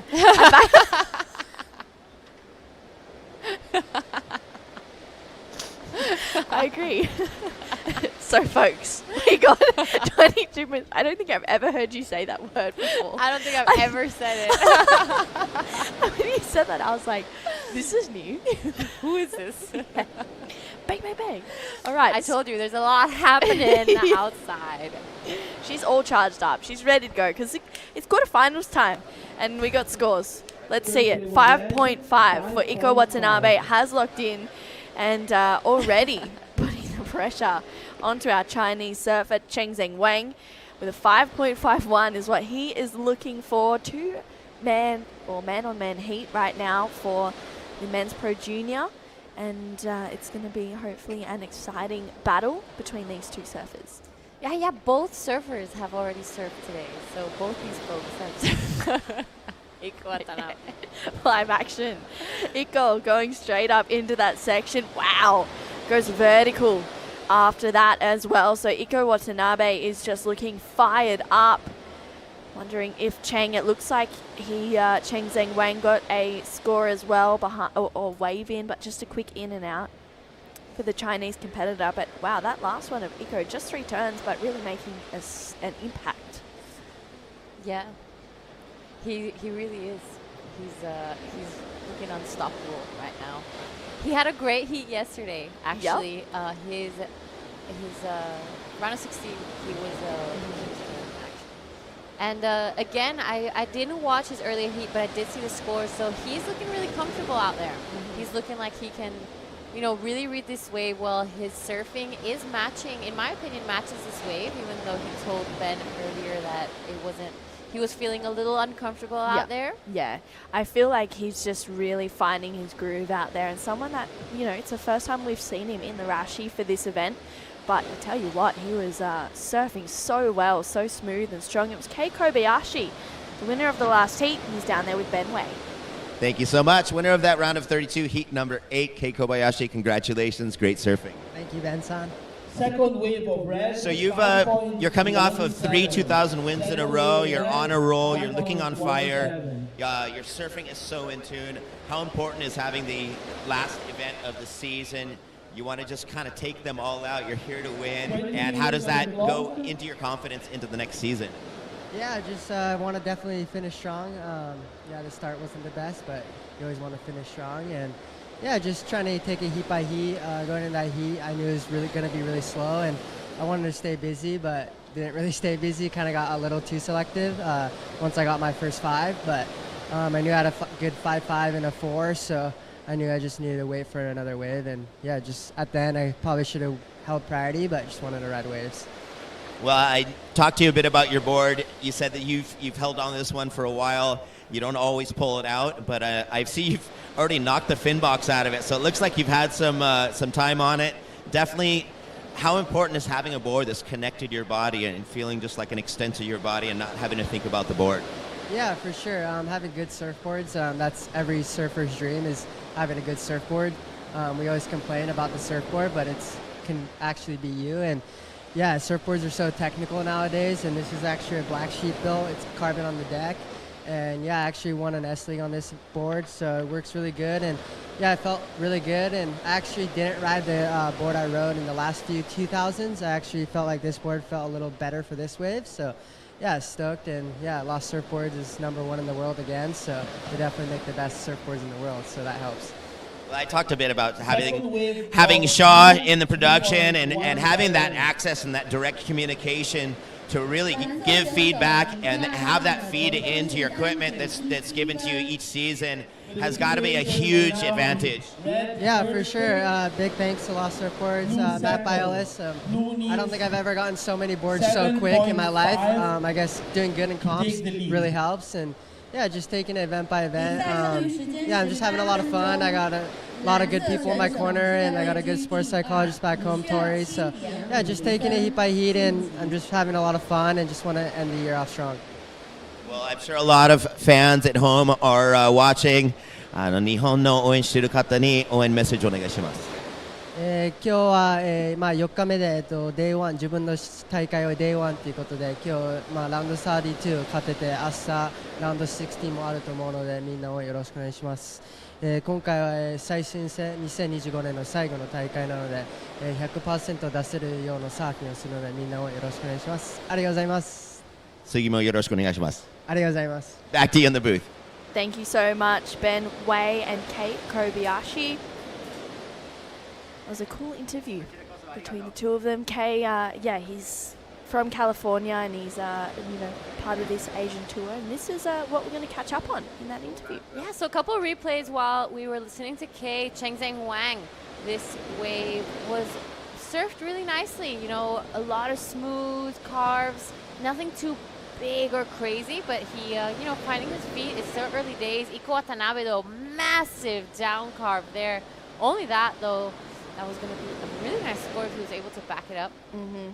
But I like what Kei mentioned and what we've talked about a lot in the past is having those different forms of support. The sports psychologists, the nutritionists, that's the new wave, kind of, and how people are tapping into this new form of help, I would say. Yeah, and having that big supportive team around you is so important for success. Iko Watanabe clearly has a good team around him as well. Look at this speed that he's just, oh, wow. Okay, settle down. Oh. This is how you back up a 5.5, folks. And Iko Watanabe, unfortunately goes down, but 16 minutes to go, and he's really just loving it out there right now. And honestly, I feel like this wave does suit his surfing. This is the fastest that I've seen him surf, and I've seen him obviously surf quite fast, but this is the most in rhythm and flow that I've seen him surf this event so far. Yeah, you're right. There was not a single turn out of beat on that last one. It was just back to back, that single line that we always talk about, that the judges really look for in the scores. So Iko Watanabe, I think, is gonna improve his score. I would say that would go into his top 2. He did so many turns throughout that wave. Okay, let's break it down. Nice big start there. Really drifts the tail. Does it again here on this second one. Love how his front hand touches the nose of his board every time that board finds the lip. He really took this one all the way down. So really impressive stuff. That last one is not really gonna affect his scoreline at all. Yeah. Nice surfing from Nicole. Yeah, he's really just showcasing the connection that he has with his board right now, the connection that he has with this place here in Riyue Bay with just about 15 minutes to go. So waiting on this score to lock in. A 317 for Chengzeng Wang has locked in. That's his best score so far. He needs a 7.5 at this stage to go up into first. But that's going to change with this last score starting to filter on through for Iko Watanabe. Locks in at a 7.0. So Iko is just looking so smooth and so strong right now. Chengzeng Wang looking for a 9.33. Yeah, that was really nicely done from Iko. Back-to-back turns. He wasted no time in between them. He was just in that flow state that we like to see in surfers. And like we said, I think he's found the rhythm out here, and he'll be doing great. He's one of those surfers who's doing the double dip. He did the Pro Juniors. He's doing the Pro Juniors and was in the QS earlier on and is not stopping just yet. Here we go. He's opting to go right and take to the sky, but doesn't quite pull that one, unfortunately. But he's got the freedom to do that now, to kind of mix things up, go for something a little bit different, because the 9.33 is a big ask, and it would have to be the best wave of the event so far. So Chengzeng maybe needs to restart. Yeah, he just needs to kind of find that base again, and like you said, restart, 2 waves, that's all he needs. 9.3 is a massive ask, especially with 13 minutes left. He can go and do it in 2 or 3 waves. There's only 2 surfers out there. Yeah. You know, the lineup cleared out so much. It doesn't feel like a lot, but 2 more surfers takes up a lot of space and a lot of time out there. So he just has to go back to basics, remember that all he needs is 2 scores. Yeah, exactly. And if he can get into the 6s, then he's looking at another 6 as well. Unfortunately, Chengzeng Wang got knocked out a little bit earlier on in the day, so maybe already dealing with that loss and has to really regroup. It was a super quick turnaround for him, getting knocked out of a heat to now needing to, regroup and be prepared for another one. Yeah, and I would say the only advantage is that he's already surfed out there today. He knows what the conditions are like. Yeah. So he could use that as a fuel to the fire. You know, I've unfortunately lost earlier on today, but I'm not giving up. I'm going to really take advantage of this second chance, let's say, and hopefully he kind of finds that fire within and pushes through. Let's see what he can do in the next 12 minutes of this quarterfinal. Next up, we're going to have Jai Liu and Teddy Billy. That's going to be quarterfinal number 2, which is going to be super exciting. 12 minutes to go in this one. We saw Teddy Billy also in the QS a little bit earlier, unfortunately bowing out of the event. Jai Liu, I'm pretty sure got through his heat not too long ago as well, so big days. Well, it's been a big day of surfing today. We're going to run through about 20 heats, which is going to be pretty big. Yeah, coming up in Heat 3, we have Taki Kanazawa up against Shuma Nonaka. And in Heat 4, finishing off and wrapping the day, Sentaro Sakai and Yuma Nagasawa. Let's see it. Oh, this could be our wrap. Oh, it's going to be the last heat of the day. We'll be wrapping it all up, and hopefully he'll be wrapping it up later. Gianna! I'm on fire. You're amazing. Wow. That was really good. Thank you. Yeah. I was working on it. Yeah, thank you. You're waiting for the time to just drop it. It was that moment. Yeah. I've been waiting my whole life for that moment. gosh. Big day of action. We started off with the QS women's round of 32. Straight into the men's round of 32. And now finishing off this big day of action with the quarterfinals of the Pro Junior men's. We've had stunning conditions. It's been an incredible day of just non-stop action. We've seen 7s, 6s. We haven't seen an 8 drop just yet, so hopefully this afternoon. We've almost got there. 7. We've had a 7-8-3 be locked in.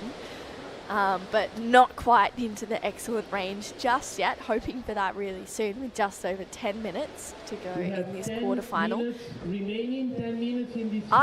It looks like from the angle that we were at that these surfers were sitting side by side, basically shoulders were touching, but Iko Watanabe is positioned a little bit further in from Cheng Zheng Wang. So we'll see Iko having a paddle. This is live action. Looking to better a 5.5 here and apply more pressure. He's looking fired up right now. Ooh, that was really, really strong. Iko Watanabe looking smooth and looking fired up. Cheng Zheng Wang out behind him. Wow, ditches the fins, gets the rotation. That was pretty progressive surfing, and he kicks out. And actually a pretty good move, wanting to get priority over Iko. Yeah, that's exactly what we were saying earlier. Finding that fire from within, wanting to be back into this heat, and taking the earlier loss as that fuel. So I'm excited to see Cheng Zheng Wang kind of fighting back. I would love to see the replay, see if he did anything else out the back. Iko Watanabe is not going to make it easy for him, though. He is looking on form and pretty unstoppable. Yeah, he really is. I feel like his last wave might even better the 5.5 that he has. So let's see scores to lock in. The Chinese competitor looking to break at least into the 5s to make his situation a little bit better. Here he is having a good look at this one, up and riding, a good wall ahead of him. Wow, opens up for this first turn. Beautiful carve to start. He's really getting himself back into this heat. 4.5 locks in for that previous to last wave. Now another score to lock in. So he's bettered his position, now needs an 8, but we are still waiting on this last score of Iko Watanabe as well to lock in. So lots to happen in the next 8.5 minutes. Yeah, Cheng Zheng Wang slowly chipping away at that score, finding momentum, catching waves. He's keeping busy. I think that's a great heat strategy to kind of reset and restart. That first carve that he just did on that last wave was absolutely gorgeous. He really had a lot of flow all the way down and came out of it with a lot of speed, which is really important. All right, live action, waiting on a few more scores.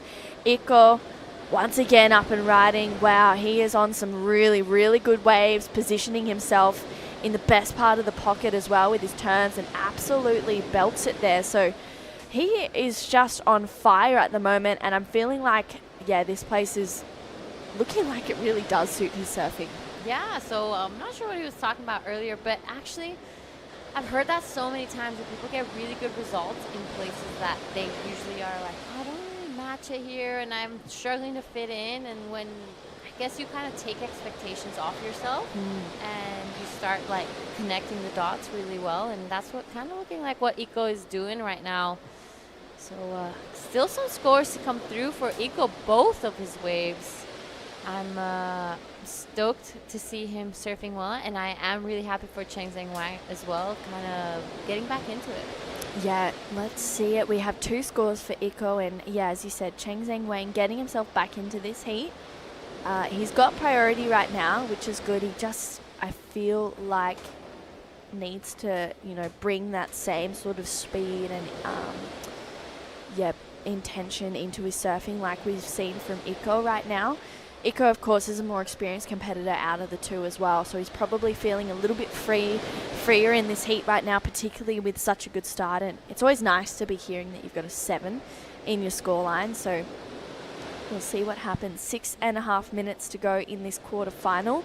We have dropped these quarterfinals down to 25 minutes. There's been plenty of waves in this one as well. So a great decision being made by the contest officials. Yeah, so Cheng Zheng Wang, first time competing at the WSL event, was here in 2020 when he was a QS 5000. And earlier this year went up to Phillip Island did the QS there, the QS 3000, got a 65th, and is both in the junior and the QS Open here in the Wanning Pro Junior. So not as much experience as Iko, you're right, but he's giving up a good fight. I like to see him not giving in so easily. Yeah, absolutely. He's a fierce component. Iko gaining some speed. You could see what he was looking for, but just didn't quite get the section to do it. 5.67 locks in for his 6th wave, so his previous to last. Waiting on his last score to lock in. Doesn't look like it's going to go into the top 2, so a 7 and a 5, 6, 7 has come through for Iko Watanabe. A score to lock in for Chengzheng Wang right now. He needs an 8.17. Has to really find himself on the best wave of the heat so far. Yeah, he does, and it's starting to, time is ticking. We reached that 5-minute mark, and things are starting to get really crucial. We're probably going to see Iko not looking for bigger scores anymore, but maybe start playing a bit more heat tactics, staying a little closer to Chengzheng Wang, wanting to make sure he's not on that right wave to get that score he's looking for. It's a big ask, but you never know.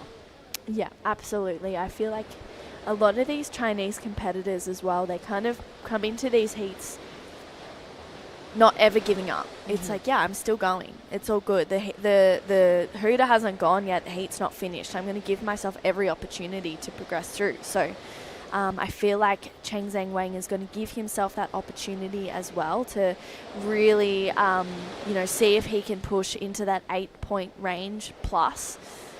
So I'm interested to see how he navigates the next 4 minutes.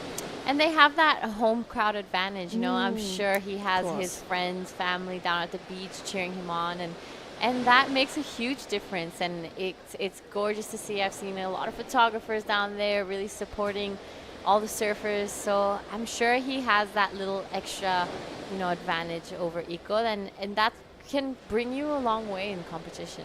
Yeah, it absolutely can. That support team around you really, it feeds your fire. It really fuels you to want to do well, make them proud as well as yourself.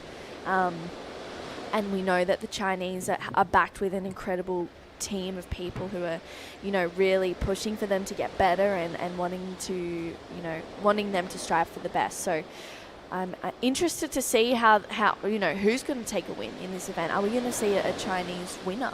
Which would be amazing to see that. There's a few Chinese competitors in the women's pro junior side of the draw that really come to mind for me as well. So I'm looking forward to finals day and how that's going to play out.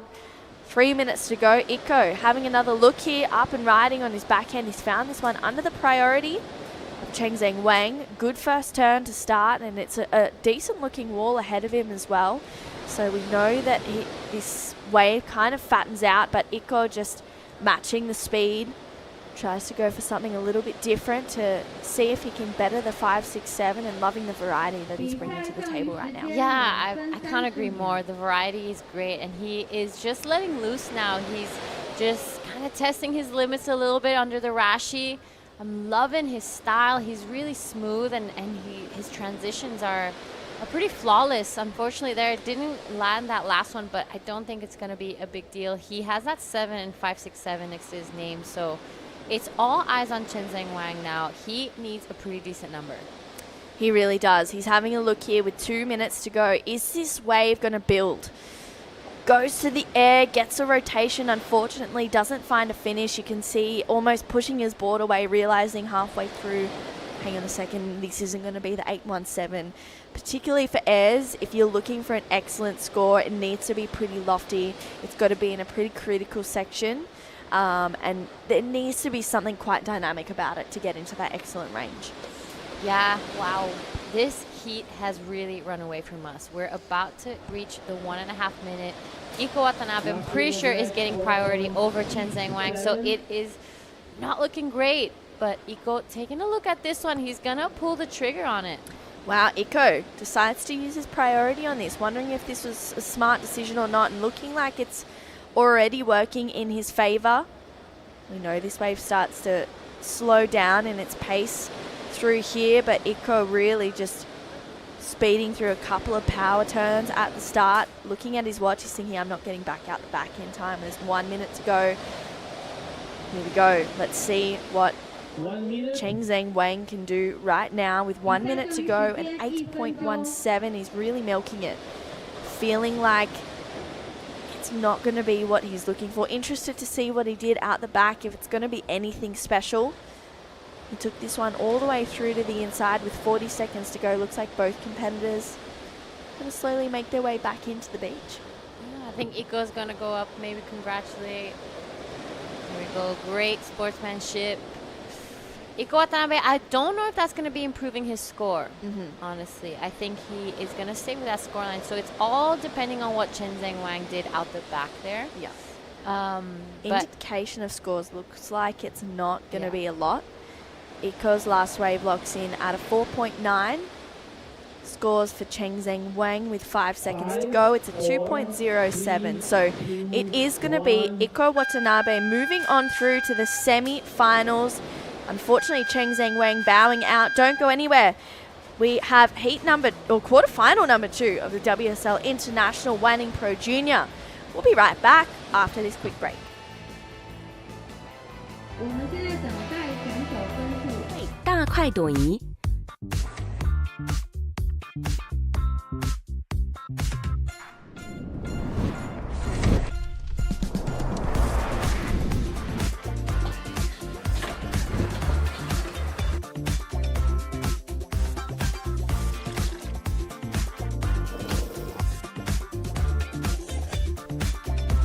海南4大名菜独占2席。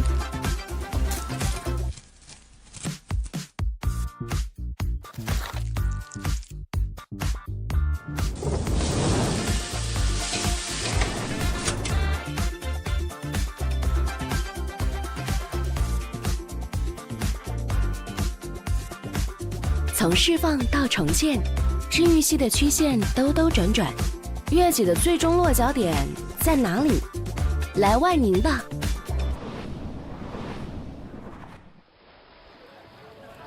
心动的感觉源自哪里？有人说，心动是逐梦时自我实现的充分满足，收获时瞬间迸发的由衷喜悦。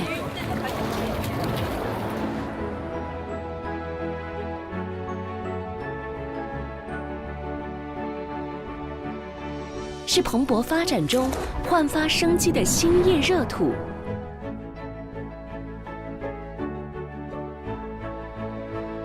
是遇见未来时无限可期的前景之城。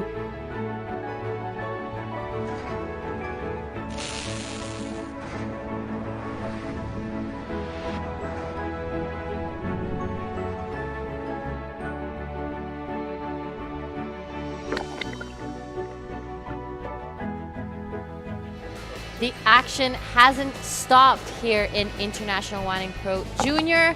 We had a big day of competition. We are now into the men's side of the Pro Juniors. This is quarterfinal heat 2.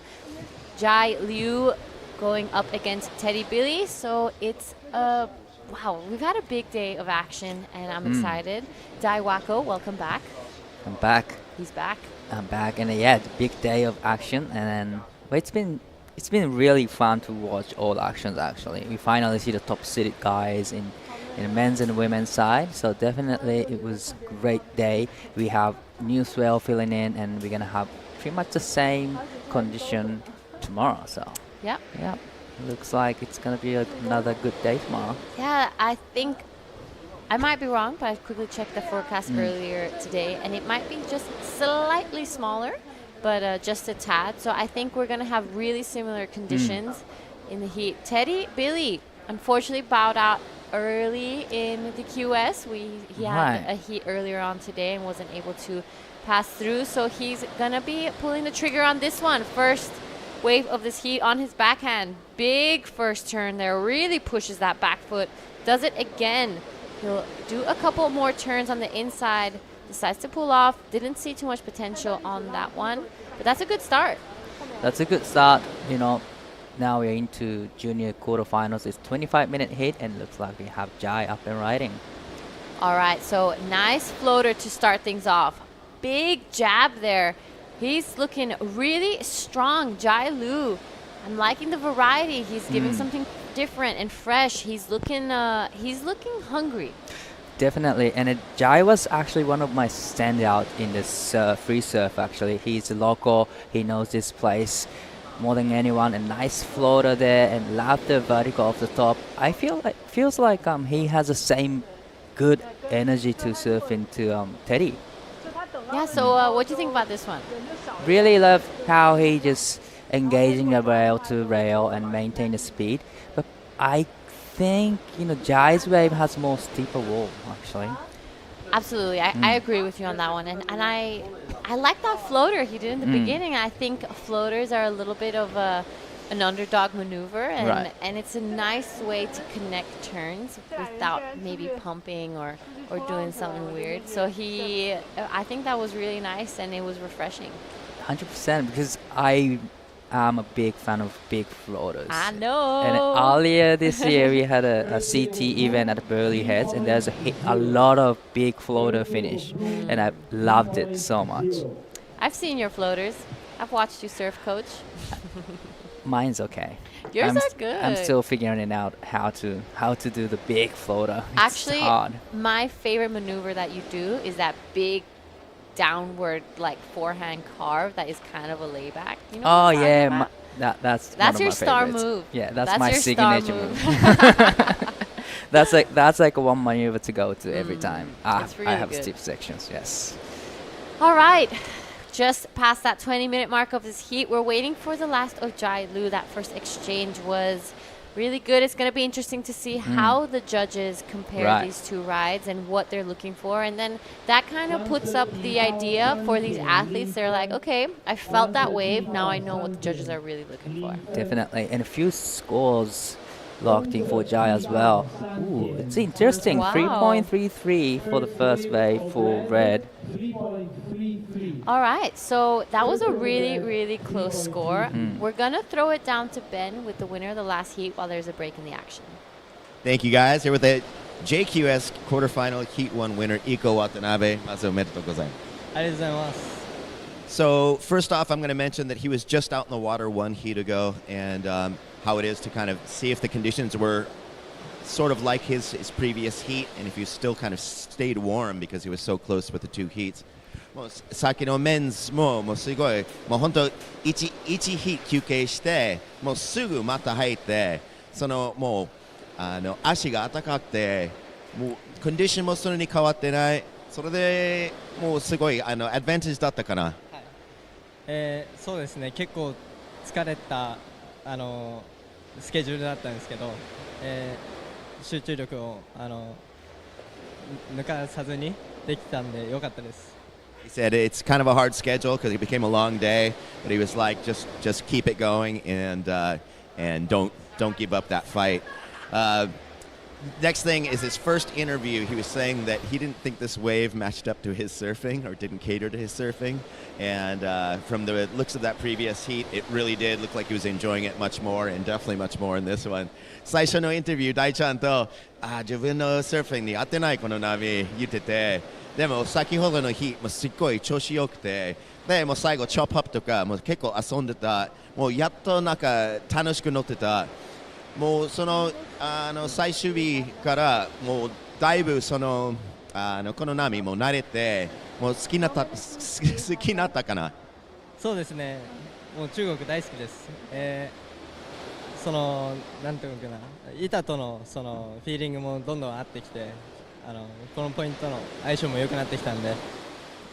So he says he loves China, and he's also the feeling of his board has just gotten better and better with the wave. まあこのメンズでラウンドアップもしてもう first semi-finalist になってもうめちゃめちゃ嬉しいもうめっちゃ動きがいいtelling me got in the next round in the men's now he's the first men's semi-finalist got to be feeling good finally I'm going to have him give a message to everyone at home and all of his supporters 最後も応援している方にメッセージお願いしますあとスポンサーも家族もいつもスポンサーの皆さんありがとうございます、次のヒートも頑張るので応援よろしくお願いしますお疲れたね. すいません。 He's tired. Back to you guys. We'll see you soon. All right, thank you so much, Iko Watanabe. Go rest, because tomorrow we've got another big day. So it's gonna be another action-packed morning, and I'm pretty sure we're gonna be running it all the way through like we did this day we're at now. So we had Jai Lu go for a wave. We're seeing some scores trickle through, and it's a 2.6, so nothing too crazy. Early days in this heat. It is Teddy now out the back. Teddy had a good year. We saw him get a third at the NIAS Pro QS 6000, which is a huge result. That's a semi-final finish for him. Then unfortunately from there he didn't have nothing too crazy. He got a couple 49s. He went to Tahara, Siargao, and Taiwan. Then in the Pro Juniors, he got a 5th in the NIAS Pro Junior as well. So that's a big result there, and I think he's just trying to find his rhythm again, trying to find his feet in the competition Rashi. You know, NIAS is such a different wave compared to all the other contests he probably was at. So that on your screen, though, is Jai Lu, unfortunately just going up and out on that one. Whereas Jai Lu had a 65th in Phillip Island at the QS 3000 earlier this year. He did join the Pro Junior as well there, getting a 49th. And this is actually his first year competing on a QS. I think Phillip Island was the first time he went international. Wow, that's a good insight from Jai, because I talked to one of the coach for the Chinese team, and they spent a lot of time in the winter season in Hainan because this is the on season for this place. And then about in March there's gonna be no wave here, so they're gonna spend a lot of time in Bali and Australia. So pretty much half of the year, the whole Chinese team spent overseas and practicing their surfing. Yeah, I've seen the Chinese team actually be in Bali all the time. They're at my home break at Canggu quite a few times, so they're definitely hard to miss. They're a big group. They're coming in and out of the water. So yeah, I'm excited to see the team come over again. They're always very friendly and easygoing. It's always great to have the government back up. You know, they have a great budget to pay all the expenses to go to overseas and actually experience one of the best breaks in the world. So that's a great support from government. And it works. You know, they've had an Olympian, and she qualified through the ISAs, and that's not an easy task. And she was able to power through those heats, and it just shows how much support from the government can really take you. I'm pretty sure they get a couple of CI surfboards from onboard every time they come over. So fresh blades for the year, and I know a lot of them are riding Sharp Eyes as well now. So yeah, the support from the government is huge, and it really shows. I think they've improved so much throughout the years, and the level has just skyrocketed. Oh yeah, they're skyrocketing their surf levels, and that is another reason they are skyrocketing their levels. That wave pool. We had a session last night, and we had so much fun. We were on the left yesterday, but I'd love to try some rides actually. Actually, same team as yesterday. We're trying the right in 2 days. By the way. Oh yeah, in 2 days. Letting you know. Okay, that's good. Good to know that. So on the last day, we're gonna experience the right, the wave pool, and this is another like a natural wave pool here, Riyue Bay. It's another left-hander wave pool, and you've experienced this place today in the heat. Did you find any similarities compared to the wave pool? Actually, yeah, there was some similarities. This wave is pretty mechanical, I would say. You're right. It's very similar. Each wave we've seen hasn't varied so much, so it's not like a beach break where the waves are so different, but it does change with the tide a little bit. Big backhand blast from Jai Lu to start things off. Unfortunately, just gets his board out there, but right behind him, Teddy Billy backing it up. Nice two-turn combo there. Wants to back up that three-point ride, so we'll see if we missed anything out the back. Right, but there's a paddle bottle, but feels like Teddy's just ahead of Jai. And you know, on the Jai's wave, he had a good moment on the first turn, but a little bit fumble after the first turn, so that was really unfortunate for Jai. He was on the way to the good score. So still waiting for the last of 2 scores from Jai and Teddy. So it's been a little bit slower compared to the last couple of heats. Yeah. I think we're slowly starting to pass that mid-tide and getting into the higher tide. So we had, with that incoming tide, a bit of a push. Right. And we had that flurry of waves, and in each and every heat there was a lot of waves ridden, a lot of opportunity. But as we pass that mid tide, it's probably going to slow down a little bit, and it's probably going to keep slowing down throughout the day. But there is only 2 surfers in these quarterfinals, so still plenty of opportunity.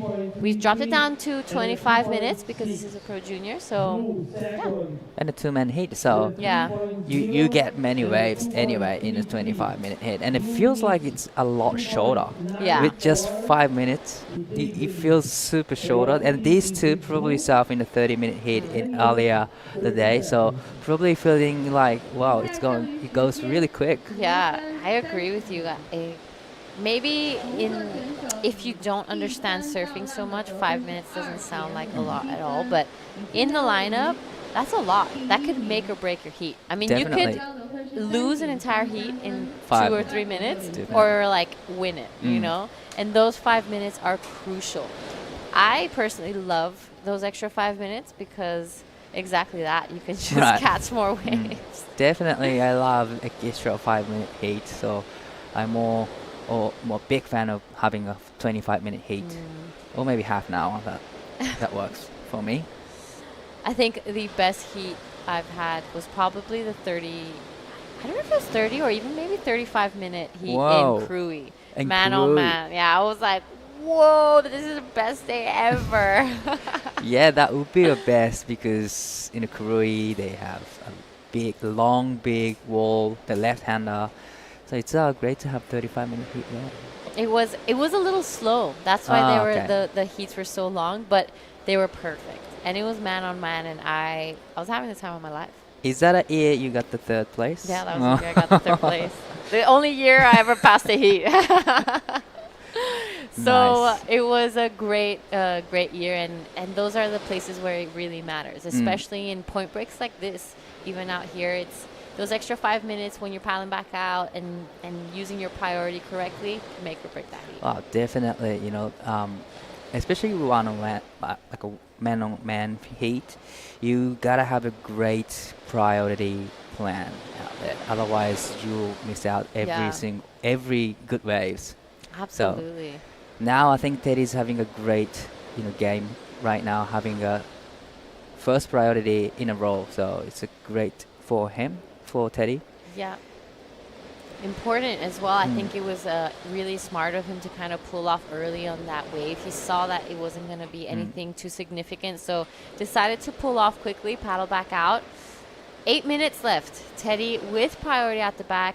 We know he knows a good left. He grew up surfing Bingin in Bali, so he's no stranger to these peeling long left-handers. I remember him growing up. He was a tiny little blonde kid with a helmet. I think he must have been like 6 years old. And he was killing it out there. So Teddy rides for CI, grew up and lives in Bali. I know the guys at Onboard got him a couple fresh boards for this event. So they're such an incredible team, and talking about that support, they get boards ready for their team riders so quick. I know that if it's urgent and I need a board in a week, they'll get it done for me. They make surfboards in Bali, right?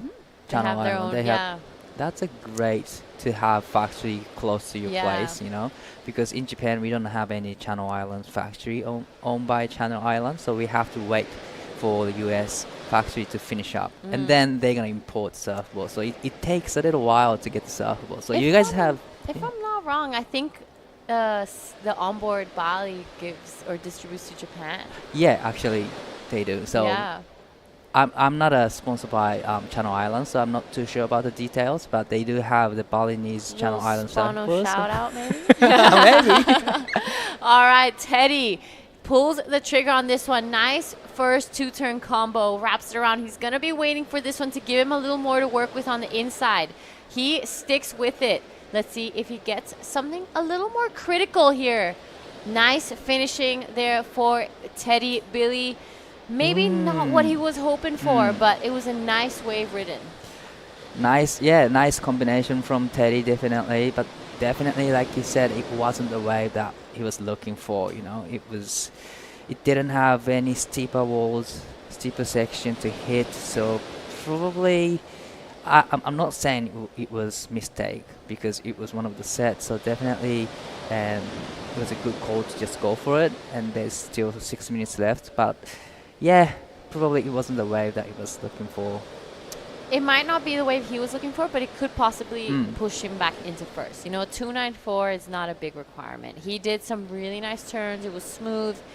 So he could possibly go to the lead, but it's a really small heat. I mean, look at the heat difference. 5.33 for Teddy and a 5.93 for Jai Lu. So we haven't had any really big significant scores just yet. Right, so now first priority with Jai at the back, and he knows where to sit. He knows what kind of wave he should get. So definitely it's a important moment and nervous moment for Teddy. Still judges thinking about that last wave from Teddy. His requirement is now 2.94. He's done the job. He's done a lot of damage at the back. So, well, looks like a good score on the way for Teddy. There we have it, 3.83 for Teddy Billy. He goes straight into first. As we reach that 5-minute mark, it's going to be pretty crucial now who has priority, who plays the game right, because with just two people out there and these minor scores, it's going to get pretty interesting. It's going to be interesting. Answer back from Jai has first priority, and then we're seeing a few lines at the back. All right, so it is Jai with priority taking off on this one. Good looking wave. Nice opening first turn. Sets it up again. He's doing really nicely. This wave kind of just fattening out for him here. Pumps the stride, stay on it, but wasn't really able to. Teddy behind him. Nice turn there. Really pushes the back tail. This wave is going to offer something on the inside. Unfortunately, goes down. So that could be a mistake as well for Teddy. Definitely going to alter his score if he did do something good out the back. So this is a very interesting heat. A lot of people fumbling a little bit. We've seen a lot of falls, and it's slowed down a lot compared to the last one. Definitely. And then these guys surfing. This is the second heat. And these guys have been surfing for like 55 minutes altogether. So must be tired, must be cold.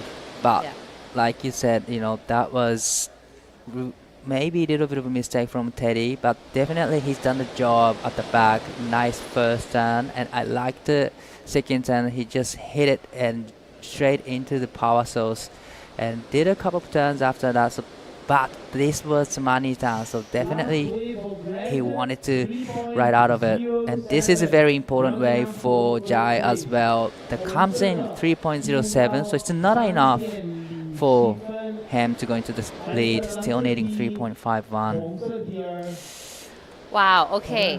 Waiting for that last score of Teddy, you're right. Crucial moment, that last part where he had to really ride out of it to get a good score. I think he did a really nice turn out the back that's going to get him something pretty high or something pretty similar to the threes he already has. But if he finished that last turn, he would have definitely bumped it up to a 4.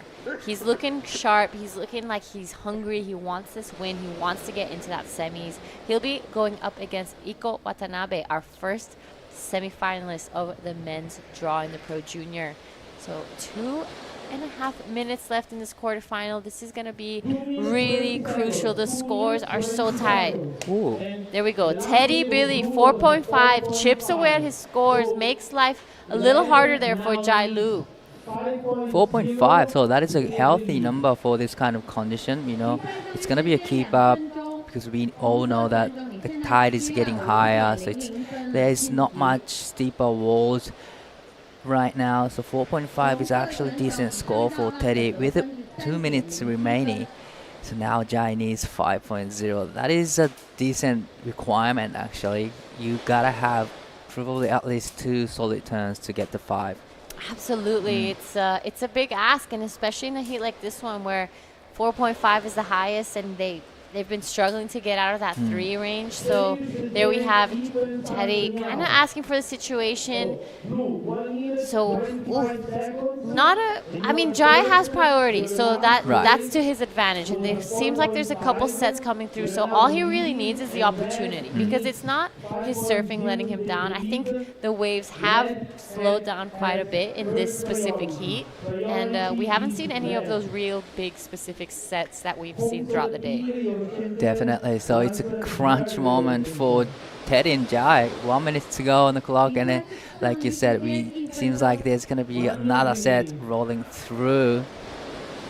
Jai has first priority, so it's a really nervous moment for both Teddy and Jai. So no takers on the first wave, and there's another one behind it. All right, let's see if Jai decides to go on this one. He doesn't. Nerves of steel. Probably saw that he wasn't going to make it. Teddy, big blast there. Sets it up again. This is more like it. This is probably what he's been looking and waiting for this entire heat. Really surfing well. He was loving it. He's feeling good. Jai, let that one go. That was a surprise. You know. Jai, I thought Jai was going to go for it, but he just let him go on that one, and that wave turned into the good wave, actually. Yeah, that was probably best wave of the heat. Teddy feeling pretty good right now. We're gonna throw out to a quick break, and we'll see you guys in quarterfinal heat 3.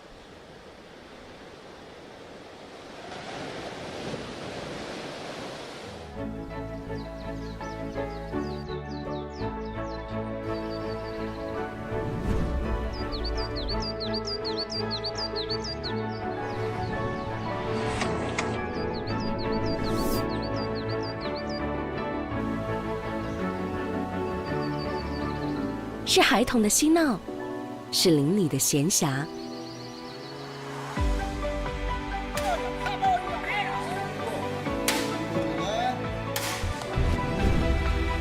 也有人说，心动是万家的灯火中最温馨的红尘众生。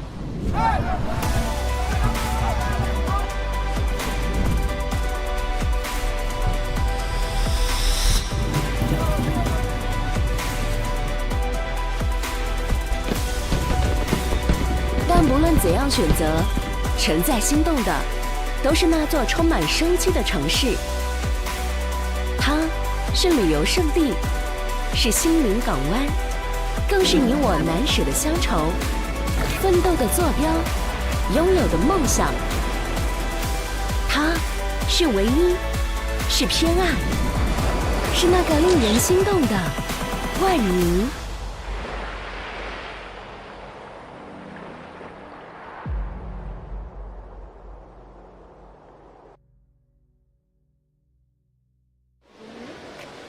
This is second last heat of the day. It's a big day of action. This is day number 4 of the WSL International Wanning Corona Cero Pro. QS 4000, we are now into it. This is actually International Wanning Pro Junior. Excuse me. And we are into Pro Juniors. Quarterfinals heat number 3. Taki Kanazawa in red, Shuma Nonaka in blue. So 2 Japanese surfers up against each other, and one is very experienced surfer, and Shuma Nonaka actually is youngest surfer in this event. We have Taki up and riding, big floater. This is one of the biggest sets in about half an hour. Camera on the section, trying to get one more turn in here. He did, and probably he's gonna stick to this wave and try to surf all the way to the inside. But out the back, we have Shuma up and riding.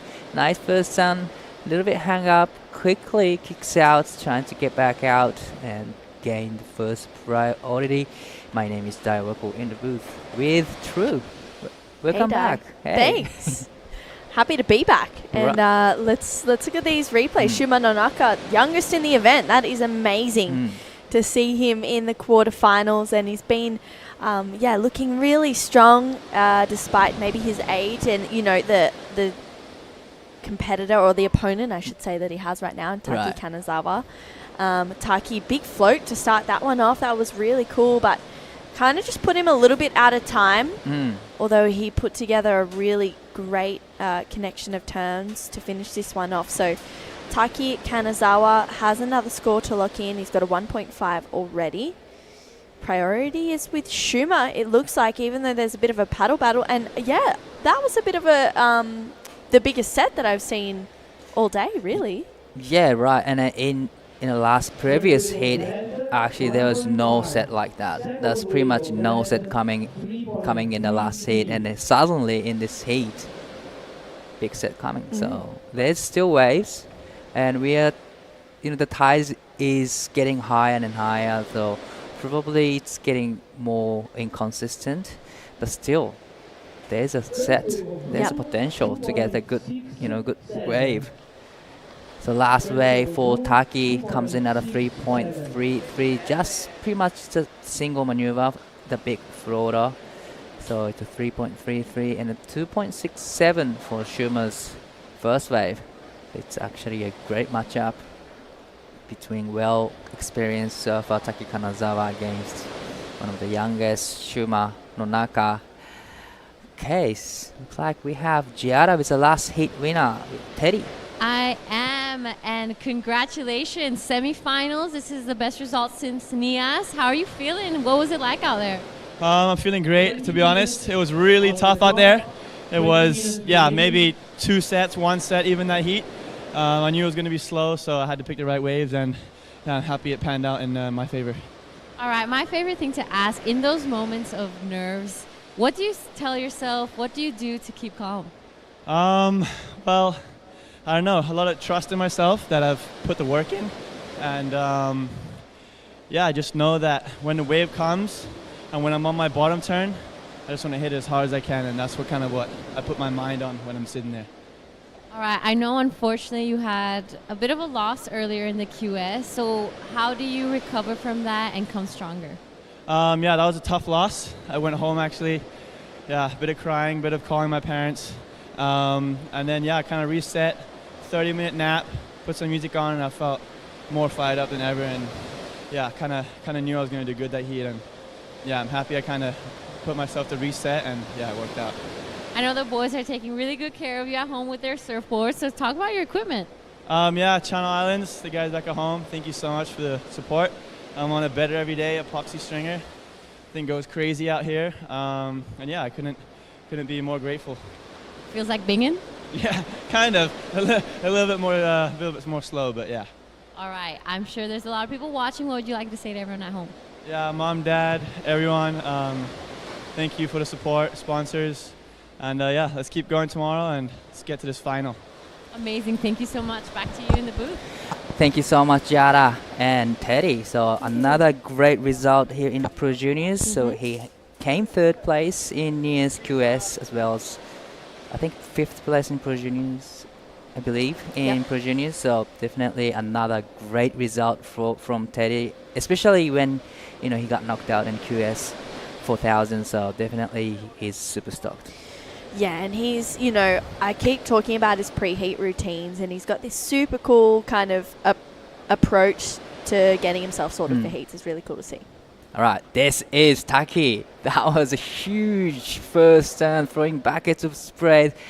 Just does it again. So that was a great combination, but he's not stopping it. Still surfing.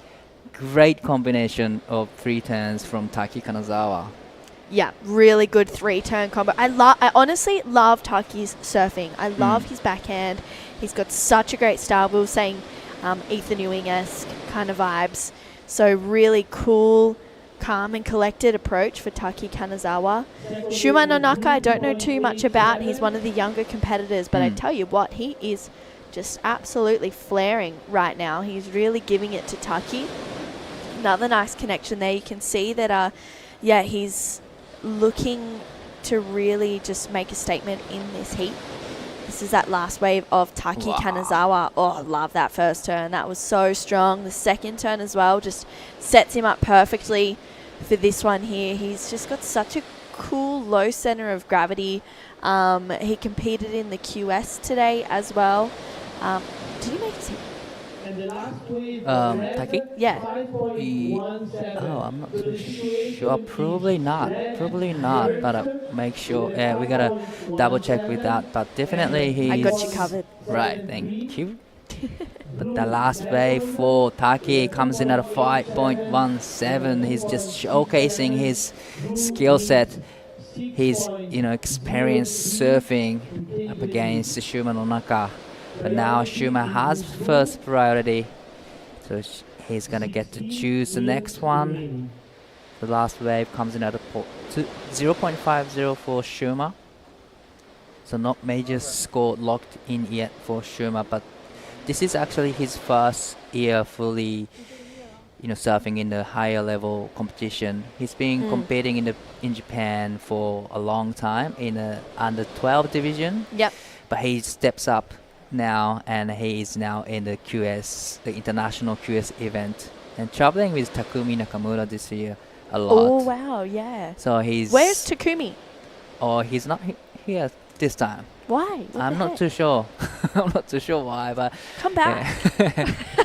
So this time, Shuma's traveling with Riyue. Yep. It's a great person to have in your corner. Yeah. He's very experienced. He's a CS surfer, so definitely. Jada's also his biggest fan. Yeah, she loves really Riyue's surfing. She keeps saying that from last year, actually, from the NIS. She was commentating his heat today. It was full fangirl vibes. It was quite funny. But yeah, that heat actually, Riyue, that heat was really exciting heat. Yeah, it was. Half of the heat he was just stay there, just waiting for the wave, and it didn't catch him any waves. It was a bit stressful to watch, to be honest. True. I was like, you can sit out there for as long as you want, for sure, but the heat only goes for half an hour. You got 30 minutes. That's it. Like, that's all you've got. Yeah. Make the most of it. And we expecting from him so much because we've seen a lot of actions from him, and he is the CS surfer, so we expect him a lot. Yeah, yeah, exactly. I wonder if that comes into it, like a lot of pressure to, you're coming into these QS events being a Challenger Series surfer. I wonder if that's pressure for him to actually I must be in the finals all the time. I have to ask next post interview, but definitely does a little bit especially in the first round probably. Yeah. But once you make through the first round, then you will be like, I just surf in the heat. And then he had a good run at in Taiwan, 6000.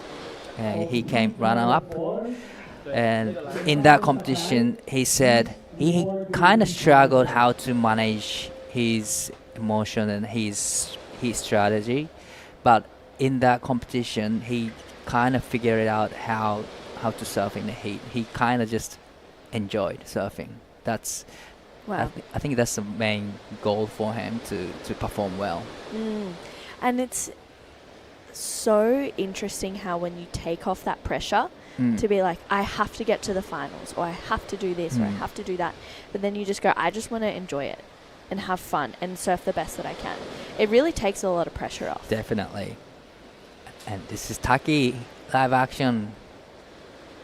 Great first turn, but a little bit hang up on the first turn, so didn't ride out of it. Still, it's got a highest score so far, 5.17, and sitting in the lead pretty comfortably. So he's under priority. He has second priority, so pretty much he can go any waves and see how the wave turns out. So it was a good move. You don't really want to be just waiting or like dropping anchor and then just wait for your turn. Probably you kind of want to keep moving. Yeah, absolutely. I actually have a question for you, Dai. This is actually not surfing related at all. What's been your favorite meal here? Ooh, right. Back to that after this ride from Taki. one of the smaller size waves, but he's surfing great first turn and straight into the second. Unfortunately, a little, mistimed to the section, but it's okay. He has second priority. He can go and he can see how the wave goes. So yeah, my favorite meal would be pizza from the next door, actually. No way. I What had a kind of pizza? Margarita Yeah, pizza. you're speaking my language, Daiwako. I'm the margarita pizza queen. And I had it yesterday Yeah. from the next door. That was actually good. So I loved good. it. Did you have one yet? Yeah, Oh. I've had 4. 4? We've been here for 4 days. Yeah. 5 days. So Yeah, pretty yeah, much yeah. every day. Yeah, pretty much. All right, this is live action. We have Shuma. Nice looking wall. Beautiful first turn with a lot of sprays at the back. So hoping to this wave to get steep up, but unfortunately, wave kind of fattens out, so decided to kicks out. But definitely beautiful first turn from Shuma. This is really cool. Deep bottom turn. Love how he touches his outside rail as well. That's the signs of great technique. And a really low going into that bottom turn. I loved it from Shuma Nonaka. So scores to come. Looks in at 307. That's good. Yeah. That's a good sign though. With a single maneuver, getting a 3.07, that is a good number for him. So Yeah. now he knows the feeling how to get 3-point range with just one single maneuver. If he can put that into the 2 turns, then he'll get 4 and 5s easy. Yeah. Coach Daiwako, everyone. Yeah, let's go. I love it. But so good. What is your favorite meal other than margarita pizza? Okay. I actually really enjoyed the fried rice. I was gonna say fried rice as well. Yeah, I'm going to go there again later for dinner. Like pretty much as soon as this next thing ends. Oh, that place. Yeah. That place. I'm going to go to that place. Yeah, I love the fried rice It was from so there. good. It was so good. It's everything is good actually here. So I'm enjoying everything pretty much. Yeah. Enjoying drinks, enjoying coffees. As Yeah, well. good coffees. Oat Good milk. coffees, oat milk. I kind of surprised every cafe has oat milk here. Yeah. I'm surprised as well. I'm like I- happily. I'm happily glad that they have it though. Yeah, so grateful. Wow. Grateful. And I literally, I cannot wait. I'm looking forward to dinner. That's just my next. Have you surfed this time yet? Yes. Oh yes. I have surfed. You have surfed. I have put Didn't fins in know. my board. Really? Yes, I have. That's good. Yeah. Good to know that. Yeah. And we might. I have. I promise. That's I've been good. out there. That's I good. promise. I know you went to the gym a couple of times. But Yep. You know what I actually did one day? I feel like you'll be super proud. I went for a surf, came in, and I was like, okay, it was literally 4 o'clock. I thought it was 5:30. I was like, okay, time for dinner. I was starving, and it was 4 o'clock. And I Too was early like, for dinner. It's way too early for dinner. What am I going to do for 2 hours? Because no one wanted to get dinner with me at 5. So I had to wait till 6. So I surfed, and then I went straight to the gym. Wow. Did a gym session, and then Noah Fuzi, our social media guru legend, was at the skate park. So I went and watched him skate for a bit. Oh, that's the day you went for surf and a gym. Yeah. That is a nice routine. I mean, that is a nice. Yes.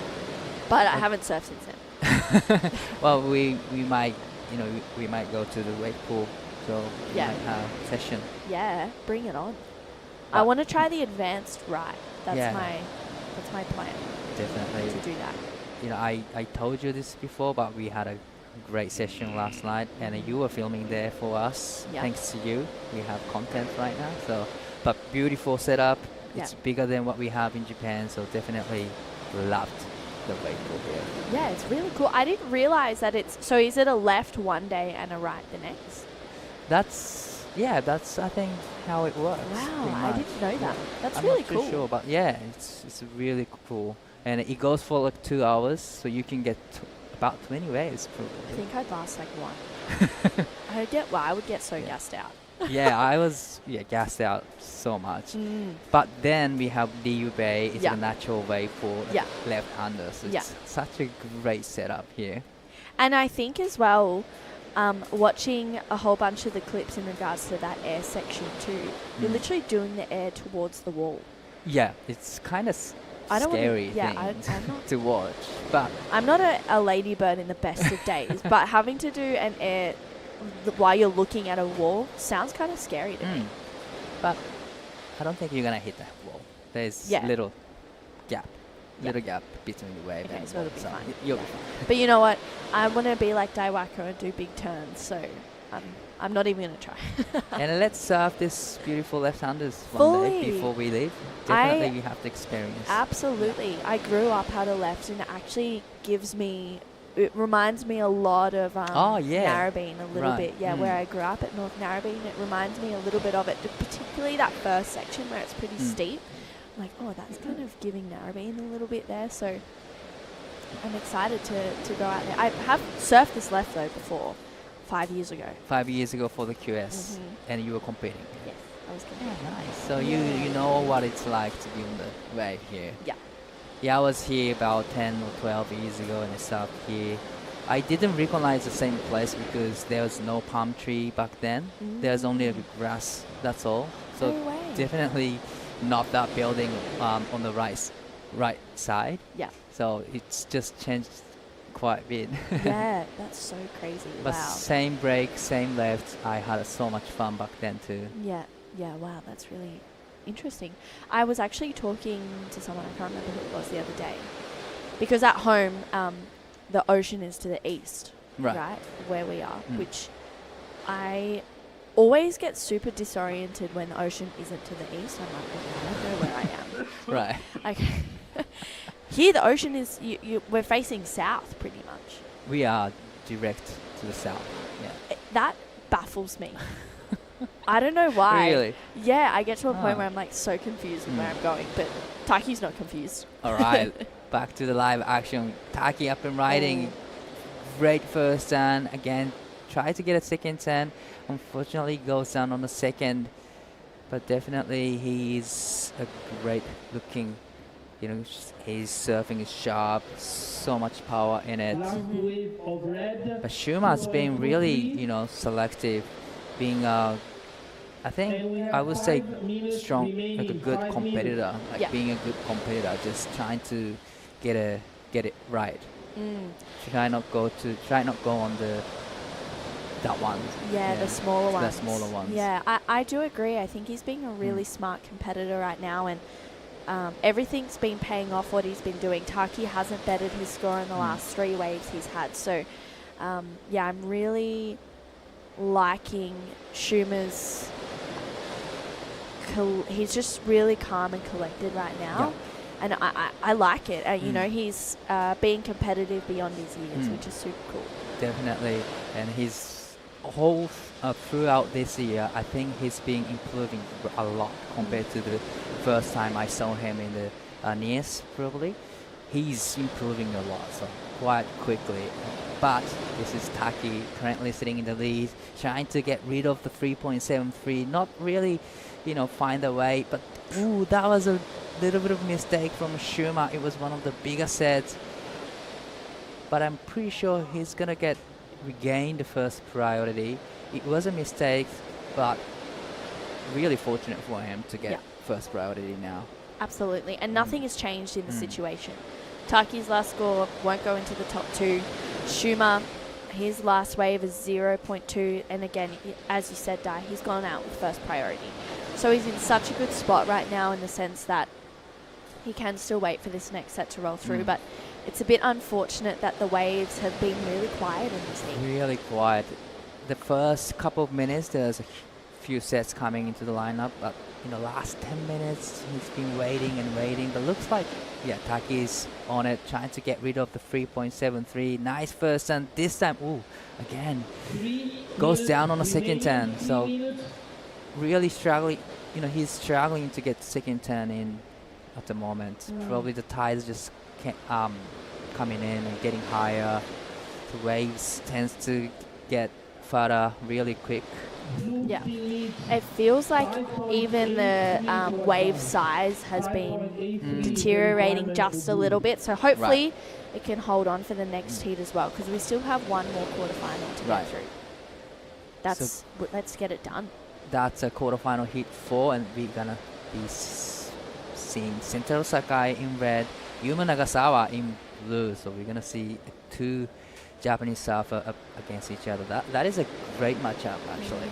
Yeah, that's going to be a really good heat. Ocean, please work in our favor right now. We want to see this heat. I feel like it's going to be such a good way to round out the day. Definitely. So 27 minutes more, then we'll finish up this day number 4 of the competition. Yeah. I thought you were about to say 27 minutes remaining. The heat, and I was like, what? We've gone backwards? How? We're actually 1 minute and 48 seconds left in this heat. Well, looks like Ocean's been really quiet for the last 10 minutes, but Shuma's doing really well to manage his emotion. Probably he want to get away, but he's just doing great managing his emotion. Looks like a few lines at the back. And you know, Taki's playing some mind game there. He's just paddling, circling around Shuma. He really is, isn't he? Yeah, puts some pressure. So that's a great strategy from Taki. And looks like, ooh, Shuma's, get on it. yes, Shuma's up and riding. Important wave, needing a score 5.83, but that was unfortunate for him. It was more like Taki was selling that wave, and he did a great job there. Yeah, Taki did an incredible job to just sell Shuma on that wave. That was, yeah, a really mature competitive strategy just now from Taki Kanazawa, and it could have paid off for Shuma on that last one. Unfortunately, it just looks like he was a bit deep, and the wind kind of held him off a little bit, which just put him behind fraction on that wave. That was so unlucky. You know, he's still only 12 or 13 years old, so it's a big learning curve for him. So definitely this is one of his best results, making it to the quarterfinals in Pro Juniors. And this is Taki trying to get rid of 3.73 first turn. Great first turn. At this time he gets a second turn in, and then straight into the third. So this is more like victory lap from Taki Kanazawa. So that's the end of the quarterfinals, heat number 3, and looks like Taki Kanazawa moving into the semi-finals tomorrow. We're gonna go to the real quick break, and we're gonna be coming back with the last heat of the day.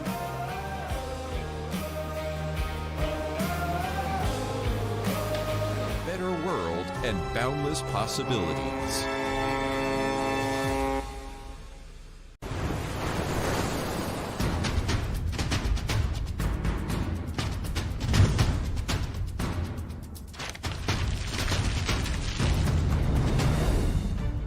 President Xi Jinping has called for accelerating the development of Hainan into a free trade port with Chinese characteristics and global influence, and positioning Hainan as a paradigm of reform and opening up in the new era, and a shining Chinese model in the world.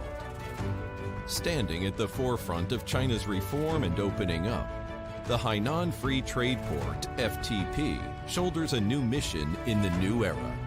The third plenary session of the 20th Central Committee of the Communist Party of China, CPC, stressed accelerating the construction of the Hainan Free Trade Port as a major reform goal. Each step forward by the FTP represents a concrete move by China to embrace the world with open arms.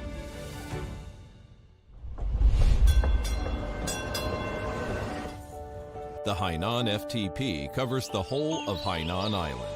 With a total area of 34,000 square kilometers, it is the largest free trade port in the world. It offers clear policy advantages, including low tax rates with dual 15% income tax caps for high caliber, urgently needed professionals, and for enterprises in encouraged industries. Boasting China's first negative list for cross-border trade and services, and the shortest negative list for foreign investment, the Hainan FTP is a more convenient place to engage in trade and investment. As a result of greater openness in transportation in Hainan, the number of international ships now registered at Yangpu Port of China has reached 46, ranking second nationwide in tonnage for registered international. This is the last heat of the day for the WSL International Wanning Pro Junior Quarterfinal number 4. Sentaro Sakai taking on Yuma Nagasawa. And what a great heat to end day number 4 of this event. We just saw Taki Kanazawa progressing on through to the semi-finals. Shuma Nonaka unfortunately bowing out, but he put on a great performance. He was really being really mature in his decision making at such a young age. He's only 12, 13 years old. True Styling joined in the booth with Mr. Ben Way for the last heat. I'm sorry, I was late. Oh, no. Perfectly on time. But it's amazing. It looks like we've really just milked out every opportunity as far as contestable conditions. Things have slowed down, but since there's only 2 people in the water, that doubles the amount of waves that are on offer, which is great. And it looks like we've already had some opening scores. Yuma Nagasawa 4.50 leading the heat at the moment. Sentaro Sakai 2.50. And earlier, Yuma had he lost out of the men's division, but he was like, okay, I'm going to set my sights on the junior, washing that away. And I hope he's just out here with a new mindset and everything else and just shook that off. Yeah, and it's such a quick turnaround as well from going to the QS heats to the Pro Junior heats, having to just completely go, okay, well, I've lost out of that. Now my focus is on here. You've just got to really adjust and adapt quite quickly. Live action. Yuma Nagasawa up and riding on his second wave, looking to back up a 4.5. Really whippy in the pocket, pushes off that back foot once again there. And 3 quick turns. He loves the feeling on it, loving the passion and personality we're seeing from Yuma Nagasawa. We just saw it was a slow heat, to be honest, in that last one, but Taki Kanazawa made some smart decisions and took out that 3rd quarterfinal. He's down there with Daiwako. かなりゆっくりなヒートでした。立ち上がりから大きなセット来たんですが、そこから後半にかけてどんどんこう波の数が減ったように見えましたが、その辺はもうこう頭の中に入ってたんですか？そうですね、考えてたんは結構もう5点2本揃えようと思ってたんですけど、思ったより波が少なかったんで、とりあえずセット待って1本5点出せてよかったです。5点出すためにはやっぱりこの大きな一発っていうのは頭の中にはあったんですか？そうですね、大きい一発を当てようと思ったんですけど、思ったよりこう当てるところがなくて結構カーブばっかりだったんですけど、5点もらえてよかったです。そして後半こうセカンドプライオリティで、ファーストプライオリティを持っている相手選手の近くでこうたくさん波に乗っているような光景が、目に見えたんですが、そのあたりはやっぱりこうどうにかしてファーストプライオリティをシチュエーションを変えようかなっていう作戦があっての波に乗るという作戦だったんですか？そうですね、ファーストプライオリティ欲しかったんですけど、その前に、プレッシャーかかると思って結構いろんな波乗りました。So his main plan was to get 5-point range in a first half of the heat, and trying to get a first priority. But the Shuma actually had a first priority quite long time, so he trying to put pressure a little more to Shuma, so that he was trying to get small waves inside, so that he can create a lot of pressure to him. But actually, he was a great competitor. He was holding on to the first priority quite a long time, but likely in the end, he did manage really well to sell Shuma for the wave, and he got the first priority. So he's super stoked for that result.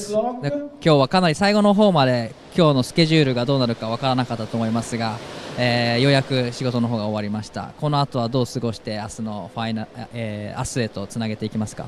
そうですね、QS では負けてしまったんで、そのプロジュニアの方でそのスポンサーの人や家族の人に恩返しできるように頑張るんで応援お願いします。その他に誰かに届けたいメッセージありますか？届けたいメッセージですか？じゃあ犬に、はい、マイリーっていう飼っている犬がいるんですけど、もうちょっと弱ってきてるんで、その応援する力を、はい、気持ちで頑張ります。次のヒートも頑張ってください。ありがとうございました。ありがとうございます。Back to you guys. Thank you so much, Dai, and thank you, Taki. It was a pretty interesting exchange, actually, at the end of that heat, but we'll come back to it. These are a couple of replays, Ben. Yeah, so this happened, attacked the lip, and looked so solid on his feet, and just almost like getting revenge on every turn from what he did earlier, and it's just kind of like shaking, like burning off some steam. And he put it to the lip, which is great. Made water fly, made it apparent that he was really attacking, a lot of commitment and a lot of drive in his turns. Red had taken a small wave before this one, got him a 2.47, got right back into action, and now kind of balanced things out a little bit as he was looking at a much bigger requirement earlier, as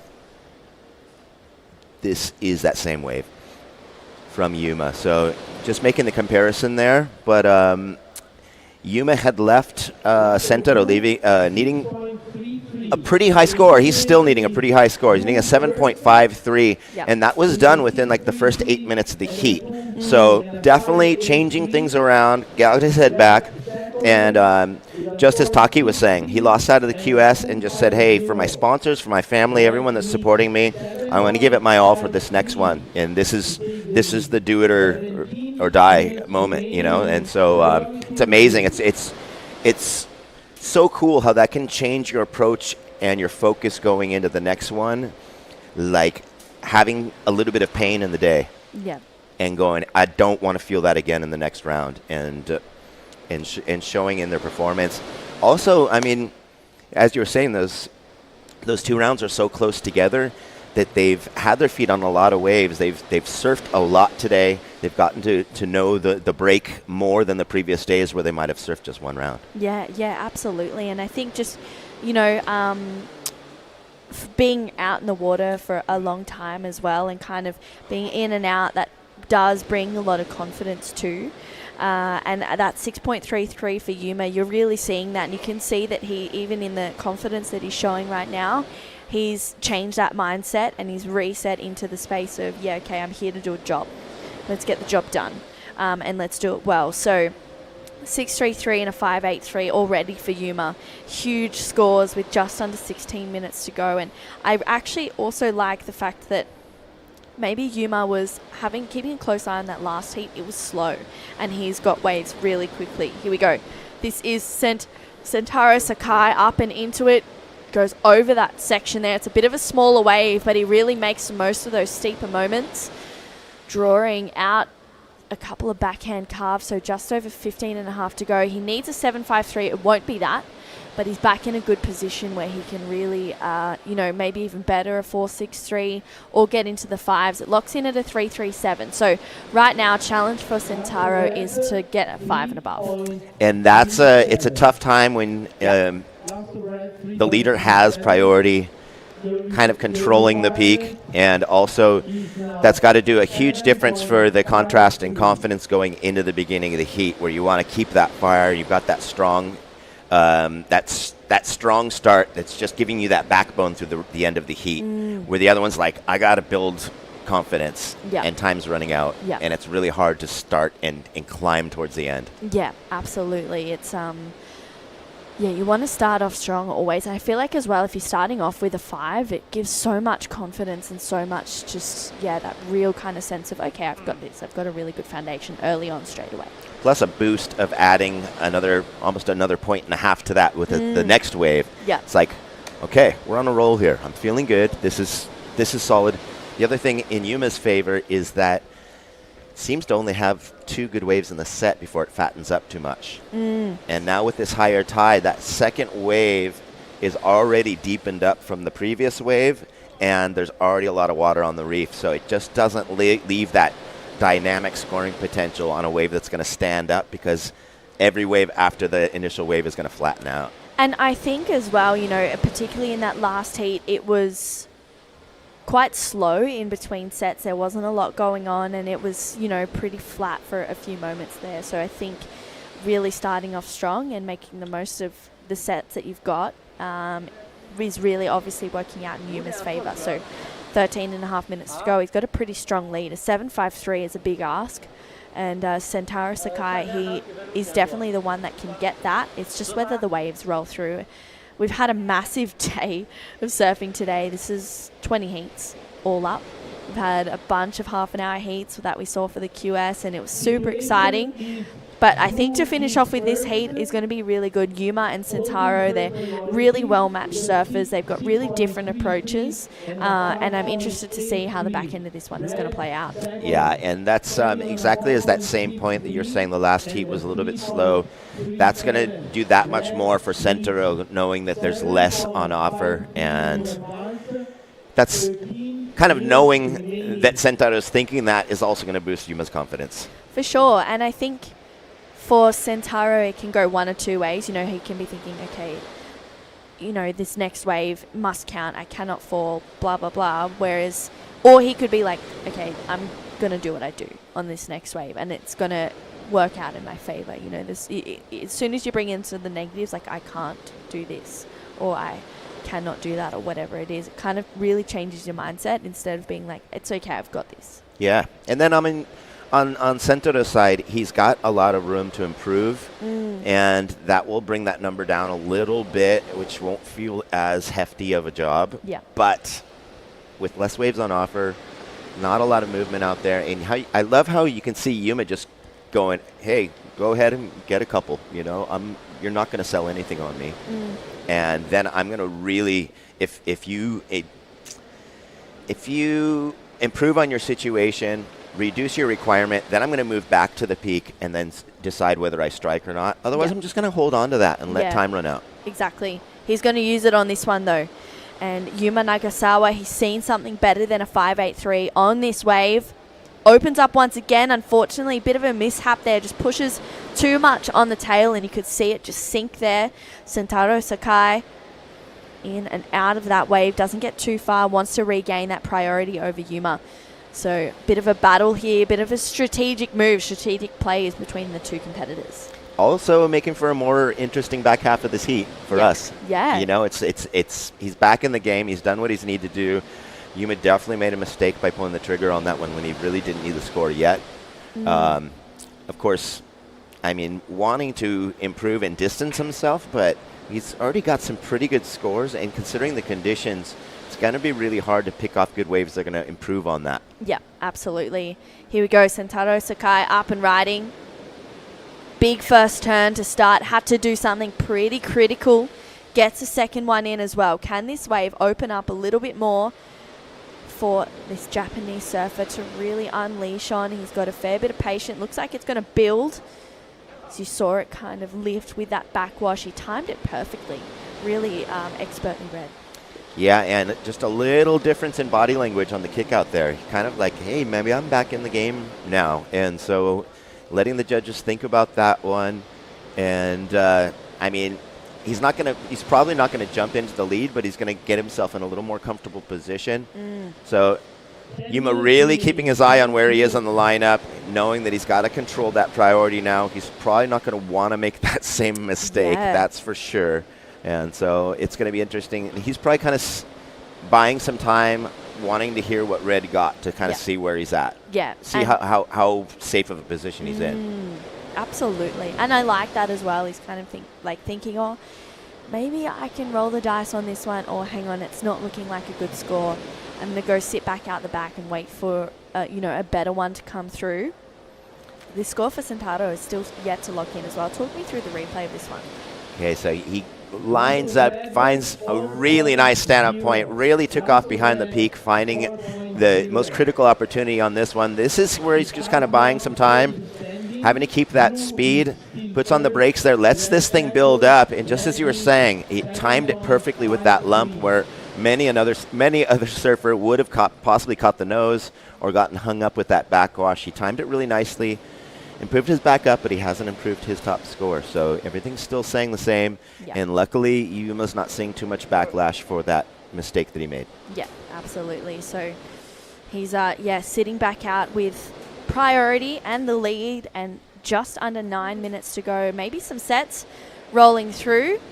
Yuma really liking the look of this one. He's going to pull the trigger. Steep, first section, unfortunately, just not quite the turn that he was really, I don't think that section was begging for a turn like that. It's definitely not an air wind also. That is so dangerous. When you leave the lip and you have that oncoming wind, you could see it flip his fins up towards his face. Yeah. And that's like, You want the wind blowing you out. That was not a front side. Had he had tons more speed and he could get the tail to get lifted up, that would be a different thing. But the nose was still climbing as it got hung up in the wind. All right, here we go. Looking to better a 5.83 in and out of this one. I kind of like the quick, sharp waves, but I feel like at some point he needs to really better the 5.83. Centauro, his last one was a 4.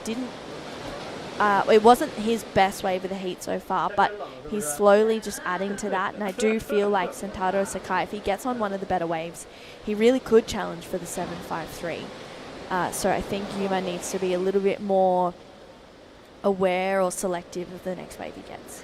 It looked like a pretty nice wave, so in Yuma's favor, he did throw a block, keeping Centauro from getting what could have been a high-scoring wave, but just kind of lost his plan on the takeoff, and he could have surfed a little more safely. Yeah, he didn't have to do what he did. And he's been making great scores by staying on the surface of the wave. Yeah, absolutely. All right, he's being busy. Had a little look at that one. He's thinking, do I want this one? Do I not? Decides out of it. Centauro Sakai has priority. 7 minutes to go. He's going to take this one. Needs a 7.53. Quick check turn to start. Loads up for this one. Finds a good steep section ahead of him there as well. It's a pretty decent score. Feeling like that's maybe going to go into the top 2. Don't think it'll be the 7.53, but really like the approach that he had there. He was on his way. Yeah. And just that little mishap, possibly just a misread of that section. Really like this. Drives himself down, gets himself deep off the bottom to come nice and straight up in that pocket. That was an amazing turn. Gets up and over that section. But he still needed that forward motion, and he was still coming down out of that turn as that wave zipped away on him. So he has a 4.0 for his backup. He's needing that 7.53, and as time runs out, now Yuma's really going to have to think about holding that priority. Yeah, he needs to be smart right now. Be pretty tactical, I feel like, in the next 6 minutes. Of course, Yuma can't see what Centauro's actually doing on the wave. Yeah. So he may think that he's in a little more of a tense, a dangerous zone than he actually is. Yeah. But if he sits and listens for the score to come in, it's kind of like, okay, he still hasn't gotten what he needs. I think I'm all right. And as he's starting to hear the remaining time, it's going to be like, okay, now let's just hold on to that. And I'm going to use it to strike at the very last moment. Yeah, absolutely. But we did have a cool little flurry of sets that just rolled through. We had more waves in a shorter amount of time than we have, it seems like, in the last couple heats at least. Yeah. It's crazy. This place has, considering what a long day it's been, the winds, the conditions have stayed really nice. The only difficult points of the day were these kind of shifts in tide, the high tide morning and the high tide at the moment. But it's still a really, really fun wave. Yeah. And most places in the world, we would have had to call off at some point instead of going into another round. It just shows how consistent and what good timing we have for our window. Yeah, absolutely. And I think as well, having all day be like you said, so consistent is such a blessing for the surfers too. They're in a space where it's like, wow, we can paddle out and the conditions not really have changed too much, and surfing 2 heats in a day is really cool. And also not being like, oh, wow, my draw just turned out to be the worst time at the tide of the day, or just got windy before my round came in. Yeah. No one has any excuses like that. It's all up to their surfing throughout the whole day. It's been great. Yeah, which is the best part of it, right? It's you got to let the surfing do the talking. Yeah, and, well, Yuma's first 2 waves were definitely do the talking. Couple missteps after that, but he's at least making some mistakes after already being in a pretty solid position. Yeah, trying his luck on a couple extra waves, trying to figure out, okay, is this one going to offer me a 5.83 or above? So just under 4 minutes, and Centauro Sakai is going to take this one under the priority of Yuma. Yuma lets him go. That's a better looking turn there for Centauro. This wave really starting to stretch out. Couple of backhand carves. He's really trying to stay close to the pocket, close to that power source. Tags it there once again. So Centauro, pretty similar wave to the 4 that we saw. A couple of really good turns, some nice moments, but 7.53 is a tall task. And I think just the amount of speed that he's getting is just showing that it's not all the way up into that range. Yep. There's better waves out there. This dead has those fat spots, and then this little whole kind of buying time through the middle just kind of loses the judges' interest at some point while they're waiting for something to happen. And so that's going to reduce the scoreline as well, I would think. Yeah, it really is. So scores to come through. We have a quick in and out for Yuma Nagasawa to lock in. He still has first priority with 3 minutes left. Waiting for this. It's a pretty important number from Sentaro Sakai. So he needs a 7.53. We'll see if that's where it comes in as. He's got a 4.63 and a 4 with 2.5 minutes to go. We have a call for tomorrow as well. I believe we are going to have a 7:30 a.m. call for a possible 8 a.m. start. So all divisions are on standby. Saving an extra half hour off the morning. Yeah. I mean, it was great. When we got here, looking at it from upstairs was like, wow, today is the day. It's a great thing that we held off. And just sneaking another, I mean, we may run just as many heats tomorrow, and it will keep all the surfers in the best tides and best conditions of the day if we get that little extra half hour. Yeah, absolutely. So looking forward to seeing what we're going to wake up to tomorrow morning. That last wave of Sentaro locks in 5.13. It's his best wave of the heat. So now needing a 7.03, just shaving off a little bit of that requirement for the Japanese surfer with 90 seconds to go. The next wave he gets is going to be his last. Yes, and had that happened just a little bit earlier, he would have been able to kind of plan out the end of the heat. Yeah. But it just happened. It all came together too late in the heat. Yeah, absolutely. We've got just over 1 minute to go. Yuma Nagasawa, he's held onto the lead for the last 25 minutes. Can he hold on to it for the next one? I love how, I mean, usually you have someone who's in second priority and they try to sell the wave. Yeah. Yuma's doing exactly the opposite. He's going, go for it. It's a junk. Like, you can have it. Look how much distance he's giving him. Yeah. And now he's going to probably wait for that last 30-second time call, get there in the last 20 seconds or so. But he can even see it's all just getting buffered down by that backwash and that deep water.